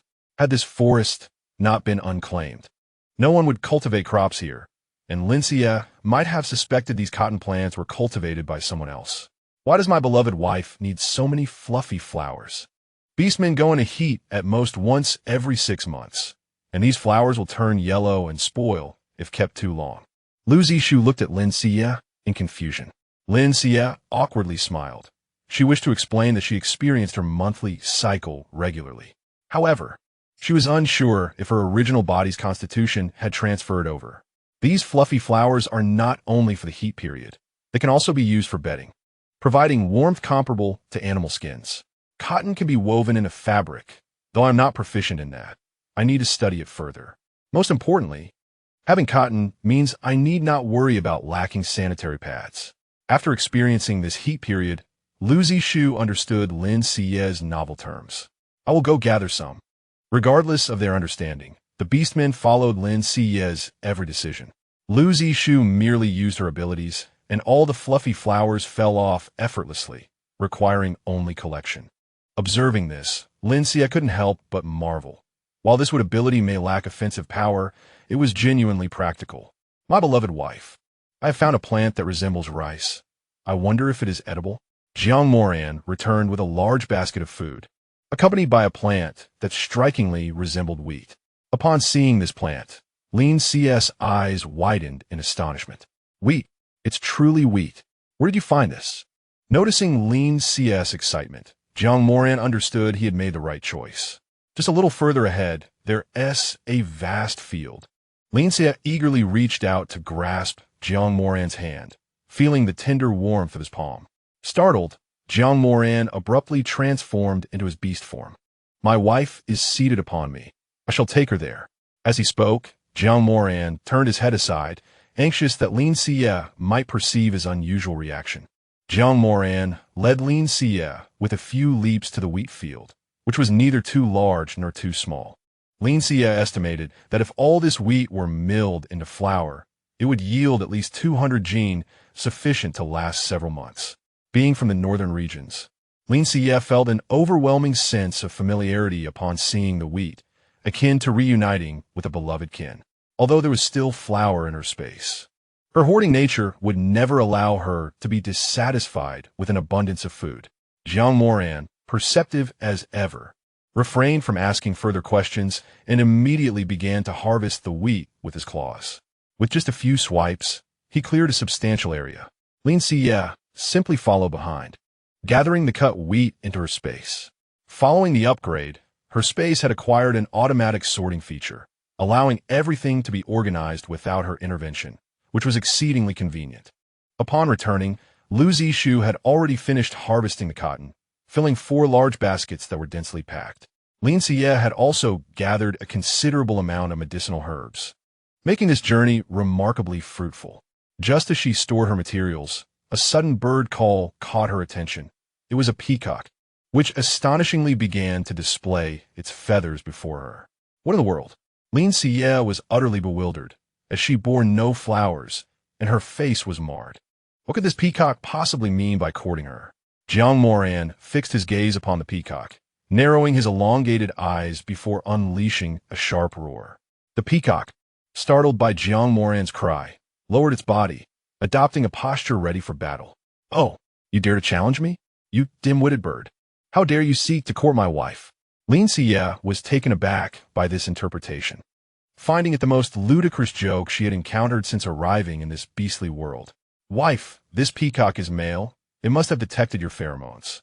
Prompting it to attempt courtship, Lu Zixu explained, positioning himself protectively in front of Lin Xiyue, releasing the pressure of a 3-star ability user that rendered the peacock unable to stand upright. After a moment, Lu Zixu withdrew his pressure. The peacock, stunned for several seconds, then flapped its wings and screeched before taking flight. Observing this, Lin Xiyue was uncertain whether to feel elated or disheartened, her emotions difficult to articulate. Let us return. I believe it is unwise to venture out while my aunt has not yet concluded. Jiang Moran and Lu Zixue readily agreed. Jiang Moran transformed back into his beast form, standing before Lin Xiyue with an unwavering gaze. Lu Zixue hesitated briefly before also reverting to his beast form, quietly standing beside Lin Xiyue and affectionately nudging her with his head. Surprised by Lu Zixue's unusual assertiveness, Jiang Moran found it curious, as he usually exhibited a reserved demeanor. Lin Xiyue glanced between Jiang Moran and Lu Zixue, finding herself torn between the two. Following a principle of fairness, she leaned toward Lu Zixue, saying, "Well, you carry me here, so it is only fair for Lu Zixue to take me back." Chapter 61. Are you certain you are not drugging me? Jiang Moran remained silent, yet his drooping ears betrayed his disappointment. Upon returning home, Mu Xingye awaited them in the courtyard. Upon seeing Lin Xiyue, Mu Xingye excitedly approached her. "Wife, my mother's illness has improved. My father says that after a couple more doses of medicine, she will be fine." "Thank you, wife." Mu Xingye knelt, his eyes glistening with tears of gratitude. Lin Xiyue quickly helped Mu Xingye to his feet. Based on the symptoms he had previously described, Mu Xingye's mother was likely suffering from excessive worry compounded by malnutrition, due to the limited understanding of various substances among most beastmen. It was common for them to experience malnutrition if they focused excessively on one type of sustenance. Hence, this ailment was not difficult to treat. With Lin Xiyue's healing abilities, a single dose of medicine would surely lead to recovery. As long as she is fine, that is what matters. Coincidentally, I gathered some herbs today that can aid in treating your internal injuries. Your healing ability alone cannot completely remedy them. You will still require nourishing soup medicine, though it may be somewhat unpleasant. Mu Xingye frowned at her words, subtly stepping back. What sort of unpleasantness? The bitterness of the soup medicine. Your internal injuries require nourishment from it, and you have no choice. However, I will assist with my abilities, and within half a month, you should be healed. Soup medicine? Are you certain it is legitimate and not some form of drug? Noticing Mu Xingye's wary gaze, Lin Xiyue felt somewhat exasperated. Believe it or not, if you prefer, I can simply refrain from treating you. Seeing Lin Xiyue turn to leave, Mu Xingye quickly grasped her arm. I believe I was merely jesting. How can I not trust my wife? Regardless, even if you were to drug me, I would not allow you to succeed. With your fragile appearance, who would truly be at a disadvantage? Lin Xiyue shot Mu Xingye a sidelong glance before proceeding to prepare her medicine. Mu Xingye stood bewildered, processing Lin Xiyue's words. Fragile appearance? He glanced down at his slender frame and felt a surge of frustration, but had no outlet for it. Turning, he saw Jiang Moran diligently pounding the wheat to separate the grains. In a burst of determination, Mu Xingye dashed over, seizing the pestle from Jiang Moran and vigorously striking the wheat. Mu Xingye, be gentle, Lin Xiyue said, not to strike too forcefully. The wheat will shatter, making it difficult to collect. I do not care. I need to vent my frustrations. Step aside, or you may injure yourself. Jiang Moran, at a loss for how to respond, sought Lin Xiyue for assistance. Mu Xingye, if you prevent me from obtaining the wheat, you shall never recover from your injuries. Lin Xiyue shouted from within the room, and to her delight, this tactic proved effective, deflating Mu Xingye's enthusiasm. After preparing the soup medicine, Lin Xiyue regarded the dark concoction with a frown, noting several issues with her current state. Although this time her aunt's visit was timely, the darkened hue of the medicine indicated a deficiency in vitality and blood. Such concerns could not be remedied through healing abilities alone. Instead, she would have to resort to traditional herbal remedies. Pinching her nose, Lin Xiyue gulped down the bitter liquid in one swift motion, quickly retrieving a sugar cube from her space to alleviate the taste. It took a considerable time for the sweetness to overpower the bitterness. Observing Lin Xiyue struggle, Mu Xingye glanced at the bowl of medicine in his hand, his cheeks twitching. Drink up. You are a man. Why act so timidly? Lin Xiyue scolded him. And in order to avoid appearing weak, Mu Xingye reluctantly tilted his head back and swallowed the medicine. Nevertheless, The soup was exceptionally bitter, and even someone who could endure pain without flinching found it unbearable to drink. Witnessing Mu Xingye grimacing, Lin Xiyue could not help but chuckle, then reached into her space to present him with a piece of candy. What is this? Candy. Very sweet. It will eliminate the bitterness. Lin Xiyue refrained from mentioning that she had deliberately added a bitter herb to Mu Xingye's medicine as payback for his earlier teasing. Mu Xingye hesitated to accept, but Lin Xiyue decisively placed a piece of candy into Mu Xingye's mouth. The sweetness exploded instantaneously, awakening every taste bud to life. Is it sweet? Lin Xiyue asked with a smile, her eyes narrowing into crescent moons. Mu Xingye gazed back at Lin Xiyue, this being the first time he truly regarded her. Sunlight illuminated Lin Xiyue's delicate features, and even the scar could not diminish her beauty. Her crescent-shaped eyes seemed to shimmer with stars, tracing a subtle, elusive smile that was breathtakingly enchanting. Had it not been for that scar, Lin Xiyue would undoubtedly be the most exquisite female creature in this beastly world. Flustered, Mu Xingye quickly averted his gaze, feeling restless. He did not even respond to Lin Xiyue's inquiry, rising to retreat to his room instead. Lin Xiyue retracted her smile, somewhat astonished by Mu Xingye's hurried steps. Did Mu Xingye not realize he had already taken a detour? Once back in his room, Mu Xingye exhaled heavily, attributing his peculiar changes entirely to that bowl of medicinal soup, convinced that Lin Xiyue had added something to it, which was why he felt so strange. Wife, what is wrong with Xingye? Lin Xiyue shook her head. I do not know either. Lin Xiyue picked up Mu Xingye's medicine bowl and sniffed it, finding the scent to be correct. She had not misprescribed anything. How could it cause someone to walk in such a peculiar manner? Could it be too bitter, numbing the motor nerves? Lin Xiyue quietly removed the bitter herbs from the prescription. Mischief aside, she did not wish to inadvertently provoke Mu Xingye, leading to a fate akin to the original hosts, which would only result in her tears. Due to this bout of estrus, Jiang Moran and others were desperately trying to impress Lin Xiyue, causing her to revert to being a pampered female beast. Even when Lin Xiyue protested, her beastly husbands insisted she refrain from working, allowing her only to direct them verbally. However, by dinner time, Sui Chen had yet to emerge for the meal. Even when called, he insisted on saving food for himself. This left Lin Xiyue with an unsettling feeling. After dinner, as everyone retreated to their respective rooms, Lin Xiyue stealthily waited by Sui Chen's door. Should anything happen to him, she would be ready to alert everyone for assistance. Lin Xiyue waited patiently until the moon emerged from behind the clouds, her fatigue causing her to nod off. Suddenly, a pained moan resonated from within the room, jolting Lin Xiyue awake as she rushed to knock on the door. Yi Chen, are you all right? Open the door, what is wrong? Yet, no matter how she knocked, Sui Chen never opened the door or responded.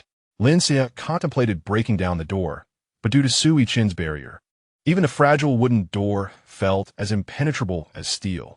Chapter 62, Full Moon, Wolf Clan. Host, you can utilize space for short-distance displacement. Displacement? How does one displace? The host's spatial abilities have reached level 2, allowing free entry and exit within the space. The host simply needs to enter the space, will it to pass through the door, and then exit the space to achieve displacement. Upon hearing the system's words, Lin Xiyue felt astonished.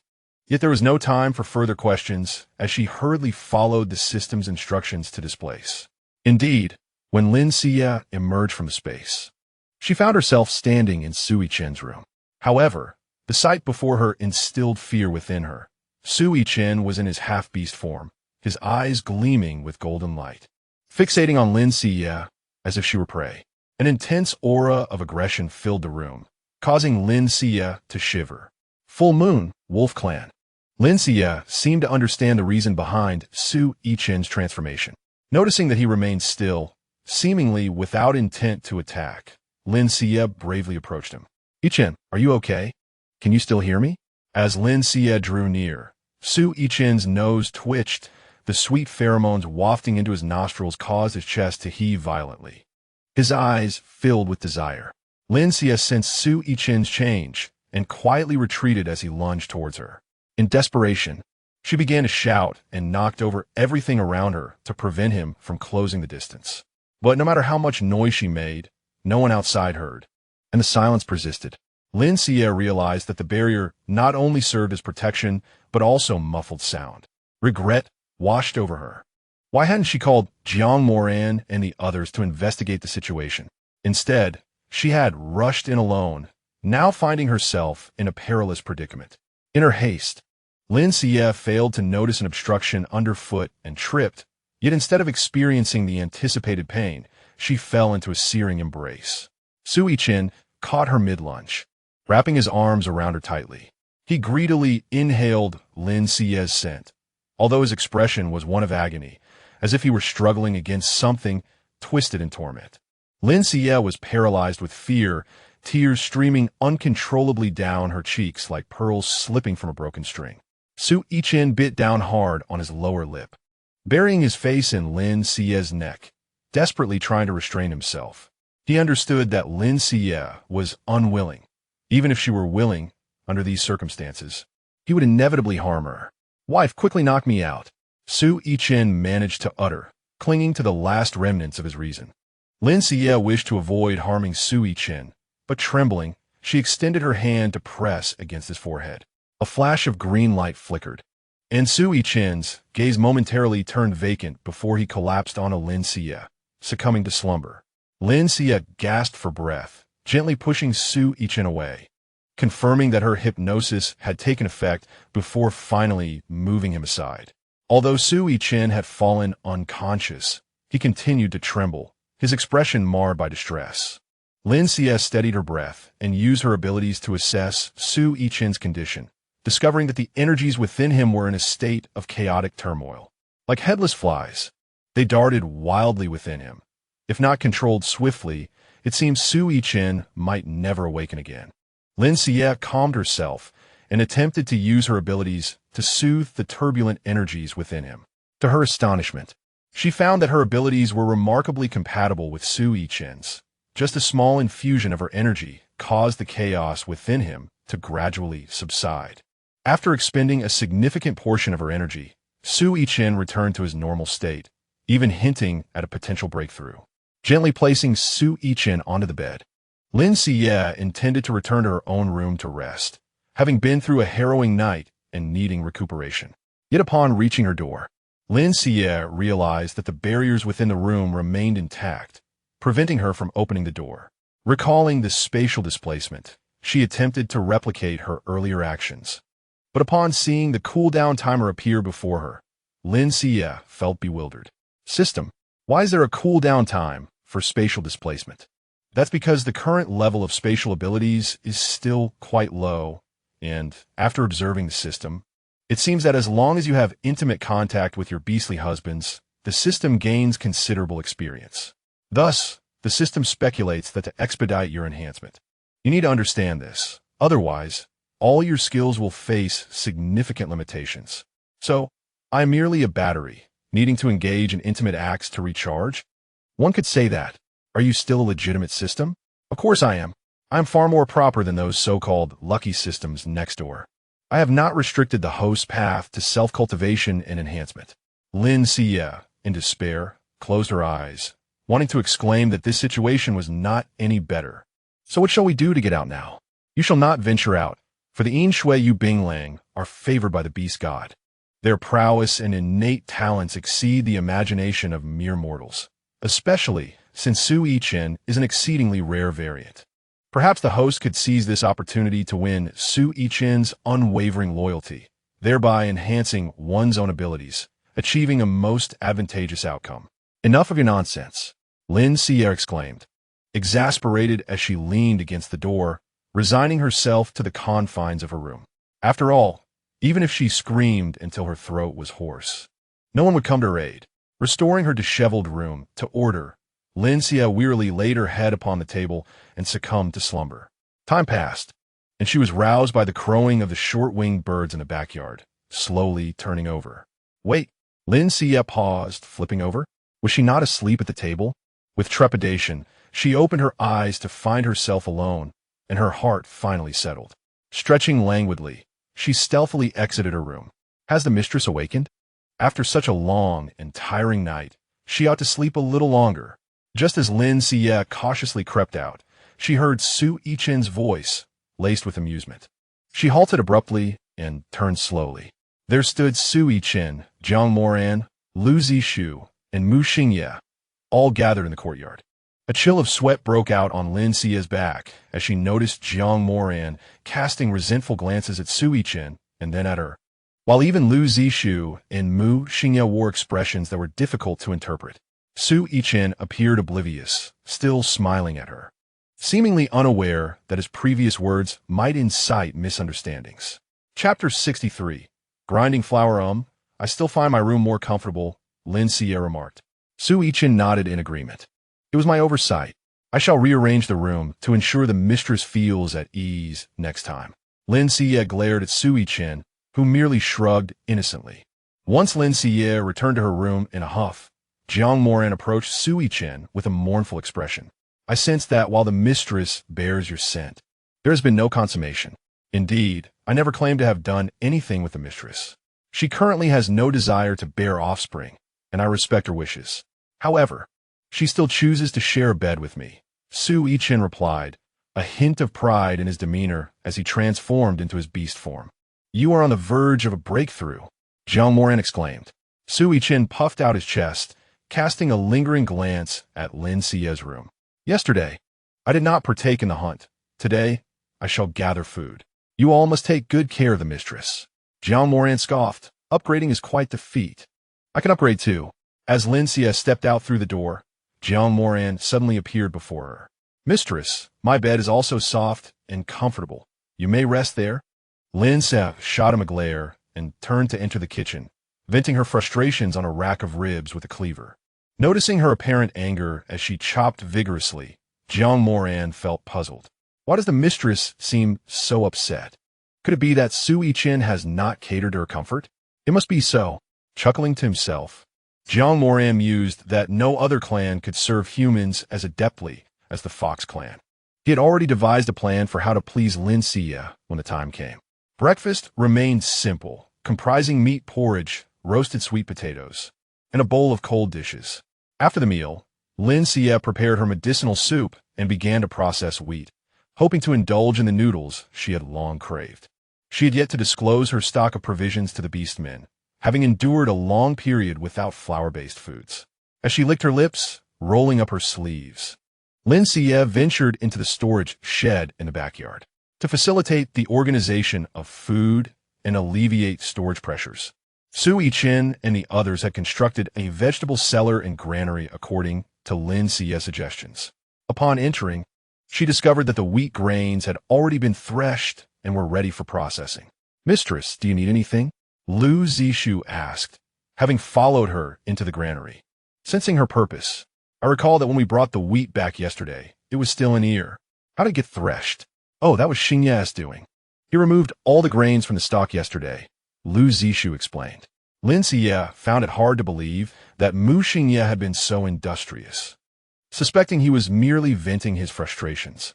Nevertheless, she was surprised to find the quantity of wheat far exceeded her expectations, totaling 7 large bundles. Please help me carry all the wheat outside. I need to thresh and grind it, Lin Xiyue commanded. Lu Zixue nodded, effortlessly lifting a bucket of wheat and exiting the granary, once again impressing Lin Xiyue with the strength of the male beasts. As Lin Xiyue observed, she was astounded. She knew the males were strong, but not to such an extent. Each bucket weighed nearly 200 pounds. After 3 trips, Lu Zixue had transported all the wheat to the courtyard. Having just finished washing the dishes, Jiang Moran approached curiously, inquiring how Lin Xiyue intended to proceed. Lin Xiyue directed them to create a stone mill, placing the wheat grains onto the grinding stone to remove the husks. The dehusked kernels would then be ground repeatedly and sifted to produce edible flour. Just then, Lin Xiyue discovered a type of fabric in the original owner's wardrobe, one with finely woven holes, perfect for filtering flour.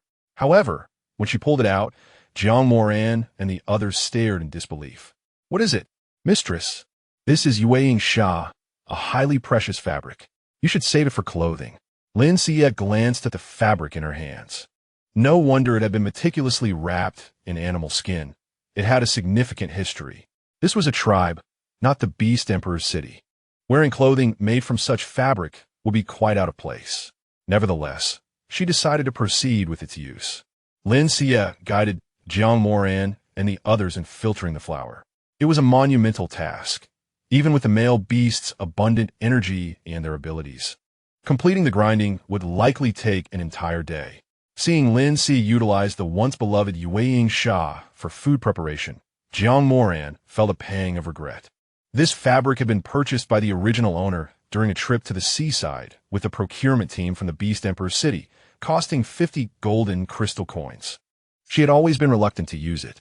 Though it belonged to the original owner, the fabric also represented status. Yet now, for the sake of survival, such an expensive material was being repurposed as a tool. This left Jiang Moran disheartened. It was his duty as a beast husband to ensure the mistress's well-being, and he silently vowed to provide Lin Xiyue with abundant resources in the future, including more Yueying Sha. Jiang Moran intensified his output of abilities, hastening the stone mill's rotation.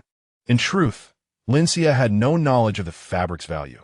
Had she been informed that it cost 50 golden crystal coins, she would never have brought it out for use. Nonetheless, it was somewhat absurd that a fabric akin to organza could fetch such a price. Sui Chen returned before lunch, and after enhancing his abilities, he brought back an absurd amount of game. Observing the freshly ground flour in the wooden bucket, he curiously took a handful and tasted it, only to choke and spit it out the next moment.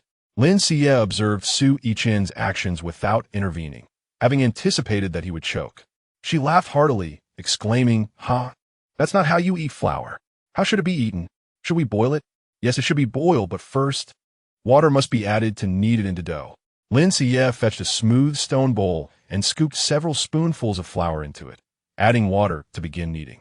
As a native of the north, Lin Xiyue seemed to possess an innate talent for handling dough, swiftly forming it into a ball. She covered it with clean deerskin cloth to prevent moisture loss, allowing it to rest for a while. After kneading it a couple more times, it will be ready for making noodles. Chapter 64. I want to eat sugar. Sui Chen and his companions watched in fascination as Lin Xiyue kneaded the dough, making it increasingly smooth with each motion. The water in the pot had begun to boil, and Lin Xiyue sliced the dough into thin strips. Holding a few together, she exerted gentle pressure, transforming them into evenly thick noodles. Sui Chen and his friends imitated Lin Xiyue's technique, though they initially struggled with the right amount of force, often breaking the noodles. After several attempts, they managed to create strips that were even thinner and more uniform than Lin Xiyue's. Feeling somewhat displeased, Lin Xiyue pouted, realizing that her culinary skills, which she took pride in, were outdone by a few primitive beastmen. Mu Xingye observed the amiable interactions in the kitchen, his jealousy visibly seeping through. Assigned by Lin Xiyue to watch over the medicinal concoction, he could only squat by the small stove. Lin Xiyue entrusted the boiling of noodles to Sui Chen and began preparing the sauce.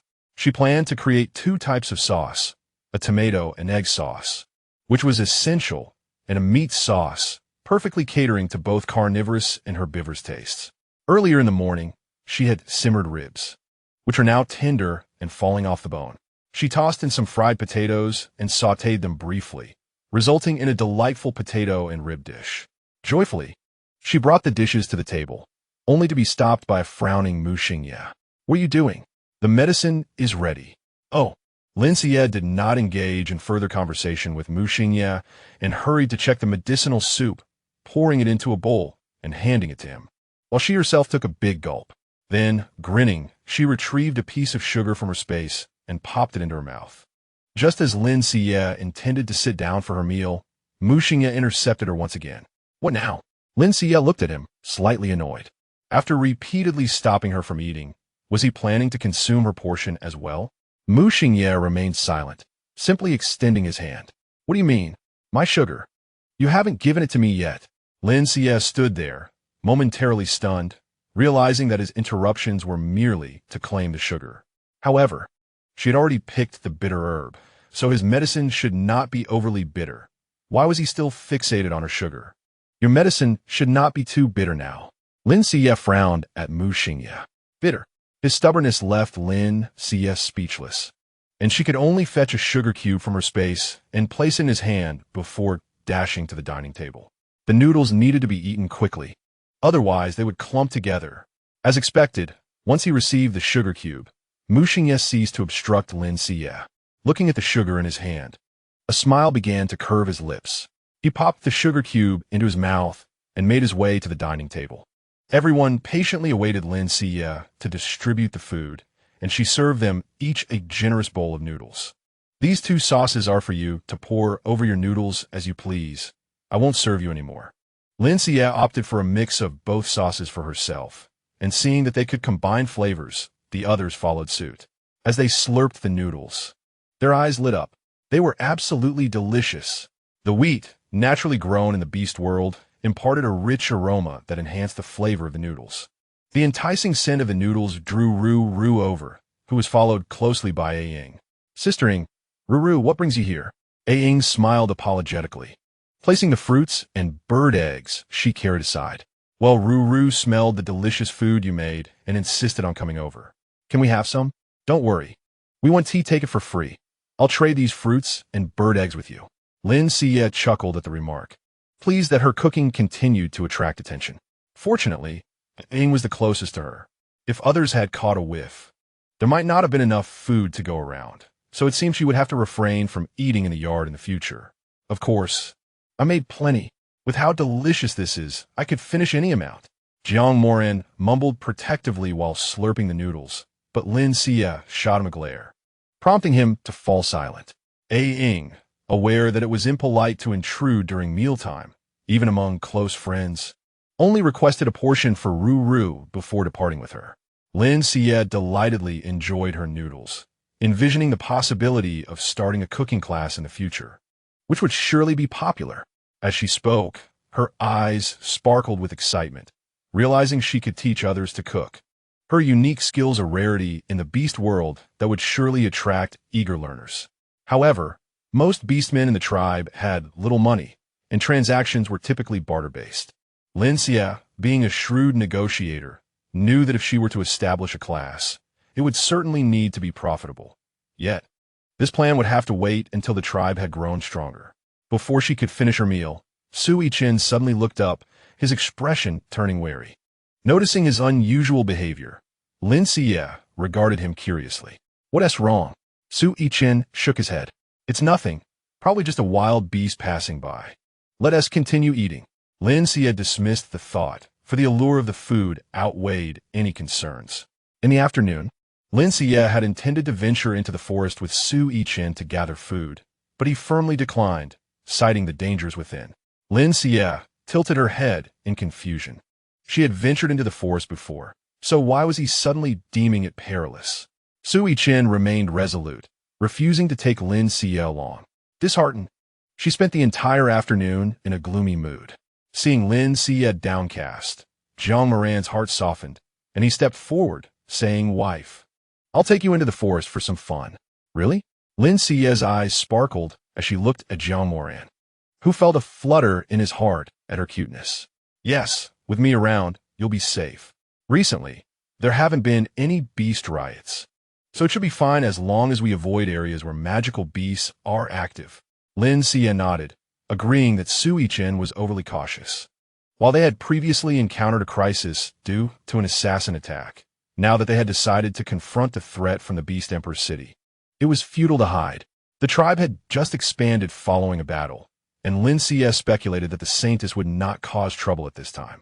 Thus, Lin Xiyue leaped onto Jiang Moran's back, leaving Lu Zishu behind to continue grinding flour.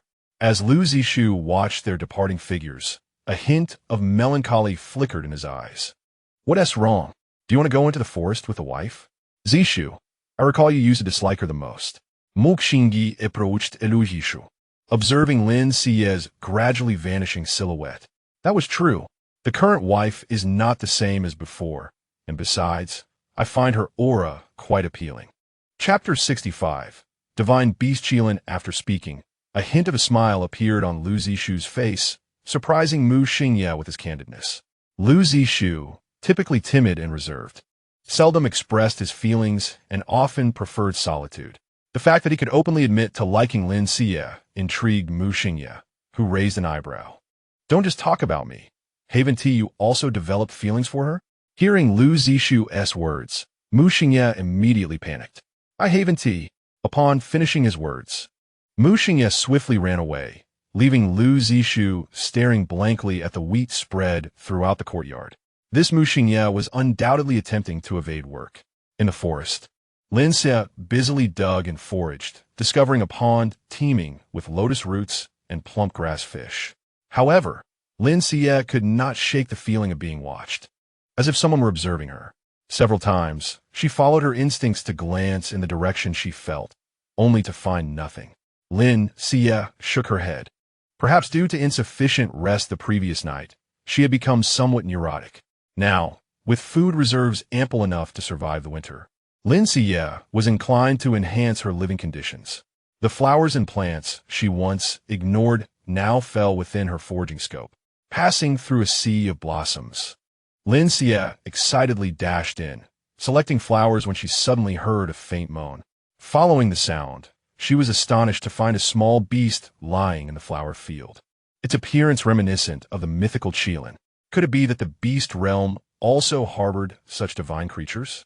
Cautiously approaching the Qilin, Lin Xiyue noticed a deep bite mark on its abdomen, likely inflicted by a wild animal. Sensing an unfamiliar presence nearby, the Qilin abruptly raised its head, fixating on Lin Xiyue, emitting low growls as if warning her to stay away. Do not fear. I mean you no harm. You are injured. May I take a look at your wound? Despite Lin Xiyue's approach, the Qilin lightly struck the ground with its paw, sending a leaf slicing towards her cheek like a dart. The warmth on her face indicated she had been grazed, yet Lin Xiyue remained unperturbed, patiently explaining to the small beast. Given the rarity of the Qilin, she found it hard to believe it could not comprehend her words. It was likely just skeptical of her intentions. Extending her hand, she summoned a faint green light from her fingertips, watching as the wound on her face healed rapidly. Look, I possess a special ability, a healing power that can mend your injury. Trust me, if your wound does not stop bleeding, you will be in danger. Concern was etched on Lin Xiyue's face, and seeing no deceit in her eyes, the small beast finally settled down. Lin Xiyue channeled her energy, infusing it into the small creature, yet to her astonishment, her healing power vanished as if swallowed by an abyss, with no signs of recovery from the beast's wound. With a furrowed brow, Lin Xiyue amplified her energy output, closing her eyes to guide its direction. Truly, the divine Qilin was like a black hole, greedily absorbing her healing energy.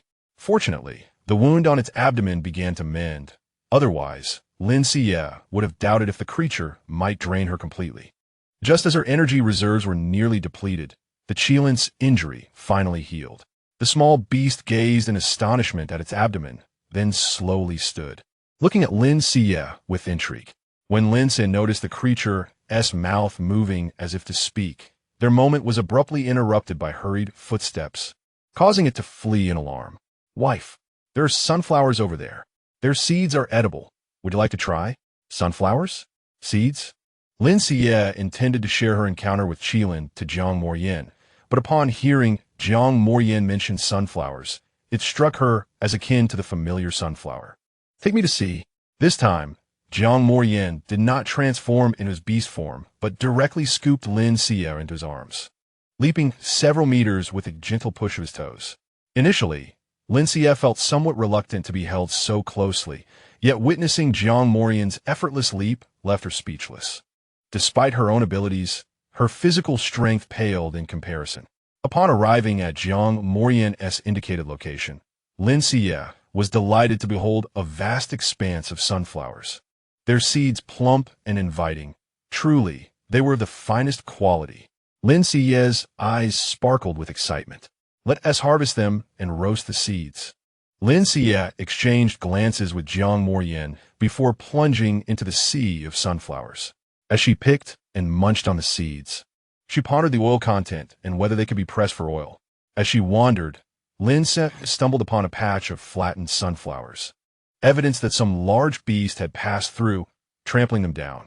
It resembles a snake. Jiang Moyin swiftly placed the sunflowers before Lin Xiyue.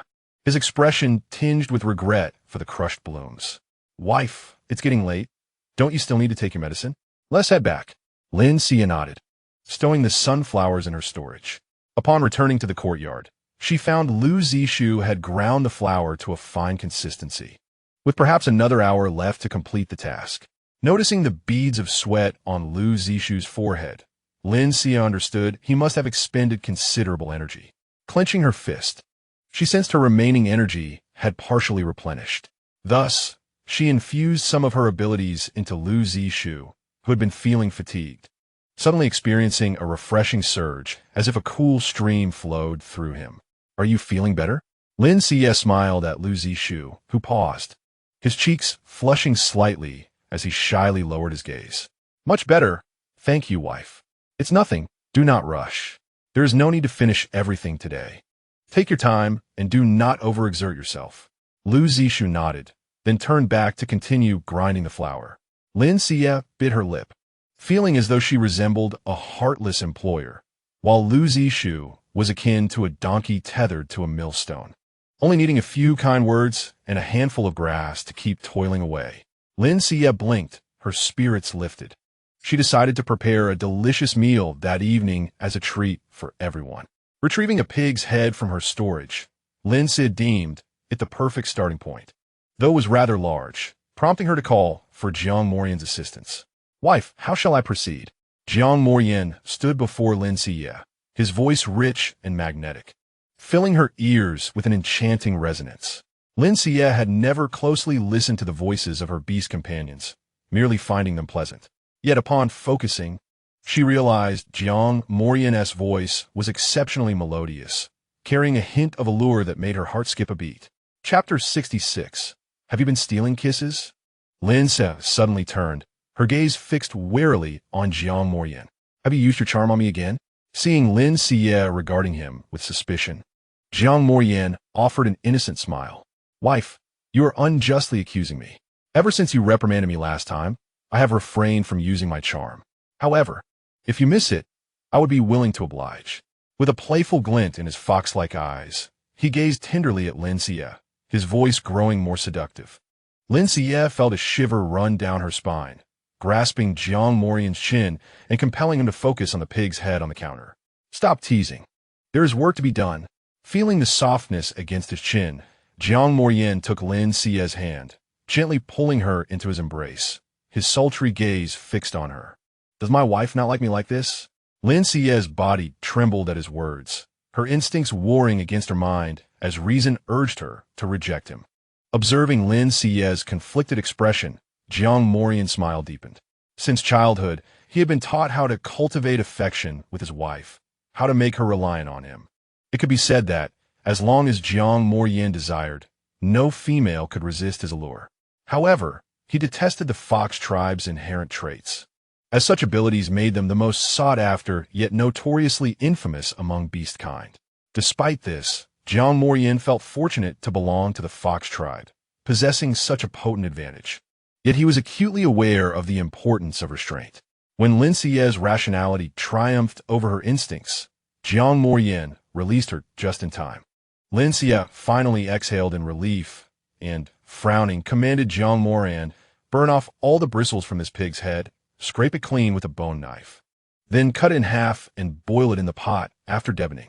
Upon finishing her instructions in one breath, she stepped aside, disregarding Jiang Morian. Jiang Morian smiled and began using his abilities to burn off the pig's hair, completing the task in no time. When he picked up the pig's tongue and brain to discard them, Lin Xiyue hurried over to stop him. You can't throw those away. They are edible.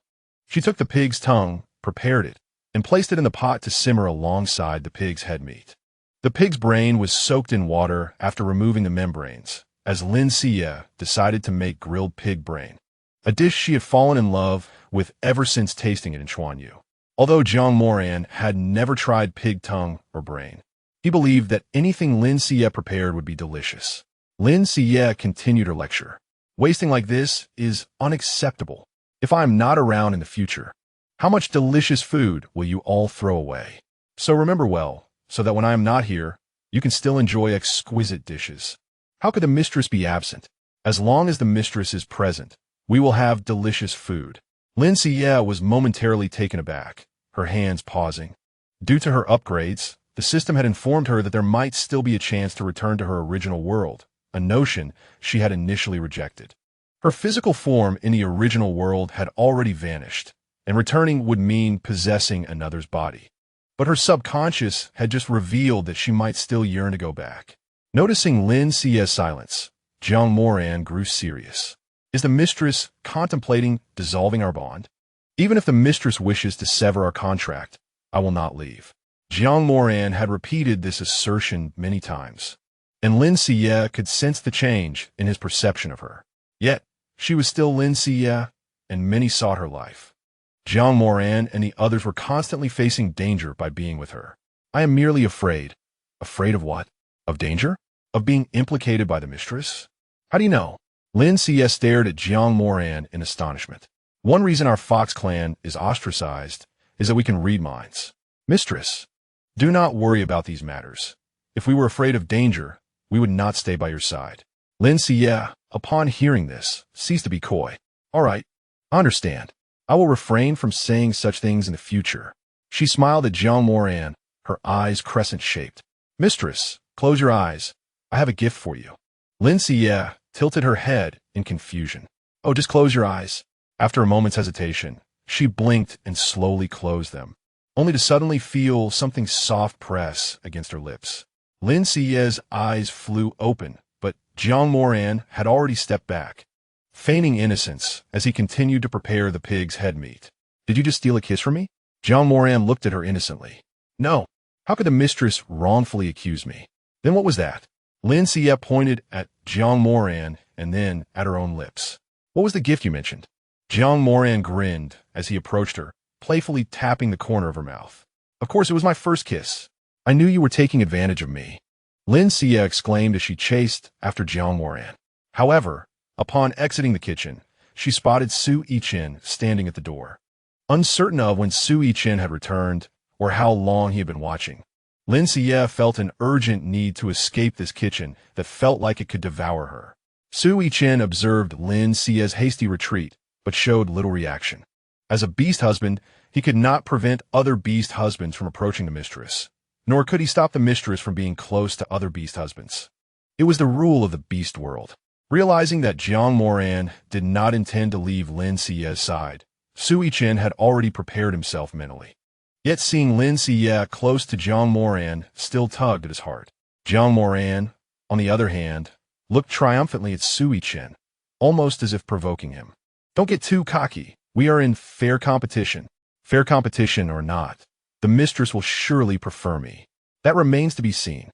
Su Yichen replied coolly before exiting the kitchen. In the courtyard, Lin Xiyue mechanically shelled sunflower seeds, her mind drifting far away.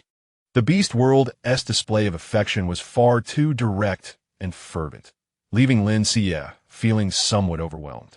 Su Yichen s'était beset, taking the sunflower seeds from her hands. Where did all these sunflowers come from? Did Lu Zishu pick them?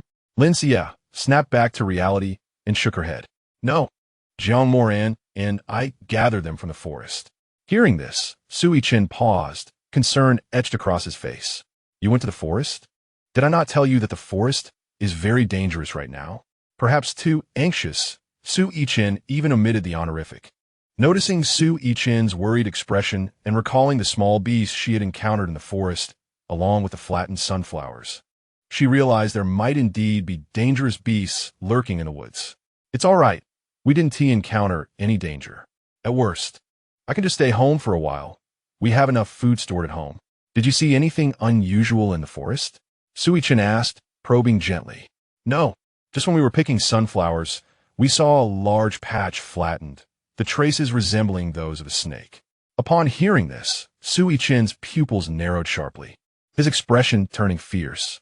Mistress, please listen. I am not deceiving you. The forest is not safe lately. You should stay at home and avoid going out. Moreover, as the healer, if you are not home and someone comes seeking treatment, what will we do? Lin Xiyue pondered this and, recognizing the wisdom in Su Yichen's words, nodded in agreement. Knock, knock, knock. Lin Healer. Is Lin Healer home? A voice filled with urgency called from outside. Lin Xiyue cast a reproachful glance at Sui Chen. See? It's all your fault for saying there were patients. Now there really is one. Sui Chen shrugged helplessly, the urgent knocking startling everyone. Even Mu Xingye, who had been fishing in the backyard chicken coop, rushed out to see what was amiss. What's going on? The visitor was a young male beast. A small beast mark on his arm, which Lin Xiyue recognized as a mark that appears after forming a bond and consummating the relationship. Noticing that the beast did not have any visible injuries, Lin Xiyue deduced that he had come seeking help for his mate. Healer, could you please come and check on my mate? She is in labor. At the beast's words, Lin Xiyue felt a jolt of shock. Childbirth was of utmost importance in the beast world, as female beasts only had 2 opportunities to conceive each year, making any pregnancy a top priority for the tribe. After Lin Xiyue became the healer, Xiao Lin provided her with a list of pregnant females in the tribe. It was not necessary for Lin Xiyue to monitor them daily. She merely needed to check on them when time allowed. Upon hearing the beast's plea, Lin Xiyue instructed Sui Chen to fetch the medical kit while she followed the beast to his home. Should I come along? Jiang Moran asked anxiously. No need. Didn't the mistress assign you to cook the meat? Just keep an eye on the pot. The mistress will be back to eat. After giving her instructions, Sui Chen dashed off with Lin Xiyue. Although Jiang Moran understood that Sui Chen did not want him to follow, he chose to remain, knowing that the meat was simmering in the pot. He could not allow Lin Xiyue to work hard and return home hungry. Upon arriving at the beast home, Lin Xiyue was greeted by the anguished cries of the female beast. Entering the room, she saw 3 male beasts surrounding the female, wiping her sweat and encouraging her, each face etched with worry. When did labor start? Last night. The young beastman anxiously inquired of Lin Xiyue. My mistress, is there no hope? She has already fainted several times. Why did you not inform me immediately that she had gone into labor last night? While scolding, Lin Xiyue swiftly retrieved a piece of ginseng from the medicine box and placed it in the mouth of the female beast, instructing her to hold it under her tongue and not swallow. The female beast, already somewhat disoriented, gathered her last bit of strength to comply with Lin Xiyue's directions. The young beastman, still tense, stood beside Lin Xiyue, explaining that in the past, female beasts typically delivered without assistance unless there were complications, in which case they would seek help from a shaman only after enduring an entire day without giving birth. Lin Xiyue frowned at this statement, almost forgetting that this was a primitive society. Although shamans existed, the community revered them but relied on them very little. Unless life was at stake, they generally would not consult a shaman. It seemed that after the delivery, Lin Xiyue would need to speak with the clan leader to ensure that pregnant females would notify him immediately upon going into labor. Lin Xiyue first checked the pulse of the female beast and found that her health was relatively good. She was merely fatigued from the pain and was not in immediate danger. Placing his hand on her abdomen, Lin Xiyue used his powers to explore within, discovering that the improper position of the fetus was the cause of the difficult labor. Fortunately, this issue would not consume too much of his energy. Noticing that the female beast's mates were focused on her, Lin Xiyue quietly infused his energy into her body. Simultaneously, he applied gentle pressure, swiftly adjusting the fetus's position. After providing the female beast with some sweetened water to replenish her strength, Lin Xiyue encouraged her, take a deep breath, follow my rhythm, and exert yourself. You will soon give birth. Keep going.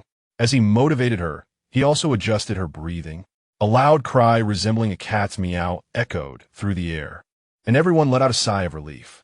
The beastmen excitedly embraced the female beast, offering continuous comfort.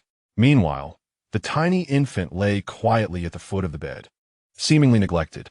Lin Xiyue couldn't help but feel exasperated. Was this child not their own? Why was no one attending to it?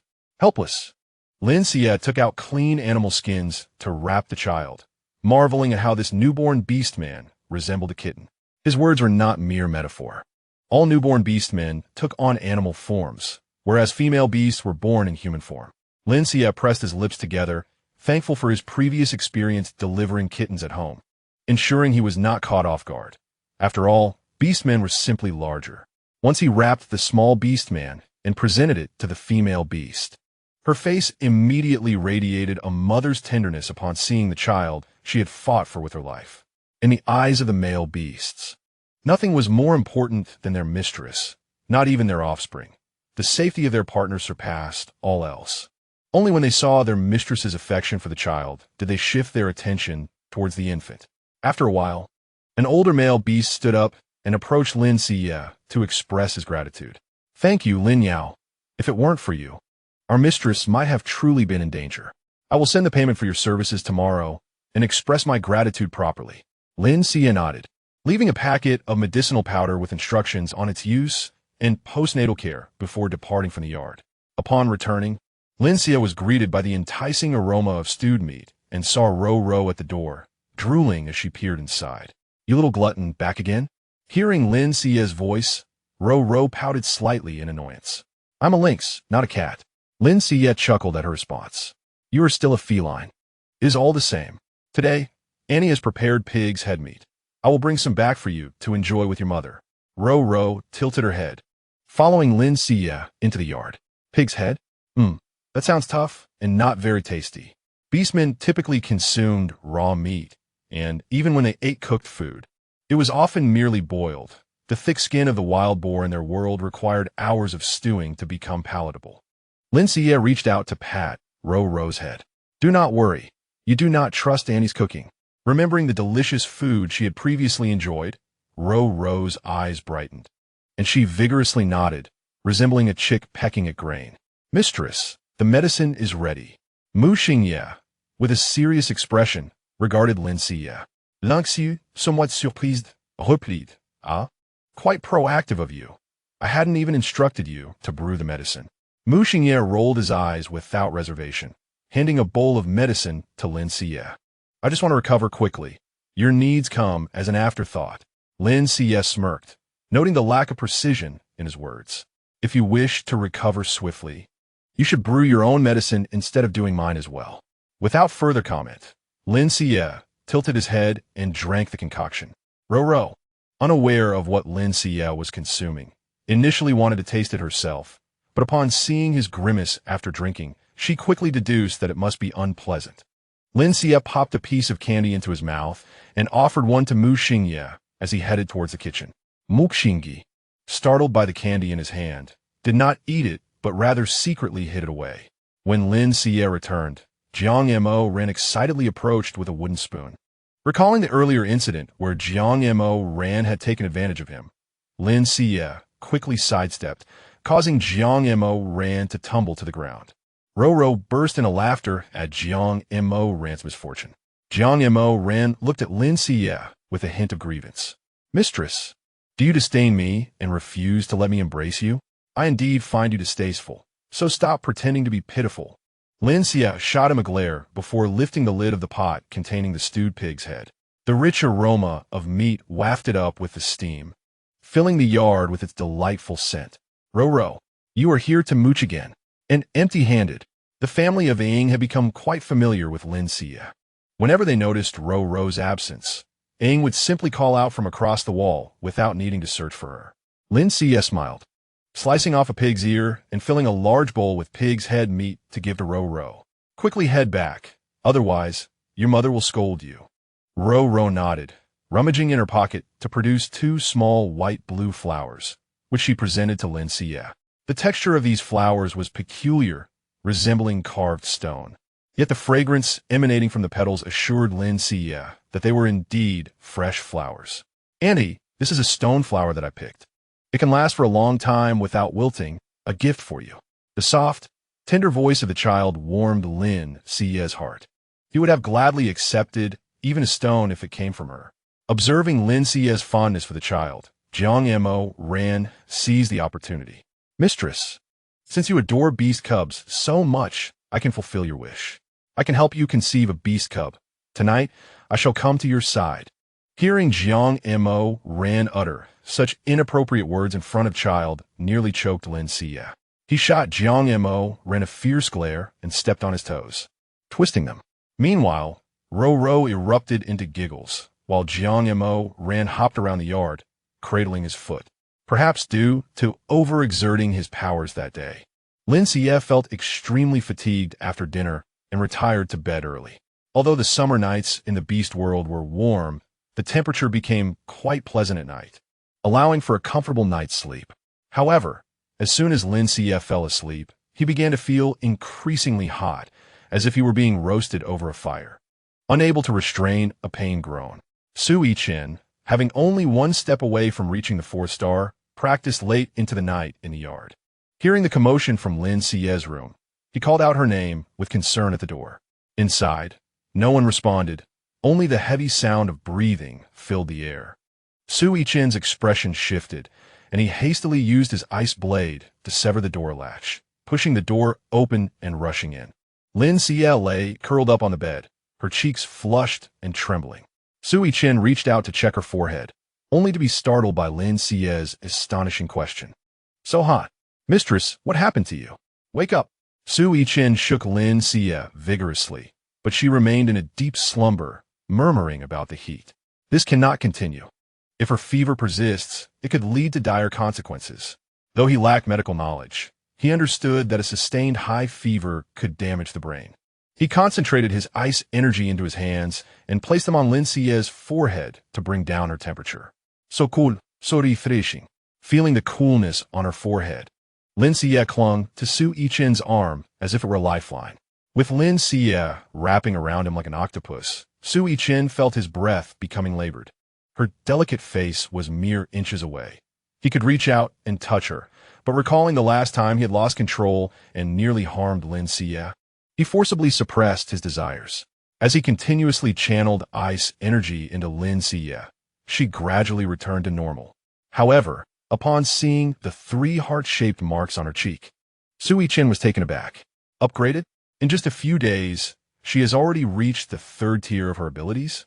Su Yichen found it hard to believe. More importantly, once Lin Xiyue released his arm, revealing the other half of her flawless face, his heart skipped a beat. After a moment, with a flushed face, Su Yichen dashed out of Lin Xiyue's room, pouring cold water over his head multiple times to quell his inner turmoil. When he noticed Lin Xiyue's door ajar, a sense of guilt washed over him. He lacked the ability to manipulate objects from a distance and could not secure the latch from outside. He could only close the door and guard it throughout the night. The next morning, Lin Xiyue felt remarkably light and relaxed, both in body and mind. Stretching her arms in a grand yawn, she joyfully prepared to step out and make breakfast. Where's the door latch? As she reached for it, she discovered the small wooden block used to secure the door was mysteriously missing. Indeed, it had vanished. Lin Xiyue scratched her head in confusion. Was her memory failing her? Had she not locked the door last night? That couldn't be right. How could the latch simply disappear? With these thoughts swirling in her mind, Lin Xiyue furrowed her brow and exited her room. "Mistress, you're awake?" Lin Xiyue had risen quite early, while Jiang Moran and the others were still asleep. Only Su Yichen stood vigil at her door. "What are you doing here?" Chapter 69. Your face. Seeing Su Yichen seated at her door, Lin Xiyue was somewhat surprised. With her question, Su Yichen felt a twinge of guilt and averted his gaze. "Well, I was practicing in the yard last night and noticed your room was unlocked. I was worried you might be in danger, so I stood guard. Practicing under the moonlight, and you're not afraid of transforming into a werewolf again?" Upon hearing Lin Xiyue's words, Su Yichen abruptly looked up, but upon seeing her exquisite face, he quickly lowered his head again. "Mistress, did you guess it? But it's okay. I only transform on nights of a full moon. As long as I avoid moonlight, I'll be fine. Last time, I was too eager to absorb the moonlight essence and lost control."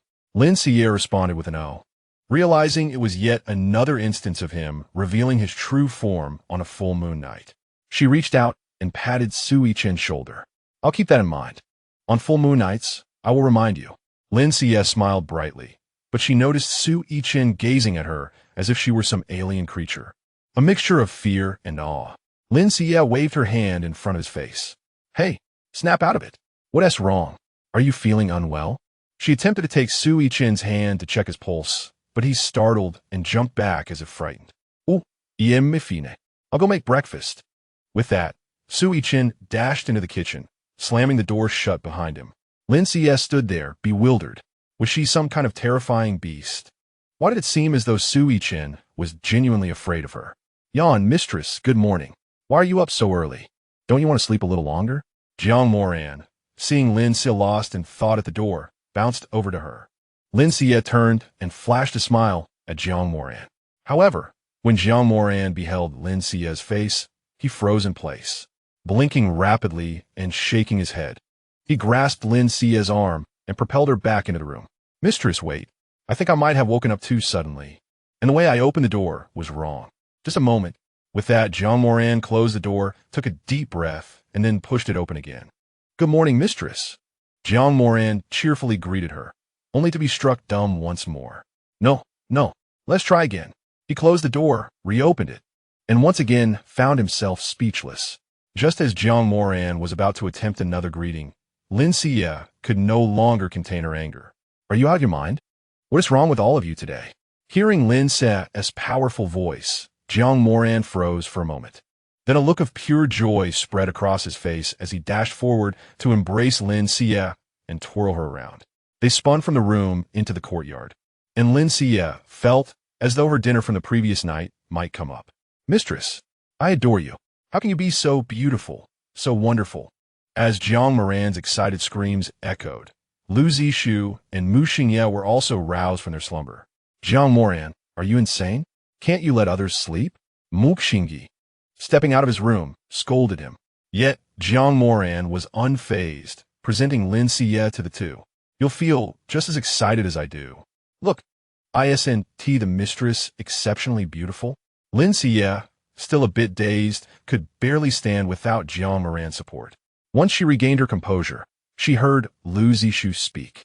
"Mistress, your face." Before Lu Zixue could finish, he noticed Lin Xiyue tilting her head in confusion, and his face turned crimson, leaving him flustered. Hearing their remarks, Lin Xiyue finally realized that the issue lay with her appearance. She dashed back to her room and stood before the mirror, only to be struck dumb by her reflection. With a flawless complexion, there was not a trace of scar to be found. The original visage, long sealed away, had been completely unbound. As the dawn broke, the first rays of golden light pierced through the mist, casting a soft, golden halo over her brows and gliding down her gently upturned nose. Her eyes sparkled like water lilies. Even the flowers adorning her vanity seemed to pale in comparison. Jiang Moran leaned against the window sill, gazing at Lin Xiyue with a look of rapture. Lin Xiyue now understood why Sui Chen had been reluctant to meet her gaze earlier. While there was an element of guilt, the more significant reason was her extraordinary beauty. "Mistress, you are so stunning," Lu Zixue hesitantly spoke, stealing glances at Lin Xiyue, but unable to maintain eye contact for long. Indeed, Mistress not only erased her scars, but has also leveled up. Upon hearing Jiang Moran's words, Lin Xiyue was astonished to discover that there was indeed an additional mark on her cheek. How infuriating! The mistress has already reached the 3rd tier of beast spirit. Catching up to us. Jiang Moran paused mid-sentence, recalling Lin Xiyue's earlier statement about breaking the contract once she became powerful, and his joy evaporated. "I don't care. Even if the mistress is now at the 3rd tier like us, her abilities lack any offensive power, and she still needs our protection.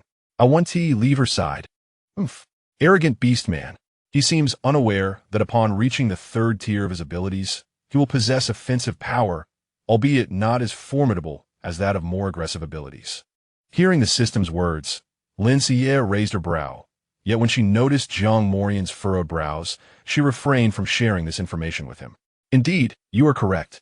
Upon hearing Lin Xiyue's concession, Jiang Moran's eyes widened in disbelief as he gazed at her. "Does this mean the mistress has accepted Moran?" Lin Xiyue nodded with a hint of reluctance. Through their time together, she had come to understand the sincerity of the group. This little home had become her first source of warmth in this foreign realm, and naturally, she was loath to see them leave. Thus, Lin Xiyue decided to leave the choice to them.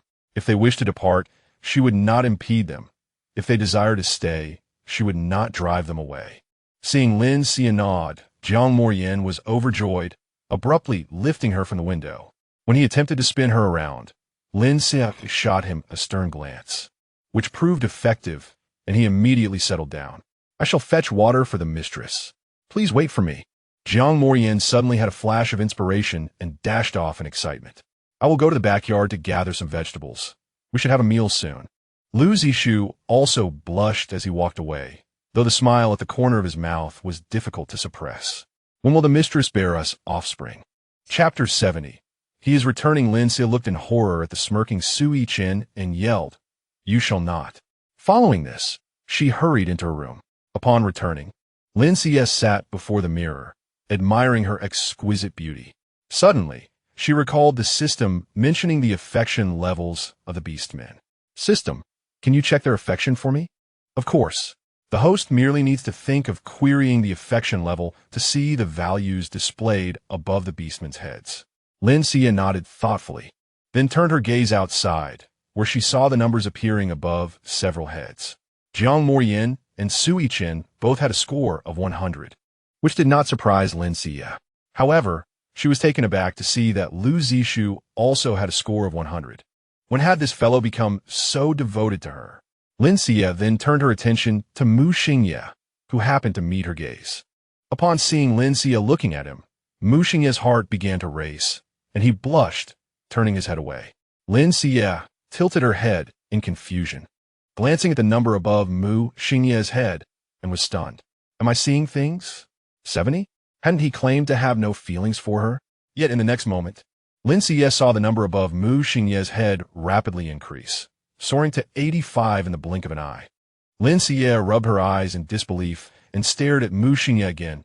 Indeed, it was 85. What could this mean? Unaware of what Lin Xiyue was observing, Mu Xingye only noticed her incredulous stare and the way she rubbed her eyes, leaving him feeling somewhat flustered. What are you looking at? I know what you want to say. I'm just going to work. With that, Mu Xingye huffed and marched toward the sunflower patch in the corner. Lin Xiyue, taken aback by his sudden anger, wondered what had caused this reaction. Surely, the system must be malfunctioning. How could Mu Xingye possibly have feelings for her? He was so devoted. Lin Xiyue made a face at Mu Xingye's retreating figure before heading to the backyard. Upon her departure, Mu Xingye took a moment to steady his racing heart and breathe deeply. She is so beautiful. He had never seen such a stunning female beast before. In any world, the pursuit of beauty is instinctual, especially in a realm where female beasts possess such diverse appearances. Female beasts in this world are cherished and pursued regardless of their looks, driving male beasts to evolve into more attractive and powerful forms. This is also one of the primary reasons the current saintess is so sought after. Her beauty surpasses that of other female beasts. Upon reaching the backyard, Lin Xiyue observed Lin Xiyue infusing his ability into the soil. The green energy flowed like water, permeating the earth. The plants absorbed this energy through their roots, and those imbued with it grew at an astonishing rate. So the wood-type abilities can be utilized in such a manner? Lin Xiyue's voice rang out from behind, startling Lin Xiyue, who lost control of his energy. The lettuce, initially only as tall as his forearm, suddenly grew to the height of a person. Lin Xiyue gasped in shock and gave Lin Xiyue a thumbs up. Mistress, I apologize. I failed to control the energy, and the lettuce has matured prematurely. I will replant it shortly. Lin Xiyue lowered his head, unable to meet Lin Xiyue's gaze. Matured? I think it looks fine. In fact, it reminds me of a special dish that we could make with this lettuce. Lin Xiyue smiled mysteriously at Lin Xiyue. Without needing a mirror, knew his face had turned as red as a monkey's bottom. He hurriedly pulled out a head of lettuce and offered it to Lin Xiyue. Is this enough? If not, I can pick 2 more. Given your appetites, perhaps it would be wise to gather 2 more. Lin Xiyue nodded vigorously and swiftly harvested 2 more heads of lettuce before dashing away to the front yard. Lin Xiyue watched with a hint of exasperation. Was it truly necessary for everyone to react so dramatically just because she had returned to her original appearance? Breakfast was prepared, and, aside from Lin Xiyue, not a single person at the table was behaving normally. Jiang Moyin stared at Lin Xiyue with an infatuated expression, while the others buried their heads in their bowls, mindlessly grabbing whatever food they could. Lin Xiyue, feeling a surge of anger, slammed her chopsticks down on the table. If you cannot accept my appearance, then you may all leave. I will dissolve our contract. No.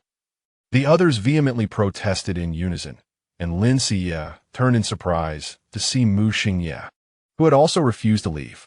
I know they do not wish to depart, but what about you? Mu Xingye hesitated, quickly adding, my mother's illness has not yet healed, and my injuries are not fully recovered. I cannot leave, and you cannot renege on your word. Lin Xiyue shot Mu Xingye a pointed look before turning to the others.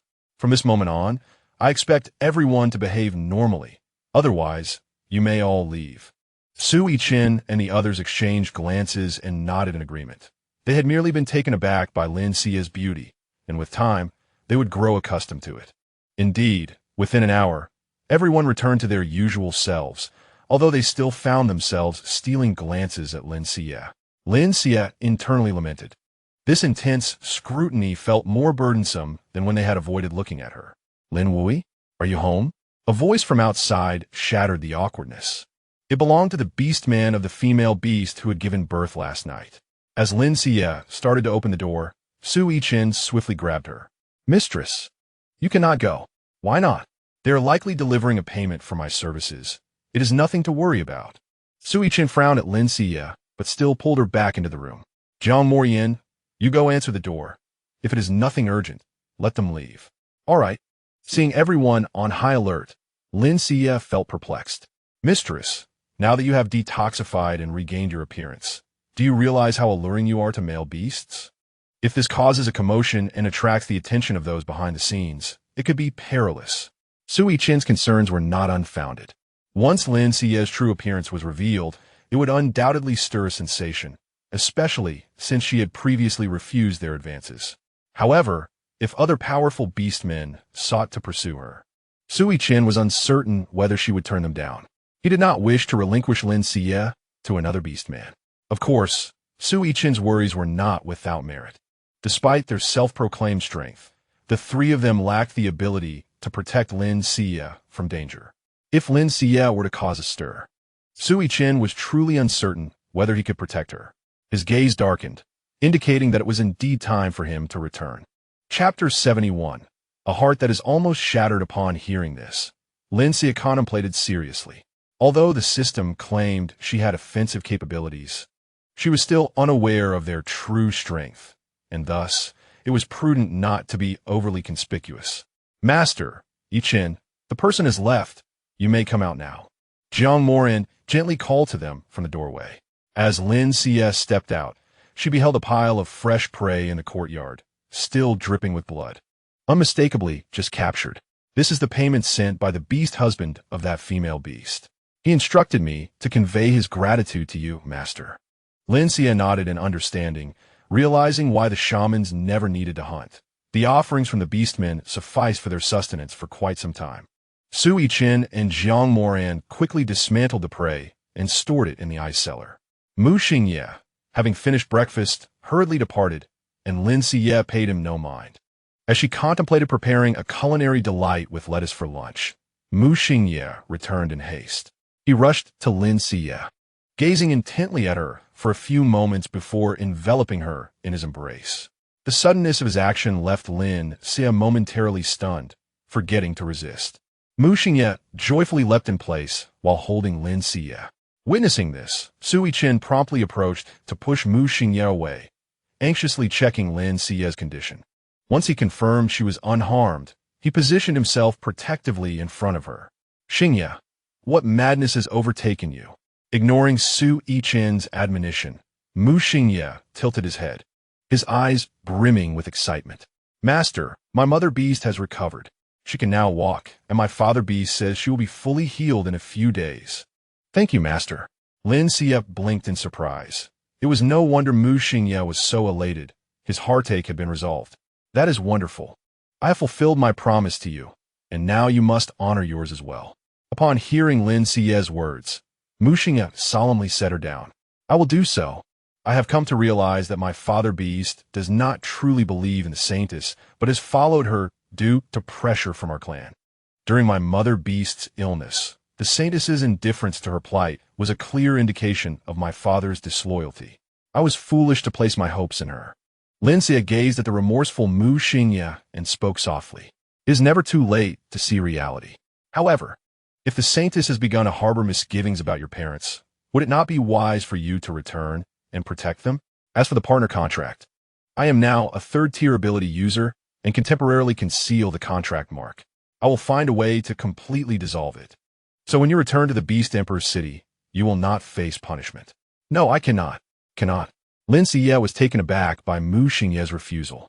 Are you worried about your internal injuries? You need not fear. I will prepare medicine for you to take back. In a week's time, you will fully recover. Seeing Lin Xiyue's earnest demeanor, Mu Xingye felt a pang in his heart. Are you wishing for me to be homeless? If my parents learn that you have dismissed me, they will never allow me to return. I would become a forsaken beast, so I will not leave. Mu Xingye looked at Lin Xiyue with an expression of deep grievance. Lin Xiyue pondered for a moment. In the beast world, there were indeed various methods to approach the partner contract. Typically, when a female beast dissolves the contract, she leaves a mark on the male beast, signifying that he has been cast out. Thus, even if he regains his freedom, he would not be accepted back into his family and would be unable to find another partner. Ah, so that is your concern. I will not leave a mark on you. We could dissolve it amicably. Seeing Lin Xiyue's resolute intent to cast him away, Mu Xingye began to act petulantly. Then I shall not leave. Once a male beast forms a bond, he must remain devoted. I will not depart. I will go find work. But I am not the same as before. Before Lin Xiyue could finish, Mu Xingye hastily turned to search the courtyard. Finding no tasks to undertake, he entered the kitchen. With lunchtime approaching, he was determined to prepare a meal for Lin Xiyue. However, in just a few days, the kitchen had transformed. Numerous jars and unfamiliar tools and ingredients cluttered the space. Mu Xingye stood there, unsure of what to do, feeling increasingly despondent as he realized his limitations, tears welling in his eyes. Seeing this, Lin Xiyue sighed. She was perplexed by Mu Xingye's sudden change of heart and found him pitiful. Master, please let Xingye stay. He is about to crumble. Lu Zishu could not help but interject, and upon hearing this, Lin Xiyue could only helplessly nod in agreement. Having consented to allow Su Yiqin and the others to stay, one more did not make a difference. Lin Xiyue approached Mu Xingye, donning an apron made of beast hide. I will handle this. You go wash these lettuces. She handed the lettuce to Mu Xingye, and upon having a task to perform, his spirits lifted instantly. However, just as he stepped outside, the lettuce was snatched away by Lu Zishu. You are too careless. You won't wash them properly. Allow me. Seeing his hands empty once more, Mu Xingye turned back to Lin Xiyue with a pitiful look, saying nothing but conveying everything. Observing Mu Xingye's sorrowful expression, Lin Xiyue felt increasingly helpless. Then peel these potatoes. All right. Mu Xingye took the potatoes outside, only to have them snatched again by Jiang Moran. If his earlier feelings were of grievance, now they were transformed into anger. Mu Xingye understood that everyone was teasing him, yet he had no means to refute it and could only walk dejectedly back into the kitchen, standing beside Lin Xiyue. Have you been robbed again? Yes. Mu Xingye grunted, his spirit further diminished. Then never mind. Stay here and assist me in the kitchen. Okay, master. Hearing Su Yiqin's voice, Mu Xingye's heart sank, casting a disgruntled glance at the smiling Su Yiqin. Are you also here to steal my work? Su Yiqin did not deny it and merely nodded in agreement. With a soft crack, Lin Xiyue seemed to hear the sound of a heart breaking. Casting a sympathetic glance at Mu Xingye, he had brought this upon himself by previously opposing her. Forget it. You should go prepare the medicine instead. Make sure to brew mine as well. Mu Xingye nodded, his head hung low as he exited. For reasons unknown, seeing Mu Xingye in his current state brought Lin Xiyue a sense of delight. Perhaps it was schadenfreude. Noticing Lin Xiyue's radiant mood, Su Yiqin smiled as well. Master, Xingye is straightforward. You can trust him. You two agree to let Mu Xingye stay? Su Yiqin offered a wry smile. If he were to be honest, he would prefer otherwise. Chapter 72. Appealing and desirable, the fewer people around Lin Xiyue, the better, as this would ensure his exclusive affection. Yet, the multitude of secrets surrounding Lin Xiyue made him apprehensive about safeguarding her. He could only compel himself to accept the situation. Even in a world where the female is revered and the male is subordinate, the male beasts yearn for a lifelong bond with their master. However, Lin Xiyue was exceptionally unique, and in the future, the number of those fixated on her would only increase, leading to greater dangers. He could not afford to be selfish. Very well, but I still find it difficult to accept a polyandrous arrangement. Su Yichen did not press further. Instead, he wrapped his arms around Lin Xiyue's waist, drawing her gently into his embrace. His broad and sturdy chest enveloped her, the refreshing scent of cedar enveloping her senses, momentarily leaving Lin Xiyue entranced. Among his several beast husbands, all were of striking appearance, capable of standing out even in the beast realm. Lin Xiyue, being merely mortal, was not immune to a fluttering heart. Gazing upon Su Yichen's handsome visage, Lin Xiyue's lips quivered slightly. "What are you doing?" Su Yichen observed Lin Xiyue's reaction with a smile, feeling as though he were enticing a virtuous creature. He extended his other hand to embrace Lin Xiyue. "I am aware that my dear spouse harbors many secrets. As long as you remain silent, I shall not pry. I will protect you, yet I can surmise that your advancement likely necessitates our assistance." Upon hearing Su Yichen's words, Lin Xiyue froze, gazing at him in disbelief. Su Yichen was remarkably astute, effortlessly unraveling Lin Xiyue's secret with mere words. Noticing her shock, he realized his conjecture was correct. "Let me guess, your swift ascension is attributed to this, isn't it?"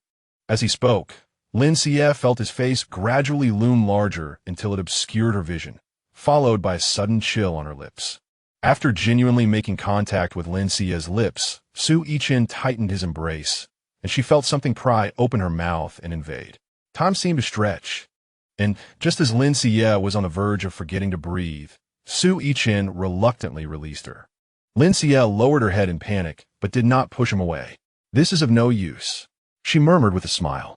Although the system had not made it explicit, Lin Xiyue understood from her several enhancements that mere kisses and hugs held significance only the first time. If she wished to advance through intimate contact again, it would require more risque endeavors. "I understand. You do?" Lin Xiyue asked, astonished, as Su Yichen gently tucked a stray hair behind her ear. "That is why I suggested you keep Mu Xingye around." At this moment, Lin Xiyue truly realized that Su Yichen was fully aware of everything. Her gaze fell, dimming with contemplation. "I understand that you cannot accept so many, but for your safety, you need not force yourself. As long as you are unwilling, we shall take no action." Lin Xiyue believed in Su Yichen's character. Even the whimsical Jiang Moran was a man of his word, and she nodded in agreement. "Let us cook." "Certainly." Su Yichen affectionately ruffled Lin Xiyue's hair and took the frying spatula from her hands. "What would you like to eat?" "I shall prepare it." Lin Xiyue nodded, feeling a bit bashful as she stood behind him, directing his actions. Outside the courtyard, Jiang Moran fixated intently on the two figures in the kitchen. Honestly, even if Su Yichen wishes to get close to his spouse, could he not close the door? This is clearly a deliberate display. Jiang Moran, vexed, vented his frustration on a potato, mercilessly crushing several with his bare hands. Ahem! Jiang Moran brought in the peeled and washed potatoes, deliberately coughing to attract their attention. Su Yichen met Jiang Moran's fiery gaze with a triumphant smile, while Jiang Moran's expression contorted with irritation. Lin Xiyue gently remarked beside him, "They are so clean. Let us slice them and steam them." Upon hearing Lin Xiyue speak to him, Jiang Moran immediately shifted his demeanor, gazing at her with adoration. "All right, I shall do as you say.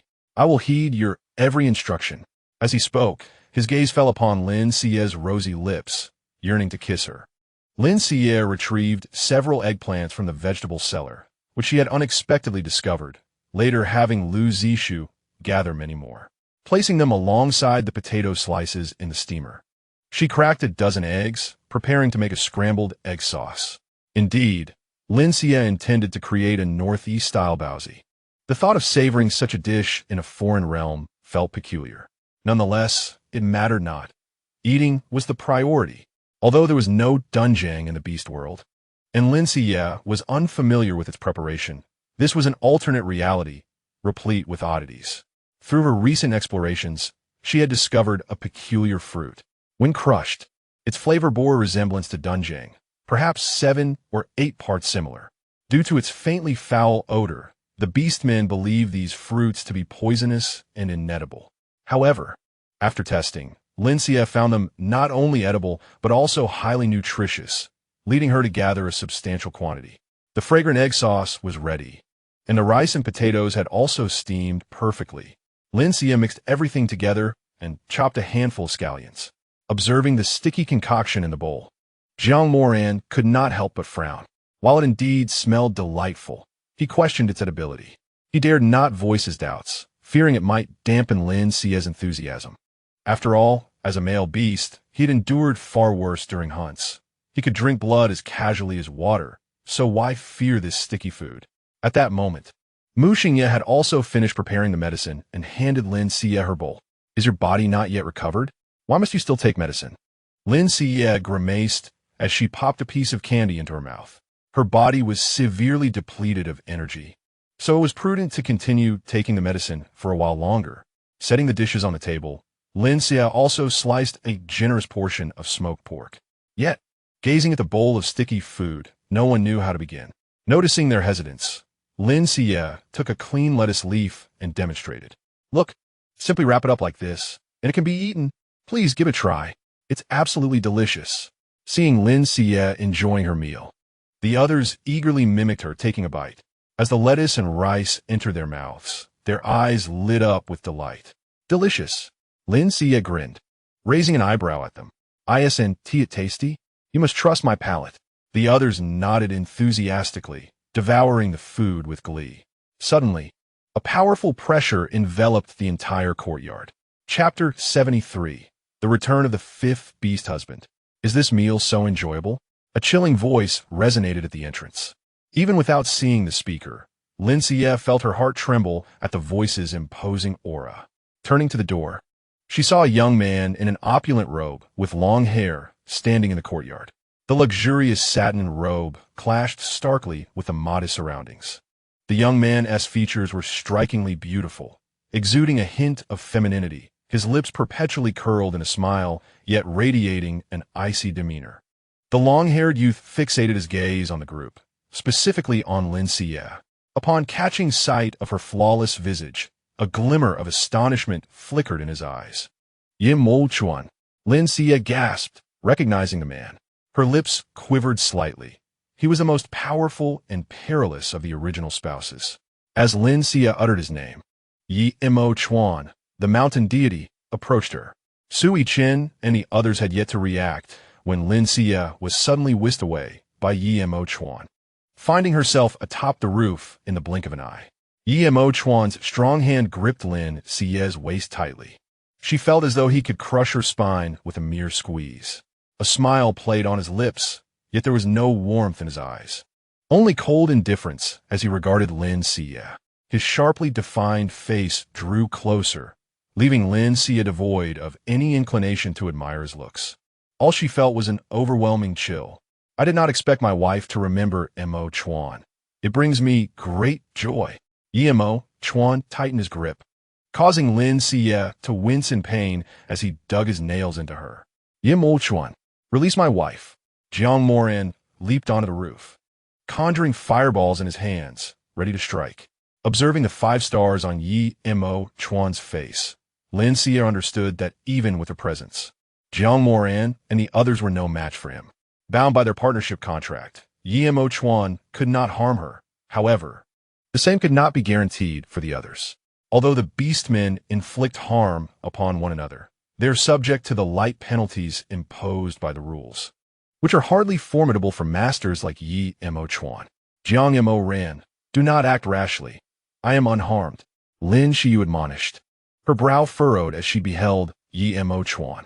Upon hearing Lin Xiyue defend Jiang Mo Ran and the others, the ethereal flames in her hands extinguished abruptly. Mo Chuan reached out, caressing Lin Xiyue's face, tenderly tidying her stray locks, his gaze filled with affection. Yet Lin Xiyue could sense the murderous intent emanating from him. Jiang Mo ran. Run now, Lin Xiyue shouted urgently, but Mo Chuan's actions were swift, and before Jiang Mo Ran could react, he was struck by a black-purple fireball. The fireball, alive with malicious energy, enveloped Jiang Mo Ran instantly upon contact. Yiming Gue Hua, Lin Xiyue exclaimed in shock, staring at Mo Chuan, realizing that his awakened ability, a rare dark elemental power, was indeed formidable. Monster. The term sprang to Lin Xiyue's mind. Even without mutation, Yimo Chuan appeared more terrifying than any magical beast in her eyes. She pondered how the original owner had dared to provoke such a creature. Witnessing, Jiang Mo ran, writhing in pain on the ground. Lin Xiyue desperately sought to free herself from Yimo Chuan's grip. Yimo Chuan raised an eyebrow in surprise at her anxious demeanor. "You're worried? I thought you enjoyed watching us fight. Why the change of heart?" Yimo Chuan tilted his head in confusion, his eyes innocent and questioning. "Pervert." This was Lin Xiyue's second negative appraisal of Yimo Chuan. "Let go." Anger surged within her as she glared at him, her palms shimmering with a radiant green light, flecked with golden sparks resembling razor edges. "So you have indeed awakened your powers." Although Yimo Chuan had not returned, he had been observing Lin Xiyue from the shadows, aware of her transformation, yet puzzled by her sudden shift in attitude. "Montai Chuan, do not forget what you promised me." Su Yichen looked up at Yimo Chuan, his gaze heavy, despite possessing only a 3-star ability. His presence rivaled that of Yimo Chuan.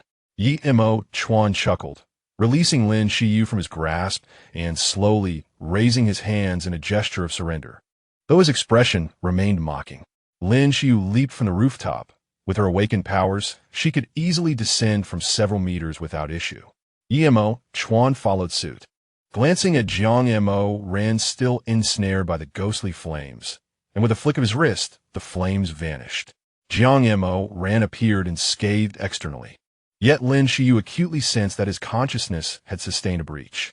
Without prompt action, not only would his cultivation regress, but his very life might hang in the balance. Lin Xiyue had no time to transport. Jiang Mo ran back to the room. She immediately unleashed her powers to commence healing. Healing ability? How intriguing. Yimo Chuan observed quietly, his smile deepening, even his cold eyes betraying a hint of greed. Su Yichen kept a vigilant watch on Yimo Chuan, wary of his every move. Upon witnessing Yimo Chuan's avaricious gaze upon Lin Xiyue, Su Yichen clenched his fists tightly. Lu Zishu, possessing what elemental powers, harmonized perfectly with Lin Xiyue's abilities, actively assisting in replenishing her healing energy. Unaware of Yimo Chuan's unusual behavior, before Su Yichen could act, Mu Xingyi stepped protectively in front of Lin Xiyue, blocking Yimo Chuan's view. "You? Have you also been claimed by the mistress?" Yimo Chuan stared at Mu Xingyi with astonishment, akin to a child encountering a fascinating toy. "What concern is it of yours? Keep your thoughts to yourself. I will not allow you to harm the mistress." Yimo Chuan remained silent, an inexplicable excitement bubbling within him. After a lengthy pause, Jiang Mo ran finally stirred awake, his gaze meeting Lin Xiyue's anxious expression, causing his eyes to brim with tears. "Mistress, I feared I would never see you again. Do not speak such foolishness. I will ensure your safety." Lin Xiyue exhaled deeply, turning to thank Lu Zishu. "Thank you, Wang Shu. Were it not for your unwavering support, I might have collapsed long ago." Lu Zishu blushed at her words. "It brings me joy to assist the mistress. There is no need for thanks." Lin Xiyue smiled warmly. "Is everything resolved?" The sinister voice echoed once more, and before Lin Xiyue could react, the scene around her shifted. In the next instant, she found herself in her room, pressed against the wall by Yimo Chuan, whose gaze bore a dangerous intensity. With a snap of his fingers, a barrier enveloped Lin Xiyue's room, rendering the outside world as cries and assaults inaudible. "What do you intend to do?" Seeing Lin Xiyue's wary expression only heightened Yimo Chuan's thrill. "Nothing much. I merely wish to remain by the mistress's side and do not wish for you to cast me away." Though Yimo Chuan's words mimicked those of Su Yichen and the others, the underlying tone was distinctly threatening. As the leader of the snake tribe, he epitomized the cold-blooded beastman. A defining trait of cold-blooded beastmen is their emotional detachment. Even a bonded mistress could be severed without a second thought. However, this very characteristic makes it exceedingly difficult for them to find a partner. Initially, the original owner, emboldened by her status, brazenly pursued Yimo Chuan after hearing of the formidable leader of the snake tribe. perhaps due to the rarity of female beasts willing to accept cold-blooded beastmen. Yimo Chuan valued this relationship, displaying emotions unlike those typical of his kind. Thus, a bond was effortlessly forged. Yet the original owner had acted on a whim, lacking any genuine affection for Yimo Chuan, and upon bringing him to the Beast Emperor city, subjected him to relentless humiliation. She even incited conflict between the Beast Emperor city and the Snake tribe, resulting in the decimation of a significant portion of Yimo Chuan's kin. Lin Xiyue felt a throbbing in her temples. To toy with feelings while annihilating entire clans was a grudge that could not be overlooked. Now I find myself homeless. Mistress, I do hope you will shelter me well. Or else. Yimo Chuan's words fell like a bucket of ice water over Lin Xiyue, causing her to shudder involuntarily. Yet the next moment, the chill on her chin made her pupils constrict. I will not cast you away. Observe your room. It remains unoccupied. Aware of her own limitations, Lin Xiyue realized provoking Yimo Chuan would yield no benefits. She could very well be annihilated in an instant. So she softened her tone to acquiesce to his demands. However, Yimo Chuan shook his head with a smile that carried an unsettling madness. Not enough. Mere agreement will not suffice. What do you desire? Yimo Chuan's gaze, fixated on Lin Xiyue's terrified expression, grew increasingly sinister.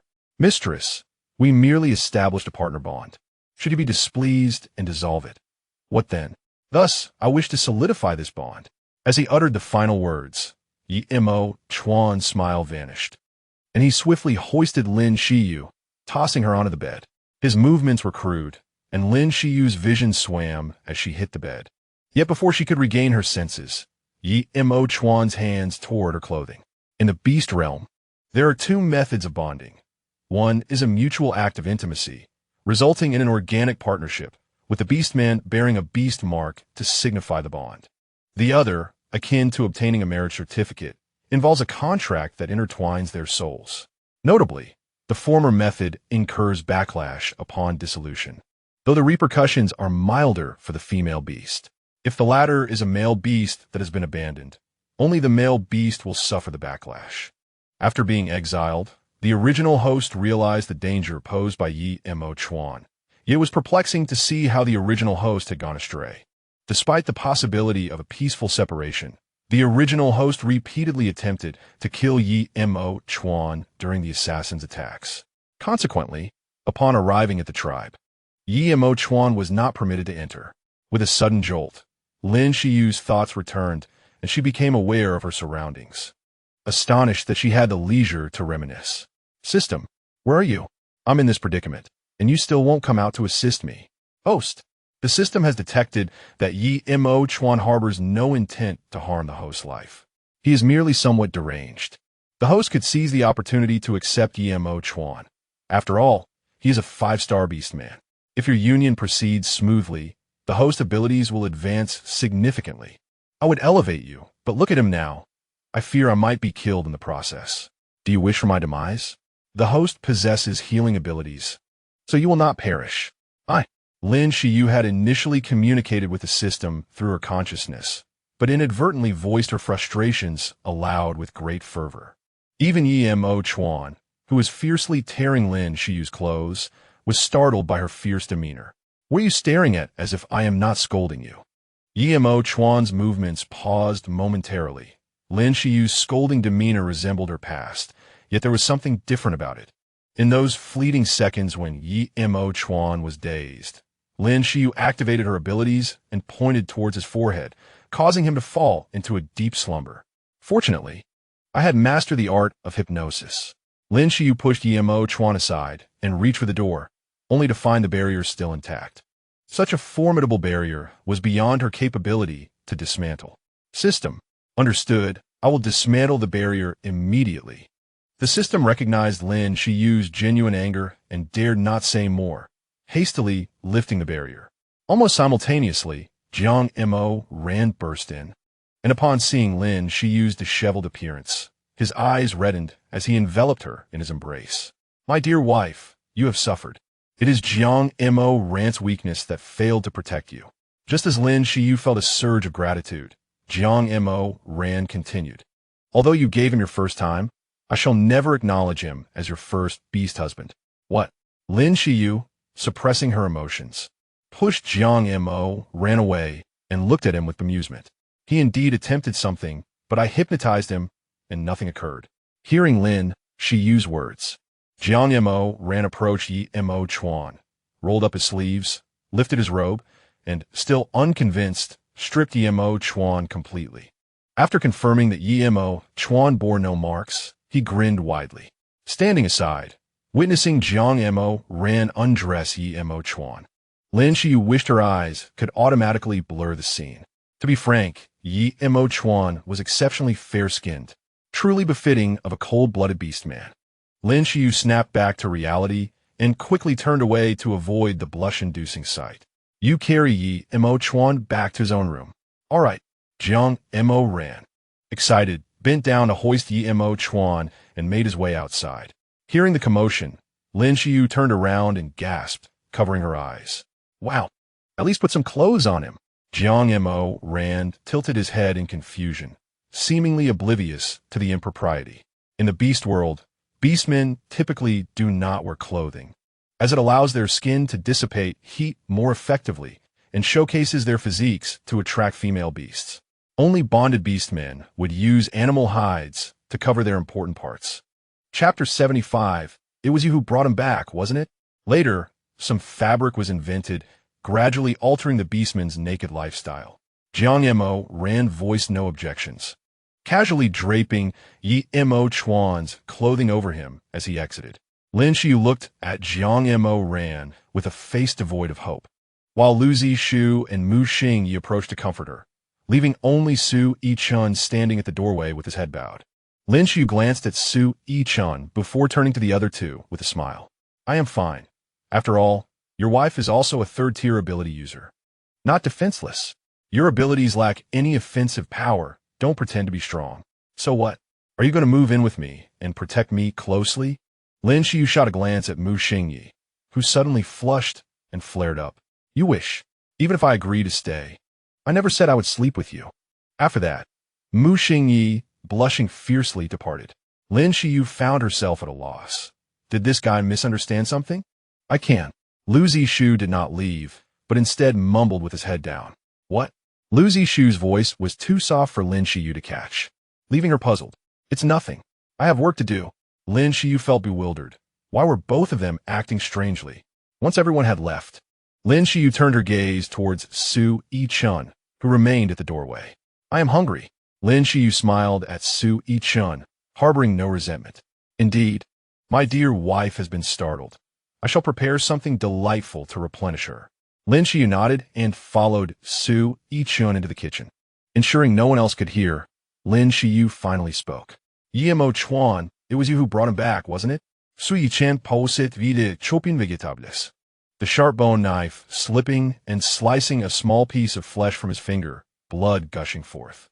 Lin Xiyue gasped and quickly grasped Su Yichen's hand, using her abilities to heal him. How could you be so careless? I'm sorry. Su Yichen's spirit appeared deflated. If he were to revert to his beast form now, Lin Xiyue could almost envision him with a drooping tail and floppy ears. I should have guessed your intentions. You desire another protector for me. Your reluctance to let me venture into the forest must also be due to Yi Mo Chuan's return, correct? Su Yichen nodded. Lin Xiyue's rapid advancement had made him somewhat anxious. If those assassins were to return, the consequences would be dire. It was only due to Yi Mo Chuan's presence that they managed to reach the tribe safely during their escape. However, the original host had harbored great apprehension and aversion towards Yi Mo Chuan, which led to his expulsion. So tell me, what did Yi Mo Chuan promise you? Is it to become my first beast husband? Su Yichun nodded. He did not wish to relinquish the position of first beast husband, but given Yi Mo Chuan's formidable strength, he had no choice but to concede. Have you considered my perspective? Upon hearing Lin Xiyue's words, Su Yichun lowered his head even further. I dislike being forced by anyone, regardless of the circumstances, even if the path ahead is fraught with peril. I shall carve my way through using my own strength.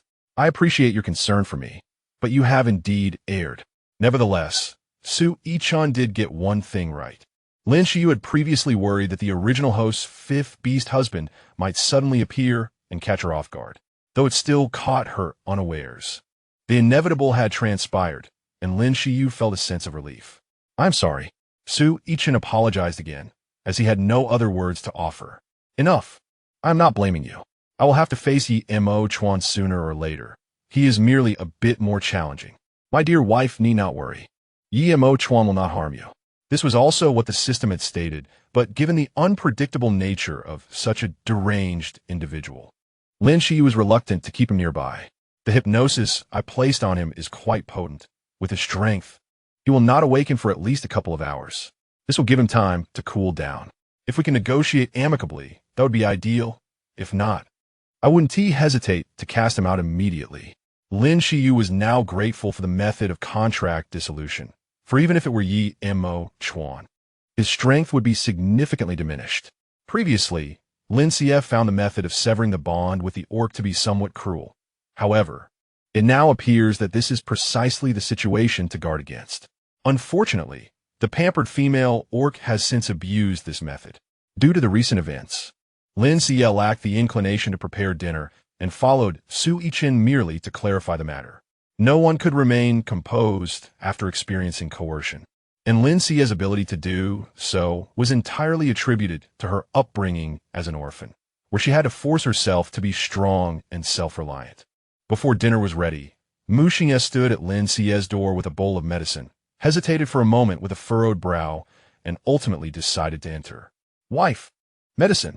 Lin Xiyue, expressionless, finished the bitter concoction, grimacing despite still feeling the lingering dread from earlier, as she prepared to retrieve a piece of candy to soothe her palate. Mu Xingye extended his hand. "What do you want?" "Candy. You didn't give me any at noon."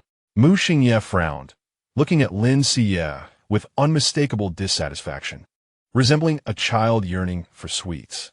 Lin Xiyue sighed and produced a red and a white candy, placing them in Mu Xingye's palm. His brow instantly relaxed, and he visibly brightened, but upon noticing Lin Xiyue's continued frown, his smile faded. "Wife, should I bring the food to your room?" Mu Xingye had unknowingly begun to read Lin Xiyue's moods, becoming somewhat cautious in his demeanor. "No need, let us eat together. Oh, and starting tomorrow, you needn't prepare my medicine anymore." Mu Xingye nodded, his eyes betraying an unspoken concern as he gazed at Lin Xiyue. "If you still find the medicine bitter, just ask me for candy." "All right." Mu Xingye responded cheerfully, following Lin Xiyue outside, only to encounter Yi Mo's Hun, who had just awakened and exited his room. Upon seeing Yi Mo's Hun, everyone ceased their actions, fixated on his every move. Su Yichen set down his utensils and immediately positioned himself in front of Lin Xiyue. Noticing the wary gazes directed at him, Yi Mo's Hun smirked slightly. "There is no need to be so tense. Even if you all joined forces, you would remain no match for me. If I wish to take my wife away, you would not be able to stop me." Hearing this, Jiang Moran clenched his jaw, ready to charge forth, but was halted by Lin Xiyue. "So, should I thank you for that? I too must express my gratitude. Thanks to you, I have enjoyed the most peaceful sleep in months." Chapter 76. Lin Xiyue's powers erupt. Yi Mo's Hun studied Lin Xiyue intently, attempting to decipher her thoughts. Yet she remained indifferent. With Yi Moshuan's earlier hostility dissipated, Lin Xiyue sensed that there might be potential for negotiation. "Since you are awake, let us dine together." Yi Mo's Hun frowned upon observing the steaming dishes on the table. "I do not prefer hot food." "What oddity!" Jiang Moran scoffed softly, while Lin Xiyue found it rather normal, considering Yi Mo's Hun was a cold-blooded orc with dark elemental powers, so it was understandable for him to dislike hot meals. "Then let us serve him some, allowing it to cool before I eat." The others were taken aback by Lin Xiyue's unexpectedly gentle treatment of Yi Mo's Hun, especially given the recent transgressions he had committed. Lin Xiyue internally sighed. She did not wish for conflict, as it would yield no benefits for them. Yi Mo's Hun appeared somewhat surprised, raising an eyebrow at Lin Xiyue, yet she chose not to engage further and proceeded to eat. Unbeknownst if it was merely a day of misfortune or if Yi Mo's Hun had drawn calamity upon them, the tribe was soon filled with the sounds of roaring. Although Lin Xiyue could not comprehend the words, she sensed an impending threat. "What is happening?" "It's Shaolin." A magical beast is attacking the tribe. Just as the words left her lips, Lin Xiyue's pupils dilated as she gazed into the distance. Bats, countless bats. In the blink of an eye, the swarm of bats surged toward the tribe, and the sounds of roars and clashes erupted instantaneously. Yet, predictably, the magical beasts targeting Lin Xiyue were even more numerous. Recalling the previous two assaults, Lin Xiyue couldn't help but question whether her constitution was to blame. This time, the attackers were all flying magical beasts, and even Sui Chen and the others found it exceedingly challenging to cope, let alone spare energy to protect Lin Xiyue. They soon sustained various degrees of injuries, but fortunately, Lin Xiyue was there to provide healing. As Sui Chen and the others charged forward, Lin Xiyue continuously unleashed her powers to mend their wounds. However, when Lin Xiyue turned her head, she saw Yimozhan leaning against the doorframe, a smile playing on his lips, showing no inclination to intervene. Should any reckless bat orc dare to provoke him, Yimozhan could effortlessly cleave the beast in two with a mere flick of his finger. Naturally, the magical beasts were not dim-witted. They quickly realized that Yimozhan was not to be trifled with and redirected their attacks toward others. Observing the relentless onslaught of magical beasts, Yimozhan seemed to relish the spectacle, which irked Lin Xiyue. "What are you staring at? Hurry up and help." Yimozhan appeared taken aback by Lin Xiyue's call for assistance, but he remained unmoved. Lin Xiyue recognized his intention to merely observe and chose not to press the matter further. Remembering the system's claim that her powers possessed offensive capabilities, Lin Xiyue furrowed her brow. She had never attempted to attack and was uncertain how to proceed, ultimately deciding to give it a try. The green light emanating from her hands surged forth, enveloping her entire being, and she gradually began to levitate. As Lin Xiyue expanded her powers outward, the green light progressively shrouded the entire courtyard, then extended to the surrounding yards, enveloping the entire tribe. Every magical beast that collided with the protective barrier disintegrated into black smoke, while those within the shield seemed to have their strength sapped, plummeting to the ground. Even the most feeble female orc, armed with a wooden stick, could easily dispatch a magical beast. Thus, this fierce onslaught was inexplicably resolved. As the green light dissipated from Lin Xiyue, she plummeted to the ground like a kite severed from its string. "Wife!" Sui Chen immediately transformed into his beast form, catching Lin Xiyue with his body. Upon seeing her with closed eyes and faint breaths, panic ensued among the group. None possessed medical knowledge to assess her condition. They could only resort to the most primitive method, releasing their spiritual senses to examine Lin Xiyue's status, a process that was immensely taxing. Without hesitation, Sui Chen unleashed his spiritual sense, relieved to discover that Lin Xiyue had merely fainted from the exhaustion of her powers and was otherwise unharmed. With this realization, Sui Chen finally relaxed, collapsing onto the ground, his face pale from fatigue. "You all should carry my wife back to rest. There should be no further issues tonight. Remember to clean her face and hands. She is quite particular about cleanliness." Jiang Moran nodded and picked up Lin Xiyue to return her room, while Lu Zishu and Mu Xingye went to fetch water and animal skins for her wash. Struggling to rise, Sui Chen approached Yimozhan, unflinching as he met his gaze. "You're now also the husband of my wife. Why did you not intervene just now? Have you forgotten your own words? Yimozhan shuruk, seimingli unjonjernet. I did not achieve the outcome I desired. Why should I adhere to my promise? Promises are for gentlemen like you. I am no gentleman. What my wife has done is not so easily forgotten, and if I did not require the comfort of female orc and had no other options, do you think I would have returned?" Yimozhan stepped closer to Sui Chen, his malevolent gaze fixed on him, yet the next moment, his expression softened as he turned his attention to Lin Xiyue's room. "However, I have changed my mind. My wife has indeed become more interesting. Do not think of harming my wife." Upon hearing Sui Chen's warning, Yimo Chuan let out a cold laugh, extending a single finger to gently poke Sui Chen's chest, effortlessly piercing through flesh. Regardless of whether it was a threat or a warning, one must first weigh their own capabilities.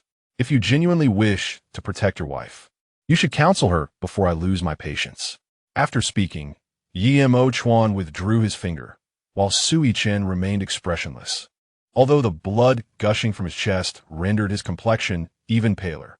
Turning his gaze towards Lin Xiyue's room, a wave of helplessness and guilt surged within Sui Chen. That night, Lin Xiyue slept restlessly, plagued by dreams in which she was surrounded by dark, menacing beasts. The world around her was shrouded in darkness, and she felt utterly alone until a golden light appeared from nowhere, enveloping her like the dawn. The beasts that touched the sunlight instantly dissipated into black smoke. Lin Xiyue moved her fingers, sensing something gripping her. She yearned to break free, yet no matter how hard she tried, she could not escape. Furrowing her brow, she opened her eyes the next second to find herself in a familiar room, in a familiar environment. It dawned on her that she had merely been dreaming. She attempted to rise, only to discover that her hands were immobile. Turning her head, she saw Jiang Mo Ran sleeping beside her bed, holding her hand tightly. No wonder I dreamed of being unable to move my hand. Chapter 77. Reinforcements from Yin Chung. Lin Xiyue cautiously sat up, realizing that not only Jiang Mo Ran, but also Sui Chen, Lu Zishu, and even Mu Xingye were present in her room, all sprawled over the table, still in slumber. Lin Xiyue felt a twinge in her nose, touched by their presence. As she carefully attempted to withdraw her hand to rise, she heard Jiang Mo Ran mumbling in his sleep, "Wife, don't go, I want to have foxes with you." At this, Lin Xiyue's expression darkened instantly, her earlier sentiment dissipating. She rolled her eyes, but had no intention of waking them up. However, the acute senses of the beasts were undeniable. Just as she resolved to get out of bed, Jiang Mo Ran and the others stirred awake. "Wife, are you all right?" Sui Chen approached Lin Xiyue with concern. Surveying her from head to toe, Lu Zishu silently channeled wood-type abilities to replenish Lin Xiyue's strength, while Mu Xingye, feeling squeezed out, looked at the others with displeasure. What transpired with the beasts last night? Lin Xiyue couldn't shake the feeling that the sudden attack was no mere coincidence. Sui Chen, being exceptionally astute, surely recognized this as well. The clan leader would undoubtedly investigate this matter. We can simply inquire later. Lin Xiyue nodded, realizing that even with suspicions, there was little else they could do. "Are you hungry, wife? Would you like something to eat?" Just as Lin Xiyue contemplated what to eat, Mo Chuan appeared at her door. "Wife, perhaps you should set aside thoughts of food for now and focus on how to deal with the people at the door," he said, observing her as if relishing the upcoming drama. Lin Xiyue's heart skipped a beat, and just as she was about to ask, a voice called from outside. "Lin Wei, help!" Lin Xiyue furrowed her brow, realizing that she was not the only one attacked by beasts last night. The entire tribe had suffered. She hurriedly rushed outside. "Wife, the mark!" Jiang Mo Ran was the first to react, prompting Lin Xiyue to remember. Sui Chen promptly placed a veil on Lin Xiyue. Easing her furrowed brows, Lin Xiyue smiled and reoriented herself before stepping out. Outside the courtyard, over a dozen beastmen awaited treatment. Even without letting them in, the heavy scent of blood was palpable. "Open the door. Sort them based on the severity of their injuries. Regardless of gender, prioritize treatment for the most critically injured," Lin Xiyue calmly directed, and Sui Chen and the others immediately began categorizing the injured beastmen as instructed. Lu Zishu stood beside Lin Xiyue, aware that while his abilities could not fully substitute for her, they could still provide some assistance. As one beastman after another was carried into the courtyard, Lin Xiyue's brow knitted tighter. Many bore various degrees of dismemberment. While she could save their lives, she could not restore their severed limbs. They were destined to live with disabilities. There was no time for sorrow. Lin Xiyue immediately commenced treatment. She could not expose her abilities, but she could mix her powers into the medicinal powders to enhance their efficacy. Although the effects were not as rapid as direct use of abilities, they were still quite remarkable. However, the number of injured was overwhelming, and even with her prior stockpiling of medicinal materials, she soon reached the end of her supplies. Just as Lin Xiyue was becoming frantic, a group of individuals arrived at the entrance. "Is this Lin Wuyi's residence?" Lin Xiyue wiped the sweat from her forehead and looked at the beastmen at the door. These beastmen were dressed appropriately, while not overly extravagant. Their garments were crafted from fabric, unlike the villagers of the tribe who wore animal hides. "I am." Lin Xiyue spoke, maintaining her composure as she regarded them. Upon realizing the healer was a female beast, the leader paused momentarily before regaining composure. "We are sent by the city lord of Yansheng. My name is Jiang Lang, also a healer, here to assist Lin Xiyue with treatment." Though the tribe had become a higher-level tribe, not under the jurisdiction of any city, it was reasonable for Yansheng, being the closest, to send assistance upon hearing the news. Lin Xiyue had Suichen check the newcomers and then allowed them to enter. Given her previous assassination experience, she had to remain vigilant, but Jiang Lang appeared understanding and made no objections. After confirming everything was in order, Jiang Lang and his team began their treatment. However, Jiang Lang's medical skills seemed limited. For severely injured individuals, he suggested their families take them home, implying they should await death. This incited dissatisfaction among many beastmen, but Lin Xiyue intervened each time, efficiently treating and bandaging the wounds. Just then, after Jiang Lang declared another male beast's fate, the beast's wife became furious. "He only lost one eye. Why do you say he is doomed? My beast husband died protecting me last night. He is all I have left. If he dies, who will take care of me? Will you let me starve?" Although the female beast was primarily concerned for her husband, driven by self-interest, no one found her sentiments inappropriate. Jiang Lang, unfazed by her accusations, shrugged. "Were you afraid of, female beast? You still have reproductive capability. If you wish, there are plenty of males eager to bond with you. If all else fails, you can always seek refuge in Yansheng." Jiang Lang's words floated lightly, as if human life were as trivial as that of ants. Lin Xiyue had just finished treating another injured individual when she overheard their exchange. The female beast's tears streamed down her face upon hearing Jiang Lang's remark.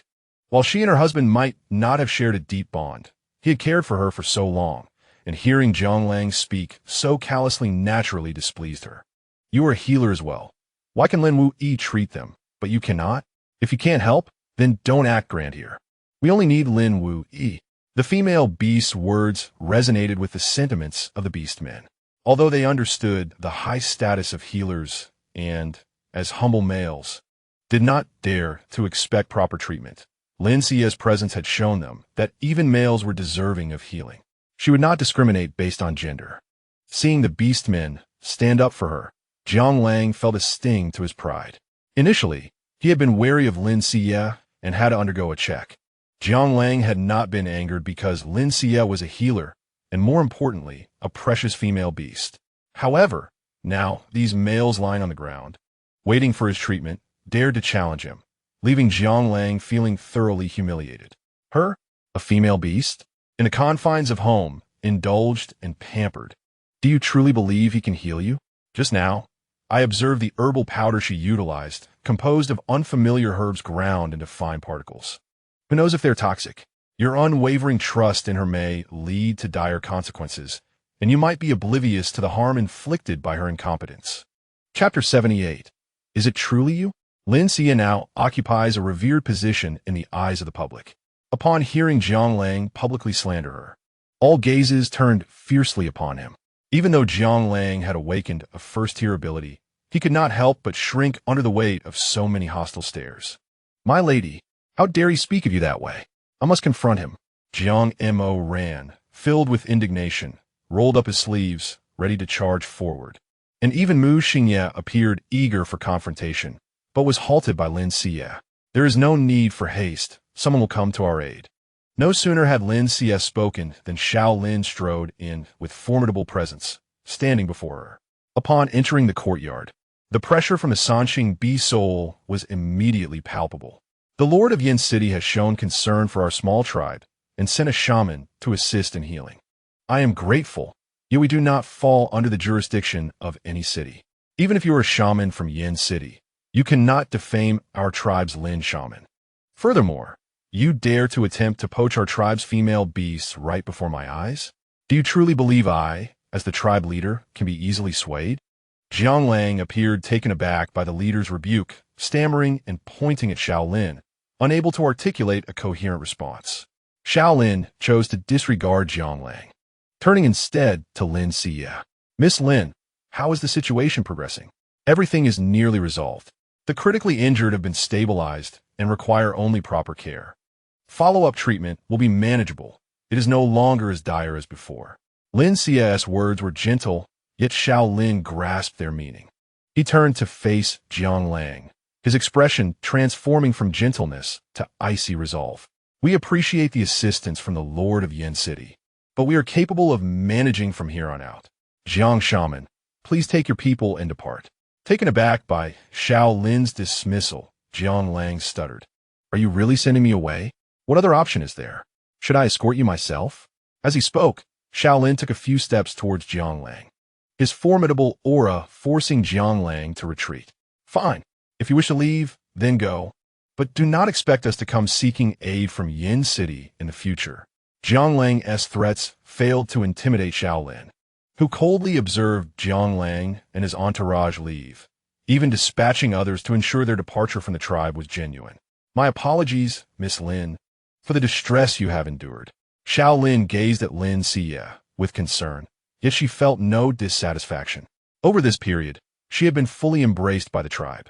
Everyone instinctively defended her, bringing her immense joy and a sense of belonging. I received your message and promptly sent individuals to gather herbs from the forest according to your sketches. Do these suffice? Shaolin waved his hand, and a group of orcs entered, carrying large baskets of herbs. They had refrained from entering earlier, having overheard Jiang Lang's slander. Shaolin preferred to keep the orcs hidden from Jiang Lang's view. Though the tribe lay in a remote area, its abundant resources often attracted the attention of surrounding powers. Had it not been for their proximity to the territory of magical beasts, they might have long been subsumed by another force. Nevertheless, the tribe aspired to remain independent, even as a small faction, unwilling to be constrained by others. That's enough. This is incredibly timely. My supply of herbs was nearly depleted. Minutes later, Lin Xiyue busied herself in the front yard, tending to the wounded, while Lin Xiyue and the tribe leader assisted her. In the backyard, Jiang Mo Ran had transformed into a relentless drying machine, apathetically drying the freshly gathered herbs. Who am I? Where am I? Why must I do this? Jiang Mo Ran lamented in despair, gazing skyward. Stop your wailing. Who told you to be a fire-type ability user? If you won't dry them, who will? Mu Xingye was also suffering, assigned to pulverize the dried herbs into powder. Back home, Mu Xingye had received orders mandating him to remain by Lin Xiyue's side for her protection. He pouted, though he had no desire to leave now. However, his presence did not guarantee Lin Xiyue would accept him.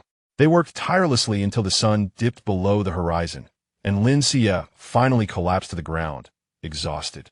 We have finally finished. The recent calamity had inflicted far greater damage on the tribe than the last time. Although many orcs had been left disabled, thankfully, there were no fatalities. Shaolin bore the responsibility of ensuring that the disabled orcs were properly cared for, at least preventing them from starving. In this ruthless world of beasts, such arrangements were the best one could hope for. A round of applause erupted as Yi Mo Chuan emerged from his room, his smile lacking warmth. Impressive. I am even more relieved that I did not dissolve the contract with my lady. Lin Xiyue shot him a cold glare, offering no response, as she did not perceive his words as praise. All my efforts to lure that swarm of bats here were not in vain. How could it be you? Upon hearing Yi Mo Chuan's words, Lin Xiyue's pupils dilated, and before her mind could fully process it, she lunged forward, seizing his collar. However, the height difference made it a strenuous endeavor even as she stood on her toes. Seeing her agitation, a glimmer of surprise flashed in Yi Mo Chuan's eyes. He regarded her with fascination. Indeed, this is the wife I know, the one who exhibits such fierce and untamed spirit. Would you like me to fetch the whip? You have placed one in each of our rooms for the purpose of tormenting us at will. His words left the onlookers momentarily breathless. Why would you do such a thing? Do you not realize how many lives you endanger with your actions? Lin Xiyue roared in a fit of rage. If it were merely an accident and lives were lost, she would feel regret. However, this was a man-made disaster, and the implications were starkly different. In the face of Lin Xiyue's furious inquiry, Yi Mo Chuan maintained his smile, yet his gaze grew increasingly frigid, as if he could freeze her into a statue of ice. He reached out, grasping Lin Xiyue's hand that clutched his collar, steadily pushing her back. Why? I thought my lady would understand better than I why I would act this way. For it is you who taught me, is it not? Did I not learn well? Yi Mo Chuan's almost deranged voice triggered memories of the past in Lin Xiyue's mind. My lady, I implore you to save them. Please, let the Beast Emperor City send troops. If all else fails, allow me to return. I can repel those magical beasts. Yi Mo Chuan knelt at Lin Xiyue's feet, humbly beseeching her, while she leisurely accepted grapes offered by her beast husbands. Chapter 79. Escalation of conflict and kidnapping. Witnessing Yi Mo Chuan's panicked demeanor, Lin Xiyue's smile broadened, her delight reaching its zenith.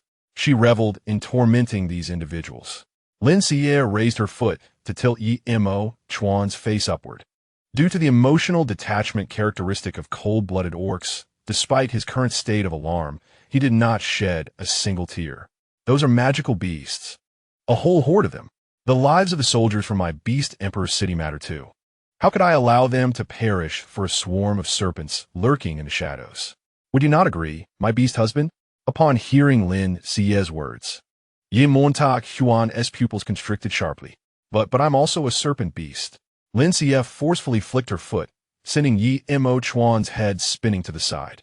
Thus, you are nothing but a despicable and venomous serpent beast. Out of pity, I allowed you to become my beast husband and brought you to the Beast Emperor's city. Yet you show no gratitude.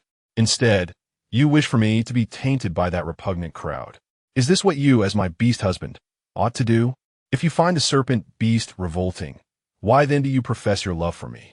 Had you not spoken those words, I would never have set foot in the Beast Emperor's city. I was merely teasing you, and you took it to heart. Truly, the cold-blooded beastmen possess little sense. Lin Xiyue rose from her seat and crouched before Yi Majuan, her malicious gaze fixed upon him. To speak frankly, the very presence of your kind, the serpent beasts, irks me the most. I wish for their disappearance from this beastly realm. The magical beasts, too, were summoned by me. Surprised? Lin Xiyue's smile was cruel, yet Yi Majuan trembled at her demeanor. Indeed, my father was right. No female beast is to be trusted. From that moment on, Yi Majuan retracted his feelings entirely. Though he remained by Lin Xiyue's side, he grew increasingly indifferent. Eventually, even the arrogant Lin Xiyue felt a twinge of fear. She contemplated dissolving their contract, yet Yi Majuan would thwart her attempts by any means necessary. The memories of the original host relentlessly assaulted Lin Xiyue's consciousness, causing her immense anguish as she clutched her head, beads of sweat cascading down her forehead. Mistress, are you all right? Sui Chen and the others gathered anxiously around Lin Xiyue. Although they understood this torment was a result of Lin Xiyue's actions, it was the former Lin Xiyue, not the present one. As Lin Xiyue writhed in pain, Yi Majuan laughed heartily, yet he felt no satisfaction in revenge. Because of you, my kin abandoned me as their leader to join the tribe, and you forbade my return. I am condemned to wander aimlessly, suffering a torment 1,000 times worse than yours. Can you not endure this? I assure you, this is far from over. Yi Majuan's eyes suddenly darkened with menace. Sui Chen instinctively stepped in front of Lin Xiyue, only to be flung away by Yi Majuan with a single sweep of his hand. In the next moment, Lin Xiyue was seized by Yi Majuan and vanished into the night. This marked the third time Lin Xiyue had disappeared before his eyes, and Jiang Mai fell into a frenzy, his eyes burning crimson as he followed the scent. Sui Chen also attempted to pursue, but was held back by Mu Xingye. Zishu, keep an eye on Yi Chen. His injuries are severe. I will pursue Jiang Mai. Though Lu Zishu longed to search for Lin Xiyue, the sight of Sui Chen spitting blood compelled him to comply. Yi Majuan's earlier strike had not been restrained. Although Sui Chen was at the pinnacle of the third rank, he still fell short by 2 levels. In the beastly realm, even a slight difference in power could be insurmountable. Meanwhile, Lin Xiyue had just managed to stave off her headache when she realized she had been taken to a cave. Yi Majuan showed no mercy as he cast her to the ground. Sharp stones grazed Lin Xiyue's delicate skin, causing blood to pour forth instantly. Yi Majuan caught the scent of blood, his tongue flickering like a serpent's, and his eyes transformed into reptilian slits, creating an unsettling sight. Surprisingly, Lin Xiyue exhibited no reaction. Nor did she panic. She silently activated her abilities to heal her wounds. You are indeed different from before. Observing Lin Xiyue's demeanor, Yi Majuan was somewhat astonished. He had expected her to react with alarm, demanding to know his intentions. Yet, she remained silent, displaying no such concern. After quietly mending her wounds, Lin Xiyue stood up. A mistake is a mistake. I must bear your wrath, and I shall not flee. The original host had committed many misdeeds while vying for other beast husbands. Yet none had resulted in loss of life, allowing Lin Xiyue to gradually atone. However, Yi Majuan was different. The original host had annihilated half of his clan, creating an irreconcilable enmity. Lin Xiyue could not believe that two individuals bound by such deep-seated hatred could ever share a bond of love. She regarded Yi Majuan with a calm gaze, her eyes betraying no hint of guilt. She understood that no matter what, Lin Xiyue could never assuage Yi Majuan's hatred. Steeling herself for the possibility of death, she felt little fear. Do not be afraid, dear host. I am here and will not allow you to perish. The system's voice offered reassurance to Lin Xiyue, yet it failed to lift her spirits. Upon noticing Lin Xiyue's gaze upon him, Yi Majuan's breathing intensified, his expression growing increasingly furious as he lunged forward, seizing her by the throat. Do not look at me with such eyes. Are you pitying me? I require no such sentiment. I do not accept your apologies. What I seek is recompense. With that, Yi Majuan hurled Lin Xiyue onto a stone bed at the cave's end. It seemed he understood that she would not perish, for he did not hold back his strength. The violent impact caused Lin Xiyue to stifle a groan, a sharp pain radiating from her chest, likely a fractured rib. Uncertain of Yi Majuan's next move, Lin Xiyue hastily summoned her powers to heal herself. Yet, before she could fully recover, Yi Majuan pounced upon her with ferocity, tearing at her garments as he had on the first day. No. Realizing the situation, Lin Xiyue finally panicked. She feared not for her life. Even if Yi Majuan were to take it, she would not cower in fear. Yet, she could not accept being violated. Ignoring the pain in her chest, Lin Xiyue struggled with all her might. However, the disparity in strength was overwhelming. Yi Majuan subjugated her with ease. Lin Xiyue resorted to using her hypnotic abilities, attempting to lull Yi Majuan into a trance. However, upon penetrating his consciousness, she discovered it was in utter disarray. What should have been a tranquil mind akin to a starry sky was now engulfed in a tempest of darkness. This is bad. It's raging. In the beastly realm, the existence of female beasts serves not only for reproduction, but also plays a vital role in calming the awakened beast souls of male beasts.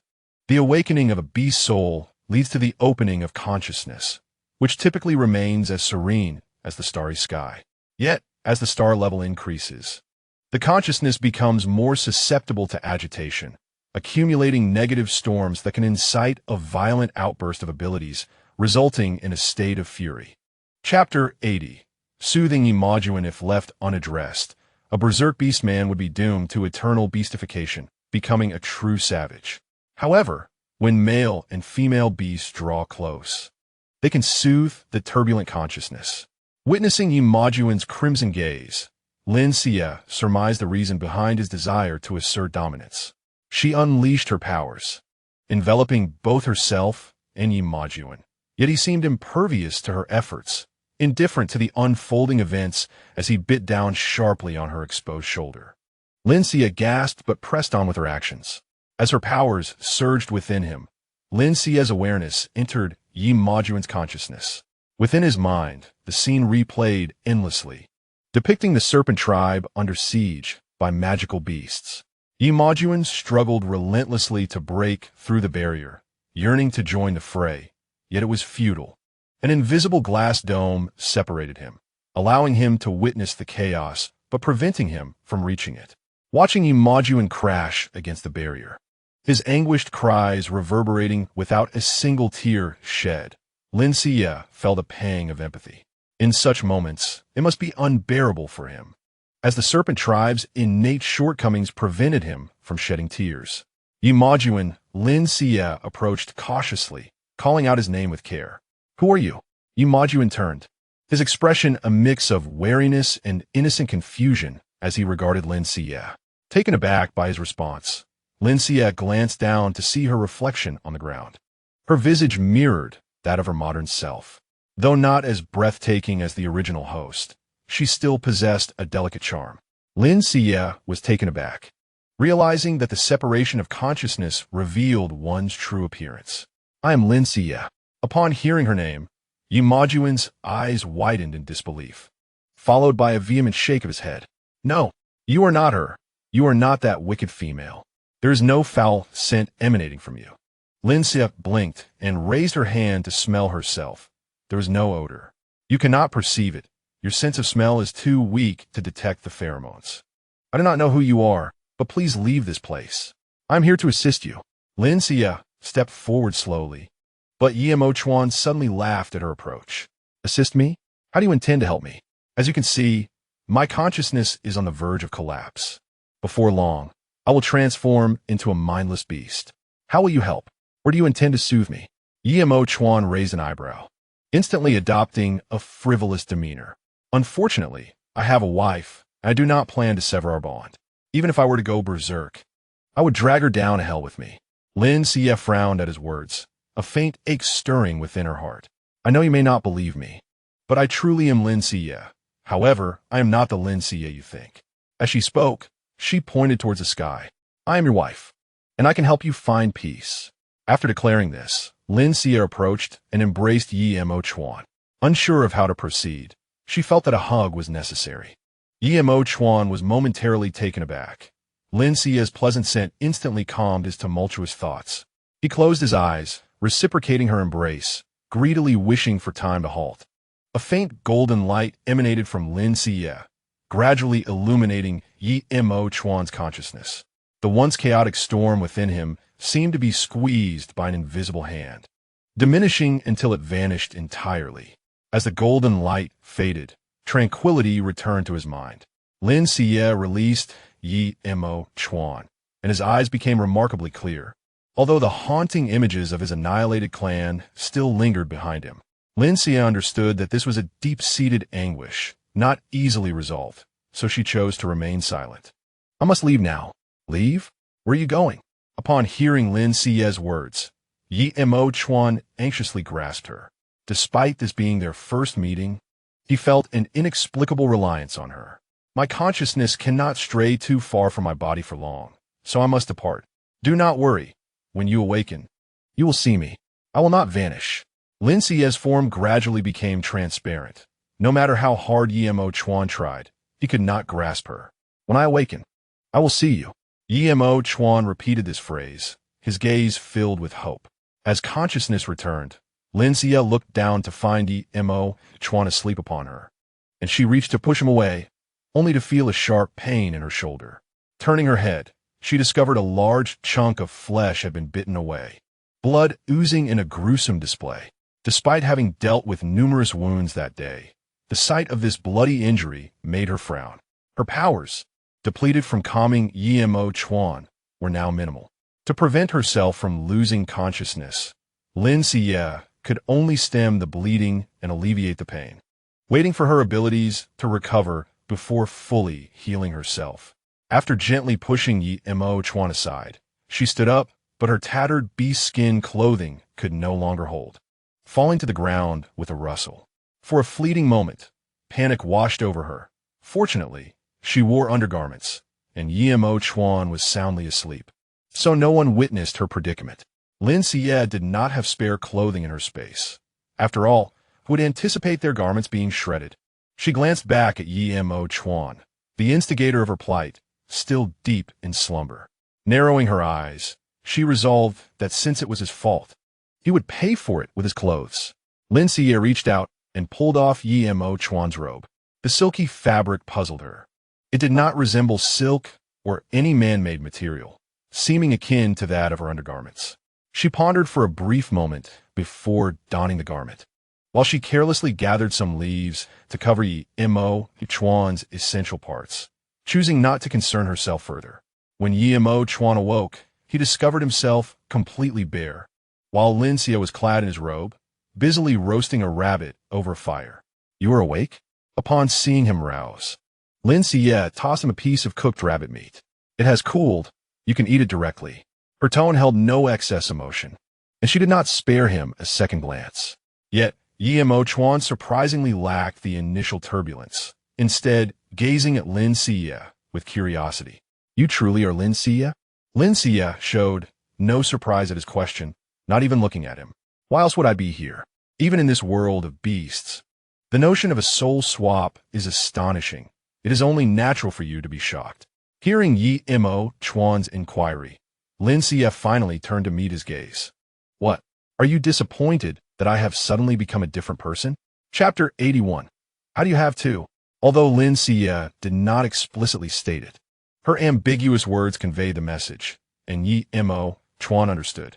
He remained silent, merely staring at her, his expression complex, yet predominantly filled with loss and despair. Lin Xiyue comprehended his feelings. He had originally harbored resentment, wishing to drag his enemies to hell before losing his sanity. Yet now, he was abruptly informed that his current adversary was not the same as before, causing the very foundation that sustained him to crumble, a reality no one could accept. What about her? I do not know. Perhaps she is dissipated. Lin Xiyue's words were tinged with uncertainty, for she too was unsure. Let her die. What a pity. Yimo Chuan gazed outside the cave, resentment rekindling in his eyes, but when he turned back to Lin Xiyue, a sense of calm returned. We just did not experience anything. Lin Xiyue hastily interrupted Yimo Chuan, not wishing for him to misunderstand. I wore your clothing because you tore mine. Your nudity is due to your actions, and you must compensate. Lin Xiyue asserted firmly, even slightly furrowing her brow. Seeing Lin Xiyue so eager to clarify the situation, Yimo Chuan suddenly chuckled, a hint of sincerity in his smile. You truly are not her. After saying this, Yimo Chuan narrowed his eyes. Is that why Jiang Imo ran and the others changed their attitudes? Indeed, they are aware. Lin Xiyue regarded Yimo Chuan with utmost seriousness, her thoughts racing. If only you had returned sooner, you might have witnessed the time reversal, and I would not have to endure this suffering. This matter is too shocking. You must keep a secret. I do not wish for others to know. In return, I can peacefully dissolve our bond and set you free. Are you negotiating with me? I suppose so. Yimo Chuan raised an eyebrow, adopting a look of distress. Let me go, but I tend to have a loose tongue. If I leave and inadvertently speak of this, what then? Upon hearing this, Lin Xiyue frowned. What do you mean by that? Yimo Chuan gazed at Lin Xiyue, a mischievous smile curling at the corners of his mouth as he stood up from the stone bed, the leaves that had covered his modesty falling away. Yimo Chuan approached Lin Xiyue, bending down with a grin as he stared at her. Lin Xiyue was utterly stunned by the sight before her, her face turning a deep shade of crimson. No, even in a primitive society, there is some semblance of civilization. Even cavemen knew to wear grass skirts. Why are these beast men all so shameless? Lin Xiyue covered her eyes and turned her head, while her other hand trembled as she pointed at Yimo Chuan. You, how do you have two? Initially, Yimo Chuan expected Lin Xiyue to demand he put on some clothing, but he was taken aback when she exclaimed something so astonishing. Yimo Chuan lowered his gaze upon himself and found it somewhat amusing. He then reached out, grasping Lin Xiyue's chin, compelling her to turn her head towards him. Yet, even with her head turned, Lin Xiyue kept her eyes firmly shut. Indeed, you are not of this world. Otherwise, how could you be oblivious to the traits of the Serpent Clan? Upon hearing this, Lin Xiyue remained with her eyes closed, merely pressing her lips tightly together. Observing her demeanor, Yimo Chuan understood and ceased his inquiries.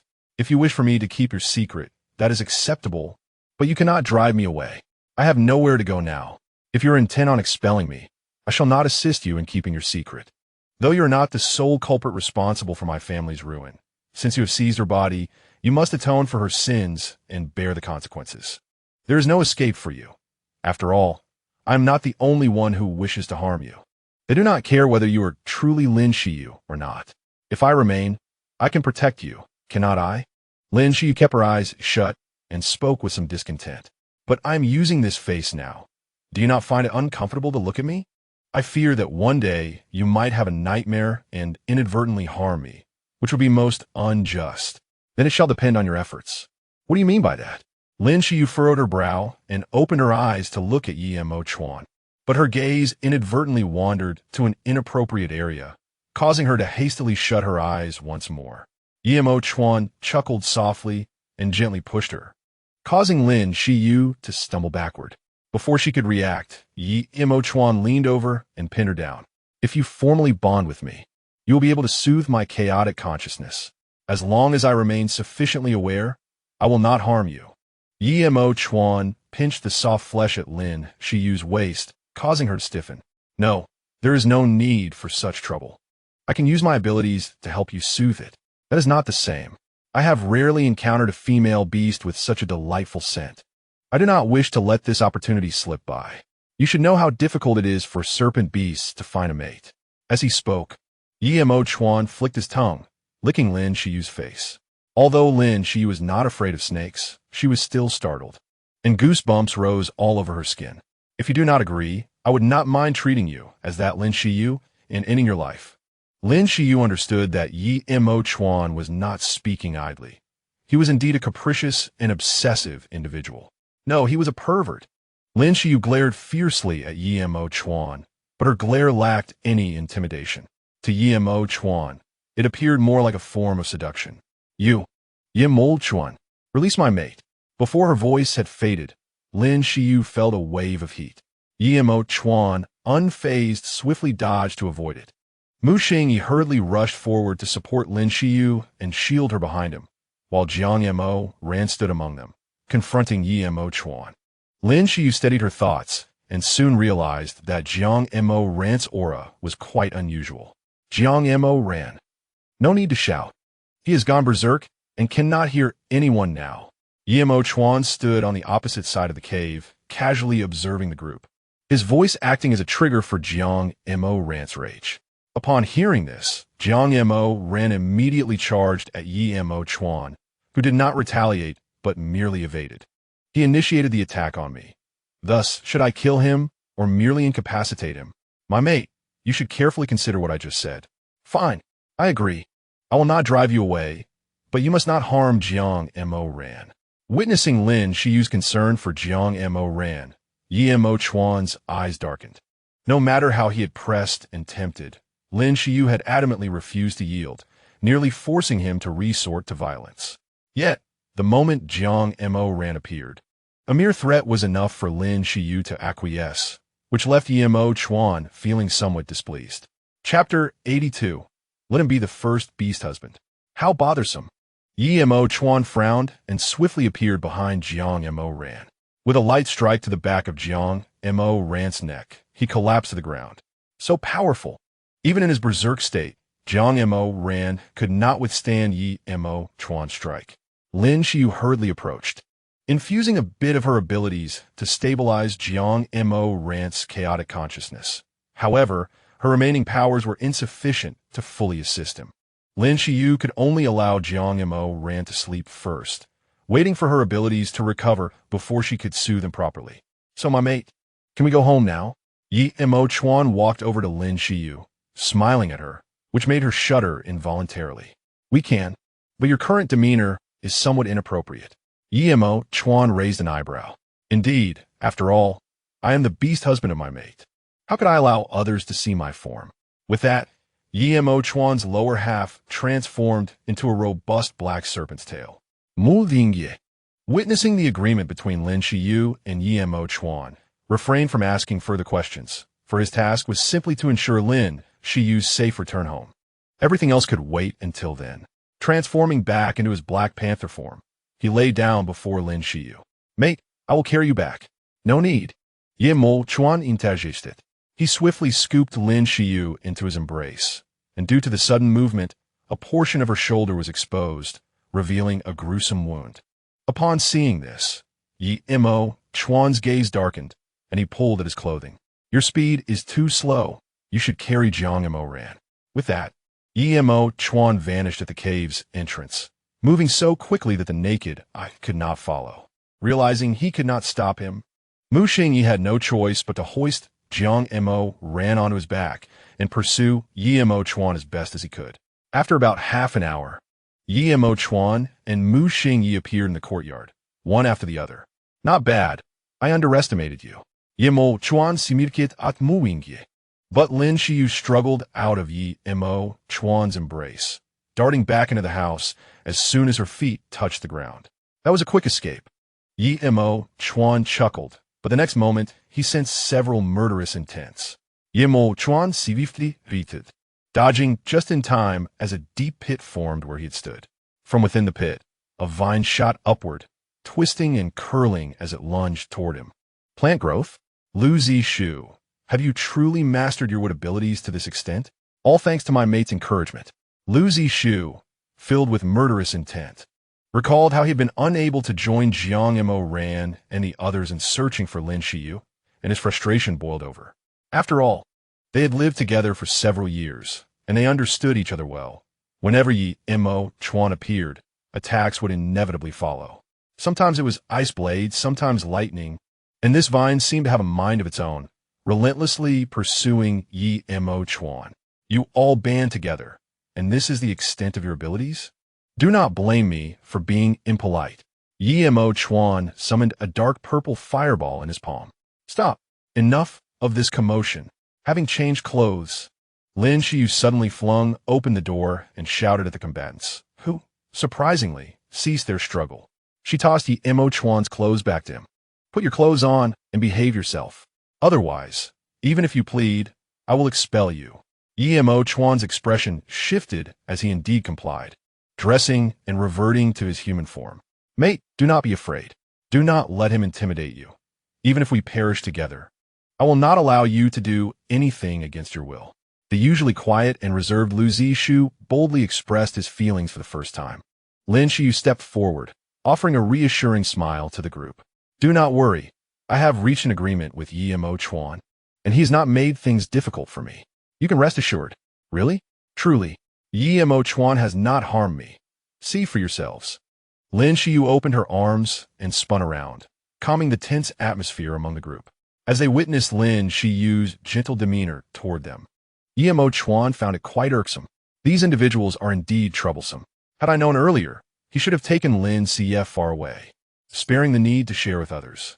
Lin Xiyue glanced back at Yi Mo's Han. If you wish to remain here peacefully, refrain from causing trouble. Without uttering another word, Lin Xiyue proceeded to check on Jiang Moran's condition. Together with Lu Xiyue, she assisted Jiang Moran back to her room, after which Lin Xiyue sought out Sui Chen. Are you injured? Did you sustain any harm? Both spoke in unison, momentarily taken aback, then shared a smile. I am fine, just a minor injury. What about you? My dear, are you hurt? Well, I have a small injury, but it is nothing serious. Once my abilities recover, I will be able to heal it, along with your injury and Jiang Yuan's. Lin Xiyue did not conceal the truth, candidly informing Sui Chen, knowing full well that he would worry, as even a small burn on her hand would cause him great anxiety. As expected, upon hearing Lin Xiyue mention her injury, Sui Chen became anxious, examining her closely. Were you hurt? Is it serious? My shoulder. Yi Mo's Han bit me. Sui Chen's fists clenched and relaxed, subsequently transforming into an apology. My dear, it is my fault. Had I not acted impulsively, you would not have suffered this unnecessary calamity. It is not your fault. Even if you had not brought Yi Mo's Han back, he would have sought me out eventually. It was only a matter of time. You merely expedited the process. Lin Xiyue spoke with a sense of calm, devoid of any blame. Upon hearing her words, Sui Chen felt even more guilty. My dear, I am willing to let him become your primary beast husband. Initially, Sui Chen had believed that this role was rightfully his.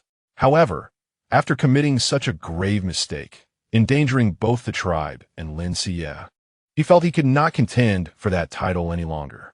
Huh? Lin Xiyue widened her eyes in shock, staring at Sui Chen, who said I wanted him to be my primary beast husband. Yi Mo's Han is incredibly powerful. He rightfully deserves that position. Did you not agree to maintain your bond with him? I merely consented not to sever our contract. I never said he was to become my primary beast husband. Hearing Lin Xiyue's words, Sui Chen's eyes brightened. If that is the case, does that mean I also have a chance to contend for the position of primary beast husband? Lin Xiyue stared blankly at Sui Chen, realizing that his focus was somewhat misplaced. She gently patted Sui Chen's shoulder. It is getting late. You should rest early. I will tend to your wounds tomorrow. With that, Lin Xiyue turned and walked towards her room. My dear, you ought to clarify. Do I have a chance as well? Chapter 83.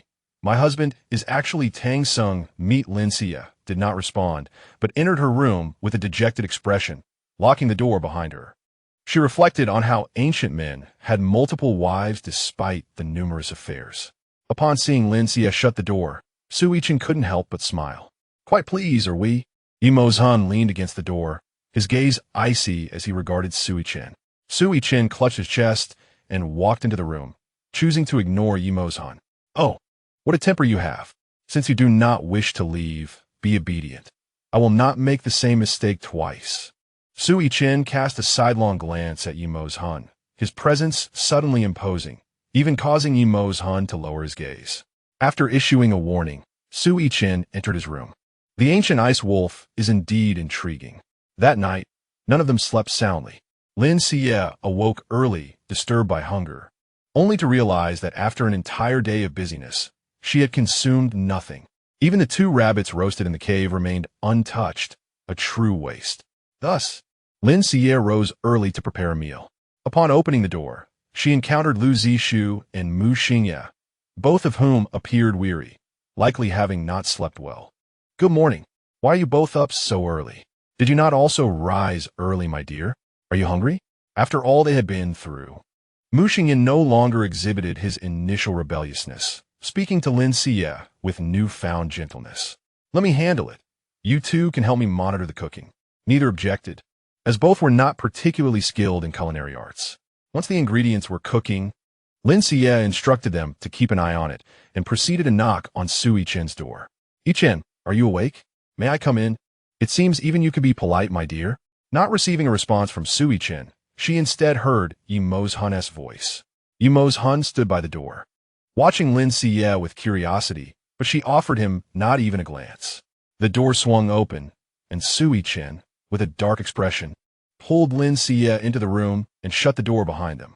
Observing this, Yimashuan's smile faded, and his eyes turned cold once more. My dear, why are you awake so early? Do you not wish to sleep a little longer? Lin Xiyue shook her head, unable to sleep any longer. Let me examine your injuries. Sui Chen obediently sat on a stool, allowing Lin Xiyue to inspect him, even without using her abilities to investigate. Lin Xiyue could sense that Sui Chen's injuries were quite severe. However, after just one night, his wounds had nearly healed completely. Lin Xiyue was somewhat astonished. Was this the remarkable healing ability of a 3-star beast man? Noticing her surprise, Sui Chen began to explain. While awakened beastmen experience enhanced healing abilities, they only surpass ordinary beastmen to a slight degree. It is only our Ice Wolf clan that possesses such formidable restorative powers. Lin Xiyue nodded, appearing to understand. The Xiyue Ice Wolf clan is one of the most ancient and mysterious races in the beast world. Due to their rarity, they are often targeted for capture and sold at high prices to families of greater status. Sui Chen was saved by the Beast Emperor while on the path to being sold, which led him back to Lin Xiyue's side. Moreover, our clan is not only sought after for our rarity, consuming our blood and flesh also accelerates healing. There are even those who claim that eating our flesh can extend one's lifespan. Sui Chen spoke with a bitter smile. Tangsing meat, you say? What sort of meat is that? It is nothing. In the beast world, due to a lack of medical resources, it may take decades for anyone to awaken a healing ability, leaving beastmen to rely on fate when injured. Now that it is known that the blood and flesh of the Xiyue Ice Wolf clan possess such miraculous effects, it is only natural that some would harbor ulterior motives, leading to the gradual extinction of our clan. Lin Xiyue lowered her gaze and embraced Sui Chen, gently patting his back as strands of her abilities flowed into him, healing the last remnants of his injury. You are fine now. With me here, you will not come to harm. Upon hearing Lin Xiyue's reassurance, Sui Chen smiled brightly. My dear, did you not phrase that incorrectly? I am a male beast. How can I let you protect me? Furthermore, our Xiyue Ice Wolf clan has a powerful legacy. Once awakened, no one can harm me. I was merely knocked unconscious and captured, which caused my memory lapse, delaying my awakening of the legacy. Do not worry. I will endeavor to find the entrance to the legacy, so you will no longer be threatened by Yi Mozhan. Lin Xiyue nodded and gently patted Su Yichen's head. Then I shall rely on you in the future. At her words, Su Yichen's face flushed, and he nodded. Let us go check on Jiang Yuan. Su Yichen agreed and stood, trailing behind Lin Xiyue like a devoted pup. Have you finished with your sweet moments? That was quick. Lin Xiyue was surprised to find Yi Mozhan casually standing at the door, waiting. Lin Xiyue huffed in disdain, proudly lifting her chin as she brushed past Yi Mozhan without uttering a word. Jiang Yuan's door was unlocked, and as Lin Xiyue and Su Yichen entered, they shut the door behind them. The heavy slam of the door caused Yi Mozhan's expression to darken once more. I should never have agreed to let you return. Yi Mozhan gritted his teeth, forcing out those words through clenched jaws. Lin Xiyue, of course, did not hear him. She approached Jiang Moran's bedside and gently placed her hand on his forehead, her extraordinary ability instantly probing into his consciousness. As it was yesterday, a tempest raged within, and the once clear sea of consciousness had turned murky. Had Lin Xiyue not used the last remnants of her power to seal Jiang Moran's consciousness, he might have already transformed into a mindless beast. Without delay, Lin Xiyue released her consciousness, enveloping it in her ability, and ventured into Jiang Moran's mind to locate his consciousness, which had been imprisoned by the Fury. Indeed, at the deepest recesses of the sea of consciousness, she found Jiang Moran sitting on the ground with his knees drawn to his chest, encircled by a black whirlwind that resembled a cage. Drawing on her experience of soothing Yi Mozhan, Lin Xiyue now proceeded with confidence. With her hands pressed together, a brilliant golden light surged around her, causing all the dark energy that came into contact with it to dissipate instantly. She approached Jiang Moran and gently stroked his head. Jiang Moran, it's all right now. Her voice, like celestial music, reached him. He trembled slightly and slowly lifted his head. Cheesy? Lin Xiyue understood that her consciousness would take on its original form, so this time she deliberately donned a veil that obscured most of her face, revealing only a pair of eyes strikingly similar to her own. It's me, it's all right. Chapter 84. The most despicable serpent beast. Upon realizing it was indeed Lin Xiyue, a single tear fell from Jiang Moran's eye, and he looked utterly pitiful. Cheesy, it's my fault. I couldn't protect you and I lost control. Jiang Moran lamented to Lin Xiyue, his voice laden with grievance. Lin Xiyue felt somewhat helpless, towering at over 1.8 meters. He resembled a child throwing a tantrum. Yet despite her thoughts, she tenderly patted his back.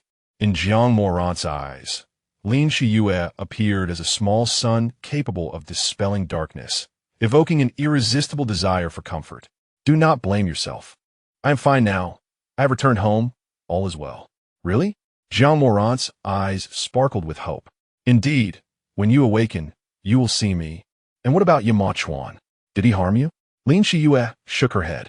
With the bond of our partnership, what could he dare to do? She made a mock threatening gesture, which elicited an excited response from Jiang Moran, who sprang to his feet. Yes, if he dares to bully the cheesy, we shall drive him away. Seeing Jiang Moran's fervor, Lin Xiyue could not help but laugh. Initially, she thought him to be domineering, yet here he revealed a childlike innocence. I'm glad you are all right, but I must leave now. Where are you going? Jiang Moran, in a moment of panic, grasped Lin Xiyue's arm. However, he pulled with such force that Lin Xiyue stumbled into his embrace, and the two fell silent. Where can I possibly go? This is your consciousness. Do you think I entered here without reason? If my consciousness remains detached from my body for too long, I too will be in danger. Are you truly wishing for me to be in peril? To mask her embarrassment, Lin Xiyue could only shout at Jiang Moran, who, instead of being offended, gazed at her with adoration. Cheesy, even when you are angry, you look beautiful. His enchanting fox-like eyes curved into crescent moons, captivating Lin Xiyue. Enough of your flattery. I am going back. You must awaken quickly. Jiang Moran nodded eagerly, his eyes bright as he watched Lin Xiyue depart. As Lin Xiyue opened her eyes, a wave of fatigue washed over her, She had not anticipated that soothing a raging beast would be so exhausting. Host, in truth, calming the beast husband is not tiring. It is merely that your method of soothing is highly consuming of energy and mental strength, thus leading to your fatigue. If you were to merely snuggle with the beast husbands, stop, silence yourself. Oh, even without seeing the system's face, Lin Xiyue could sense its reluctance. She rubbed her temples and closed her eyes, feeling a warm current flow through her limbs. Turning, she found Lin Xiyue gazing at her with concern, his hand resting on her shoulder, transmitting energy. What brings you here? Ichin mentioned that the Cheesy looked unwell and asked me to come over to replenish your strength. Are you all right, Cheesy? Lin Xiyue nodded, a gentle smile gracing her lips. She felt delighted that her efforts had not been in vain and relished the feeling of being cared for and trusted. As long as she remained in this body, she would not betray their trust. I am fine now. Jiang Moran may need to rest a bit longer. Let us not disturb him. Let us step outside. Lin Xiyue nodded, reaching out to assist Lin Xiyue in standing. She did not resist, but when he pulled too hard, a sharp pain shot through her shoulder, causing her to gasp. Cheesy, what is wrong? Upon noticing Lin Xiyue's fleeting pallor, Lin Xiyue grew visibly anxious. I'll fetch Ichin. There's no need. Lin Xiyue grasped Lin Xiyue, exuding exasperation. I merely sustained a minor injury. It's nothing serious. I can heal it with my ability. Injured? Did Yama Chuan harm you? Lin Xiyue felt a bit embarrassed, but spoke the truth. Yesterday, after Yama Chuan took me away, he suddenly lost control and bit me. Lin Xiyue refrained from elaborating that Yama Chuan had not merely bitten her, but had taken a chunk out of her flesh. Upon hearing her words, Lin Xiyue's eyes glinted with an unusual ferocity. I shall gather poisonous herbs today to concoct a poison to eliminate Yama Chuan. What? Lin Xiyue was taken aback. Poison him? Shouldn't it be me facing him in combat?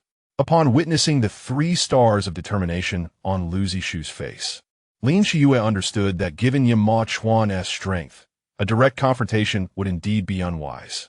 Look at how distressed this child has become, eager to resort to poison. Oh dear, it's fine. Yama Chuan won't do anything for now. Let us ignore him and treat him like air. Please, do not engage with him. Seeing Lin Xiyue nod in agreement, Lin Xiyue reached to touch her shoulder wound, and within moments, it healed completely. All right, let us head to the kitchen. Lin Xiyue obediently nodded, and upon entering the kitchen, Lin Xiyue found Su Yichen bustling with fervor, while Mu Xingye appeared somewhat disheartened. What troubles you? Upon hearing her inquiry, Mu Xingye turned to Lin Xiyue, looking even more grieved. Yichen scorns me, and one tea let me cook. Upon hearing Mu Xingye's complaint, Su Yichen also turned to face her. Then you should not have done what you just did. Su Yichen presented a plate of charred remnants, leaving Lin Xiyue utterly bewildered. What is this? That was supposed to be stir-fried potatoes. What? Caught in Su Yichen's revelation, Mu Xingye fidgeted with his fingers. Well, this isn't my first time cooking.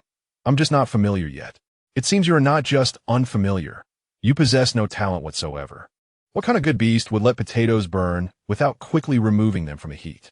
Lin Xiyue gazed at Mu Xingye in disbelief, ultimately denying his request to remain in the kitchen as an apprentice and promptly ushering him out.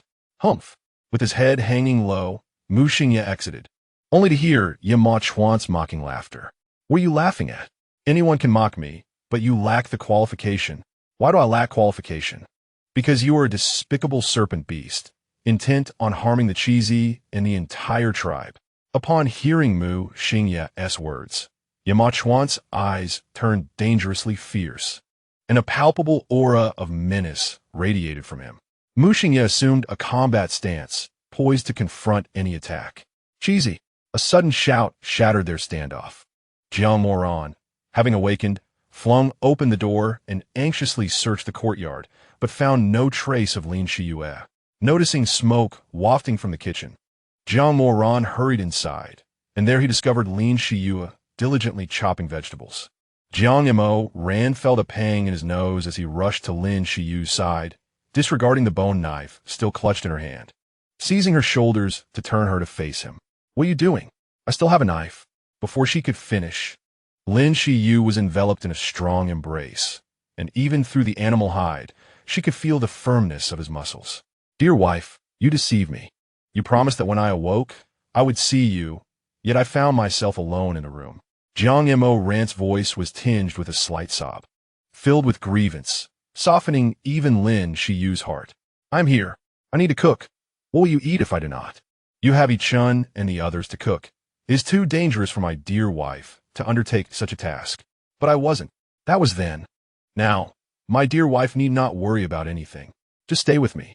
Seeing Lin Xiyue's expression darken, Jiang Mo Ran quickly became obedient. Then I will accompany my wife. Lin Xiyue shook her head helplessly, glancing at Su Yichen, revealing a look that conveyed, "Look at him." Su Yichen chuckled it, devoid of jealousy. Since he understood that Lin Xiyue would not belong to him alone, he simply wished for her happiness. The food had yet to be served, but Lin Xiyue's eyes were already gleaming with hunger. Are you hungry? Su Yichen affectionately patet herit. Very much so, Lin Xiyue nodded. These past 2 days have been chaotic, leaving no time for rest, let alone for meals. We must eat quickly. I need to change the dressings for the injured, especially those severely wounded. I'm quite concerned. All right. As steaming dishes were brought to the table, a small head peeked in from the doorway. Ro, would you like to join Annie for a meal? Upon hearing her name, Ro dashed over, holding a small basket filled with fruits, flowers, and a few ginseng roots. Is this ginseng? Is it all for Auntie? Ro nodded eagerly. My mother said, Annie has worked hard these past few days, helping everyone. I picked these with my father's. They're all for you. Ro set down her basket and scampered out of the yard. Lin Xiyue happily accepted the small basket, recognizing that these ginseng roots were at least 100 years old and had already taken on a human form, likely after much searching by Ro's beastly companions. This 7-leaf root is quite rare. It tends to run away, Lu Zishu remarked, observing the ginseng in Lin Xiyue's hands. Lin Xiyue had grown accustomed to the different names in the beast realm compared to the modern world. Indeed, ginseng is difficult to catch. Although she didn't fully understand why ginseng could run, she was aware that the older the ginseng, the more challenging it was to harvest. Carefully storing the ginseng in her space, Lin Xiyue's spatial abilities did not surprise Mo Chuan, who had evidently noticed during the past few days. Why is this culprit invited to the table?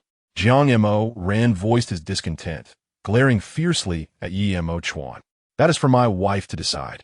I only sit at the table because she permitted it, Mo Chuan replied, directing his gaze at Lin Xiyue, passing the hot potato on her. Lin Xiyue coughed lightly, shooting Mo Chuan a glare, although he was now aware that she was not the original malicious female. The chilling aura surrounding him still made her uneasy. Since the contract has not been dissolved, we must dine together. Hurry and eat. I have patients to attend to. Upon hearing Lin Xiyue's directive, Jiang Mo Ran relented. Though Mo Chuan sat at the table with Lin Xiyue and the others, he did not pick up his chopsticks, as he could not consume hot food. Jiang Mo Ran initially considered not leaving any food for Mo Chuan, determined to finish every bite, but Lin Xiyue's glance made him relent. Hey, since you cannot eat hot food, you need not sit with us. We will save some for you to avoid seeing your face. Not allowing me at the table? Fine, let us see if you can defeat me first. Mo Chuan suddenly leaned closer to Jiang Mo Ran, his dark eyes transforming into serpentine slits, a sight that was quite terrifying. Enough. I need to go out now. Lu Zishu, you come with me. Lu Zishu was ready. When Lin Xiyue called for him, he promptly rushed to her side. I want to go too. Jiang Mo Ran shouted as he hurried towards Lin Xiyue. I do not wish to see Mo Chuan. Let me accompany you, dear wife. Lin Xiyue considered for a moment, realizing that Jiang Mo Ran was indeed the more suitable companion. Very well. As for you, if you do not wish to leave, do not cause any trouble. Lin Xiyue turned to warn Mo Chuan before stepping out of the yard. As soon as Lin Xiyue left, Mo Chuan also prepared to depart. Where are you going? Su Yichen inquired immediately upon seeing Mo Chuan's intent to leave. Do not worry. I am not following my wife. It is merely too hot, and I wish to cool off in the water. With that, Mo Chuan transformed into a massive black serpent and swaggered out of the yard. Outside, Many beastmen were lounging under a large tree to escape the heat. Upon seeing the black serpent emerge from Lin Xiyue's yard, several screamed in fright. With Jiang Mo ran support, Lin Xiyue quickly completed her rounds. Finding that aside from a few severely injured individuals who could not walk, the others were generally self-sufficient. However, the situation Lin Xiyue dreaded most had indeed occurred. Some male beasts, rendered disabled and unable to work for their families, were cast aside by female beasts who dissolved their contracts. Some male beasts had even been expelled from their homes, now gathered in a vacant yard arranged by Shaolin to prevent them from sleeping in the wilderness. The only consolation was that the female beasts chose to dissolve their contracts peacefully, sparing the male beasts from further harm. Seeing Lin Xiyue's melancholy demeanor, Jiang Mo offered words of comfort. Dear wife, this is the reality. Male beasts who lose their hunting abilities will inevitably be eliminated. It is already quite merciful of Shaolin to provide them a place to reside. Indeed, dear wife, not all female beasts can be as self-sufficient as you. Aside from you, all females rely on male beasts for care. In the beast realm, where males are numerous and females scarce, if a male beast cannot even provide the basic necessities for a female, even if she does not abandon him, he will eventually leave. Lin Xiyue lowered her head, gently nodding. She understood well. Despite this being her first experience, she had read many tales from the beast realm and was aware of the harsh truths. Yet, she still found it cruel. Nonetheless, Lin Xiyue was capable of rationally confronting the brutal reality of a world governed by the survival of the fittest. Jiang Mo ran. Suddenly, a sultry voice interrupted, and Lin Xiyue turned to see a provocatively dressed female beast standing before them, accompanied by a lion. Have you found a new partner? In comparison to other casually dressed female beasts, this one was undeniably striking. What brings you here? Jiang Mo instantly became wary upon seeing her, and Lin Xiyue frowned as well. What am I doing here? Naturally, I came to find you. Did you not say that once you dissolve your partner contract with your wife, you would come to be my beast husband? For you, I even sent away my first beast husband. Upon hearing this, Jiang Mo instinctively glanced at Lin Xiyue, worried she would be upset. To his surprise, Lin Xiyue not only remained calm, but regarded him with a curious, gossiping gaze, causing Jiang Mo to feel a chill run down his spine. Sensing that her inquisitive expression was even more unsettling than anger. What is happening? Have you found a new partner? Indeed. Lin Xiyue playfully nudged Jiang Mo with her elbow, igniting his temper. I have not. That was indeed the case. It was because you had struck him earlier, and in his anger, he ran out only to be fortuitously encountered by me. I offered him some solace, and Jiang Moran was so moved at that moment that he expressed a desire to become my beast husband. However, I clarified that I merely wished my wife could possess such gentleness as yours. I never stated my intention to become your beast husband. Does this not imply you seek another wife? The usually humorless Lin Xiyue suddenly interjected, standing beside Lin Xiyue, gazing at Jiang Moran with an expression of anticipation for his explanation. As Jiang Moran began to clarify to Lin Xiyue, a blocking female beast approached. Young Master Jiang, I am aware you hail from a prestigious family and may look down upon us humble village beasts, yet my heart genuinely aches for you. The female beast deliberately pushed Lin Xiyue aside, wrapping her arm around Jiang Moran. Lin Xiyue, however, gracefully stepped aside, finally putting the previously roasted seeds to good use. My wife, are they delicious? Indeed, would you like some? Certainly. The two enjoyed their seeds while observing Jiang Moran entangled with the female beast, who usually faced Lin Xiyue's alluring charm, but now resembled a small hedgehog. Jiang Moran, evading the female beast's advances, attempted to explain, I was merely expressing my sentiments. I never claimed you were gentle, nor did I express a desire to pursue you. Do not take liberties with your imagination. How could that be? Although I come from a small tribe, my beauty is unparalleled. You would not regret becoming my beast husband. With that, the female beast cast a glance at Lin Xiyue. Surely, this is preferable to your ugly and fierce wife. Lin Xiyue was momentarily taken aback, pointing at herself. Me? No, she was merely enjoying the spectacle. Why did it suddenly shift to her? You shall not speak ill of my wife. If Jiang Moran had initially sought to distance himself, he was now genuinely incensed. Did I err? She must wear a veil when she goes out. Is it not to conceal her ugliness? I have inquired about her. She is merely a worthless female with a nasty temper. Upon hearing such remarks from the female beast, Jiang Moran's countenance darkened entirely. Despite his displeasure, he still maintained a patient demeanor, as the speaker was a female beast. However, Lin Xiyue was his Achilles heel, and none could infringe upon that. Sensing Jiang Moran's impending fury, Lin Xiyue promptly interjected, "You raise a valid point, yet I am curious. When did you inquire about me?" The female beast did not look towards Lin Xiyue, merely snorting and turning her head aside. "I inquired after my encounter with young Master Jiang." "Oh, so you have not sought information about me recently? Why would I need to inquire about you? I'm not as idle as you." Lin Xiyue raised an eyebrow, glancing back at Jiang Moran and Lin Xiyue before turning to the female beast with an air of resignation. "Alas, what can be done?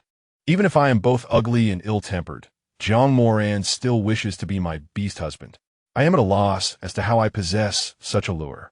It troubles me greatly." "You." The female beast lunged at Lin Xiyue, only to be effortlessly subdued by her. "I know not your purpose in our tribe. As far as I am aware, tribes do not communicate without just cause. If you seek to discuss serious matters with Shaolin, then do so appropriately. If you come seeking trouble, do not blame me for casting you out." Lin Xiyue released the female beast's wrist, brushing off imaginary dust. "Moron, Zishu, let us depart." Lin Xiyue strode past the female beast with her head held high, even bumping her shoulder against the female beast's, while Jiang Moran felt a sense of triumph, his nostrils flaring in pride. The female beast glared fiercely at Lin Xiyue's retreating figure, rubbing her slightly reddened wrist. "Wife, are you unharmed?" The beast husband, having transformed back into human form, approached with concern for the female beast's condition. How can this female beast possess such strength? When Lin Xiyue restrained her wrist, the female beast had no chance of escape. In truth, even without awakening her beast soul, Lin Xiyue's rigorous training from her previous life endowed her with strength surpassing that of other female beasts. Upon hearing this, the beast husband gently cradled the female beast's wrist and blew softly upon it. Yet this action only fueled the female beast's rage. She slapped the beast husband across the face, the sound ringing clear. "Useless. Where were you when that ugly female beast bullied me? Now you decide to speak?" After receiving the slap, the beast husband stood before the female beast, head bowed, too timid to meet her gaze. However, she too was a female beast, and males could not treat females unfairly. "Useless." The female beast continued to slap him several times before finally ceasing. "Once my father conquers this tribe, I shall seize that ugly female beast husband." Lin Xiyue's escape at this moment could be considered momentous news, for her beast husband possessed at least a 3-star beast soul. Generally, in smaller tribes, 2 stars sufficed to attain leadership, while slightly larger tribes found 3 stars more than adequate.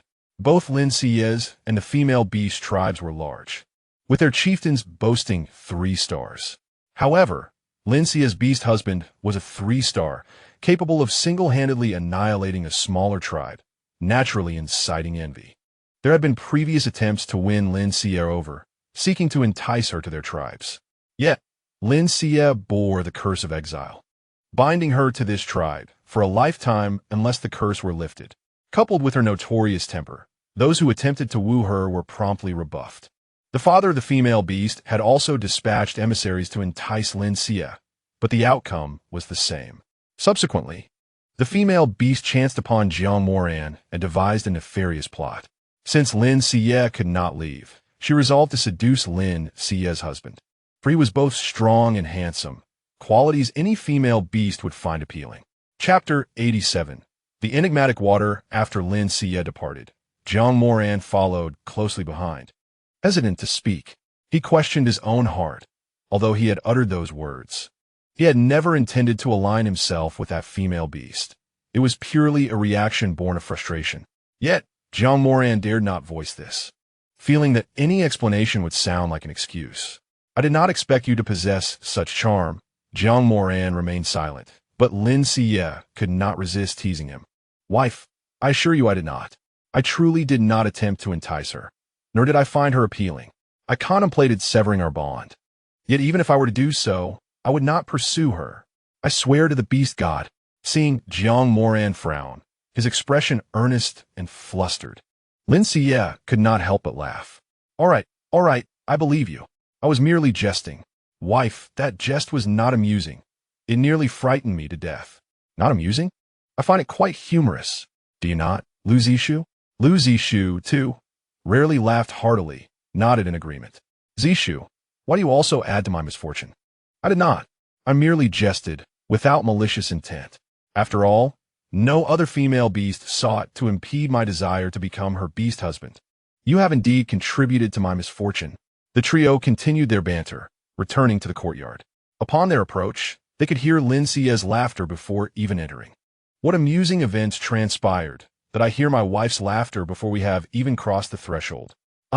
Lin Xiyue was just about to speak when Jiang Moran pulled her gently, making a pleading expression. Oh, it is nothing at all. I was merely laughing idly. Lin Xiyue glanced at Jiang Moran and then cheerfully returned to her room. Lu Zixue playfully nudged Jiang Moran with his elbow, seeing the lively exchange. Sui Chen looked on in confusion, yet no one offered him an explanation. At lunchtime, Shaolin arrived with his entourage to seek out Lin Xiyue. Since the tribe's upgrade, it had been quite some time since Shaolin had visited Lin Xiyue, and upon seeing her, his eyes nearly glued to her. Eventually, sensing the four piercing gazes surrounding him, Shaolin returned to the matter at hand. Xiyue, I sincerely apologize for interrupting you at this moment. I wish for you to see something. Shaolin waved his hand, and an orc brought over a wooden barrel. This was delivered by the neighboring tribe, and was their secret weapon. Secret weapon? Recalling the female beast he encountered in the morning. It must have come along with the people from the neighboring tribe. Indeed, in just 2 months, winter would arrive, a season that spelled disaster for the orcs. Many orcs succumbed to starvation or the sudden chill, leading to their demise. Here, we have an abundance of food, so starvation is not an issue, but the biting cold remains a concern. The neighboring tribe's strength stemmed from this secret weapon. During the harshest winter, they would sell this water to their kin, allowing them to endure the frigid temperatures. As our tribe continues to grow, they, Shaolin, wish to collaborate with us, hence the delivery of this water.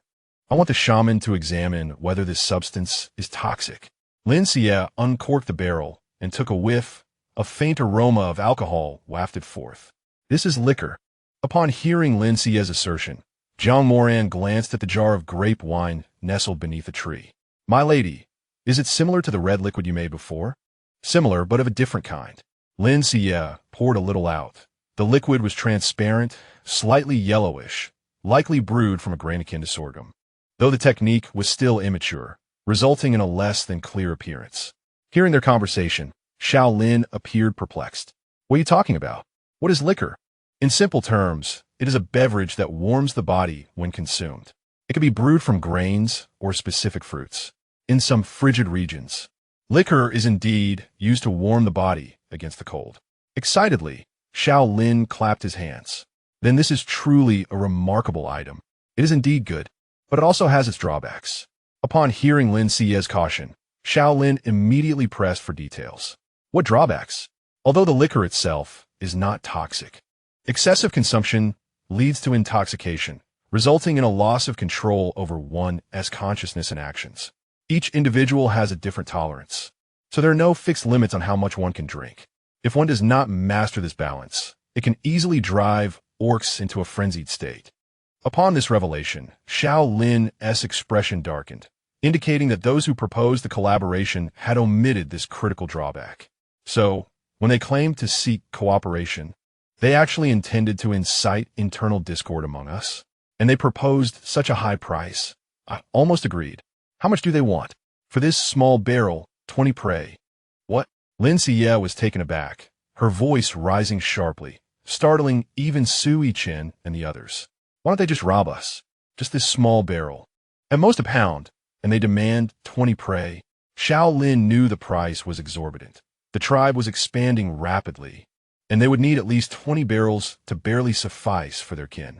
It is indeed expensive, but when compared to the lives of our people, it is worth it. Our tribe has always boasted the richest hunting resources in the vicinity. Compared to this tribe, which is less than an hour's journey away, their resources are far more scarce, hence their audacity to ask for such a high price. But that no longer matters. After saying this, Lin grinned at Lin Xiyue, who, upon seeing his expression, felt a twitch at the corner of her mouth. You don't expect me to brew liquor, do you? Lin looked at Lin Xiyue with eager anticipation. Rest assured, you will not labor without reward. Once you perfect this water, I will have our kin come buy it from you. All profits will be yours, and I will also organize our kin to help you gather raw materials. Xiyue, our tribe truly needs this water. We have just emerged from conflicts and have not had the time to store enough food for winter.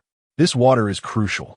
As long as you can produce this liquor, we shall not fear the winter. With Lin's declaration, Lin Xiyue could hardly refuse. However, producing enough liquor for the entire tribe to survive the winter would be a monumental task. So Lin Xiyue requested Lin to assign a few helpers. Naturally, Lin, eager to work closely with Lin Xiyue, declared that he would come daily to assist.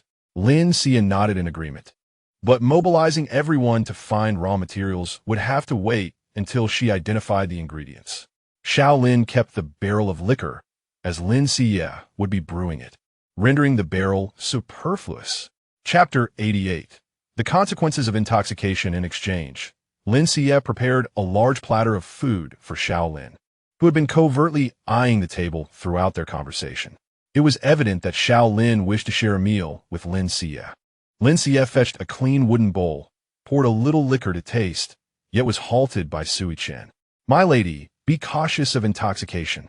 It's fine. I have experience as a sommelier. This little amount won't inebriate me.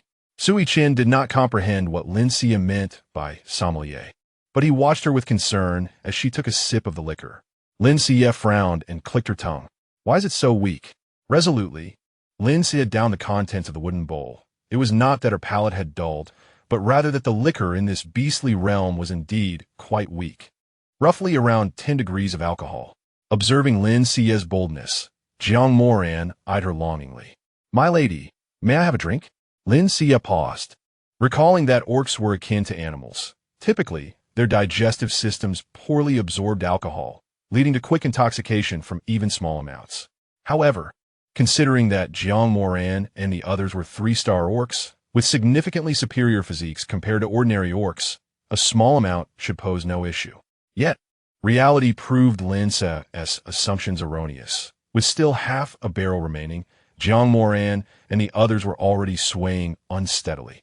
Lin Xiyue gazed at them in exasperation as they began boasting, confirming that drunken bragging was indeed a universal male trait. By the way, where is Chuan?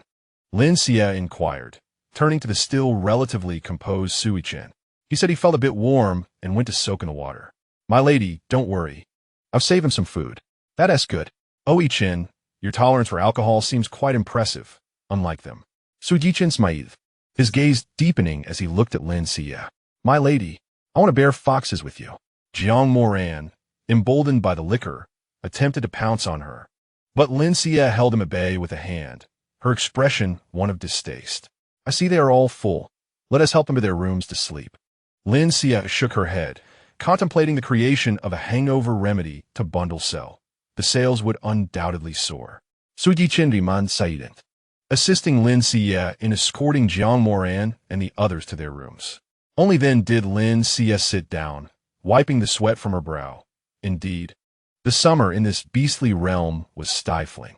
As she pondered, a shadow loomed over her. Looking up, she found Sui Chen gazing at her with a profound gaze. Chen, what troubles you? My lady, I have feelings for you. Sui Chen's sudden confession made Lin Xiyue's corner of her mouth twitch. Confessing while intoxicated was certainly a common reaction. Yet, in the next moment, Sui Chen hoisted Lin Xiyue over his shoulder and strode into the room. Lin Xiyue's mind momentarily blanked, and the image of Chuan abducting her surged forth. Unable to contain herself, she shouted, Help! Sui Chen, let me go!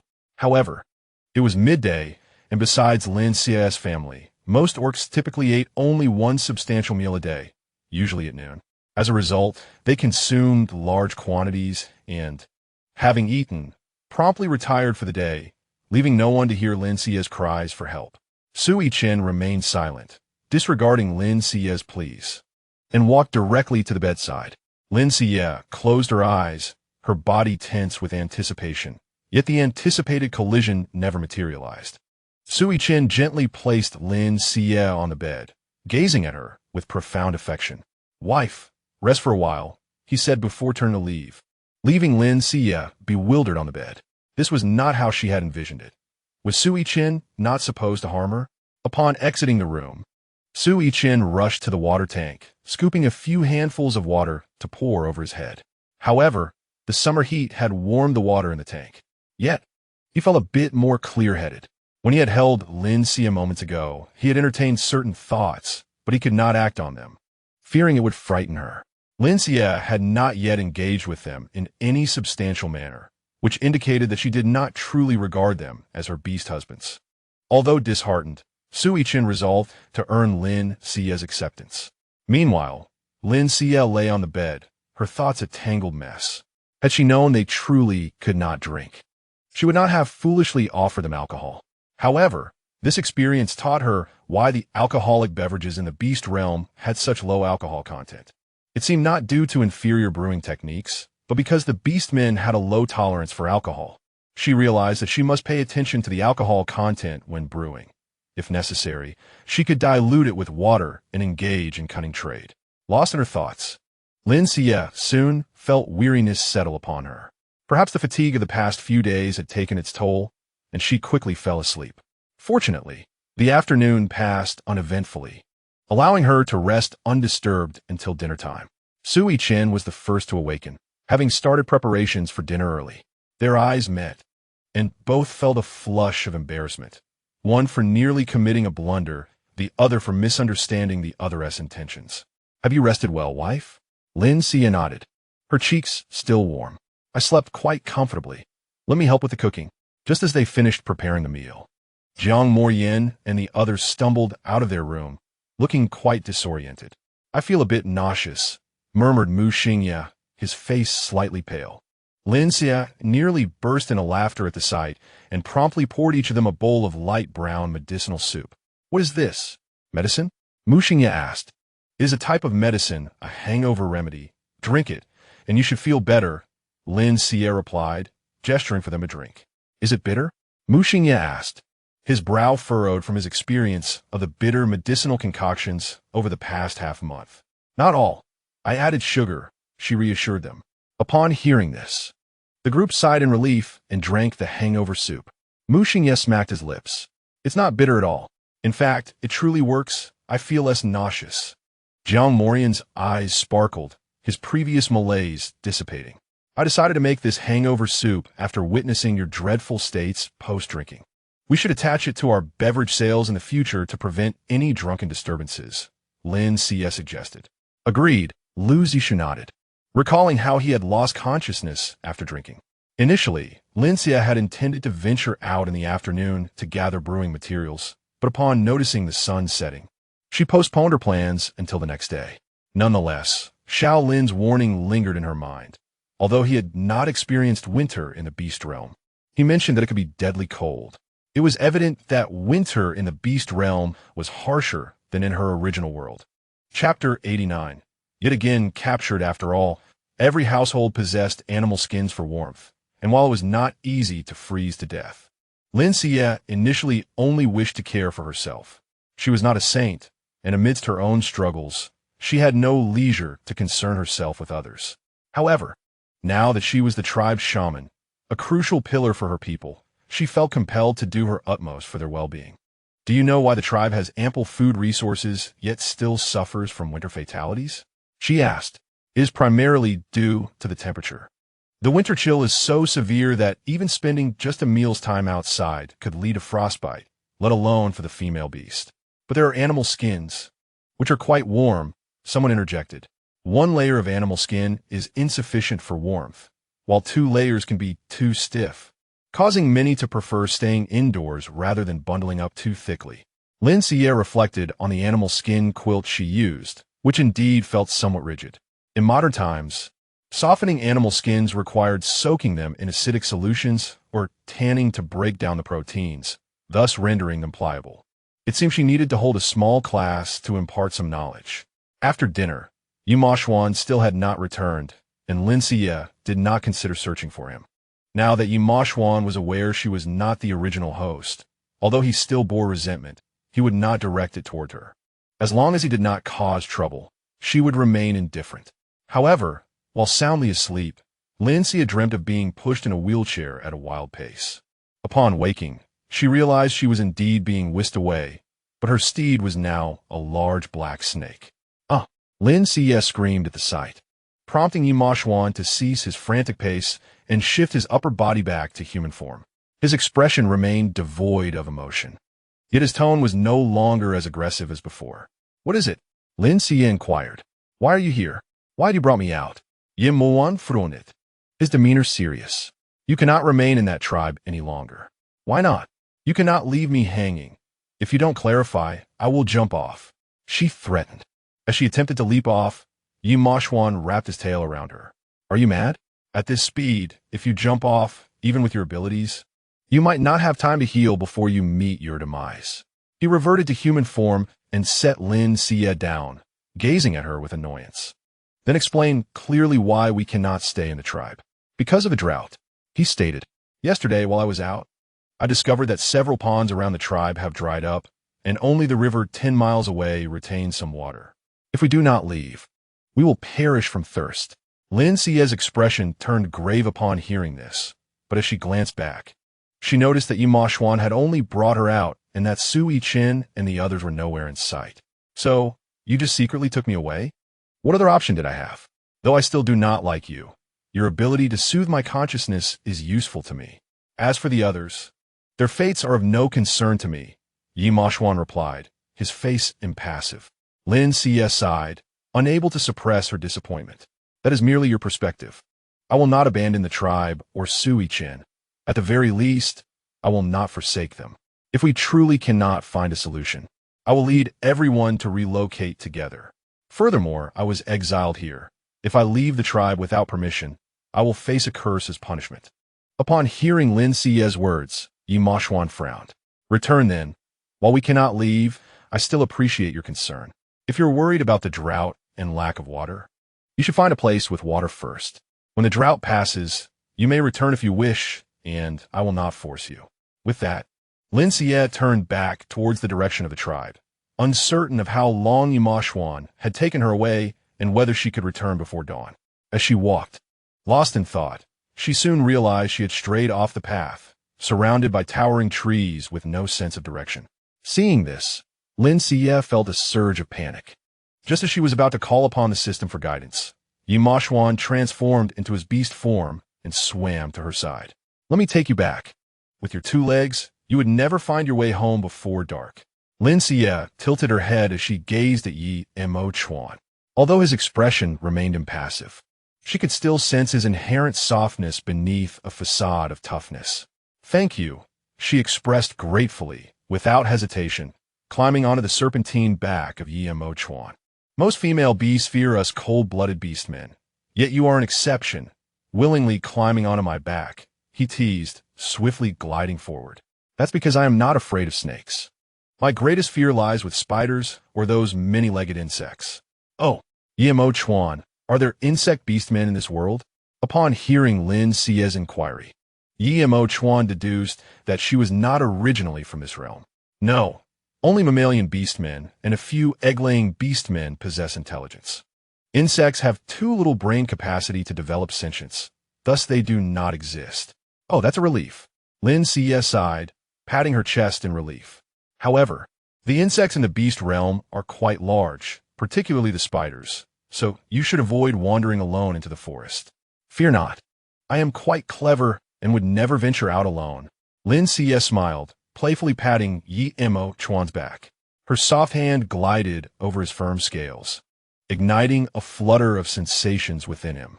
Before dawn broke, they returned to the courtyard, which was now in disarray. "Have you found the mistress?" "No, and Yu Xuan hasn't returned either. Could it be that he has taken the mistress away again?" Sui Chen, with downcast eyes, remained silent. filled with regret, even without anyone blaming him. "I'm back, mistress." Upon hearing Lin Xiyue's voice, Sui Chen and the others rushed over, encircling her. Upon noticing Yimo Chuan standing behind Lin Xiyue, they quickly understood the situation. Sui Chen, unable to contain his frustration, swung an icy blade, only for Yimo Chuan to evade it. "Do not strike. It is not Yimo Chuan's fault. On the contrary, we should be grateful to him. Mistress, this Yimo Chuan has abducted you multiple times, and yet you defend him," Jiang Moran exclaimed angrily, positioning Lin Xiyue protectively behind her, ready to strike. "I am not defending him. Yimo Chuan discovered signs of drought and took me to see the nearby ponds, which are indeed all dried up." Chapter 90. The drought is approaching. Lin Xiyue lowered her voice, speaking softly enough for only a few to hear. "Drought?" Lin Xiyue nodded, her gaze serious. Seeing this, Sui Chen and the others relaxed their guard, while Yimo Chuan casually glanced at them before retreating to his room. "If this is true, we must quickly store enough water. Otherwise, we shall not survive this summer." Sui Chen and the others were aware that Lin Xiyue bore a banishment curse and could not leave the tribe. Thus they needed to conserve water diligently. "Yi Chen, go summon Xiao Lin to come here. This matter is of great importance. If we do not notify the tribe, many beastmen may perish from thirst before winter arrives." Sui Chen nodded and dashed out of the courtyard. Upon hearing the possibility of drought, Xiao Lin hurried to discuss countermeasures with Lin Xiyue. If a drought truly occurred, the tribe would not only lack winter supplies, but might not survive the winter itself. Xiao Lin paced anxiously in the courtyard. "What if we attempt to dig a well?" "Dig a well?" Lin Xiyue briefly explained the principle and appearance of a water well, causing Xiao Lin's eyes to light up. "This is worth trying. I can have all the tribesmen dig wells in the courtyard. Even so, it may be futile. The tribe now has nearly 1,000 beastmen. Yet only that single river nearby has a trickle of water. From my perception, this drought will persist until winter. If the river dries up, how long do you think the underground water can last? That meager supply is insufficient for so many beastmen. Yimo Chuan, what concern is this of yours?" "Silence." Jiang Moran snarled at Yimo Chuan, baring his teeth. "Fine. If you prefer I remain silent, then I shall." Yimo Chuan shrugged and retreated into his room. But everyone was aware that he spoke the truth. "We are fine, but we worry that you, mistress, may not endure." Lin Xiyue understood that although the beast realm had moved past the era of primal survival in the event of a drought, beastmen would still resort to drinking animal blood for hydration. However, this was only applicable to male beasts. Female beasts had delicate stomachs, and even if they wished to drink blood, it could lead to illness. Thus, they must mobilize everyone to conserve water, even in dire situations. They must endure through the drought. However, not all should venture out. Each household could only send one beastman to seek water, while the others would dig wells or guard their homes. Why? Drought threatens not only them, but also neighboring tribes and even magical beasts, though neighboring tribes may fare better. The real concern lies with the magical beasts. If they all venture out and the magical beasts attack at that time, no amount of water found would suffice. Xiao Lin nodded in agreement with Lin Xiyue's plan. "Very well. We shall proceed as you suggest. I will now gather the beastmen to announce this matter." "Xiao Lin, wait.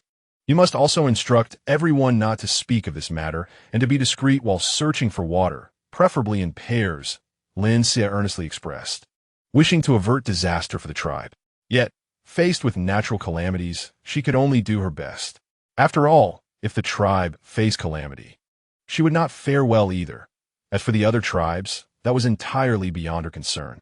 Should this information leak, the number of those seeking to seize water would only increase, putting her at greater risk. Xiao Lin, perceptive as he was, understood the implications of Lin Xiyue's words. "Rest assured, I will remind them and have them report back to me daily on the water situation without spreading this information." Lin Xiyue nodded, and Xiao Lin hurriedly departed. Not far from the courtyard, he let out a roar toward the sky, summoning the beastmen to assemble. Lin Xiyue rubbed her ears, marveling at the prowess of the Forest King. That roar nearly left her ears ringing. "Ding! Congratulations, host! You have triggered the hidden quest, Drought. Please complete 1 instance of rainfall during the drought period. Upon successful completion, the system mall will be unlocked. Hearing the system's prompt, Lin Xiyue quickly arranged tasks for her companions and retreated to her room. System, what does this rainfall entail? Do I possess the ability to summon rain? Lin Xiyue inquired excitedly, her eyes sparkling with anticipation. No. The system's blunt reply left Lin Xiyue in shock, having thought the drought could be easily resolved, only to realize the system was toying with her. If there's no rain, why issue such a task? With the skies so clear, where am I to summon rain? You are deceiving me, Lin Xiyue exclaimed in frustration, jumping up and down, but the system remained unfazed. Oh dear, host, do not fret. This is a hidden task. If you can complete it, then wonderful, but if not, it makes no difference. Though the system spoke calmly, Lin Xiyue's curiosity about the system mall was piqued, her intuition suggesting that it held many treasures. After calming herself, Lin Xiyue decided that since the system had set this task, there must be a possibility of completion. She just needed to wait for the clouds to gather. Mistress, tomorrow is the market day in Yinsheng. Do you wish to set up a stall? Jiang Moran knocked on the door, inquiring about Lin Xiyue's intentions. Set up a stall? Why would I do that? The last time Lin Xiyue visited Yinsheng, Mu Xingye was unaware of her purpose and assumed she merely sought entertainment. This was the first time he had heard of her intention to set up a stall. Setting up a stall is, of course, to earn money. Earn money? Although Mu Xingye recognized Lin Xiyue's transformation, hearing those words from her lips still sounded peculiar. Is it not acceptable for me to need money? If not, why not lend me some? Lin Xiyue glared at Mu Xingye for a moment before turning her attention to Jiang Moran. We should go and observe the drought situation surrounding Yin City, and tidy up the items we've prepared. I will store them in my space. Good. Mu Xingye, who had just been rebuffed by Lin Xiyue, stood there with his head down, lost in thought, before suddenly rushing back to his room. Wife, here, this is for you. Lin Xiyue looked at the splendid pouch of money and knew without asking what it contained. I don't want it. Why not? You haven't even looked. I don't need to look. I know what's inside, and I refuse it. I want to earn my own. Seeing Lin Xiyue's firm refusal, Mu Xingye grew anxious. But what about theirs? I heard they gave you crystal stones. I didn't ask for theirs. They insisted on giving them to me, and I'm just temporarily holding on to them. Then I want you to help me hold mine too. Mu Xingye forcibly seized Lin Xiyue's hand and stuffed the pouch into her grasp. I said I don't want it. They continued to push it back and forth until Lin Xiyue lost her grip, and the pouch fell to the ground, scattering the golden crystal stones everywhere. I didn't realize. Xingye, you are quite wealthy. Jiang Moran raised an eyebrow and teased Mu Xingye. Wife, you can accept theirs. Why not mine? Do you think mine is too little? Mu Xingye looked at Lin Xiyue with a wounded expression, appearing quite pitiful. No, I genuinely hadn't thought about taking your money. How about this? When I need it, I'll ask you. Seeing Mu Xingye's distress, Lin Xiyue could only soften her tone, but this only made Mu Xingye more aggrieved. If you don't accept my crystal stones, it means you don't consider me your beast husband. Regardless of whether you accept it or not, I won't leave. With that, Mu Xingye grabbed a water bucket and dashed out, ignoring the fallen crystal stones. Lin Xiyue sighed and crouched down to collect the stones, thinking it might be best to keep them. This time is no different. Yichun, Jiang Moran, and Zishu will accompany me to set up the stall. Xingye, you are responsible for continuing to store water. As for Yimok, let him do as he pleases. Hearing Lin Xiyue's arrangement, Mu Xingye was quite dissatisfied. I want to go too. Lin Xiyue frowned at his words. At this moment, it wasn't he wise to expend energy on setting up a stall, but she had prepared many items for it, and not going would render her efforts in vain. However, given the drought, someone must stay behind to manage the drinking water supply. Although Su Yiqin and the others had worked hard the day before, digging a small pond in the backyard and storing quite a bit of water, it was still far from sufficient. Therefore, to ensure there was enough water to endure the dry season, at least one person had to continue fetching water. Seeing Mu Xingye's stubbornness, Lin Xiyue was about to reprimand him when Zishu offered to stay behind. Then I'll stay. Lin Xiyue was somewhat surprised and looked at Zishu a few more times. Zishu was always so quiet, and she hadn't expected him to be so understanding. Lin Xiyue smiled at Zishu and nodded. Thank you, Zishu. Mu Xingye happily draped his arm around Zishu's shoulder, grinning widely. Since someone had to stay at home, Lin Xiyue prepared some of Zishu's favorite dishes before they set off. Looking at the food Lin Xiyue left for him, Zishu felt his selflessness was not in vain. I didn't expect our little dear to learn how to be cunning and use this method to gain the wife's attention. Complaints might be late, but they wouldn't vanish. Just as Lin Xiyue and the others were leaving, Yi Mok appeared, ready to criticize. However, recalling Lin Xiyue's instructions not to engage with Yi Mok or provoke him, Zishu merely glanced at him before picking up a bucket to fetch water, which irritated Yi Mok. With the token given by the city lord, Lin Xiyue smoothly entered Yin City, observing the bustling streets even before dawn. Filled with orcs arriving from afar, Lin Xiyue felt a twinge of envy, wishing her tribe could develop similarly. Securing a prime spot for her stall, Lin Xiyue arranged her prepared goods on a grass mat. Perhaps due to her previous success, the orcs began to call out intermittently at their stalls. Many orcs who had purchased items from Lin Xiyue previously gathered around upon seeing her set up shop. Little female beast, you're here. What good things do you have today? Realizing everyone remembered her and approached with inquiries, Lin Xiyue understood that her previous business had helped her build a reputation. Many residents of Yin City recognized Lin Xiyue and naturally surrounded her upon her arrival.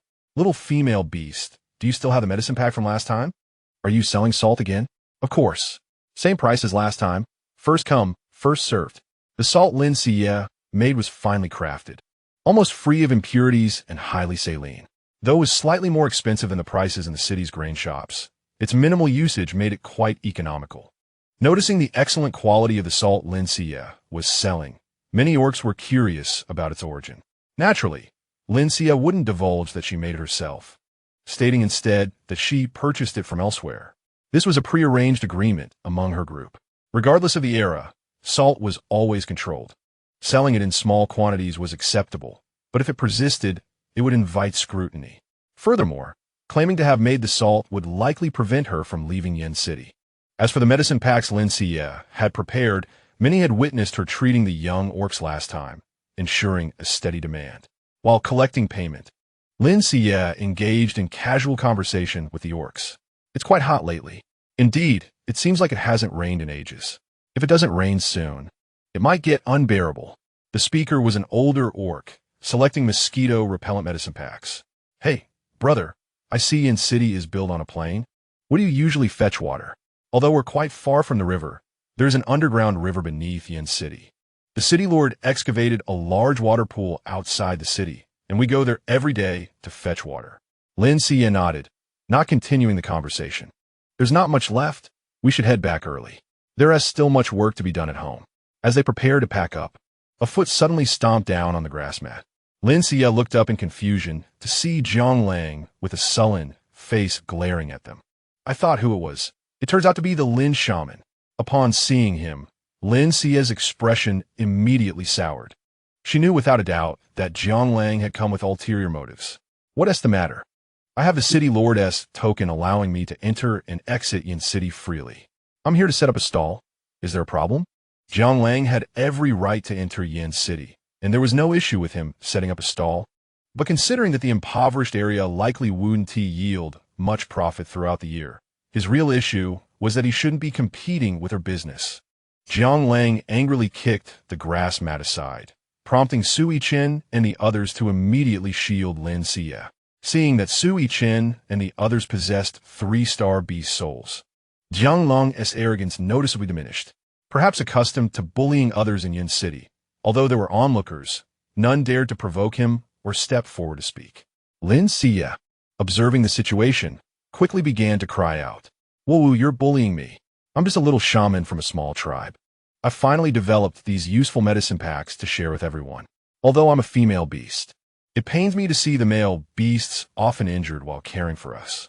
As a formidable beast and a healer, you find it unacceptable that my medicinal pouch surpasses your efficacy. Rather than allowing me to sell it, you even dare to overturn my stall. In this beastly realm, how can a formidable beast bully a female?" Chapter 92. A proposal for collaboration. Lin Xiyue inadvertently lifted her veil, revealing a breathtaking profile. The orc nearest to her was captivated by her stunning features, particularly when he beheld her tear-streaked face, which instantly ignited the protective instincts of the male orcs. Without needing the intervention of Sui Chen and his companions, a male orc encircled Jianglang. "What do you intend to do?" "I'm a healer." Jianglang, a cowardly figure who feared the wrath of others, immediately shrank back as the crowd's anger swelled. "Even if you were a healer, you cannot bully a female." "Precisely. We must inform the city lord." Seeing everyone rallying behind Lin Xiyue only fueled Jianglang's ire. "She is merely an outsider. If you do not assist me, but instead support a stranger, do not expect my help in the future. I shall refuse to treat you." With that, Jianglang turned and glared fiercely at Lin Xiyue. "The last time the city lord sent me to assist you, you not only failed to express gratitude, but also drove me away. Now that you are in my territory, do not expect to leave with dignity." Lin Xiyue rolled her eyes inwardly, encountering such a petty male for the first time. She feigned weakness, delicately wiping away her tears, and repeatedly apologized to Jianglang. "Last time, we were remiss in our hospitality, but with so many injured in the tribe, as a healer, I sought to treat every clan member to the best of my ability. Perhaps our philosophies differ. While you believe male orcs should fend for themselves, I hold that every life is valuable. I cannot stand idly by and watch someone perish. If you harbor resentment for my words, I shall refrain from setting up my stall in Yin City in the future." With that, Lin Xiyue began to pack her belongings hesitantly. Upon hearing that she was a healer, the orcs finally understood the remarkable efficacy of her medicinal pouch. Although it was the first time they had heard of a female healer, the innate trust and fondness that male orcs held for females led them to regard Lin Xiyue with admiration. What was once infatuation transformed into reverence. And the moment they heard Lin Xiyue would no longer sell her medicinal pouches, the orcs were immediately discontented. How could she not come? If Lin Xiyue does not appear, where will they procure such high-quality salt? And the candies, they had never tasted such sweetness. The orcs glared at the instigator of the conflict. Realizing that their anger had only intensified rather than diminished, Jianglang became increasingly flustered. "What is this commotion?" A commanding voice echoed, causing everyone to lower their heads. The city lord, Lin Xiyue, raised an eyebrow, having initially sought an opportunity to discuss collaboration with the city lord, now finding him coming to her. "City lord, this female is impersonating a healer and has stolen my medicinal formulas for sale. You must take action on my behalf." Seeing Jianglang's audacity to distort the facts, Jiang Moran was about to confront her when Lin Xiyue intervened. "Oh, impersonating a healer?" The city lord turned to Lin Xiyue, his gaze filled with curiosity rather than reproach. "Indeed, she is impersonating a healer. I have never heard of a female taking on such a role." That only indicates that Jianglang is woefully uninformed. "What?" Jianglang was clearly taken aback by the city lord's support for Lin Xiyue. "I have heard that after your tribe's healer was killed by a magical beast, a legendary female took on the healer's duties, treating all orcs equally, regardless of gender. To my surprise, this legendary female is none other than Miss Lin." Lin Xiyue nodded slightly to the city lord. "Thank you for your kind words, city lord. I merely do what I can. I am surprised that my endeavors have reached your ears." Lin Xiyue understood that the city lord had sent individuals to investigate the news surrounding nearby tribes, with her tribe being a focal point of his attention. However, she had not anticipated that the city lord would be so well informed about her situation.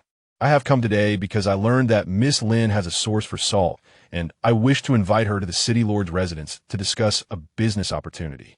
Upon hearing this, Lin Xiyue smiled. It was evident that the city lord was interested in the salt, indicating that her unauthorized sale had not gone unnoticed. "Very well. I would appreciate your guidance."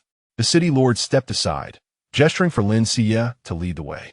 Noticing the city lord's respectful demeanor towards Lin Xiyue, Jianglang realized she had encountered an insurmountable obstacle and could only sneak away unnoticed. Upon returning home, Jianglang smashed everything in her abode to pieces. She prided herself on her lofty status, second only to the city lord, and thus looked down upon any female orc that approached her. Not only that, she even employed several male orcs as her servants, treating them with disdain.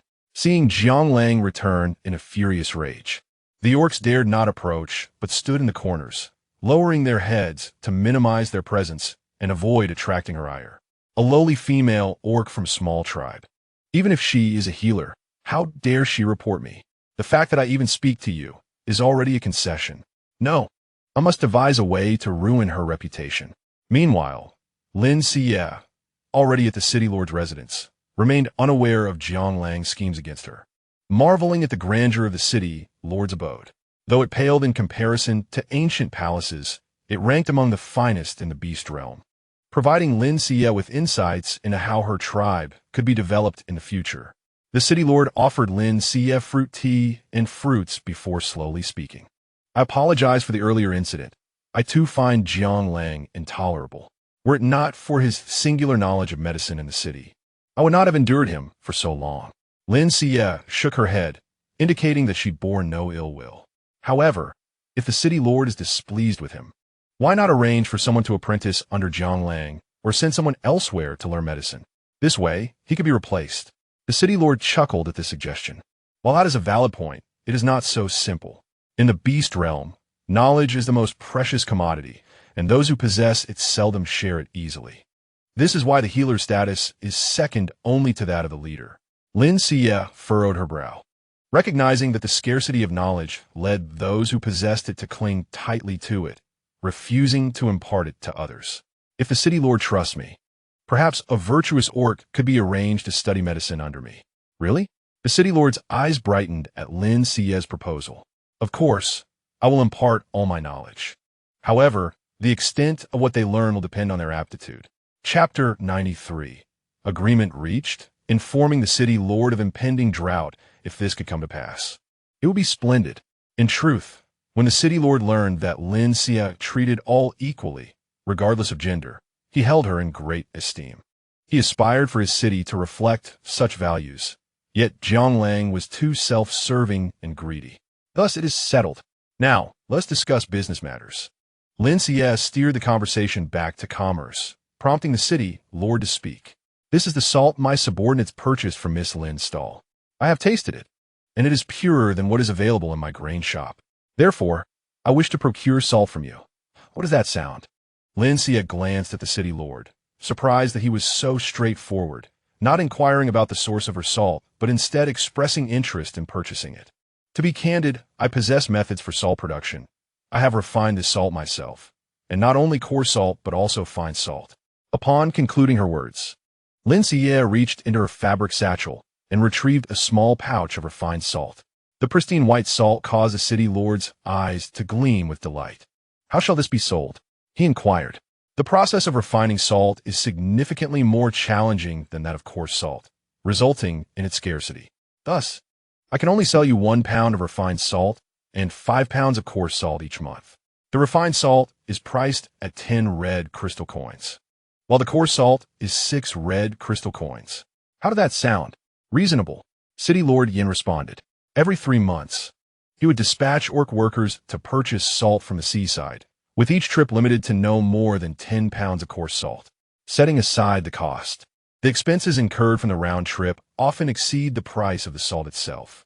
With Lin Xiyue's supply, City Lord Yin could save a substantial amount in transportation costs, making it a remarkably advantageous arrangement.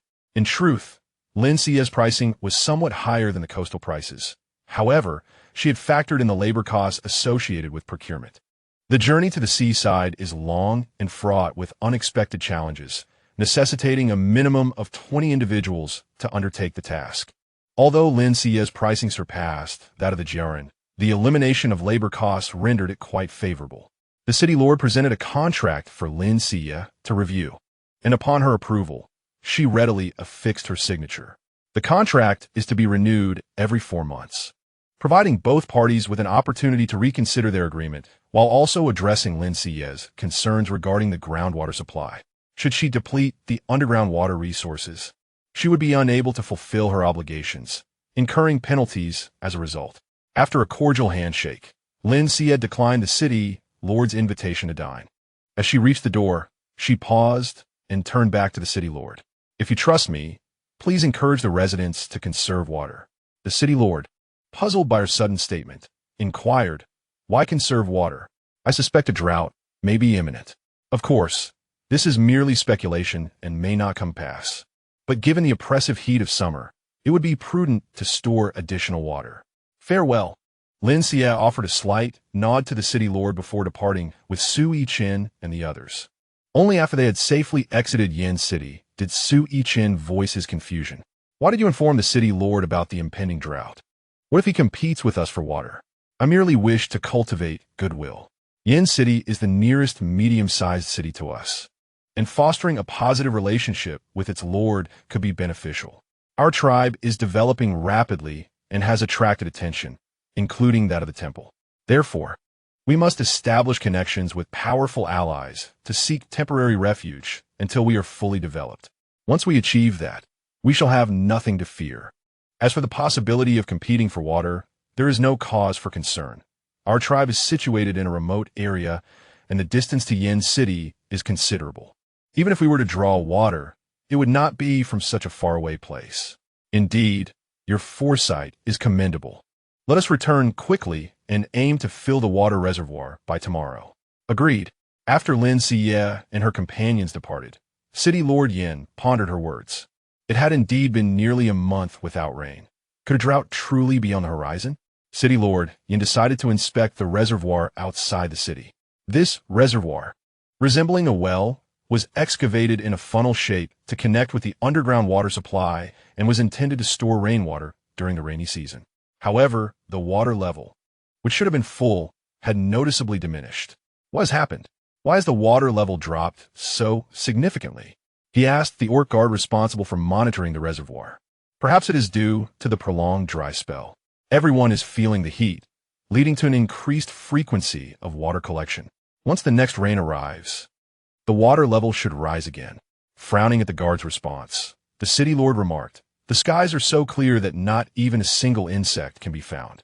Where are the clouds to bring rain? Quickly inform all orcs in the city that a drought is approaching. They must conserve water as much as possible. Here at the reservoir, each person may only carry back 2 buckets of water daily. Additionally, we must mobilize everyone to the river, half an hour away, to collect more water." Upon hearing the city lord's orders, the orc guard hurried back into the city. The news of the impending drought left the orcs too preoccupied with preparing their homes to consider shopping. The city lord then went to the temple, which still shimmered with a faint golden light, yet confusion clouded his mind. Ordinarily, in times of disaster, the saint would convey warnings to the lords of various cities through the temple. Why, then, was there no communication this time? Meanwhile, Lin Xiyue and her companions inspected the water sources along their route back, discovering that they too were drying up. They hurried back, and despite some delays, they arrived at their courtyard by midday. Lin Xiyue had already prepared the meal, eagerly awaiting their return. Just as they arrived, Shaolin burst in with great urgency.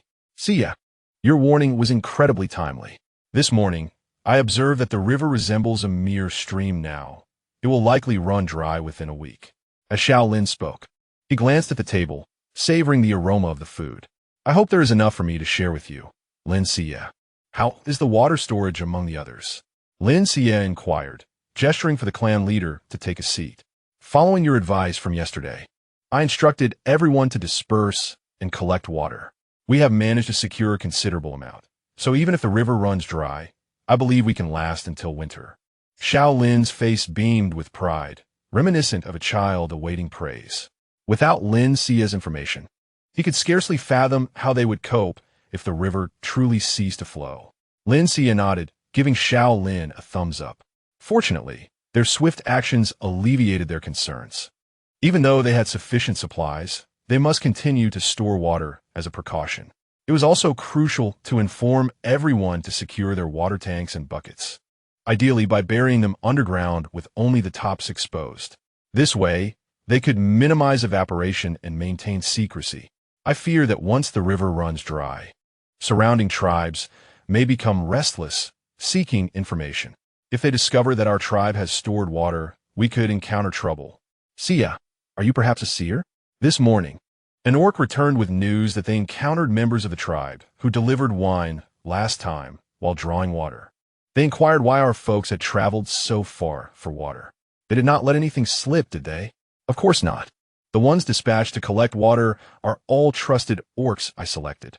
I also reminded them, as you instructed, to maintain silence, so they likely did not raise any suspicions. Lin Xiyue nodded in agreement. Has that tribe returned to inquire about selling more wine? They came once, but I turned them down. That is for the best. They lack sincerity and do not merit further dealings. You are absolutely correct. The two continued discussing the drought issue for a while, but Xiao Lin, citing his hunger, shamelessly settled onto a stool, waiting for the meal to commence. I believe Xiao Lin is simply here to mooch. His eyes are practically glued to the table. Jiang Moran muttered, though Linson noticed this too, but chose not to dwell on it. After all, her culinary offerings were delectable, and it was only natural that others would be drawn to them. Let's dine together. After their meal, Xiao Lin was ushered out of the courtyard by Jiang Moran. Lin Xiyue now had 5 beast husbands, and Jiang Moran had already lost the competition for affection. He did not wish for another rival to contend with. Sui Chen and the others continued to seize the opportunity to gather water, while Lin Xiyue remained at home to organize provisions. It was only upon entering the space to prepare the food that Lin Xiyue discovered a new area had been activated within the space. Oh, after just a few days of absence, Lin Xiyue was astonished to find that the space had activated so many areas.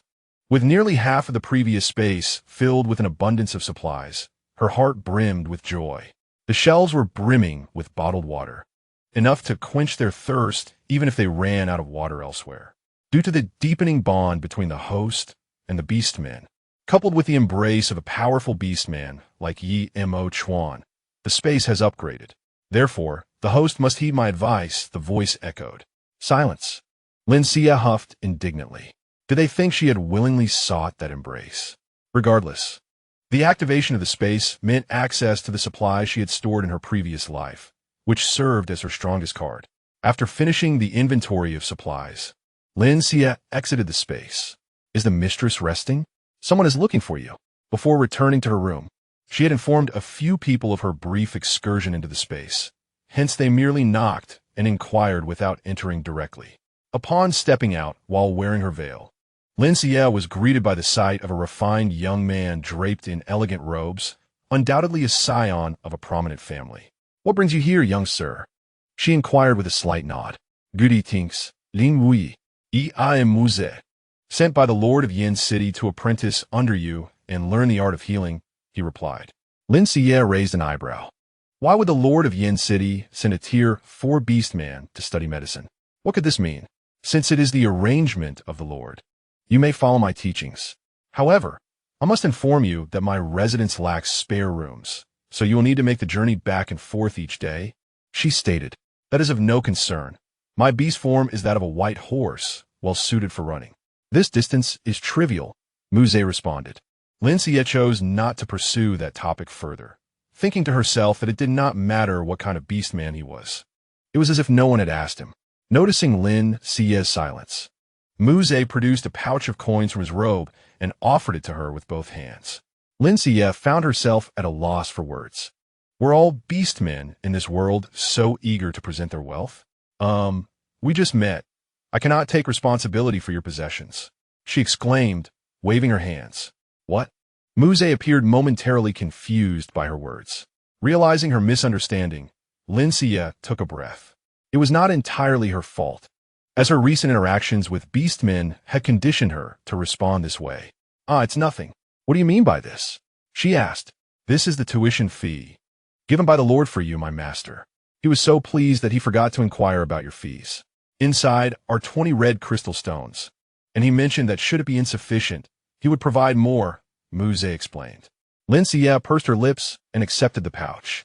This is more than enough. The Lord of Yin City is exceedingly generous. Please, have a seat. She quickly changed her previously aloof demeanor to one of warmth, inviting Muse to sit. Although surprised by Lin Xiyue's attitude shift, Muse found it reasonable. She was not one to dwell on trivial matters, and soon began imparting fundamental medical knowledge. Muse proved to be remarkably astute, grasping concepts with ease. After filling the water reservoir, Sui Chen and the others remained vigilant about Muse, even if they did not voice their concerns. Chen, what do you think the Lord is thinking? Why send a Tier 4 beastman to learn medicine? He appears to be a nobleman. What would he want with the role of a shaman? Lin Xiyue, who rarely spoke, pinpointed the crux of the matter. What? Upon hearing Lin Xiyue's words, Mu Xingye sprang up from his chair. I will go chase him away. Calm down. I trust the mistress. Even if the Lord intended this arrangement, it ultimately depends on her consent. The group turned their gaze towards Lin Xiyue, who at that moment was entirely focused on teaching, correcting Mu Zhe with a firm hand whenever he made a mistake. I don't believe the mistress holds any interest in Mu Zhe, one remarked. Agreed. They finally relaxed their guard, but when dinner time arrived, they intentionally neglected to set a place for Mu Zhe. Mu Zhe quickly understood their intentions, but merely smiled. It is getting late.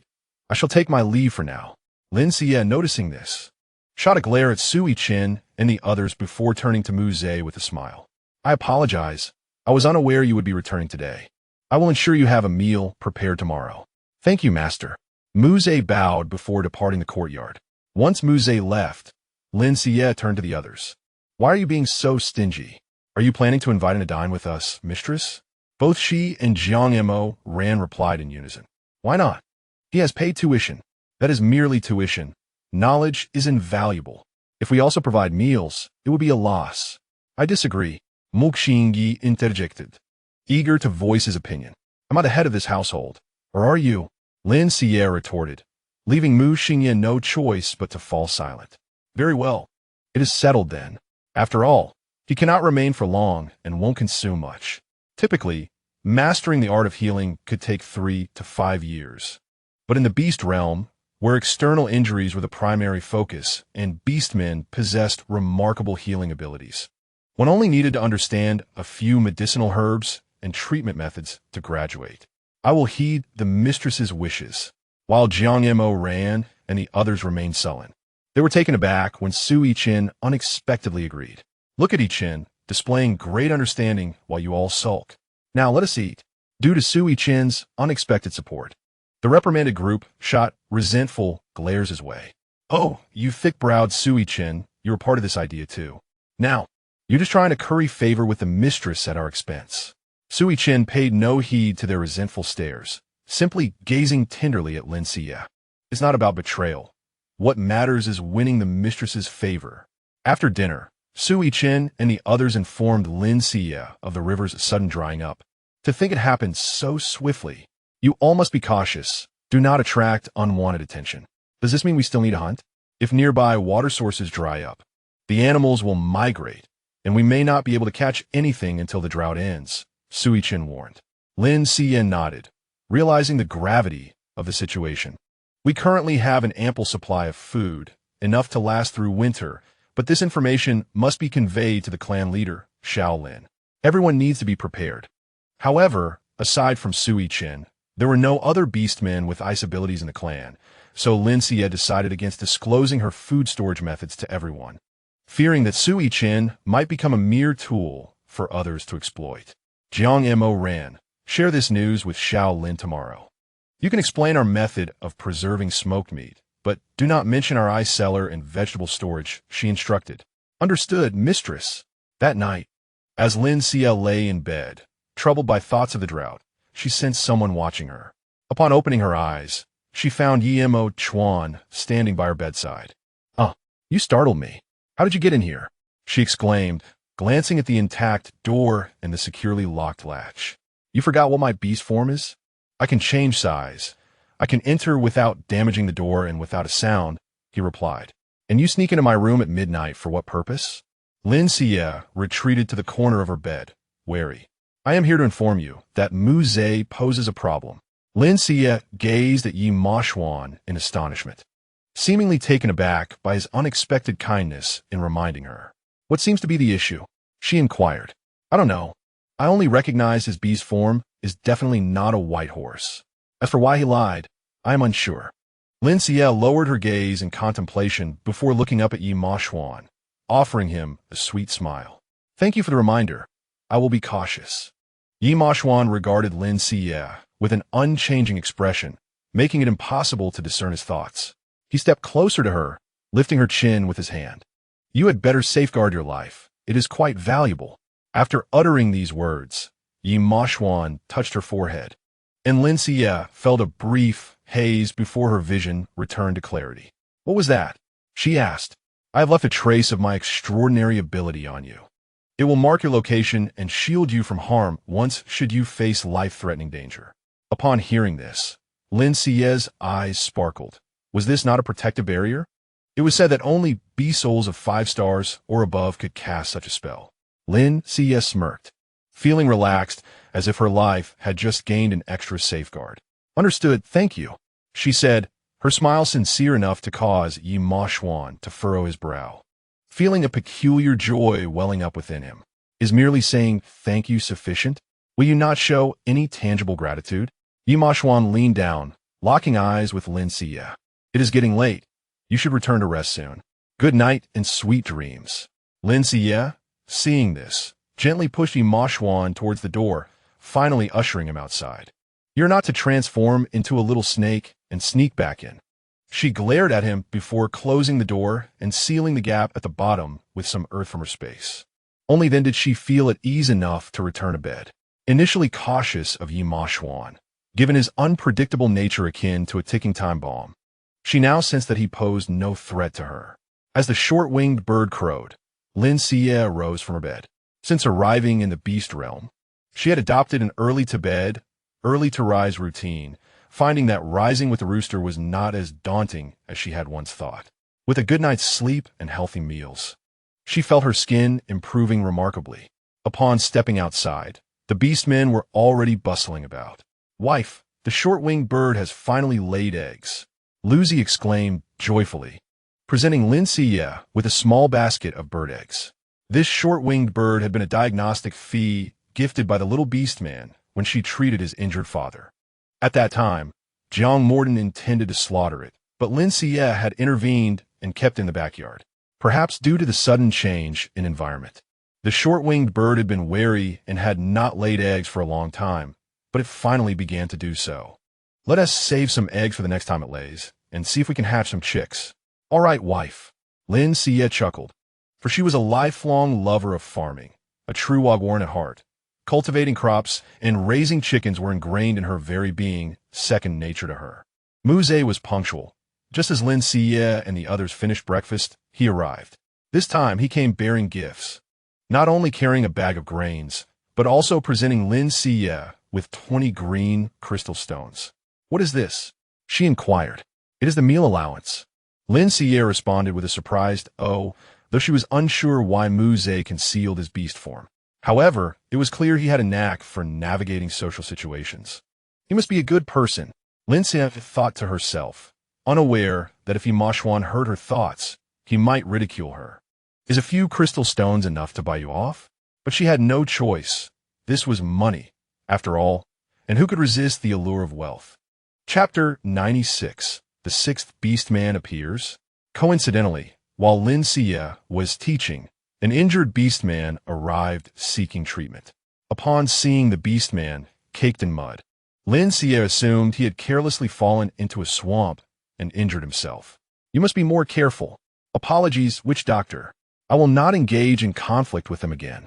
The beastman apologized cautiously. "Conflict? With whom? Are you not injured?" "Of course not." The beastman recounted the events leading to his injury.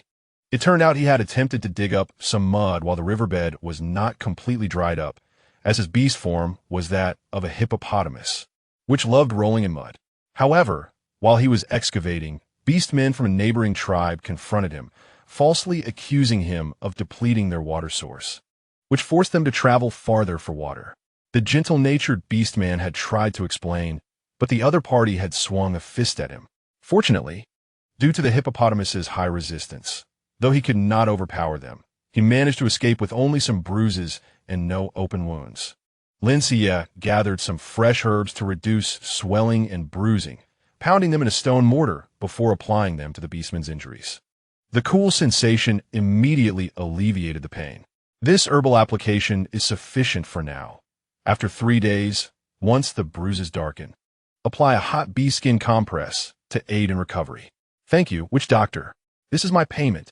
The hippopotamus beastman handed Lin Xiyue a bag of wheat he had specially gathered for her, knowing she enjoyed it. Now, everyone in the tribe knew Lin Xiyue's talent for turning seemingly inedible items into delicious dishes, so they were eager to cater to her preferences with their payments. Even without venturing out for food, she received ample provisions delivered right to her door.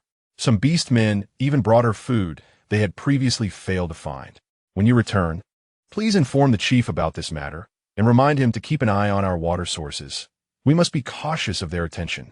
Understood. The hippopotamus beast man nodded and hurriedly departed. It seemed the drought was indeed a pressing concern. Muze furrowed his brow at this revelation.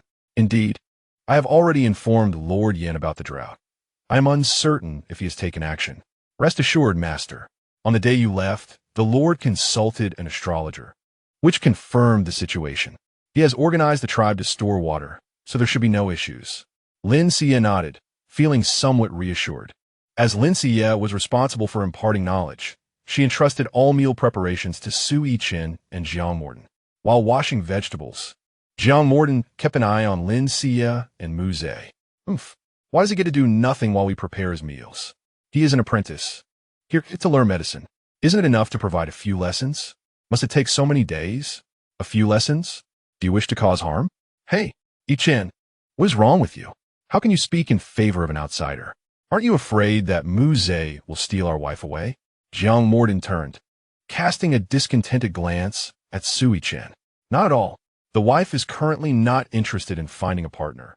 Otherwise, she would have sought our company for the night. You seem quite relaxed, without an ounce of urgency. This will not do. I must separate them. Jiang Morden rose, drying his hands before approaching Lin Xiyue. Satri pushin Muze aside. Wife, come and see the dishes we prepared today. They're made according to your recipe. Please try them and let us know how they taste. I am still in the midst of teaching. Oh, dear wife has been busy all morning. It is time for you to rest. Do you not often say we must balance work and leisure? Come on. Lin Xiyue blinked, recognizing the validity in Jiang Morden's words, and turned to Muze. You must remember what I just said. I will quiz you after lunch. Just as Muze prepared to respond, Jiang Morden interrupted. Wife, he heard that. Let us not disturb his studies. We shall head to the kitchen. With that, he took Lin Xiyue's hand and led her toward the kitchen, casting a warning glare at Muze over his shoulder. How could Muze not perceive such transparent intentions? He could only smile helplessly. At lunchtime, Muze stood beside a few people, holding a bowl, looking as helpless and pitiful as a child being ostracized. Come and sit down to eat. Lin Xiyue beckoned Muze, but Jiang Mo ran and Mu Xingyi were outraged. No way. Why not? We are the beast husbands of the mistress. Only we can dine at the same table as her. Muze is merely here to learn from the mistress. How can he sit and eat with us? Lin Xiyue blinked, not finding anything amiss. In modern times, when friends come to visit, they also sit down together with the host to share a meal, don't they? Seeing Lin Xiyue's confusion, Jiang Mo felt even more wronged. Does the mistress want to take Muze as your sixth beast husband? Jiang Mo looked at Lin Xiyue with a pitiful expression, her beautiful fox eyes tinged with a hint of red. I do not. Lin Xiyue instinctively blurted out. Jiang Mo and the others visibly perked up, but Muze appeared somewhat dejected. However, leaving a guest standing was rather impolite. Wasn't it? This is simple. Jiang Mo got up and moved a small table from the corner of the courtyard, placing it beside them. Yet, after a moment of frowning and thought, Jiang Mo moved the table a bit further away. Let him eat here, this will suffice. Jiang Mo returned to the table, satisfied with her arrangement. Observing that half the table was placed outside the sunshade, Lin Xiyue helplessly pursed her lips. Let's shift our table a bit inward, that one is in the sun.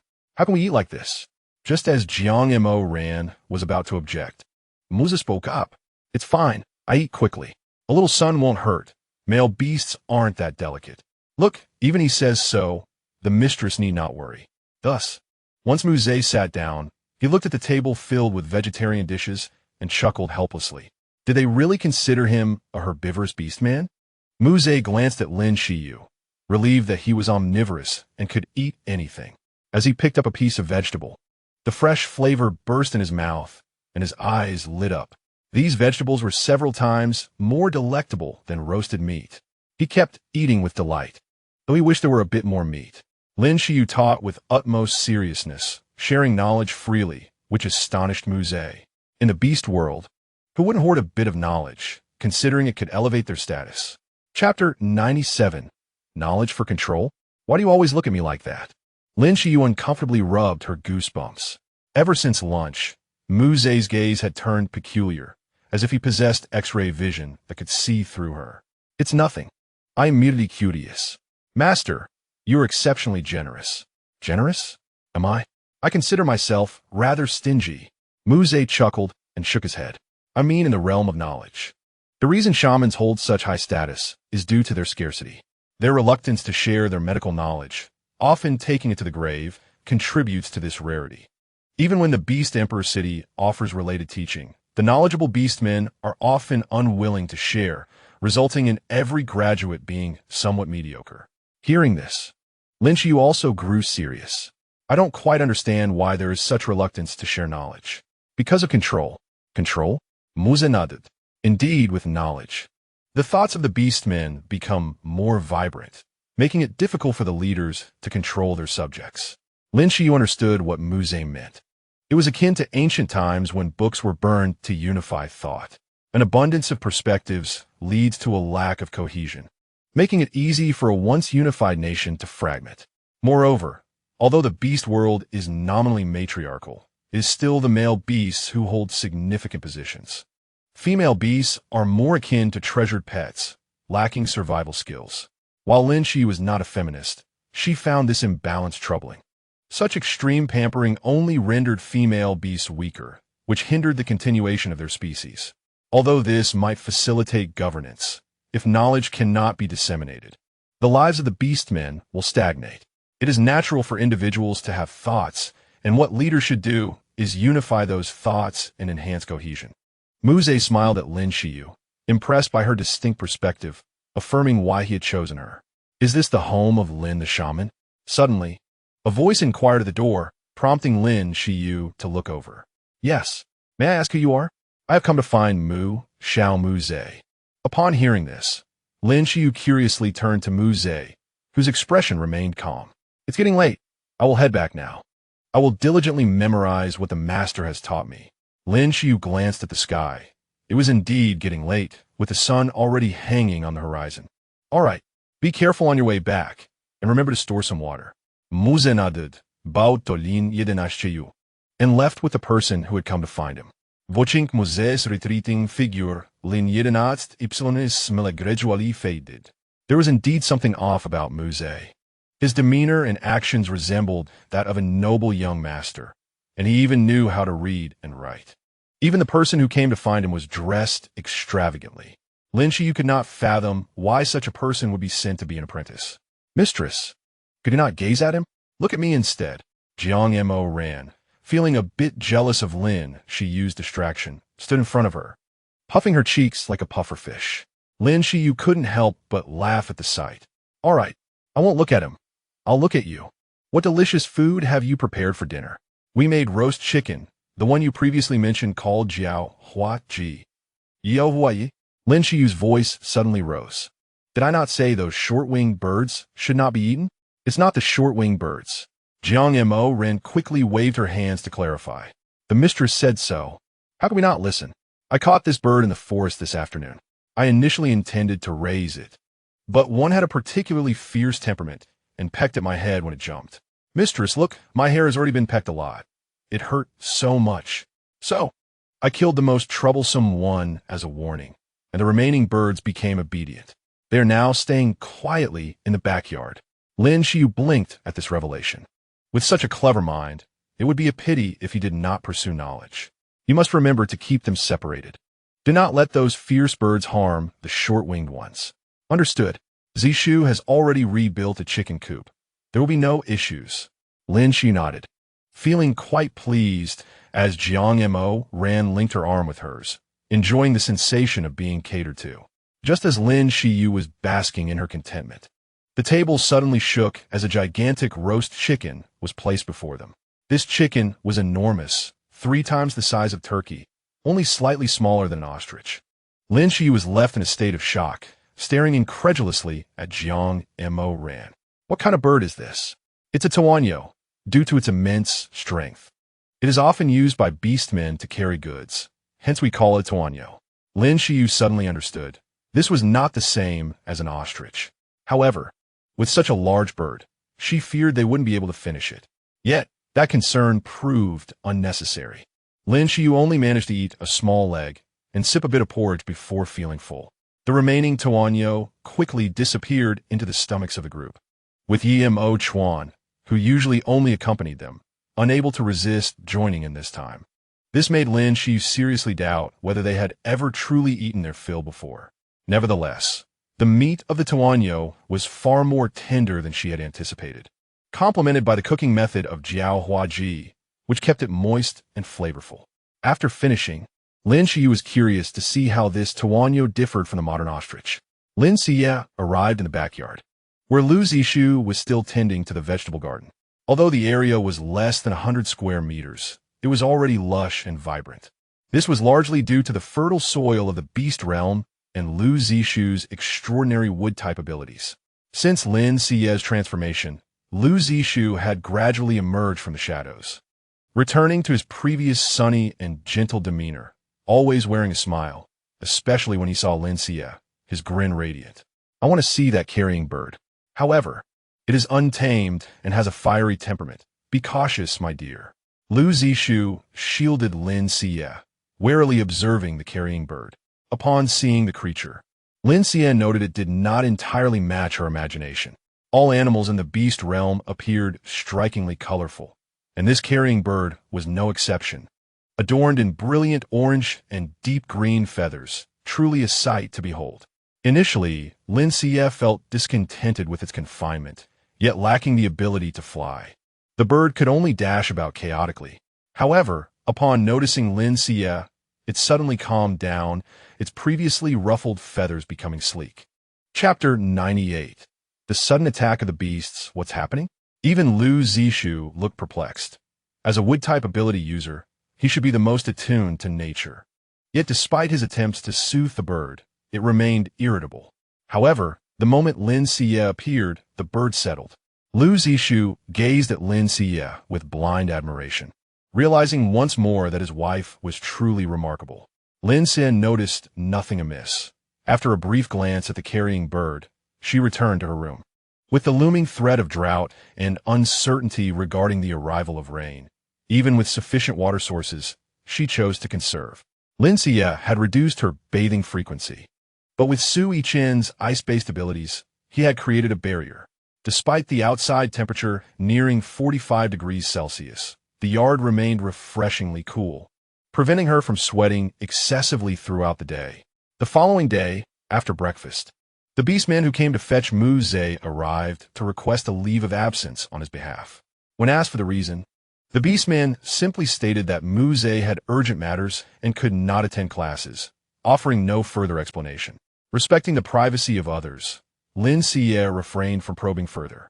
Jiang Moran and Mu Xingye, however, were delighted, wishing that Mu Zhe would never return. With the tribe's beastmen having stored sufficient water, life returned to normal. Yet, as Lin Xiyue had anticipated, the animals in the forest began to migrate in large numbers due to the lack of water, leaving many beastmen busy all day with little to show for their hunting efforts. Lin Xiyue compiled a list of edible plants that were filling and sent Su Yichen to deliver it to Shaolin. She was generous, knowing she intended to live there long term. After all, one's prosperity was intertwined with the community's well-being. Before Su Yichen returned, an alarm rang out in the village. What's going on? Jiang Moran and the others rushed out to shield Lin Xiyue. It must be a beast attack, likely because they're desperate for water, one speculated. But how could they know we have water? Just as Lin Xiyue questioned, she realized the truth. Perhaps the beasts were not aware of their water supply, but were drawn by the scent of blood to quench their thirst. After previous conflicts, Lin Xiyue had suggested organizing a patrol team to guard against any ill-intentioned beastmen threatening the tribe, while also identifying other dangers for early warnings. Unexpectedly, it proved invaluable. This alarm was raised by the patrol team, and only 5 minutes after the alert, the beasts charged into the tribe. Though the warning was brief, it was sufficient for everyone to prepare. As was customary, The beasts attacking Lin Xiyue outnumbered those targeting others. Am I particularly fragrant? Why do these beasts react as if they are starving upon seeing me? Have you considered that your physique might be exceptional? Exceptional? In what way? You're not suggesting I am like Tang Seng's flesh, are you? Well, it's somewhat accurate. Lin Xiyue rolled her eyes at the comment. Turning her head, she spotted Yima Xuan leaning against the door, appearing indifferent to the chaos surrounding him. Yima Xuan, aren't you going to help? Help? What isn't it for me? Yima Xuan tilted his head, a cold smile gracing his lips. Seeing his demeanor, Lin Xiyue's expression darkened. Then forget it. I don't need your help. With Sui Qin and the other's strength, along with my support, these beasts won't pose a threat to them. Noticing Lin Xiyue's refusal to yield, Yima Xuan felt a twinge of displeasure. In a flash, he pulled her into his embrace. Why is my dear so stingy, offering no benefits at all? There are no benefits. I want to provide any. Lin Xiyue despised those who took advantage of others' misfortunes. Seeing her furrowed brows, Yima Xuan inexplicably felt pleased. With a casual wave of his hand, several beasts lunging at Lin Xiyue were reduced to ashes. The power of his dark flame was far more ferocious than ordinary fire abilities, but the backlash was equally potent, severely impacting his consciousness. With Yima Xuan joining the fray, the beasts were swiftly repelled, though a few, having suffered at Lin Xiyue's hands, redirected their attacks toward other beastmen. Soon, screams from Ayan echoed next door. Let us go assist. Remembering her previous involvement that led to Ayan's mate being grievously injured, Lin Xiyue was determined not to cause further harm to her friends. As Lin Xiyue dashed out, she realized Yima Xuan remained stationary. Come on, Yim Mowan Shuruk. Their lives and deaths have nothing to do with me. Lin Xiyue paused momentarily, recalling that the Snake Clan inherently lacked emotional attachment and thus would not concern themselves with others' lives. The only reason he intervened earlier was due to their bond. No matter how emotionally detached the Snake Clan was, they still held feelings for their partner. Lin Xiyue chose not to press the issue further and dashed toward Ayan's courtyard. Observing Lin Xiyue's unwavering determination, Yima Xuan furrowed his brow, unable to comprehend why she was so anxious about others' lives when her own safety was paramount. Yet, as he pondered, a sharp pain pierced his consciousness. Damn it! Enough thinking. Yima Xuan retreated to his room, ignoring the turmoil outside. Fortunately, Lin Xiyue and her group arrived in time. Finding that only Ayan's mate had sustained minor injuries, with no serious harm done.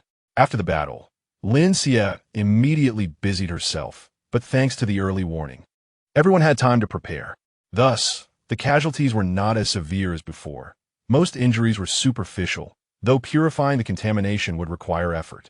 The Beastmen learned that the patrol team was Lin Xiyue's idea, leading to an unprecedented level of admiration for her. When help was needed, that Mu Zhe conveniently took leave. Did he foresee the beast attack and deliberately stay away? Mu Xingye grumbled while grinding herbs. Don't speak carelessly. He mentioned he had urgent matters. Must you speculate so? Lin Xiyue admonished Mu Xingye, who reluctantly fell silent. Through the window, Yima Xuan observed Lin Xiyue's concern for the injured beastmen, feeling increasingly restless, as if he had forgotten something. However, every time he tried to think, a violent headache forced him to cease. After an exhausting day, Lin Xiyue managed to bandage all the injured, feeling a sense of joy knowing there were no fatalities among the beastmen. Chapter 99. The water from the dug well is undrinkable the following day. When Mu Zhe arrived to learn medicine, he discovered that the tribe had suffered an attack from magical beasts. I apologize for taking leave yesterday, he said. You need not apologize. It was not your fault. Besides, we have resolved the issue smoothly, Lin Xiyue reassured him. Clearly, Lin Xiyue had not given the matter much thought. As Mu Zhe gazed upon Lin Xiyue's delicate face, a tinge of reluctance stirred within him. Master, I may not be able to attend lessons starting tomorrow. If I do not return, will you forget me? Lin Xiyue looked at Mu Zhe with a puzzled expression. Although Mu Zhe was astute and had memorized all the foundational knowledge in just a few days, adept at handling common ailments and injuries, the unpredictability of illness could still pose challenges he was unprepared for. Lin Xiyue furrowed her brow, pondering whether it was even her place to worry about such things. Would she need to travel to Yin Chang to practice medicine? Rest assured, since you have called me master, how could I possibly forget you? Never. After lunch, those who had previously sought Mu Zhe's assistance arrived to take him away. Observing their anxious demeanor, it was likely that Mu Zhe would not be able to come today. However, he had come to bid farewell. My lady, what has them so flustered? I do not know. I am fine, but today is Mu Zhe's last day of study. Last day? So he will not return starting tomorrow? Lin Xiyue nodded. Splendid. Jiang Yamo ran exclaimed joyfully. Noticing Lin Xiyue's pleased gaze, he quickly lowered his head, preoccupied with his tasks. At that moment, Xiao Lin approached Lin Xiyue, carrying a wooden bucket of water. Lin Xiyue regarded the water in confusion. If Xiao Lin's intention was merely to deliver water, then this small bucket seemed rather insincere. If it was not for that purpose, what was the significance of the water? Frowning, Xiao Lin placed the bucket on the table. Xiyue, as per your instructions, I have dug wells in several orc households. This is the water from those wells. But it is undrinkable. What do you mean by undrinkable? Lin Xiyue asked, perplexed, as she filled a bowl with the water. One sip made her spit it out in shock. Why is it so salty? Lin Xiyue stared incredulously at the bucket. Since she had already stored enough drinking water, she had not anticipated that such clear well water would be saline. Indeed, this water is entirely unsuitable for consumption. Fortunately, we have sufficient reserves, so there is no disappointment. I plan to have the orcs fill in the wells. Do not fill them. Lin Xiyue hastily interjected, suddenly struck by an idea that could lead to the tribe's prosperity. Instruct all the orcs who dug wells to seal them to prevent the underground water from evaporating. Once the dry season ends, we can use this well water to produce salt. Produce salt. Lin Xiyue nodded enthusiastically, realizing she had overlooked the prospect of well salt. As the underground water interacts with mineral-rich sediments, organic materials from the minerals would dissolve into the water. Various minerals would then recombine in the water, forming sodium chloride. If this underground water were extracted through wells and refined into salt, it would yield well salt. This method is far more convenient than producing salt from rock salt or salt fruits, and it could be consumed directly without the filtration required for sea salt. Upon hearing Lin Xiyue's explanation, Xiao Lin's eyes sparkled with excitement. So, our tribe is situated on a salt mountain. Salt is far more precious than crystal stones. In the beast world, possessing either salt or crystal mines meant wielding significant power. Very well, I entrust this matter to you. Whenever you decide to produce salt, we shall commence. Lin Xiyue nodded in agreement and instructed Xiao Lin to keep the plan confidential, after which he went to make arrangements. As the days passed, the leaves of the plants curled under the relentless sun, and animals that could not find water perished. Even the magical beasts that occasionally returned to cause trouble had grown silent. Lin Xiyue treated only a few orcs suffering from heat stroke, not noticing any cases of dehydration among the tribe. However, she heard reports of individuals from other tribes succumbing to thirst. Orcs who failed to store water had begun to quench their thirst with the blood of their prey. Occasionally, desperate orcs sought refuge in their tribe, but Xiao Lin rejected them. Lin Xiyue felt a pang of compassion, but understood that Xiao Lin was right. It was vital to keep their water reserves a secret during such times. To possess wealth is to invite trouble. In times of crisis, human nature is most untrustworthy. Nevertheless, Lin Xiyue received some good news. A month had passed since the drought began, yet the temple had remained silent, with the saintess not even inquiring about the situation. This had shaken the faith of many orcs who revered the saintess. Initially, Lin Xiyue thought the saintess simply failed to foresee the drought. However, after having Mu Xingyi relay messages to his parents, she learned that the saintess had indeed predicted the drought. After all, during the sweltering summer, a fortnight without rain would be unmistakable to anyone. Yet, the saintess had chosen not to disclose this to the public. She quietly hoarded water, now enjoying a refreshing bath within the temple. The water she wasted, even if discreetly discarded, would not be shared with the thirsty orcs. Fortunately, my lady urged me to notify the father beast in time, allowing them to store water in advance. Otherwise, I cannot imagine what they would do without it. Following this incident, Mu Xingye's faith in the saintess was utterly extinguished. In Yincheng, although the city lord promptly alerted the citizens to conserve water, the location of Yincheng was far from advantageous. Once the reservoirs dried up, locating a new water source became exceedingly difficult. The city lord ordered excavations in hopes of finding a new underground water source, but all efforts ended in failure. In desperation, he approached Mu Ze, requesting him to borrow drinking water from Lin Xiyue, but Mu Ze declined. City lord, this is inappropriate. Lin Xiyue has already given us a chance by advising us to store water in advance. It is not just us facing drought. Seeking water from her now could cost us dearly. The city lord sank into his chair, despairing. I understand this is inappropriate, but I'm out of options. We cannot find a drop of water. The water we have stored will last at most 6 days. What will Yincheng do after that? What will everyone do? Has the saintess not yet sought rain? The city lord shook his head. The saintess claims this is a test from the beast god.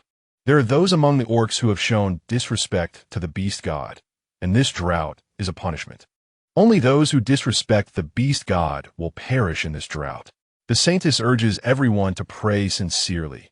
Those blessed by the beast god will survive this calamity. Chapter 100. Someone is coming to steal water. Upon hearing the city lord's words, Mu Ze scoffed. What divine protection from the beast god? It is merely the saintess's incompetence. Shoo, do not speak carelessly. If these words reach the temple, even if you are right, you will suffer the consequences. Mu Ze frowned at that. Have you conveyed these sentiments to the orcs in the city? No, such unproductive chatter is best kept from their ears. However, I suspect that even if I do not speak, the temple's emissaries will relay similar messages to the orcs. Mu Ze fell silent for a moment, suddenly struck by a thought. The temple's transmission pillars send daily supplies to the emissaries, do they not? Upon hearing Mu Ze's words, the city lord felt a sense of foreboding. What are you planning? Mu Ze smiled at the city lord. You understand that our race is opposed to the saintess. We are grateful for your understanding and for providing us shelter. We will repay this kindness. The city lord felt a chill run down his spine. Even as Mu Ze stood to leave, he dared not inquire about his intentions. He resigned himself, thinking that as long as he was not implicated, he would remain uninvolved. As Mu Ze opened the door to the room of the city lord of Yincheng, he caught sight of a fleeting shadow around the corner. Furrowing his brow, he instructed his subordinates to investigate before making his way directly to the temple. Jianglang swiftly ran down a deserted path, pausing to evade the pursuers sent by Mu Ze, panting heavily. Thankfully, our Huangjiao clan is adept at the art of escape. Otherwise, he would certainly have been captured. Reflecting on the conversation he had just overheard, he pondered how the temple had not mentioned drought, yet the city lord had foreseen it and urged everyone to store water. It had been Lin Xiyue who had disclosed this information, indicating that she must have amassed a substantial reserve of water. A sinister glint flashed in Jianglang's eyes as he couldn't help but chuckle. After all, it was her who had reported him to the city lord, resulting in the revocation of his title as a shaman and the appointment of an unknown young upstart in his stead. The beastmen, too, were ungrateful, having forgotten how they once fawned over him. Now, they pretended not to see him, and even the young beastlings mocked him. Since you were so generous as to share precious medical knowledge with strangers, surely you would be willing to share the water supply as well. With a cold snort, Jianglang dashed towards the city gates. Meanwhile, Lin Xiyue was engaged in a discussion with the system on how to summon rain when a sudden, urgent knocking interrupted her. Xiao Lin rushed into the courtyard, exclaiming in haste, "What is it? Why the panic? There's been an incident. Word is spreading outside that we have monopolized the water source, causing the drought. Several tribes have united and are preparing to attack us. Xiyue, how should we handle this matter?" Lin Xiyue's brow furrowed deeply upon hearing this. Since the onset of the drought, the tribe had maintained a low profile. Who had leaked the information about their water supply? Could it be someone from their own tribe? No, I also did not know about this initially. Someone must have learned of our ample water supply and brought this news in hopes of joining our tribe. Who is it? I have brought the person here. That beast man claims to know you. Knows me? Lin Xiyue looked towards the door, where Xiao Lin beckoned a young beast man of around 10 years. Is it you? Lin Xiyue recognized this beast man as the one who had lured her into a trap. The young beast man hung his head, his filthy appearance indicating he had been living a life of wandering. How did you come to know that someone was planning to attack our tribe? The young beast man spoke timidly. It was Jianglang the shaman. I saw him meeting with the people from the Xiyue tribe, claiming that you had a lot of water and stating that the drought was caused by you. Jianglang even informed the beastmen of Yancheng. But the city lord ordered it suppressed, intending to capture Jianglang, who managed to escape. Worried that Lin Xiyue might not believe him, the young beastman hurriedly added, "What I say is true. After my mother died, I've been wandering in the forests around here. The Xiyue tribe is relatively lax in their defenses, and when I was starving, I would sneak in to steal food. That day, I was about to head to the Xiyue tribe when I saw Jianglang. Out of curiosity, I followed him and overheard their conversation. The chief of the Xiyue tribe had also contacted the Yancheng tribe and the Yema tribe, planning to join forces to seize our water." Lin Xiyue exchanged a glance with Shaolin, who then instructed his men to take the young beastman to a safe place. "Shaolin, do you know about these 3 tribes? Aside from the Xiyue tribe, which is relatively strong, the other 2 are not worth mentioning." "That is good. Prepare for battle. If possible, we might as well consider annexing these 3 tribes." Lin Xiyue's words resonated with Shaolin, who had been contemplating the same strategy but was concerned Lin Xiyue might oppose it. "Since you agree, I will gather our forces." "Very well. However, you should maintain a distance from me when sending signals." Lin Xiyue pointed to her ear, and Shaolin paused, sheepishly scratching his head. After Shaolin departed, Lin Xiyue retrieved the token of Yancheng from her spatial pouch. "Yi Chen, take this token and find the city lord of Yancheng. Have him keep the beastmen in check. If they refrain from participating in this matter, we can offer them some drinking water." Su Yichen nodded, grasping the token and swiftly heading towards Yancheng. The entire tribe instantly entered a state of readiness. Upon learning that someone intended to seize their water source, all the beastmen stood alert, united like never before. Lin Xiyue gathered some food and water before going to the place where Shaolin had accommodated the young beastman. It was a simple dormitory-like structure, housing single beastmen who had sought refuge. The young beastman, somewhat timid, huddled in the corner. Upon seeing Lin Xiyue arrive, all the beastmen stood up and bowed. Lin Xiyue nodded, placing the food and water down, and the beastmen quietly took only their share. In the bear tribe, stealing food was strictly forbidden. Previously, someone had tested the tribe's limits by stealing food from others and had suffered Shaolin's ire. Some beastmen still bore the marks of that punishment, which kept everyone in line. Lin Xiyue approached the young beastman, pushing the food towards him. When she encouraged him to eat, the young beastman eagerly seized the food and devoured it hungrily. "You are quite bold, daring to steal food from other tribes. Aren't you afraid of being caught?" The young beastman shook his head while eating. "I can dig tunnels. They can't catch me." "You can dig tunnels? What is your beast form?" "Aardvark." Lin Xiyue stared at the young beastman in astonishment. Such creatures were exceedingly rare. Yet, how was it that he lived in such dire circumstances? Chapter 101. A counterplot. The young beastman lowered his head despondently. "The probability of our clan awakening special abilities is very low, so we evolve our hard scales and the ability to burrow as a means of defense. Our rarity is also due to the fact that very few female beasts are willing to choose us as mates, making it difficult to reproduce." Lin Xiyue felt a wave of sympathy wash over her. "Do not worry. Regardless of the circumstances, you can settle down in the tribe. There is much work to be done in the tribe, and if you contribute actively, you will earn food without needing to hunt or forage. So you need not fear hunger. However, you must not steal from others again." The young beastman gazed at Lin Xiyue with bright eyes. "By the way, I still do not know your name." "My name is Xiaofeng. My mother said she liked maple leaves, so she named me after them. Xiaofeng. What a lovely name. Cherish it." "Yes, I will." After reassuring Xiaofeng, Lin Xiyue left the dormitory. Upon returning home, Su Yichen informed her that the enemy's advance party had already engaged in battle with the tribe, but had been repelled. "This must be a reconnaissance mission. Tell Shaolin and the others to remain vigilant. Additionally, we should only leave one person at home. The rest should assist on the front lines." Su Yichen glanced at Jiang Mo Ran and the others, nodding in agreement. "All right, we will take turns to stay behind and care for the wife. Today, it will be Mo Ran, Zishu, and Xingyi. You two will come with me." Lu Zishu and Mu Xingyi nodded, bidding farewell to Lin Xiyue before departing. Meanwhile, Yi Mo Chuan, who had remained in the room, felt somewhat indignant as he realized he had not been included in the plans. However, if tasked with managing others, he would certainly refuse. "Do not worry, wife. They will surely be fine." Lin Xiyue nodded. The bear tribe was now the most formidable tribe in the vicinity, and she had no concerns regarding their strength. "Yet, we must still prepare adequately. Afterward, you will accompany me to gather more herbs. Whenever there is conflict, there will inevitably be injuries, so we must be well prepared." "Understood." However, since the minor skirmish with the advance party, the opposing tribe had remained unusually silent, causing Xiao Lin to feel a sense of unease, prompting him to seek Lin Xiyue for a strategy discussion. "I believe they must have some scheme in mind. After the last test, they should have realized we are not their match, and they likely intend to employ alternative methods." I share the same sentiment. However, we remain oblivious to their plans, and someone must venture to gather intelligence.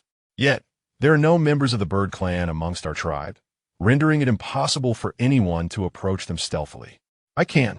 Suddenly, a bright voice rang out from outside, prompting Sui Chen to swiftly open the courtyard door, revealing Xiaofeng and a diminutive beast man standing at the entrance.